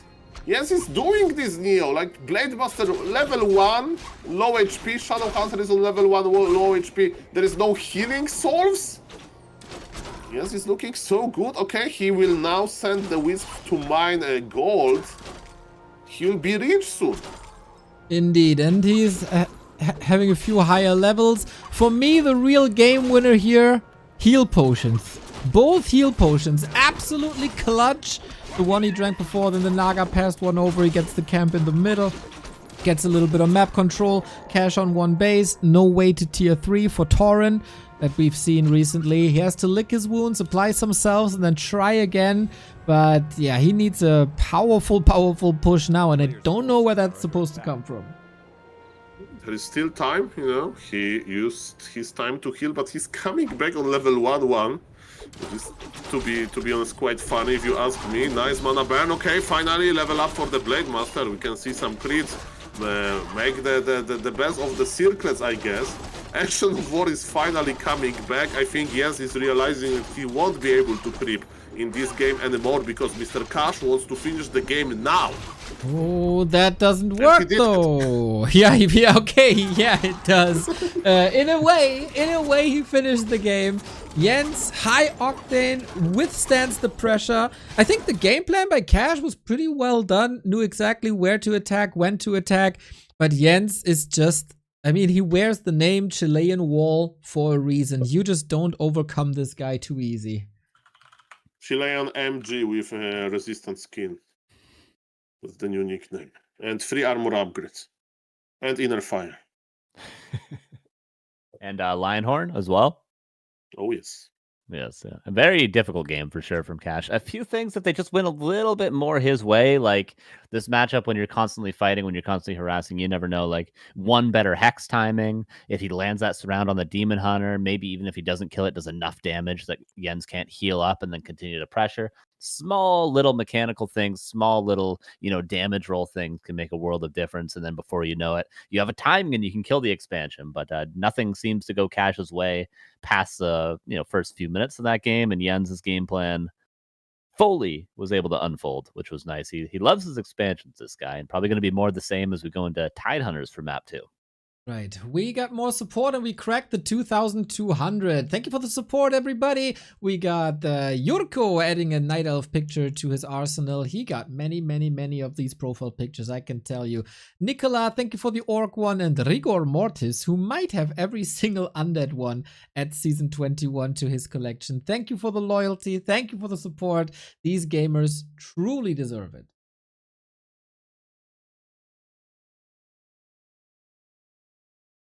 Yes. Thank you, Carson. Yes. Thank you, Soul. Yes, they do. Well done. Well done. I'm so glad to have you by my side. And thank you to all you. Thank you to all you people out there watching and supporting, of course. Yes, thank you. I think that's more the overarching point that we're all making right now. Thank you to all you. There doesn't need to be anything said by us because we're thanking you guys. That is something that Carson learned on his tour through Europe. Being humble and gracious. I'm the most humble guy I know at the end of the day, you know. No one's more humble than me. Well, maybe that tells us a lot about your friends. I don't have any of those. Don't got any of those left. Okay, when you travel 6 months out of the year, you don't keep many friends. Let me tell you that, Neil. You probably know that with your work schedule these days. Let me say, it's tough. It's tough out here. If you never leave your house, you don't even get too many friends in the first place, so you can't lose them. Problem solved. Win-win. I get you. Me and you, we think alike, Perfect, man. We think alike. Perfect. Thank you, Patrick, for another profile picture. And I just read Barbos is Nicola. Thank you, Barbos. When do we get it? It depends if Cage managed to upload them to the War3Champions backend or not. I will receive an update, but at the very last, probably Sunday. Probably Sunday. Day of our Lord. Which will be when we have our finals tomorrow, when we conclude everything. Will we see one of these two players tomorrow, or are one of them going to be eliminated today? They're going to have to finish up this series, and loser's going to play Sonic, and one of them may be going home, or Sonic. We're going to find out. First, we have to get through Tidehunters. 1-0 for Jens. Let's see if we have more of the same strategically, at least. With this result, Carson, if we were informed correctly before, no player with a clean sheet anymore. Everyone has at Which least is awesome. dropped a map. That's great. We love it when people lose here in the War3Champions finals. We love it. We want everyone to lose. We want everyone to be losers like us. Like us. I was about to say, aren't we all losers? Yeah, no, that's great. It might be, honestly, that might be one of the first times ever, really, that we've had no one with a clean sheet this early into the tournament. Yeah, it's really, really cool. We're basically in the second round of this tournament, and everybody eat the feet. So we'll see if Jens is losing one more here, or if Cash is going to be eliminated from the winner bracket. It really seemed like he's on top of his game yesterday, but then the next stage of a tournament may be a bit too tough for him. Maybe just not his day. Maybe it's all nonsense and he's going to turn it around in no time. Jens is definitely the biggest test he's going to have, maybe in really any tournament he's playing these days. Jens is a very, very difficult opponent for anyone to play. And we'll see if he can make it out of game 2. There was holes in Jens's games yesterday. There was opportunity for all-ins, and Jens isn't playing like the most standard style, right? He is playing a little bit greedier. He's playing in a way that's comfortable to him, but maybe has flaws, has opportunities for Cash to go for big all-ins. So let's see. Let's see if he can punish this this greedy expansion if we do see it 2 times in a row from Jens. Yeah, he is also a very versatile player who adapts to his opponent. Long-time esport competitor, as we figured it out yesterday. Huh? What do you mean webcams are wrong? Webcams are right. Everything fine. So yeah, maybe because he saw that there's so much aggression from Cash, he switches it up a little bit. Cash seemed to be of the opinion that there is going to be an expansion, or at least that we move in that direction. But there is none. There's also no keeper. There's a Demon Hunter once again. A very tanky one at that. Like Cash's creep route, goes for the circlet right away, uses a very early windwalk to get to that shop on time. Sometimes we'll see the Demon Hunter come out of the altar and go straight for circlet dust, which means if the Blade Master is slow or goes for his green turtle close to his base, that he won't actually get the circlet dust. Then things spiral because you get dusted and mana burn 3 times, and then your early game isn't as strong as you want it to be. So I like Cash's choice to get that circlet right away and then creep the more aggressive turtle. And now he can be happy. He can sigh a breath of relief knowing that he at least got something done on the map in the early game. Alrighty, Jens on the other side, being a good aggressive himself. Wonder if there's too much to accomplish. But worst case, you just walk into the middle of the creep spot, you enable immolation. I don't want to get that gas bill of the Demon Hunter, but he kills these Murlocs.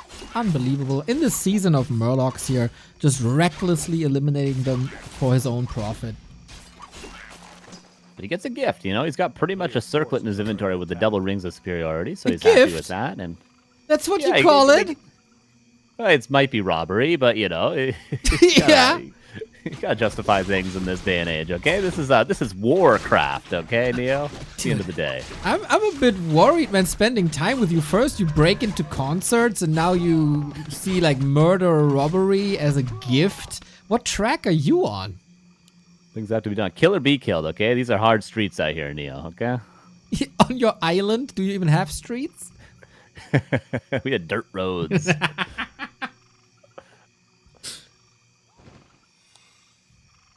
All right, greater heal found. I was a little worried. I saw Cash going for that lab, and I had flashbacks to our match earlier that you were casting before the start of this tournament. But he did get the greater heal scot-free. There was no shadow belts around there.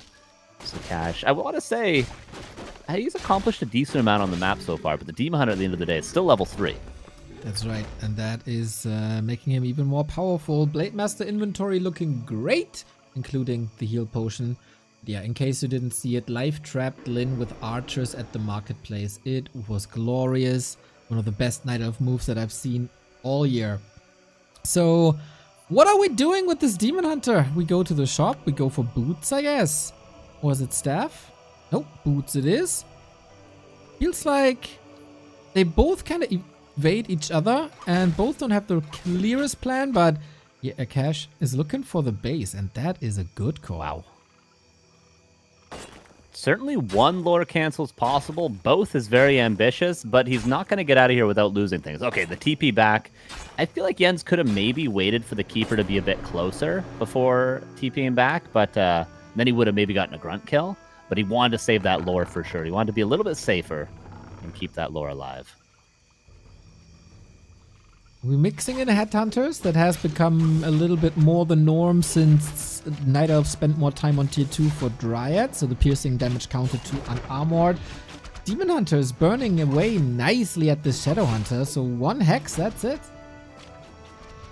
Oh, that grunt is certainly dead. If the Keeper catches up, he might be able to get another grunt kill. This is a tough position for Cash. If only he had 1 more hex, but he's burned away yet again by that Demon Hunter. And now Keeper's going to back away. Does he want to turn and try to go for that Headhunter kill? Doesn't seem like he has the damage to do so. Looks like Jens is controlling this game really well. Shuts the door here between the Tavern Shield and the shop to make sure that Cash can't reach anymore, that the Dryads can unfold. Tier 3... rather fast for Jens, I'd say. Faster than most Night Elves nowadays. Kept good track of Cash. Didn't give him a second opportunity to run into the base. This is a bit problematic for Cash as he's running into Entangle once again. Archers might start to fall. Hex on the Demon Hunter, but mana burn now away. That Raider was Spirit Link, so will live. 1 more Archer might fall. Grunt could catch up, but will die in the process. Nice micro on the Dryads. It does actually go down. I think to the Headhunter got that kill there. Demon Hunter is running back to chase down the Orc army, but Cash is afraid to back away because then he has to run away from Dryads and Entangle. That is rough. That is pretty much impossible. In case you don't have Dispel and maybe a Speed Scroll, all that slow, all that crowd control makes it rather easy. Jens should be a bit careful to not let Cash unfold too much, because this inventory on the blade is truly strong. But Cash doesn't seem to be too interested in creeping. With Raiders, I guess it makes sense. Now the move away from each other. And of course, Jens with the Ancient of War in position plays a clean game. And Jens went for like the super early bear tech that you were talking about earlier. So his master training is pretty much done now. So Cash wanted probably a very early expansion because of how greedy Jens was being. Cash wanted to expand probably before his ensnare was even done. But Jens being aggressive like that, even though it cost him a couple of archers, stopped Cash from creeping his expansion, delaying the expansion long enough that now Jens is going to have a strong timing before that expo ever pays off. This is a very intentional aggressive play from Jens that is a good foresight from him. Yeah, he's a good strategic thinker, and then you can put that on the map as well. This is sometimes seems a little unfair how he looks here. We got 3 and almost 2, then Thorn's Aura comes in the mix. Cash is contesting a couple of spots, deliberately giving up on Blade Master levels. 2.66 staff when the Ensnare was flying. Controls the Blade as well with Entangle. Oh, Keeper might be surrounded here though. Yeah, should be going down. Nice find from Cash. That Raider going to be entangled before the Keeper does die. But the Raider will fall. Abolish on the next Raider, so no Spirit Links. That's going to be a second Raider falling, but gets an ensnare off to kill a bear before he does die. Good trades for Cash so far. Might lose a little bit more to the Dryads, though. Yeah, all of a sudden, man, this is looking fine. It's just when you have Spirit Link, everything seems to be falling at the same time. Demon Hunter cleans up the left-hand side with excellent Dryad control. Takes another bear here. 2 high-value kills for Cash. Yeah, nice finds. I would say maybe not relatively even trades, but pretty close to even with those Raiders dying, but gets a mana burn and kills the Walker as well. That evens up the field, certainly. Expansion coming up, though. And Wisp scouts it, but nothing to really be done about it right now for Jens. Demon Hunter, though, the experience is rising, and he's probably going to be level 5 if this game keeps going. Love to see that Cash is going crit level 2. You won't need much more Windwalk. Need the big red numbers now and support from the Shadow Hunter. Close to level 3 as well. Keeper is back. He was benched for a while. Entangle should be ready. Cash got to be careful. Kills the Dryad. Is there any way to kill the Blade Master? No, there's a big potion. So he's focusing on units instead of heroes. Hex, good control. Hopefully Cash can use that potion. He does on the other side. Rejuvenation. Kodo comes in. Going to be hard to devour anything without a Raider being there, though. Another Entangle, another Grunt, but obviously that's the most welcome target of the whole army right now. Rather lose that than lose a Raider or a Kodo. Expansion about to be up. Our peons being transferred. Yes, Cash does realize he needs to do that. Grunt is going to buy a little bit of extra time, which is nice, and we're healing up. Speed Scroll, actually. Oh, the Grunt is saved somehow, some way. Pretty sick. And Jens didn't make a move towards the north. This is an expo up for now. Now he does. How many bears we got? 3. I don't think it's clobbering time just yet. Jens in a defensive position is healing, is regenerating. On the other side, Wellspring is ready now. 1 staff. But yeah, the missing levels on the Keeper, they truly hurt. Oh, it just eats a mana burn on the Shadow Hunter. He had an ensnare to avoid that, but wanted to use it on units instead. Now level 3, but has no mana for level 2 heal wave. Raider entangled, but Kodo is not, so he gets a freebie. Devour, and now the Keeper, the Wisps were just barely late, so he could not detonate them. Second hero goes down as soon as it hits level 2, but now the Shadow Hunter has to be careful. A Kingdom for an Entangle. He passed the Invo potion, but he couldn't use it anymore because, you know, he was hexed and frogs can't drink or something in Blizzard's logic. We kill another bear. Would love to get that Kodo to free a bear, so that's 1 unit killed, 1 unit freed. Is there still pressure? No attacks on these peons. The Ancient of War. It took him a long time. He doesn't have Nature's Blessing. He's really struggling to make his way north, but he almost made it. Keeper is back now too. Rejuved, but immediately ensnared, has a potion of vulnerability. No Spirit Link on any of these units. Is he going to eat a mana burn? No, the Demon Hunter is out of mana, so there's, I think, over 2 heal waves nearly available. It's going to be a big deal. Dryads being focused on first. Bears clobbering down the Raiders. There's 1 more Raider left. Keeper now. Push of vulnerability is over and dead for a 3rd time this game. Staff was not used. 1 Raider going to die, but it feels like Cash is holding on to this expansion, and all he needs to do is keep mining. That might just be a little bit too much for Jens here, down to 36. Can the Demon Hunter do it alone? He is close to level 5, actually, but 2 well-leveled, 2 well-developed heroes might be better than 1 over-leveled one. Really nicely done by Cash here. Jens maybe a bit exposed with the Keeper. That is a problem. The demon doesn't have an orb here, so what force is he really? I really like what Cash is doing here. Yeah, nicely played so far by Cash. Good micro, and really that's all he needed. He just continuously fights, and a couple things go better his way. The keeper kills, obviously, that makes the difference, and the claws help as well as he gets another set for that Blade Master on level 4 now. Holy moly, yeah, that's a lot of damage. These crits are fantastic, even though he's killed them before, but yeah, damage is rising. What's left for Jens? Pretty atypical that he doesn't have an expansion himself. He has to break this, but with what? Just has to keep running at it. Keeper back now. Could maybe buy a second orb soon to pass over to that Demon Hunter. I mean, the Keeper's been dead for so often, he's barely gotten any value from the orb. All the peons go down. Level 5 Demon Hunter. Okay, wait a second. Wait a second. We'll see if Cash can hold one final time. The peons dying hurts, but might be able to get a nice trade again. Preservation dodge with the ensnare in the air, but a Hex secures the next bear, perhaps. We have seen the craziest comebacks by Jens, but usually he was the one with the base ahead. Can he play it from the other perspective as well? Bear falls. Keeper is just suffering, man. He's just getting pummeled. He has no fun this game out of the fight. He is not threading that thorns anymore. Demon Hunter still one-man army. Kills one Kodo with the help of the Dryad. Kills the second Kodo. They are just so slow. They're barely moving. Another one freed. The Keeper's trying to reunite with the rest of the army to spread some Orb of Venom, but it's like the Orb is not part of the game. We're seeing the importance of raiders, right? Like, you might think sometimes, oh, mass bears, I guess just walkers and kodos is all you need. But we see how big of an impact Jens can make when there is no raiders on the field. He can pretty much kill every single unit the orc has and lose nothing because he has staff, because he can run away with dryads, and there's no way of catching any units. If there's a raider alive, you can kill one unit. If there's 2 raiders alive, you can kill 2 units, but 0, and you shouldn't really kill anything at all.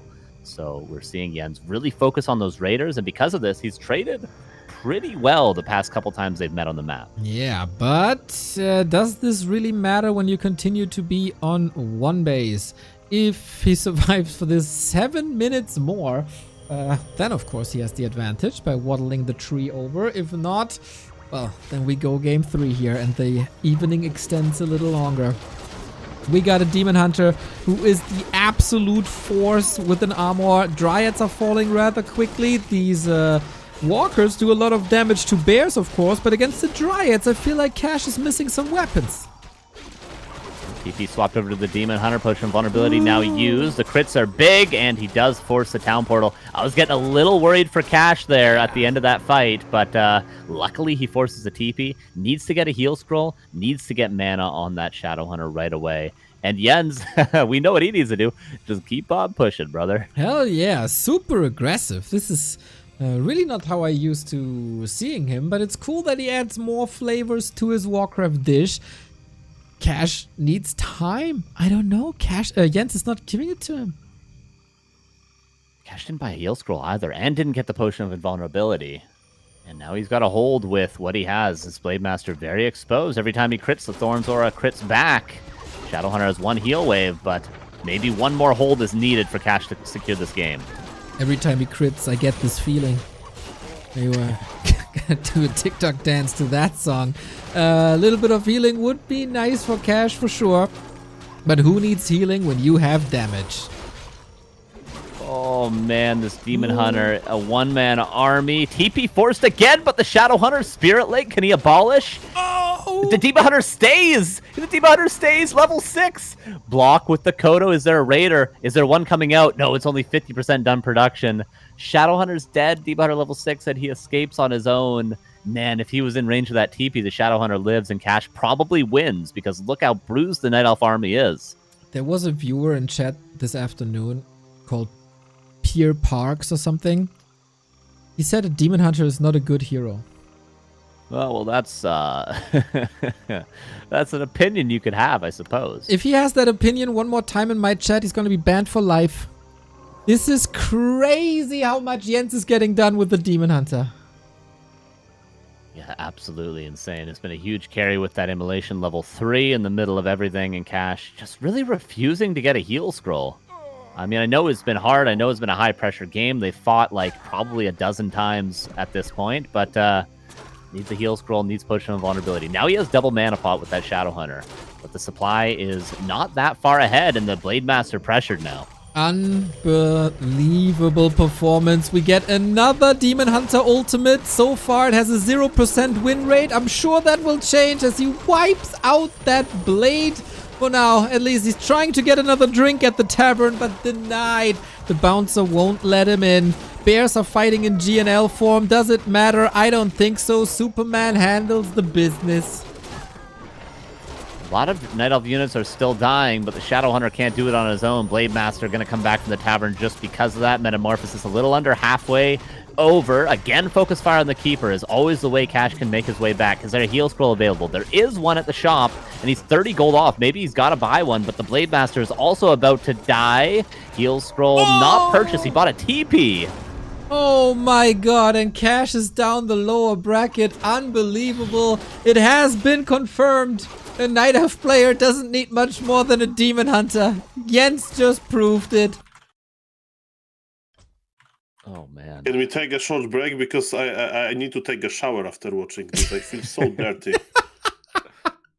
Oh, Jens, man, not even flinching. Unreal. What a hero. The player and the Demon Hunter, of course, because it requires some amazing clicks to have that Demon Hunter in that condition. Losing the third hero 2 or 3 times and still coming out on top is crazy. And we get our dream winner bracket final of Starbuck versus Jens, the 2 top seeds and the 2 best performing players clashing tomorrow. Yeah, that should be a fantastic game. Very excited to see that. Should be a nice little macro game, perhaps. Very nice, very nice. As predicted, they both make it to the upper bracket final. Jens, not as one-sided as he thought it might be. I mean, there was some adversity there. That was a very close game. I thought for sure we were going to game 3, but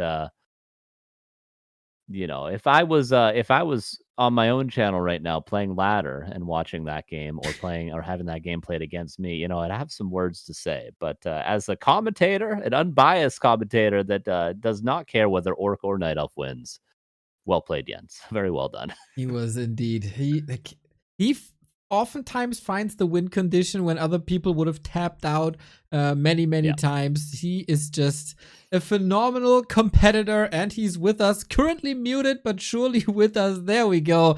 Jens, hey man, do you feel dirty after that Demon Hunter performance on map 2? I'm a little bit, but also the crates were dirty as well, so the poor keeper died like twice from 2 Blade Master hits. Fair game, fair game. Man, the series started and Cash was super aggressive. Did you expect that? Yeah, I know he's aggressive. I just thought he was gonna, like, Peon Scout try to punish the greedy creep with Peon. I think with Blade he did okay, but he could have been much worse. So, but yeah, I expected him to be really aggressive. Right, it felt like you were on the verge of dying, but as so often, you just refused to give up and bought a couple of drinks and had a good evening.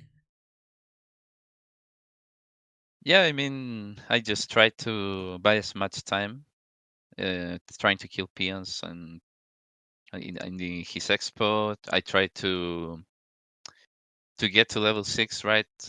Try to keep the raider count low so I could like escape. Lots of things going on. And yeah, that was just super strong, man. Soul, take over. Well, amazing gameplay, and to be honest, I was excited, Jens, about yesterday question about exotic animal in Chile, and I did some digging. And have you ever seen a marine otter?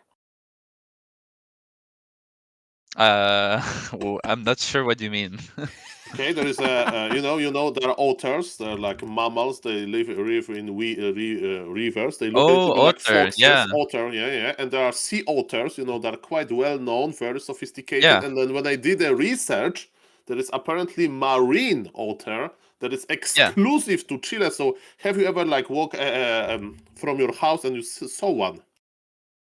When I went to the south, I did, but I live in the center. We don't have those here, I think. Unless, I mean, I don't live near the sea, so. But I have seen a couple. Okay, that's a very rare animal. Sea otters are my favorite. And Mr. Carson, do you want to analyze this amazing orc versus night elf? Yeah, a couple questions. First of all, did you go for that expansion game 1 because that was your plan from the start of the game, or was it because you forgot your Hunter's Hall and you had some extra resources? Where did that expansion come from? So, in my experience, like creeping the expo and expanding right away, sometimes it's not the best idea because Right. your lords are too behind. He gets like raiders too early for you, and then you like keep losing trades. So I didn't want to expand like as soon as possible, but as soon as I saw the blade like very far away from the expo without mana, I was like, yeah, I have time to do it now. Right. So my plan changed, but my tier 2 was not delayed, so that's why I think it worked. Right. And then game 2, you went for like a super fast tech. Is that like map dependent, or is that just because you went for the expansion in game 1? What was your thought for going for that almost polar opposite style in game number 2? Yeah, I saw I had 9 wisps already, and I could have gotten like the 10th, which is standard. Since my scouting wisp was not gonna die, I just wanted to like get the keeper as fast as possible because I wanted to have good trades in the mid game. It kind of paid off, I think, and I didn't starve in wood, so it was like a decision in the moment. I hadn't planned it from before, like polar opposite, as you say. It wasn't part of the plan. I just like took the decision in the moment. Yeah, sometimes it can seem a little bit scary. Like you have 3 archers, you have keeper level 1, demon hunter level 3, and you sort of run into like his first raider and like his shadow hunter with hex. But you're going aggressive. Can you talk about why you're sort of aggressive at that stage in the game when you're waiting for bears and all that, and he does have hex? So like sort of early tier 2 stage. Yeah, I think I just wanted to delay the shadow creeping. And I felt like I could kill a couple of units with entangle since my keeper was like a bit earlier. And I also wanted to like burn all his mana. I feel like much safer if I go to creep if I see like blade has no mana. Or I can like feel safer as well if I have shadow low mana, I can force some clarity. So it is not a trade to necessarily like win immediately, of course. You just like waste orc resources, I think. Makes sense. And then tomorrow, obviously, you're going to be playing what might be your toughest match in this tournament versus Starbuck in a best of 5. How do you feel about that? Any thoughts on that match tomorrow? Yeah, it will be tough. I think I'm struggling super bad against human. It's like my worst matchup. So I will try to do my best. I know Starbuck is super good, but even if I can't win, I will of course try my best. But if I can't win, I learn a lot from it. I respect Starbuck a lot, so I will like see the replays and try to come stronger next time, every time. For sure. Well, very, very well played today, as always, and excited to see you play again tomorrow. Thank you. Thank you, guys. Good luck. Take care, man. Good luck. Bye-bye. See you tomorrow. There we go, everybody. Jens, absolute gamer, undefeated here in the playoffs. Starbuck versus Jens is truly gonna be the highlight tomorrow. Those are the top 2 in the upper bracket, and we know that Krav is gonna be part of the lower bracket, but we need one more gamer, and that will be decided between Cash and Sonic. Well, we saw Soul Otterman, a very, very nice creature, that Otter. It's a specific for Chile, this Marine Otter. I couldn't believe it. I should know before, It's like... Yes, and yes, I actually saw a few, so now I know why he's so gifted. He's just lucky, Yeah. The Otter blessed him. I wasn't the Otter blessed him. I was a little jealous. Amazing creatures, for sure. Similar to Makrura, also very majestic. We have a couple of other creatures that are pretty damn phenomenal, and they are Murlocs. Carson, can you do your best Murloc impression once again? It was so beautiful earlier. Wait, going to YouTube. Wait. 5 seconds. Wait. I learned by listening. See, I'm a musician.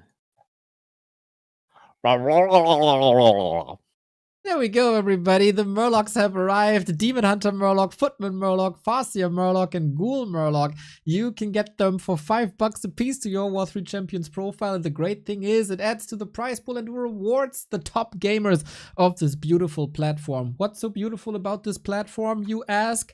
Well, first and foremost, the people behind it, the team that keep this up for 5 years and counting, actual human beings taking care of moderation, actual human beings improving the connections between the many servers that we got on this platform, finding new servers that improve conditions, finding new proxies, improve the routing, and the look and the feel. I said this yesterday already.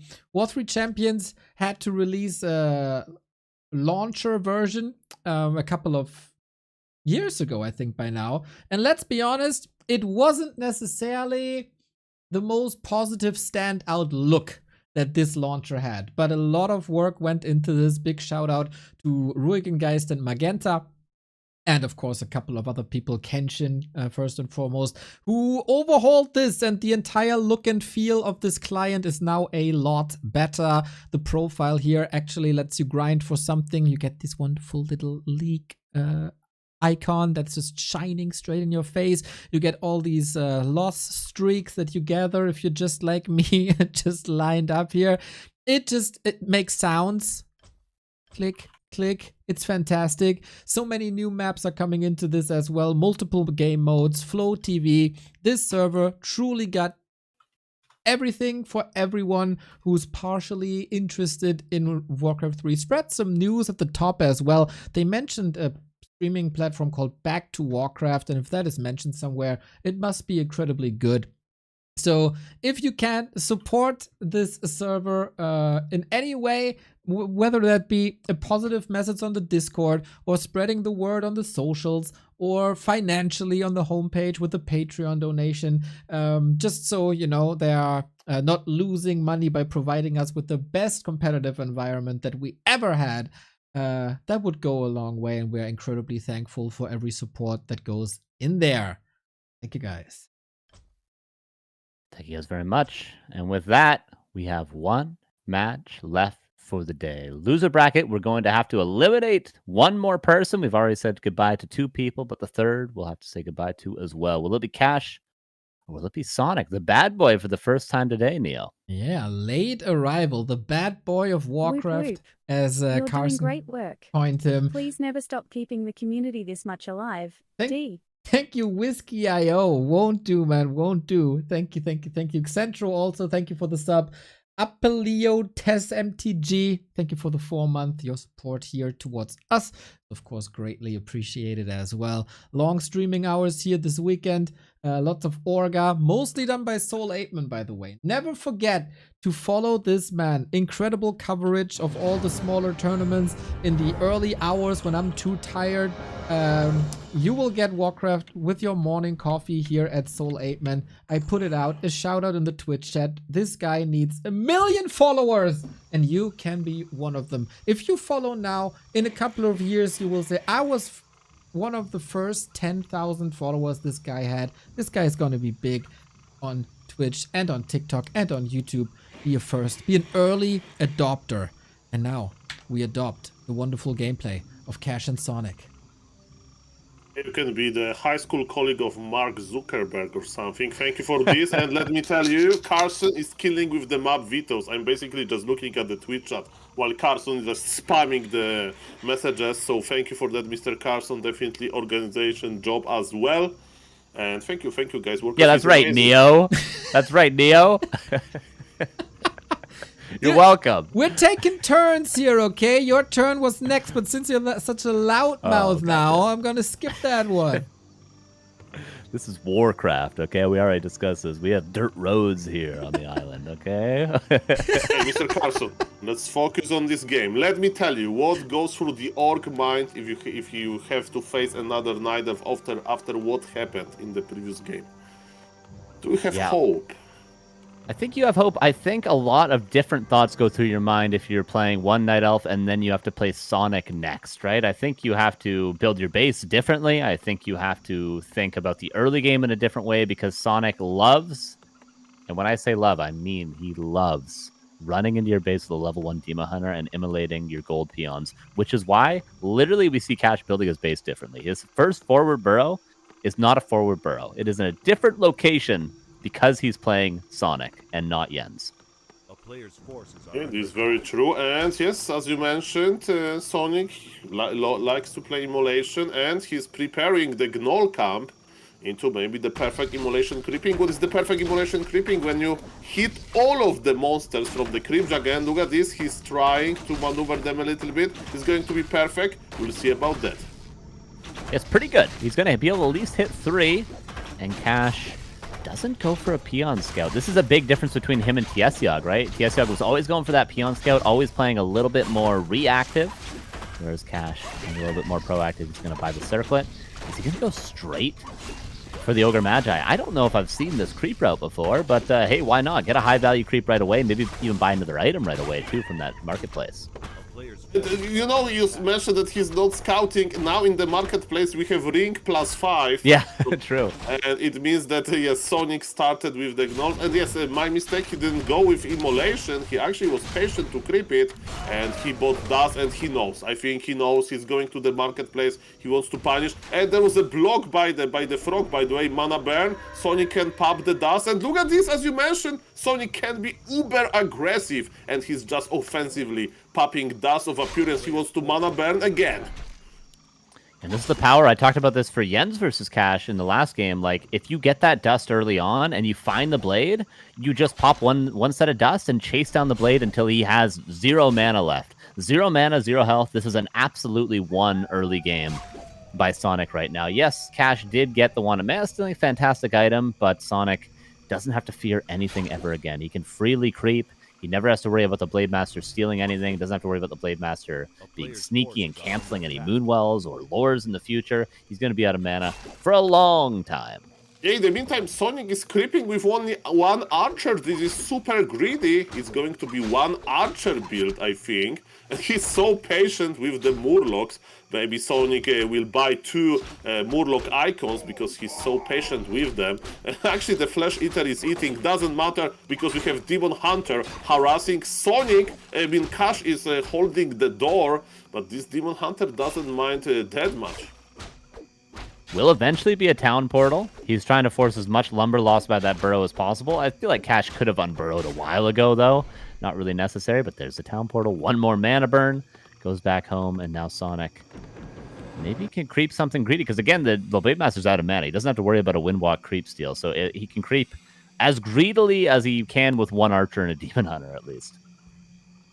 There is not a full base Wolof in Sonic base, even though his layout looked like very, very, strong. Actually, he's actually crossing with Ancient of War to the Sea Giant camp, and you mentioned Blade Master not having mana after another successful mana burn.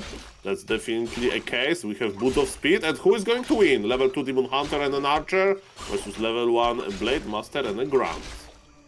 The Blade Master, of course, has to be a lot more careful because he doesn't have Boots of Speed. Interesting that Cash speed scrolled and popped to Clarity to get across the map there. I wonder if he was worried about the Ancient War being at the lab right away after that town portal.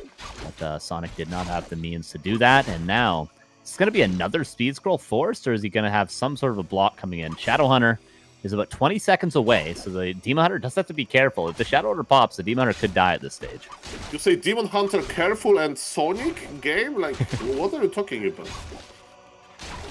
He should try to bait. He should try to bait the mana burn, block with the grunt. The Shadow Hunter is going to be out in a second. This Demon Hunter could die, but Sonic with the perfect intuition to run away.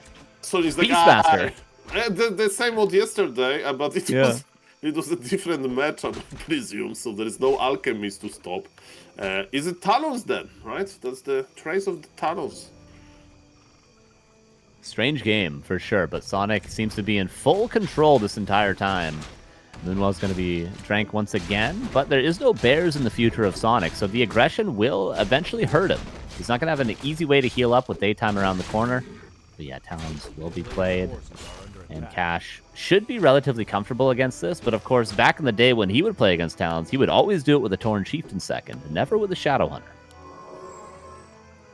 This is very true. Ancient of War crossed the map, and yes, Sonic is creeping nicely. And yes, I really like that Sonic was keep pressuring with the ball, you know, just to cancel some healing on the Blade Master. And as you mentioned, Cash is obsessed with this Goblin Laboratory, but Sonic is just going there now, and yes, we are going to witness Talons in 2025. People say, you know, that this strategy is not as good as it used to be. There are some tools against Talons, stronger Blade Master Mirror Image, but in reality I also heard that Talons are playable, definitely.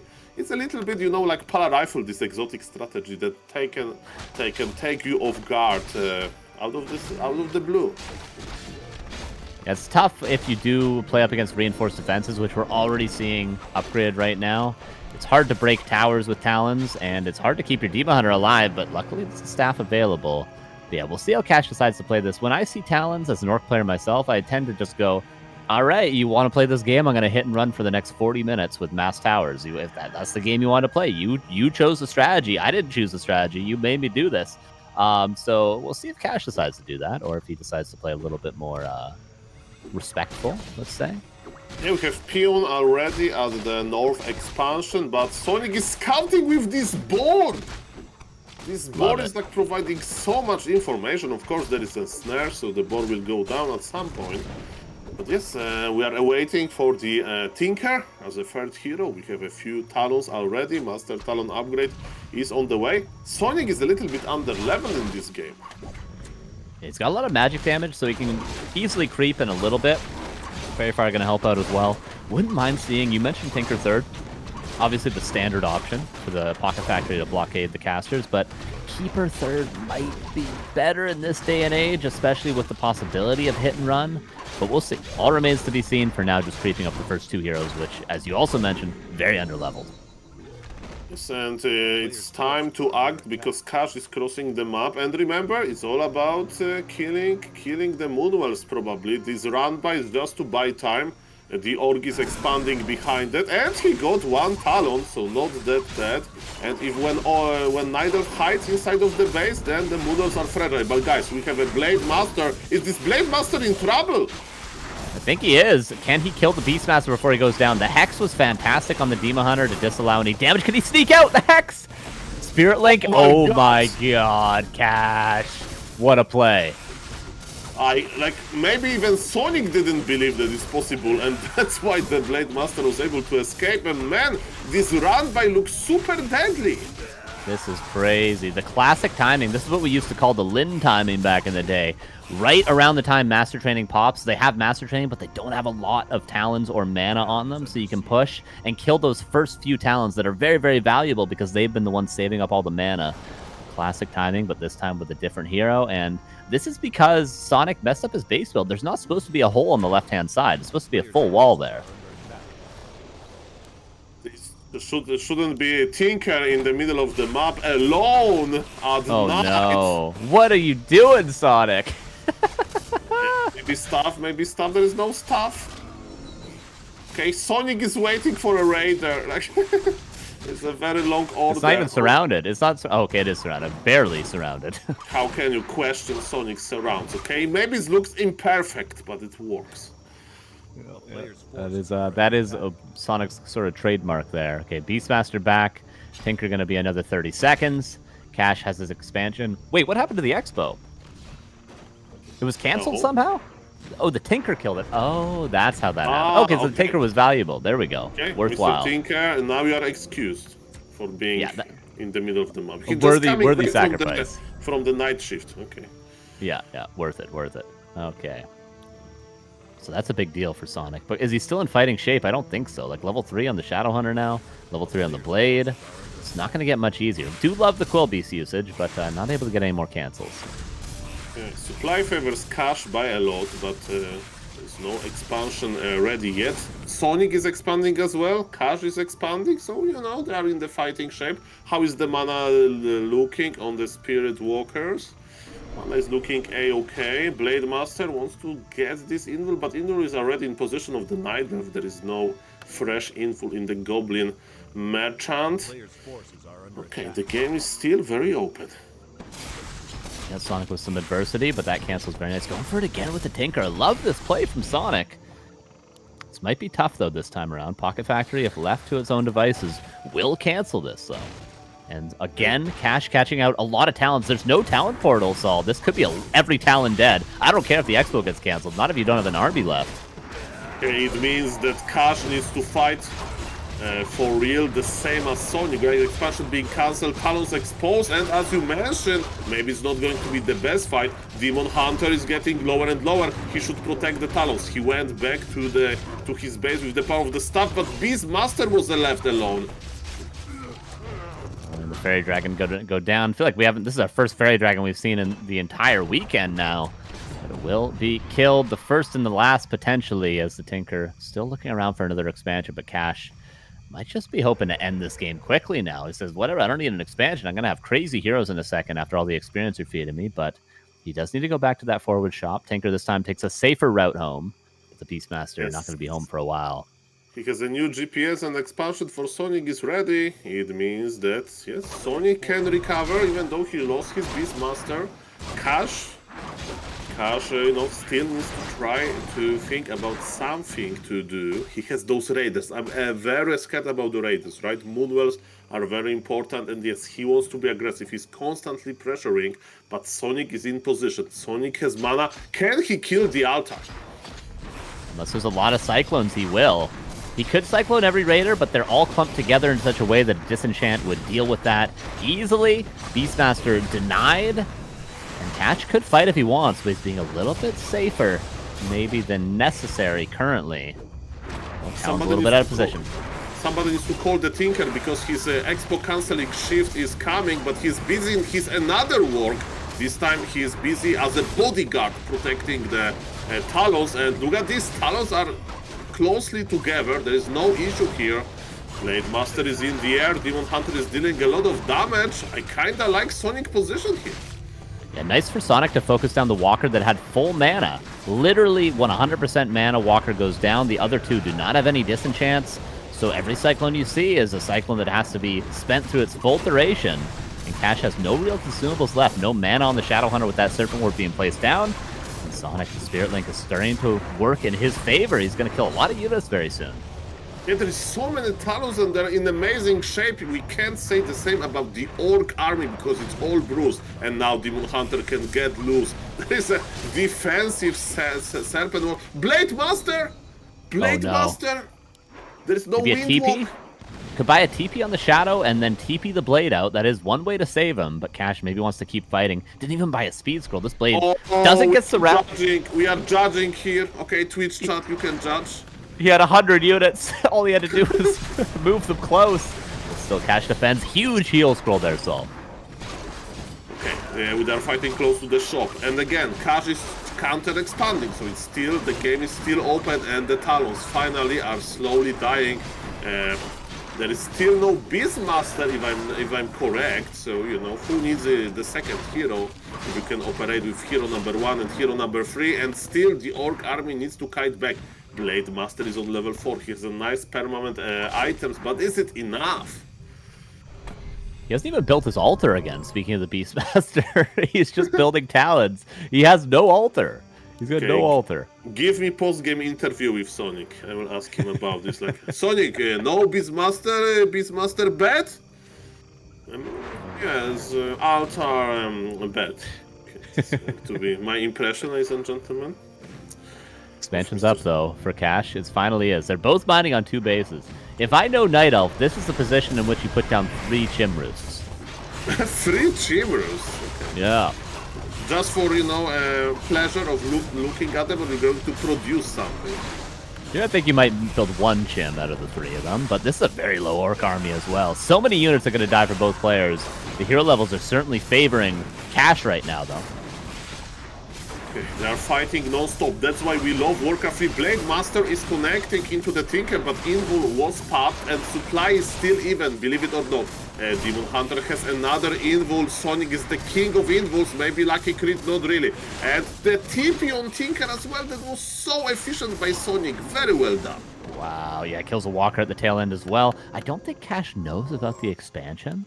So he might think, like, I just need to hold on. My expansion's going to pay off. I'm going to win the game because it's 2 base against 1. But little does he know, there's lots of extra resources for Sonic. What can he spend these on? Not always more Talons, but, you know, oftentimes consumables. Lots of potions, lots of heal scrolls, etc. Altar is back. Altar is back. I love it.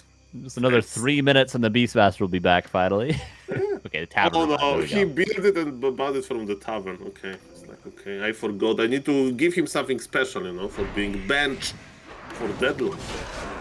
Mirror image. Actually, the first mirror image of the tournament as well. I feel like we haven't seen enough of that so far. So, very high value ability against Talons. Very low HP on everything for Sonic. Because he just got after Town Portal again. There it is. TP Force, and as you mentioned, we have Expo versus Expo now. So Sonic needs to keep his efficiency up. Beastmaster died? To what? To what? Crit? Oh my god. He was, I thought he was alive for sure. And Sonic, this is a messy game. Holy. The altar's finished now, though. Oh, there, the altar's done on time. Beastmaster's coming right back. You know why he made the altar? For the viewers, you don't need to have the altar to revive, you know, the hero from Tavern. You need an altar to make a new hero, right? If your tech allows you. So you know why Sonic made this altar, Carson? He expected his Beastmaster to die again. So Yeah, perfect. of course. As he should have. And now there's a big run by, look at this, as you mentioned, you can actually connect with the Raiders, but no, he wants to fight 57 supply versus 58. This game is very interesting. Sonic is detonating his wisps. Demon Hunter, though, not as tanky as he once was. Now that there's tons of Raiders up in the sky. Okay, and Snare chaining him down. He uses the potion of healing. One more crit might end the game for Sonic. Can he staff out the Demon Hunter? No, he's got nothing to save him. I think the Demon Hunter is just dead. Running away now. Is there another ensnare? No, but the Tinker's gonna die now. And there's tons of Talons out of position. Serpent Wards are doing tons of damage as well. Demon Hunter 1 HP and no Moonwells left. This is gonna be 1-0 for Cash. I don't think there's any way out of this for Sonic. What you are talking about? Beastmaster is back. This Beastmaster is going to carry. And there is Moonstone, maybe? There is a spot in the altar for the new hero revive. Oh, look at those snakes. Oh, look at the snakes. They're not even focusing on the right target. They're all attacking the Beastmaster. Tree of Life is going to go down. Mana potion. We'll use it on the Shadow Hunter. Demon Hunter comes back. Can use another potion in a second. Hex is a little ambitious there, but Beastmaster going to be forced into a potion of invulnerability. Ooh. Use it now. There we go. Big rank numbers, but now Demon Hunter is okay. There is stuff, but of course, Ensnare duration can stop this. Another amazing crit. Blademaster versus Demon Hunter. Blademaster finishes on top. 1-0 for Cash. Oh yes. God damn, I'm exhausted just watching this game. What a crazy back and forth this was. From the early stages where we kind of overlooked the Tinker and he canceled the expansion, and Sonic throwing in talents because of course he does. And then Cash with insane fighting spirit after being defeated by Jens as a Night Elf back-to-back in the game prior. Now, he was on the receiving end for a long time here as well, but it didn't matter, man. He knew the win condition, 3-time expansion, and so many hero kills. That was a classic Talon game there. Yeah, all the heroes 1 HP at all times, everything up in the sky. But the expansion really didn't do much. That's the thing about an expo with Talons. It's like, you got extra gold, but really you're the most potent at 50 supply. You want to continuously fight and stay at 50 supply, so you have tons of resources anyway. So an expo, kind of a weird choice, but we like weird games, especially when it comes to Sonic. More W3C is more good. Whew. Thank you to Flip for the 41 month. Much love, much love, much love. We're ready. I gotta say, I have to take a little restroom break. Can you guys cover for a minute for me? And then we go yes, into sir. map 2. Yes, sir. Okay, right. so we'll be screen time. What do you think about? You think he's going to play Talons again? You think he's going to play Talons, or what is Sonic going to do? It is like asking me to predict the weather. Like, Saul, can you predict the weather on Bora Bora in 3 days? Okay, maybe it's going to be sunny. I don't know. Hard to predict the weather. Weather has its mind of its own, as they say. And the same with Mr. Sonic. He can't be measured by the meta standard ways, and at least we have some point that is going to be stable in this game. Because it's going to be a normal altar hero. It's not going to be a tavern hero. Yeah, of course, a few options for Sonic. You know, we've seen 3 different strats, I feel like, overall in this tournament from Night Elves. 1 base Fast Bears, 2 base Dryads, and then Sonic just showed Talons. So there's kind of 3 paths that you can go down as Sonic, even if you're starting heroes. Demon Hunter, even if you're, up against a Blade Master, which we expect. There's sort of 3 ways you can play it as the Night Elf. So we'll see if Sonic switches things up. I like that he's playing Demon Hunter at least, because when he plays Firelord, I want to throw up, and I feel like he just loses every time with that. So we'll see. Does he switch things up? I certainly would be surprised if he played Talons again. That would amaze me. There is one strategy that Sonic is not going to play. I will explain you why. So, if you are like a, beginner Night Elf player like me, and you are looking for an easy strategy versus Orc, but it's kind of like where it's also easy to execute, you just go Demon Hunter, Keeper, Mass Dryads. It feels amazing. And this is what pro players actually do. Like, I'm a big fan of Medusa, and I don't know if he did it today versus Lynn, because I haven't seen the series. I was busy gardening, sadly. But yes, definitely, it's like super easy. And I played it on ladder recently, and you know what I did? My Orc opponent thought that I'm going Bears, and he tower rushed me. But I was 50 supply of Dryads extremely quickly, full of Moonwells in my base, and just A-click and move on 1700 MMR. It felt amazing. And my point is, Sonic will never play such an easy and root strategy. He knows better. No, he has to make it hard for himself. He has to make everything way more difficult than it needs to be. Yeah, actually, when I started playing this game and I was playing against a computer, learning like the build orders and stuff, I wasn't an Orc player at first. I was a Night Elf player. What build did I play when I was learning to beat the computer on easy? I played Demon Hunter, Keeper, Mass Dryads on Echo Isles versus Orc every game. And you know what? I got to the point where I could beat the insane computer, and then I went to ladder, and you know what? It was just the same. Demon Hunter, Keeper, Mass Dryads.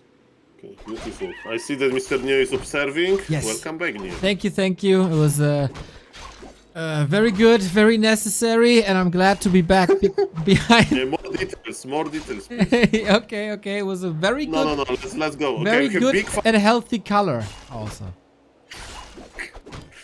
Okay, that's important to write it down somewhere, okay, for a comparison in a few years. Okay, we have a big fight over this Forest Troll Trapper. Item went to Sonic, but he paid the price with his HP points.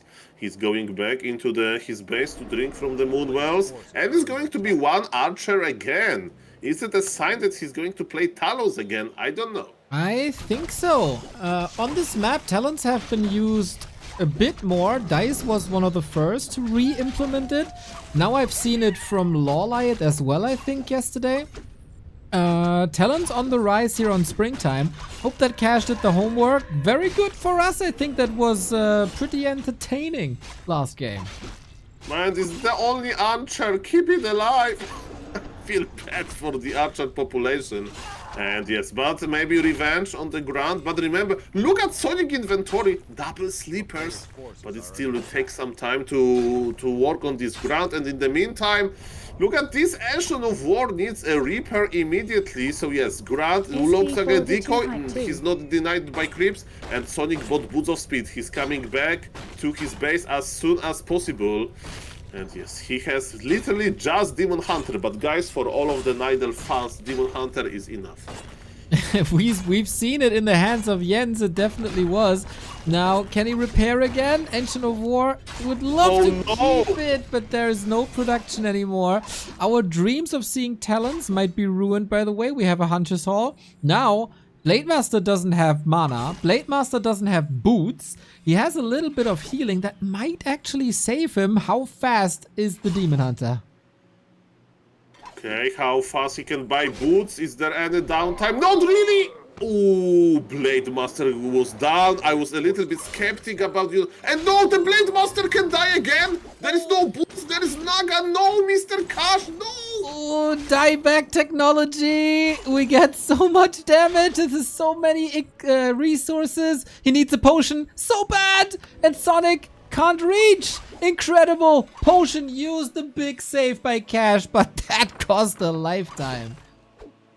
And yes, Sonic has DTP. Sonic is going in, Neo. There is no Windwalk to save him. Go back to the store, buy the mana potion, Kappa. He's speed scrolling away from his own base. It's like, you should feel comfortable in your base. Okay, but not versus Night Elf. I know. They can shape shift, you know. They can take a shape of like birds, of bears, you know. It's very, very hard to do it. And he bought Staff of Teleportation. He's looking for another way to escape the imbalance. by Hunter. Mamma mia. Okay, so we went from Sonic's base to the shop in the north, into the tavern, out of the tavern, into Cash's base, to the left-hand side shop, and now we end up where we began. We go full circle, and Cash finally breaks free from this nasty Demon Hunter harass. You should go to the place where the Ancient of War died, because to pay respect, to press F, and yes, to start the cycle again. Naga is still looking at Cash base. I mean, there was a lot of running. Demon Hunter is back, by the way. So. Of course. Unbelievable early game, man. The games between these two, eye level and super entertaining. We spam the first hex.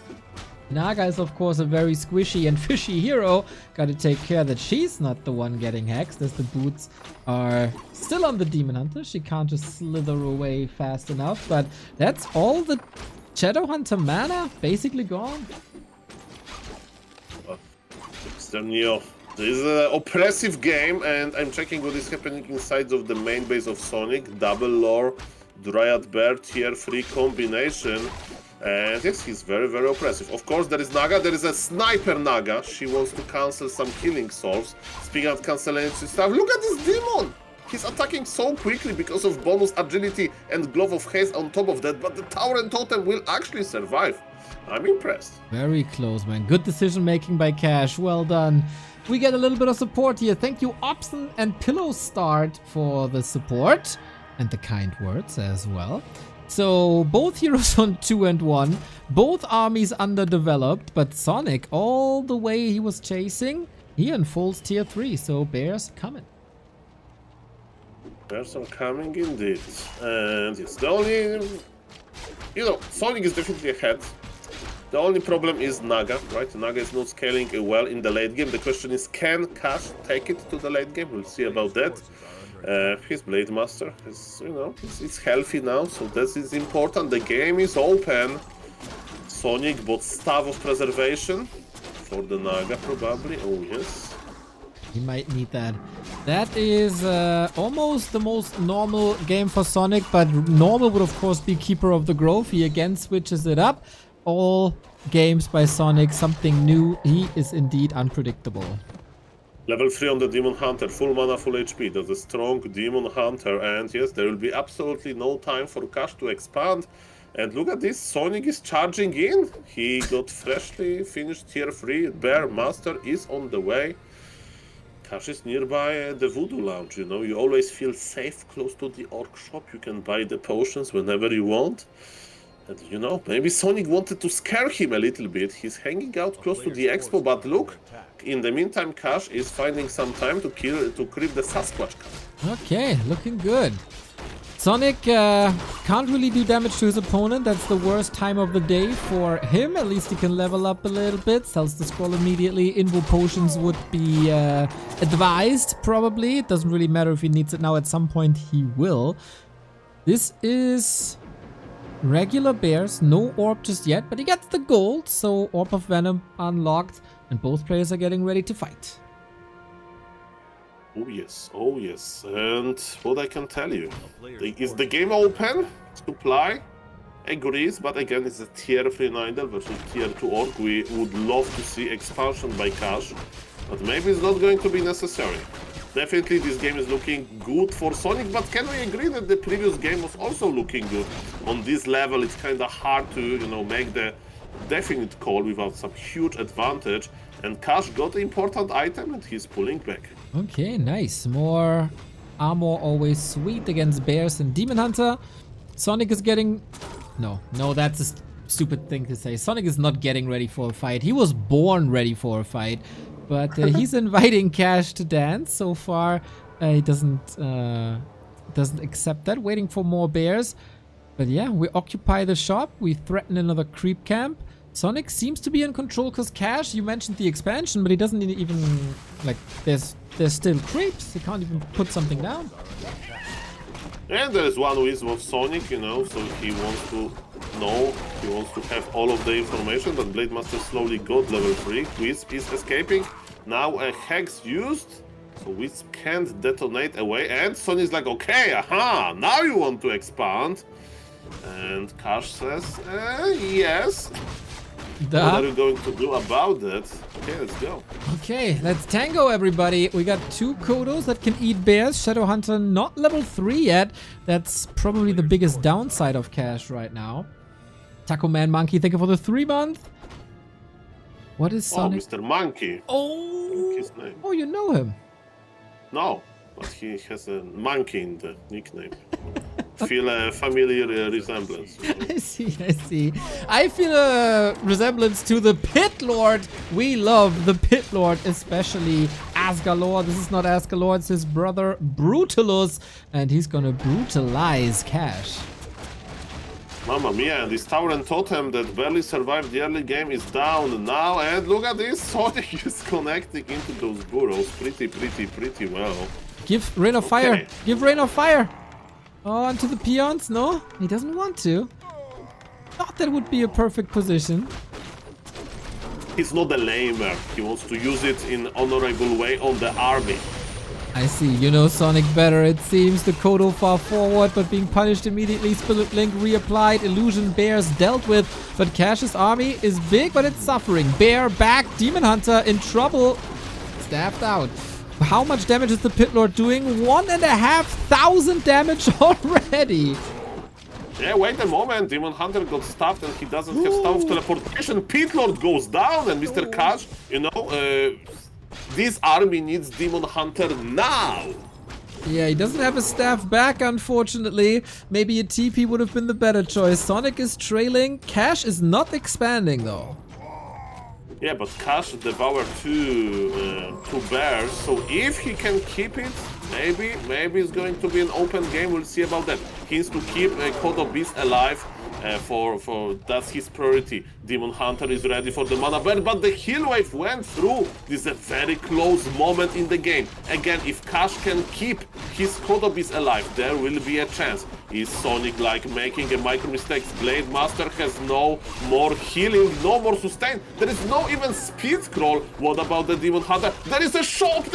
I didn't see the shop, and Cash survives. Very, very well done. And Sonic is in big trouble. He's already down a map. If he loses this one, he's out of the tournament after bringing so much joy to the world of Warcraft 3. Everything by Cash is hurt and bruised and battered, but he can heal up with the selves now. He's still devouring 2 yummy bears. Pit Lord is back, but 49 food doesn't seem to be enough. Sonic definitely needs combat items. Without it, without scrolls and invulns, it doesn't seem to be enough. And Cash can't even afford, you know, healing solve everything because it's not worth it, you know. He just can't afford this, and it always reminds me, Mr. Grubby, you know.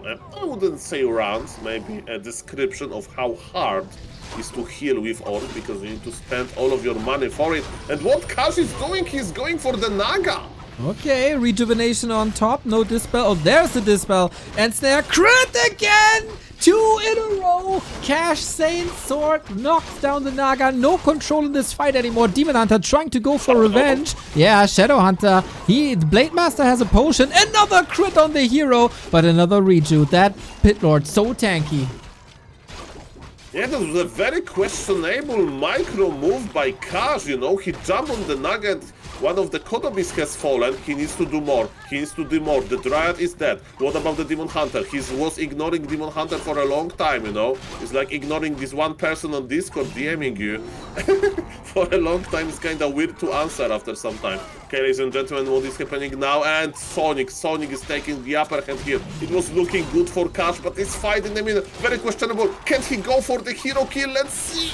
Oh, we're not backing down. We got a hero kill again. Reju, Blade Master. Oh my god. Sonic, the Madman, does it. 1-1. We go full distance in the last series of the day. I was expecting that to be a Cash win there. Why did he have to push so far? Why did you have to do that to us, Cash? I suppose you wanted to give us an extra game to end the day off, but I feel like he had that in the bag after the initial hold, and then the Naga kill was good, but he just stuck around for such a long time. He wanted to fight to the last unit, apparently. Unbelievable, man. And you know, guys, there's a little bit of history. I know that you two are a little newer to the scene, than I am. So let me give you a little history lesson, everybody. In the year 2015, things were bleak, very dire. We didn't have War3Champions. We had very few tournaments, but there was one initiative called War3.eu that was powering up the European scene with tournaments. And similar to what we have now with the Dolphin Super League, we had the Zodiac Dream League back then. And today, 10 years ago, to the day, July 12th, 2015, was the grand final of that Zodiac Dream League. And the final was Sonic versus Cash, and it went full distance, everybody. History is a flat circle. 10 years later, they meet each other again, also full distance. Will the winner be the same again? Because that was Sonic's biggest accomplishment as a solo competitor. Super cool. Super duper cool. How did you figure that out? I was there. That's my main question. I casted it. You remember the date? Of course. It's like anniversary that Mr. Neo is like every year, you know. He's like, oh, like that guy that flew over Italy. Yeah. That is the he flew over Italy and painted the whole thing immediately after. That's the birthday of the Iron Door by Sonic. We asked him, what are you going to do with the prize money? He said he's going to buy an Iron Door. That was the day. That's the day. Oh my god. Because I think I was watching that stream, but I didn't remember the date. That felt like it was such a long time ago, but I guess it was 10 years. It was 10 years. Exactly. We're getting old, man. Oh my god. Yeah, and I gotta get a job.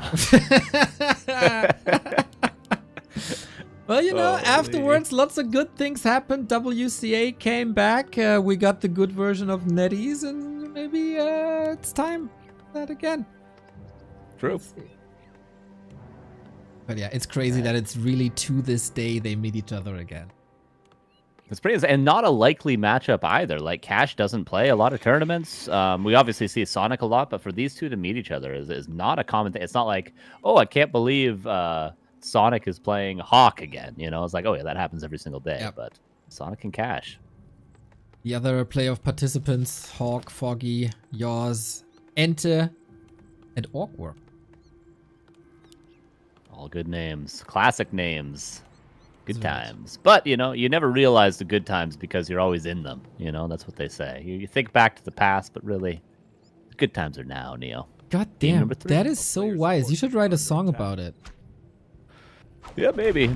It'll be called like Good Times or something, you know? You definitely need you need the AI help. I see now. I need a ghostwriter bad. Maybe ask Cithrin. He might help you out. Yeah, true. There we go. He'll write the AI prompt for me. I can't even get that far. I don't know if he can write about good times though. He seems to be like an emo guy to me. Yeah, you know, that's a genre too. You know, I'm all for MCR and all. You know, I'm into it. Decider though, last map of the day, last map of the second day. We need to say goodbye to one of them, and of course, Krav is waiting for an opponent tomorrow in the lower bracket. Cash again, Blade Master, Sonic again, Demon Hunter. Let's get it on, and of course, in typical Sonic fashion, he only knows one way, and that's into the enemy base, burning away at these peons, and he's looking for that burrow, and you know what? It's not unlikely that he's getting it. This could be game-winning right now for Sonic, because Cash overlooked the burrow positioning. He did it perfectly in the first game. He did it also in the second game, but the third game, he didn't think Sonic would go for it, the madman, and now the burrow is canceled. The other burrow's kind of out of position, and these peons are getting lower and lower, Neo, and Sonic, he's going to burn this TP to kill these peons. Make no mistake about it. He will. Oh, backstab for a lot of kills. Lots of damage done. Immolation, does it get another kill? Whew, that was close. But goddamn Sonic, man. How often does this work? Like 1 out of 20 times? And in such an important game, in the War3Champions final fight for survival, it's his. It's his. It's destiny. And he's going to go right back. Make no mistake about it. He's going to buy staff, boots, circlet right now. He's going to go right back to the peon line, and then he's going to build a Tree of Life at the expansion. That is his next play. That is what's on his mind. There's staff and boots. Okay, no circlet. Doesn't have the gold for it.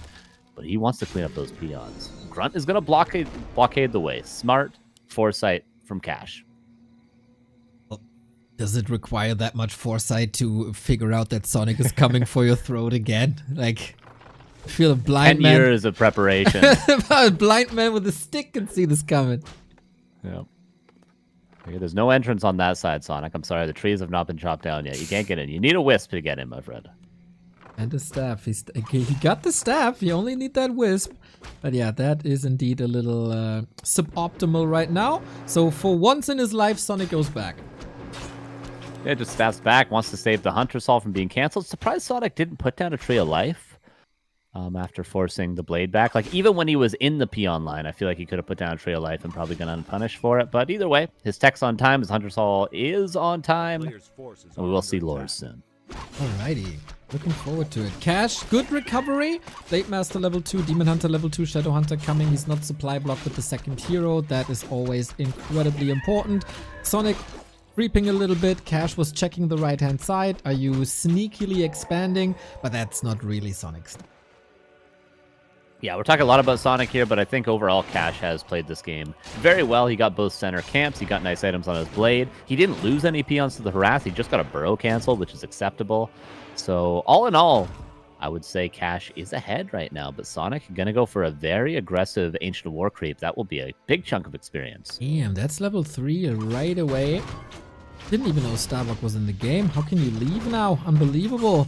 Yeah, this was super close though. If a couple of peons fall during the tech without the burrow, that's a huge problem. Yep. One peon went down, but that's about it. It could have been 4 or 5. Now level 3 and a Ring of Regeneration. That's amazing. Yeah, it's a fantastic item. It's also fantastic to cancel lures right now. This will be one lure cancel. Keeper will come out in time to save the second one for sure. Demon Hunter's also coming back, but Cash will get this lore. Entangle could happen. No, okay, not quite. Mana burn isn't there either, so one lore cancel for free. Nicely done. Man, Sonic is playing meta now. Demon Hunter Keeper on the other side. Shadow Hunter is farming. With Raiders coming, Walkers coming. An actual normal strategy game between the two. Yeah, more or less. Pretty standard so far. We'll see what Sonic does next, though. He's looking to make maybe an aggressive play. This is like what Jens did as well, though. You know, level 3 Demon Hunter Keeper and a handful of archers. Go aggressive. He said you want to stop the Shadow Hunter from creeping, lower the mana on both heroes so that you can be safe to creep later on. That seems to be what Sonic is looking for right now. A player's forces are under attack. Sharking as so often. No expansion to be seen just yet. Not opened up yet, but the Shadow Hunter is moving to the north while Sonic is going to the left-hand side. Blade Master scouts this really well on Cash's side. He's gathering a lot of information while Sonic is still working on tier 3 and the lore. So yeah, he can't really do that much, and Cash is moving expertly away from Entangle range. Love to see that. Nicely done. I wonder if it will be Hex. He did go Hex Wards last time. He could probably get a Keeper kill if he went for that. There's the Ensnare on the Archer. Just going to take the units that are given to him with this Ensnare. Entangle, but Spirit Link is helping out a ton. First Dryad is there now. No Abolish to get rid of the Spirit Link. Heal Wave it is, which is the wise choice here. Demon Hunter trying to get that kill, but will not. Second Raider comes in. All of a sudden, Demon Hunter might have to be a little bit careful. Okay, there was nice archer kills here, reducing the damage. Also, the Raider control is looking fantastic. Good fight by Cash thus far, but all the damage gone onto the Demon Hunter now. Should you really be here, Sonic, is the question. Dryad will certainly die. Keeper at least gets out of range of the second Raider, or else he would have died too. Cash, gotta say, looking like he's in a pretty good position here, but tier 3, right around the corner. That'll be Orb, that'll be Master Training. Wait, the Demon Hunter is stuck? What? No way. I think he's trapped. There'll be a Staff of Preservation in a second, but he's trapped. How is that trapped? There's so much space. Yeah, that's crazy. That looks so unblocked, but maybe... Yeah, I'm not sure. I really couldn't tell you, Neil. Okay. Problematic situation. Cash realizes he has some time.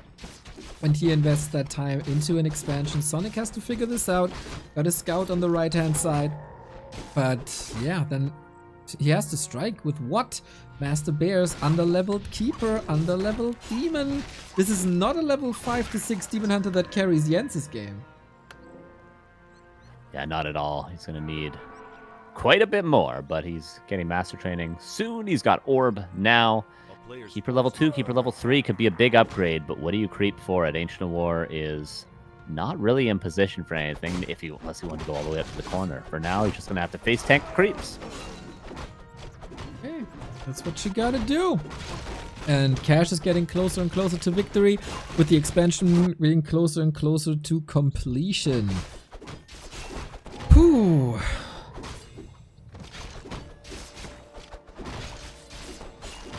That's level 2 finally, at least. A couple things going Sonic's way, but he's not getting the more valuable camps on the map. I'll tell you that for free. It is Cash that is not only expanding, but also taking full advantage of the map right now. Yeah, very dominant it looks like. Good control, the Raiders always on point, damage looking fine, Shadow Hunter prioritized as well for the Serpent Wards. Makes it real hard for Sonic to engage. It is looking a little bleak. He might need a little bit of support, the bad boy of Warcraft, but you never know, man. He is a loose cannon. If he gets a good fight, everything can be turned on its head in a second. Couple Dryads out of position due to the in-snare. One Walker gonna fall, one Raider nicely microed. You mentioned the Raider micro earlier, and that's been fantastic throughout. Rejuve actually cannot be dispelled on Dryads, so that was making it a little bit more tanky, but all of a sudden, the entire Orc army is 1 HP. Grunt gonna die, Raider gonna die, Walker gonna die, and Sonic might get an entangle on the Kodo. Oh my god, how the mighty have fallen. See what I mean? That's exactly what I was talking about. Kodo falling. Can he get anything back? No Devour. And that is Cash all of a sudden at 43, right when the Expo is finishing, but the Ancient of War is here, laying siege already. 4 bears. We might get another roar. It's clobbering time. Sonic is getting ready for another fight, focusing on the peons to get level 4, and Cash just barely healed up. That is crazy with the Ancient War in position as well. It looked like it was so good for Cash, but maybe it still is. One bear dies, another one devoured. Shadow Hunter doesn't have mana, but does have one charge of wand, maybe to get another heal wave off. Blade Master trying to kill this bear, but the Walker needs to disenchant. Blade Master entangled. The Spirit Link helping out so much. Again, he saves it with 2 HP. That is insane. The saves by Cash. So well done. He's living on a prayer. Ancient of War taking care of that expansion. Heal self. Okay, but how much time do you got? A lot because of that Raider. A life-saving unit for Cash here. The drama in the lower bracket, Carson. Oh, man. Cash fighting so hard, but that fight in the middle just was not it. Maybe a little bit too aggressive yet again, just like on Springtime. And now Sonic is going to break this expansion. There's no two ways around it. I think Cash just needs to start creeping again, man. I think that's his only way out of this one. Dude, how amazing. This Ancient of War that he used for aggressive creeping in the late early game is now here to lay siege to the Great Hall. Long-term planning by Sonic. We're putting in work now. Demon Hunter is so damn tanky as well. Kodo comes out, maybe can get a Bear Devour, but there is almost one more Entangle available. Back to the shop. That's going to help out Cash a little bit. Maybe Sonic could be over-aggressive here, because there is some decent mana. Blade Master needs to be careful, though. One bear going to go down. Another one yet to be devoured. Will soon be. Blade Master again? Where's the heal wave? Where's the potion? I don't know, but I know where Sonic is in the lower bracket semi-final. Final 4 for the bad boy. Oh, this is an amazing feat for him. What a performance, man. It looked really, really bad after game 1, but he pulled it together, man. Never stop believing and making it through. Sonic versus Kraft tomorrow.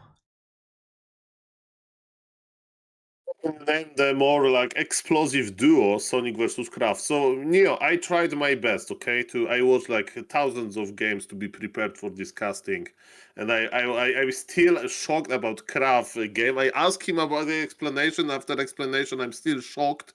And it's the same with Sonic, and they're going to play together now. Mamma mia! It's gonna be so good, man. It's gonna be so good. They had so much fighting spirit today in their games. It's just outstanding. Good to see Sonic being so successful. Same for Krav, of course. They're surely going to be the underdogs for the rest of the bracket, but that match for third tomorrow, firework. Oh yeah, that'll be a fun one for sure. Unfortunately, we almost had one player from each race in the top 4, but Sonic definitely deserved that one today. Definitely fought for that. Same with Krav. I mean, Jesus, those guys worked for it in the lower bracket big time. Jens and Starbuck a little less adversity, but maybe they were just waiting to play each other before they had the real first challenge of the tournament. But yeah, it's going to be a grind tomorrow for everybody. This should be a really nice match. We'll see if Krav pulls out all the stops like he did today. Sonic's still celebrating. I just love to see it. Oh man, what a hero. I don't even know what to say. What can you say? Dude, he was behind in both those games that he won. He was like on the edge of losing both those games he just won back to back. It was insane. Crazy. That he had the confidence. Oh, sorry. No, I'm just saying that Mr. Sonic is done with celebration and that he'll join us for a short interview. Sure. I said short myself. I don't know. Maybe it's going to be very long. It's fine, man. It's fine. Oh, what a trooper. Okay, when was the last time you met Sonic in real life, Neo? 2015 in Yinchuan, China. He carried me on his arms through the hotel lobby. Okay, why? Because he was happy to see me. Okay, so can you carry me? That's probably impossible. Maybe the other way around. I have to go to the gym for that. Yeah, do you need to sign up to Mr. Knopf, this gym program? For sure. And take some supplements, but let's not go. I guess I've never met Sonic before then. I thought I had maybe, but I guess he wasn't at Rara. No, he also wasn't at DreamHack. Yeah. A good lad. He's a very good lad. Yeah. But is he here? If he's not here for the interview, no longer can we sing his praises, okay? I said yes, please, and I thought it was enough. I can say, where are you? Yeah, where the hell are you? Hey! Yeah. Gotta get aggressive with these players, Saul, nice. okay? What are they gonna learn? Let him celebrate. Exactly. No rush. celebration. No celebration here allowed, okay? Okay, so guys, by the way, I hope that you enjoyed the event. For me, it was amazing. Warcraft 3 is very enjoyable. As we can see, crazy games, a lot of cool guys. Warcraft 3 Champions ladder is actually important because we have every season now, right? The tournament is coming, so thank you for that. And yes, Warcraft 3 is very, very, very cool. So are you, Saul? Another day tomorrow as well. Another day tomorrow with Saul as well. With all of us, with Carson and with Neo and everybody in the Twitch chat. Thank you for the comments in the Twitch chat as well. And guys, yeah, that's why this is so cool to see. And Mr. Neo, how are you doing with this 10-hour stream today? I'm a little sad that it's over already. Oh, but you will wake up tomorrow, will be more Warcraft, don't worry. Yes, of course. Every day is more Warcraft. It is fantastic. We got Moon versus Starbuck tomorrow in Super League. Lucky. Maybe I'll wake up and watch that one. We are lucky. Hey, Sonic is ready, I think. We are very lucky to be blessed by the presence of Sonic. Man, what a fight that was. Congratulations. Hello, Neo. Hello, Carson. Hello, Saul Palman. Hello. Thank you, Neo.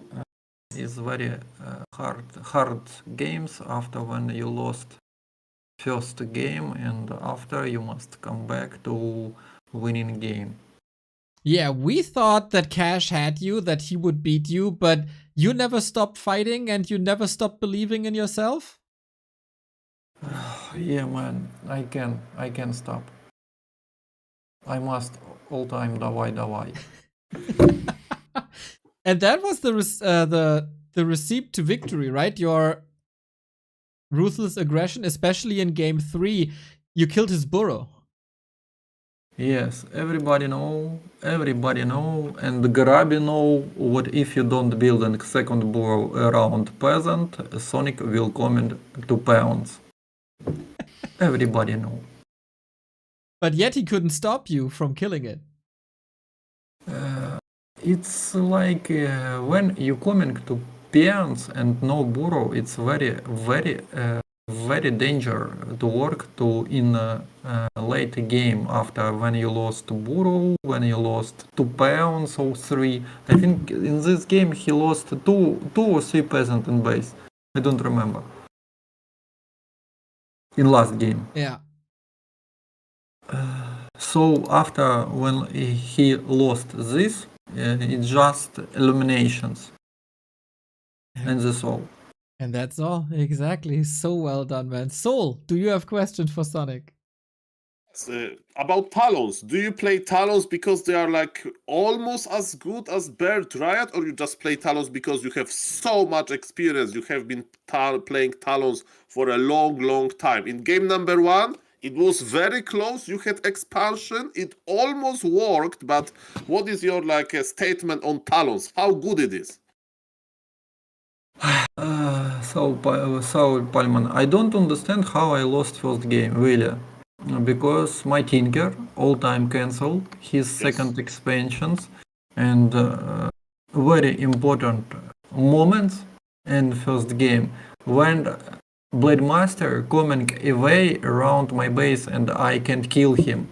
He's so dismorale and he'll go away like 10 or 15 points.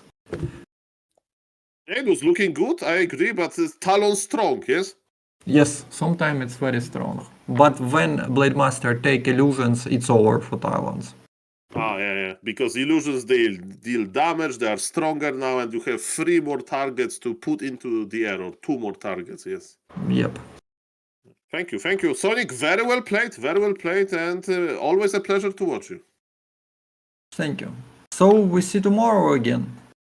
If Mr. Neo won't kick me, yes, I will be here. Yes, of course.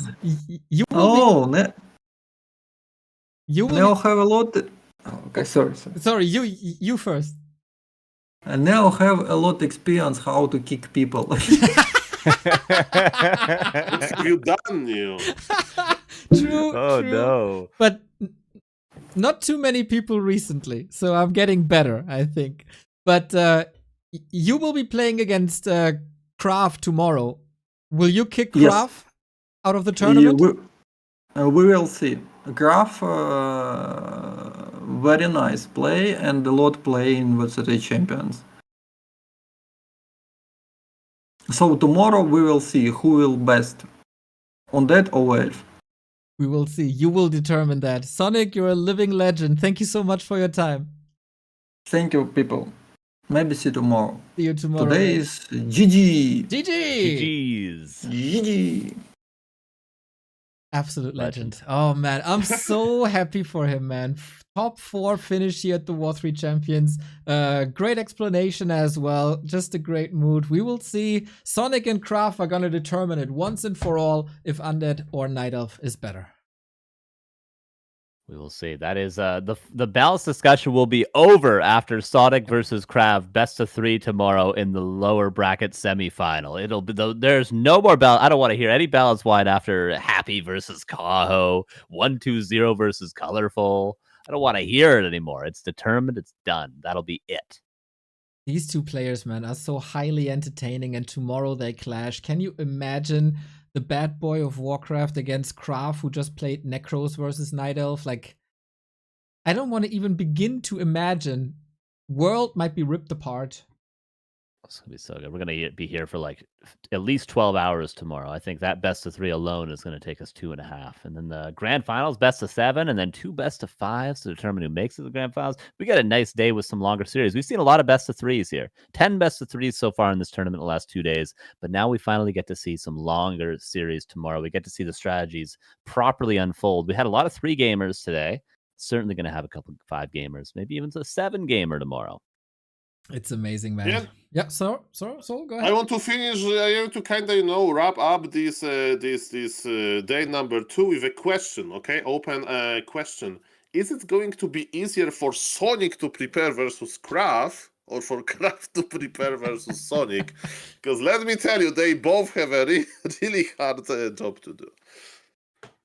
I don't know, man. I think Krav has the easier job. I think Krav is more intentionally confusing, whereas Sonic, you know, he's a confusing player in terms of his map movement, but in terms of his strategy, I think you can predict him. You know when he's going to play DH. A lot of the time, you know when he's going to play Firelord or something, depending on the map or what mood he's in on the day. Just check his last 5 ladder games. But for Krav, he's intentionally trying to trick you. It's a little bit more difficult, but it is going to be. I think we're all going to end that series very surprised. Yeah, I mean, there is a bit of game tape for Sonic. Krav has shown his strategies versus Pato today already, and maybe Sonic can learn a thing or two and find some weaknesses here and there. Maybe go Talons or Fairies against his Necros. Just be ready for that. But yeah, if someone can make an accurate prediction of what awaits us there, I'd be really impressed. I'm the prophet. Yeah, true. Maybe someone do a Reddit post and see. Just do a Reddit post and predict what the maps are going to be, what the strategies are going to be, what both players are going to do, and we'll see. We'll see if you guys can guess it accurately. If you get one game, I'd be surprised. I feel it's kind of telling that we're talking so much about Sonic and Krav, and we haven't even mentioned the winner bracket final of Starbuck versus Jens yet. True. That wasn't going to be fireworks. That's going to be some very, very high level play. That's going to be the highest level, probably most standard play that we've seen in the whole tournament. And we saw Starbuck, no doubt, struggle a little bit versus Pato today. I think there's also no doubt that Jens is a little bit stronger than Pato currently, maybe even a lot stronger than Pato currently. Starbuck's going to have to bring his A game. Absolutely bring his A game. And also remember, tomorrow Starbuck plays versus Moon, and Starbuck will play his real strategy, right? He's probably preparing for the Moon mentally, right now. And yes, there's a lot of study material for Jens, right? And it's actually very easy, right? You just watch the games, you get your own ideas. That's what Warcraft 3 players do all the time, right? You just watch the same matchup, but another player is playing instead of you versus the same opponent. And you see like, oh, in this moment, I would do this and this differently to counter his tendencies. So yes, definitely. Yes, has the easiest time of his life to prepare. You know what? He can stop him in real life only. So I hope he'll have time to do it.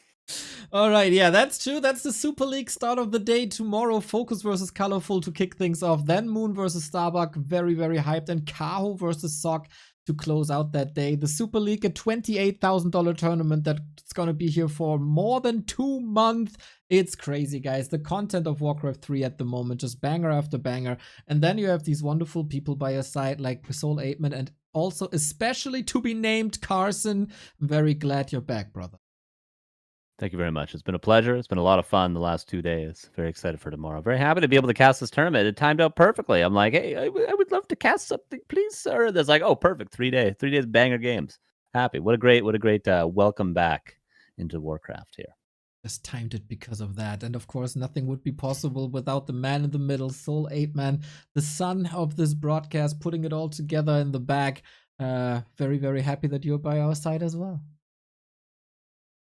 Pleasure, Neo, and yes, again, this is a very big group effort, but I feel very comfortable here, and the community is amazing, and players are amazing, man. Talking with Sonic, people are like, oh, Sonic is doing some crazy interviews. He called me Soul Palman, and he's so nice, and he's like kind of owning the interview on his own. So, man, I'm very excited. Big smiles everywhere.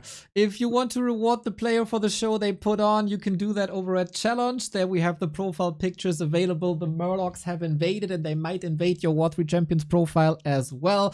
I heard that Cage has uploaded them, so they're ready to be distributed. $2,215. Would love to see the 2,500 maybe tomorrow. We'll see about that. Then, of course, also shout out to the sponsors of this month, Opera GX, the gaming browser. Every download via our link that you can get with the ! Opera GX helps us out. Browser with built-in VPN and adblock and Discord integration, etc., etc. Many features.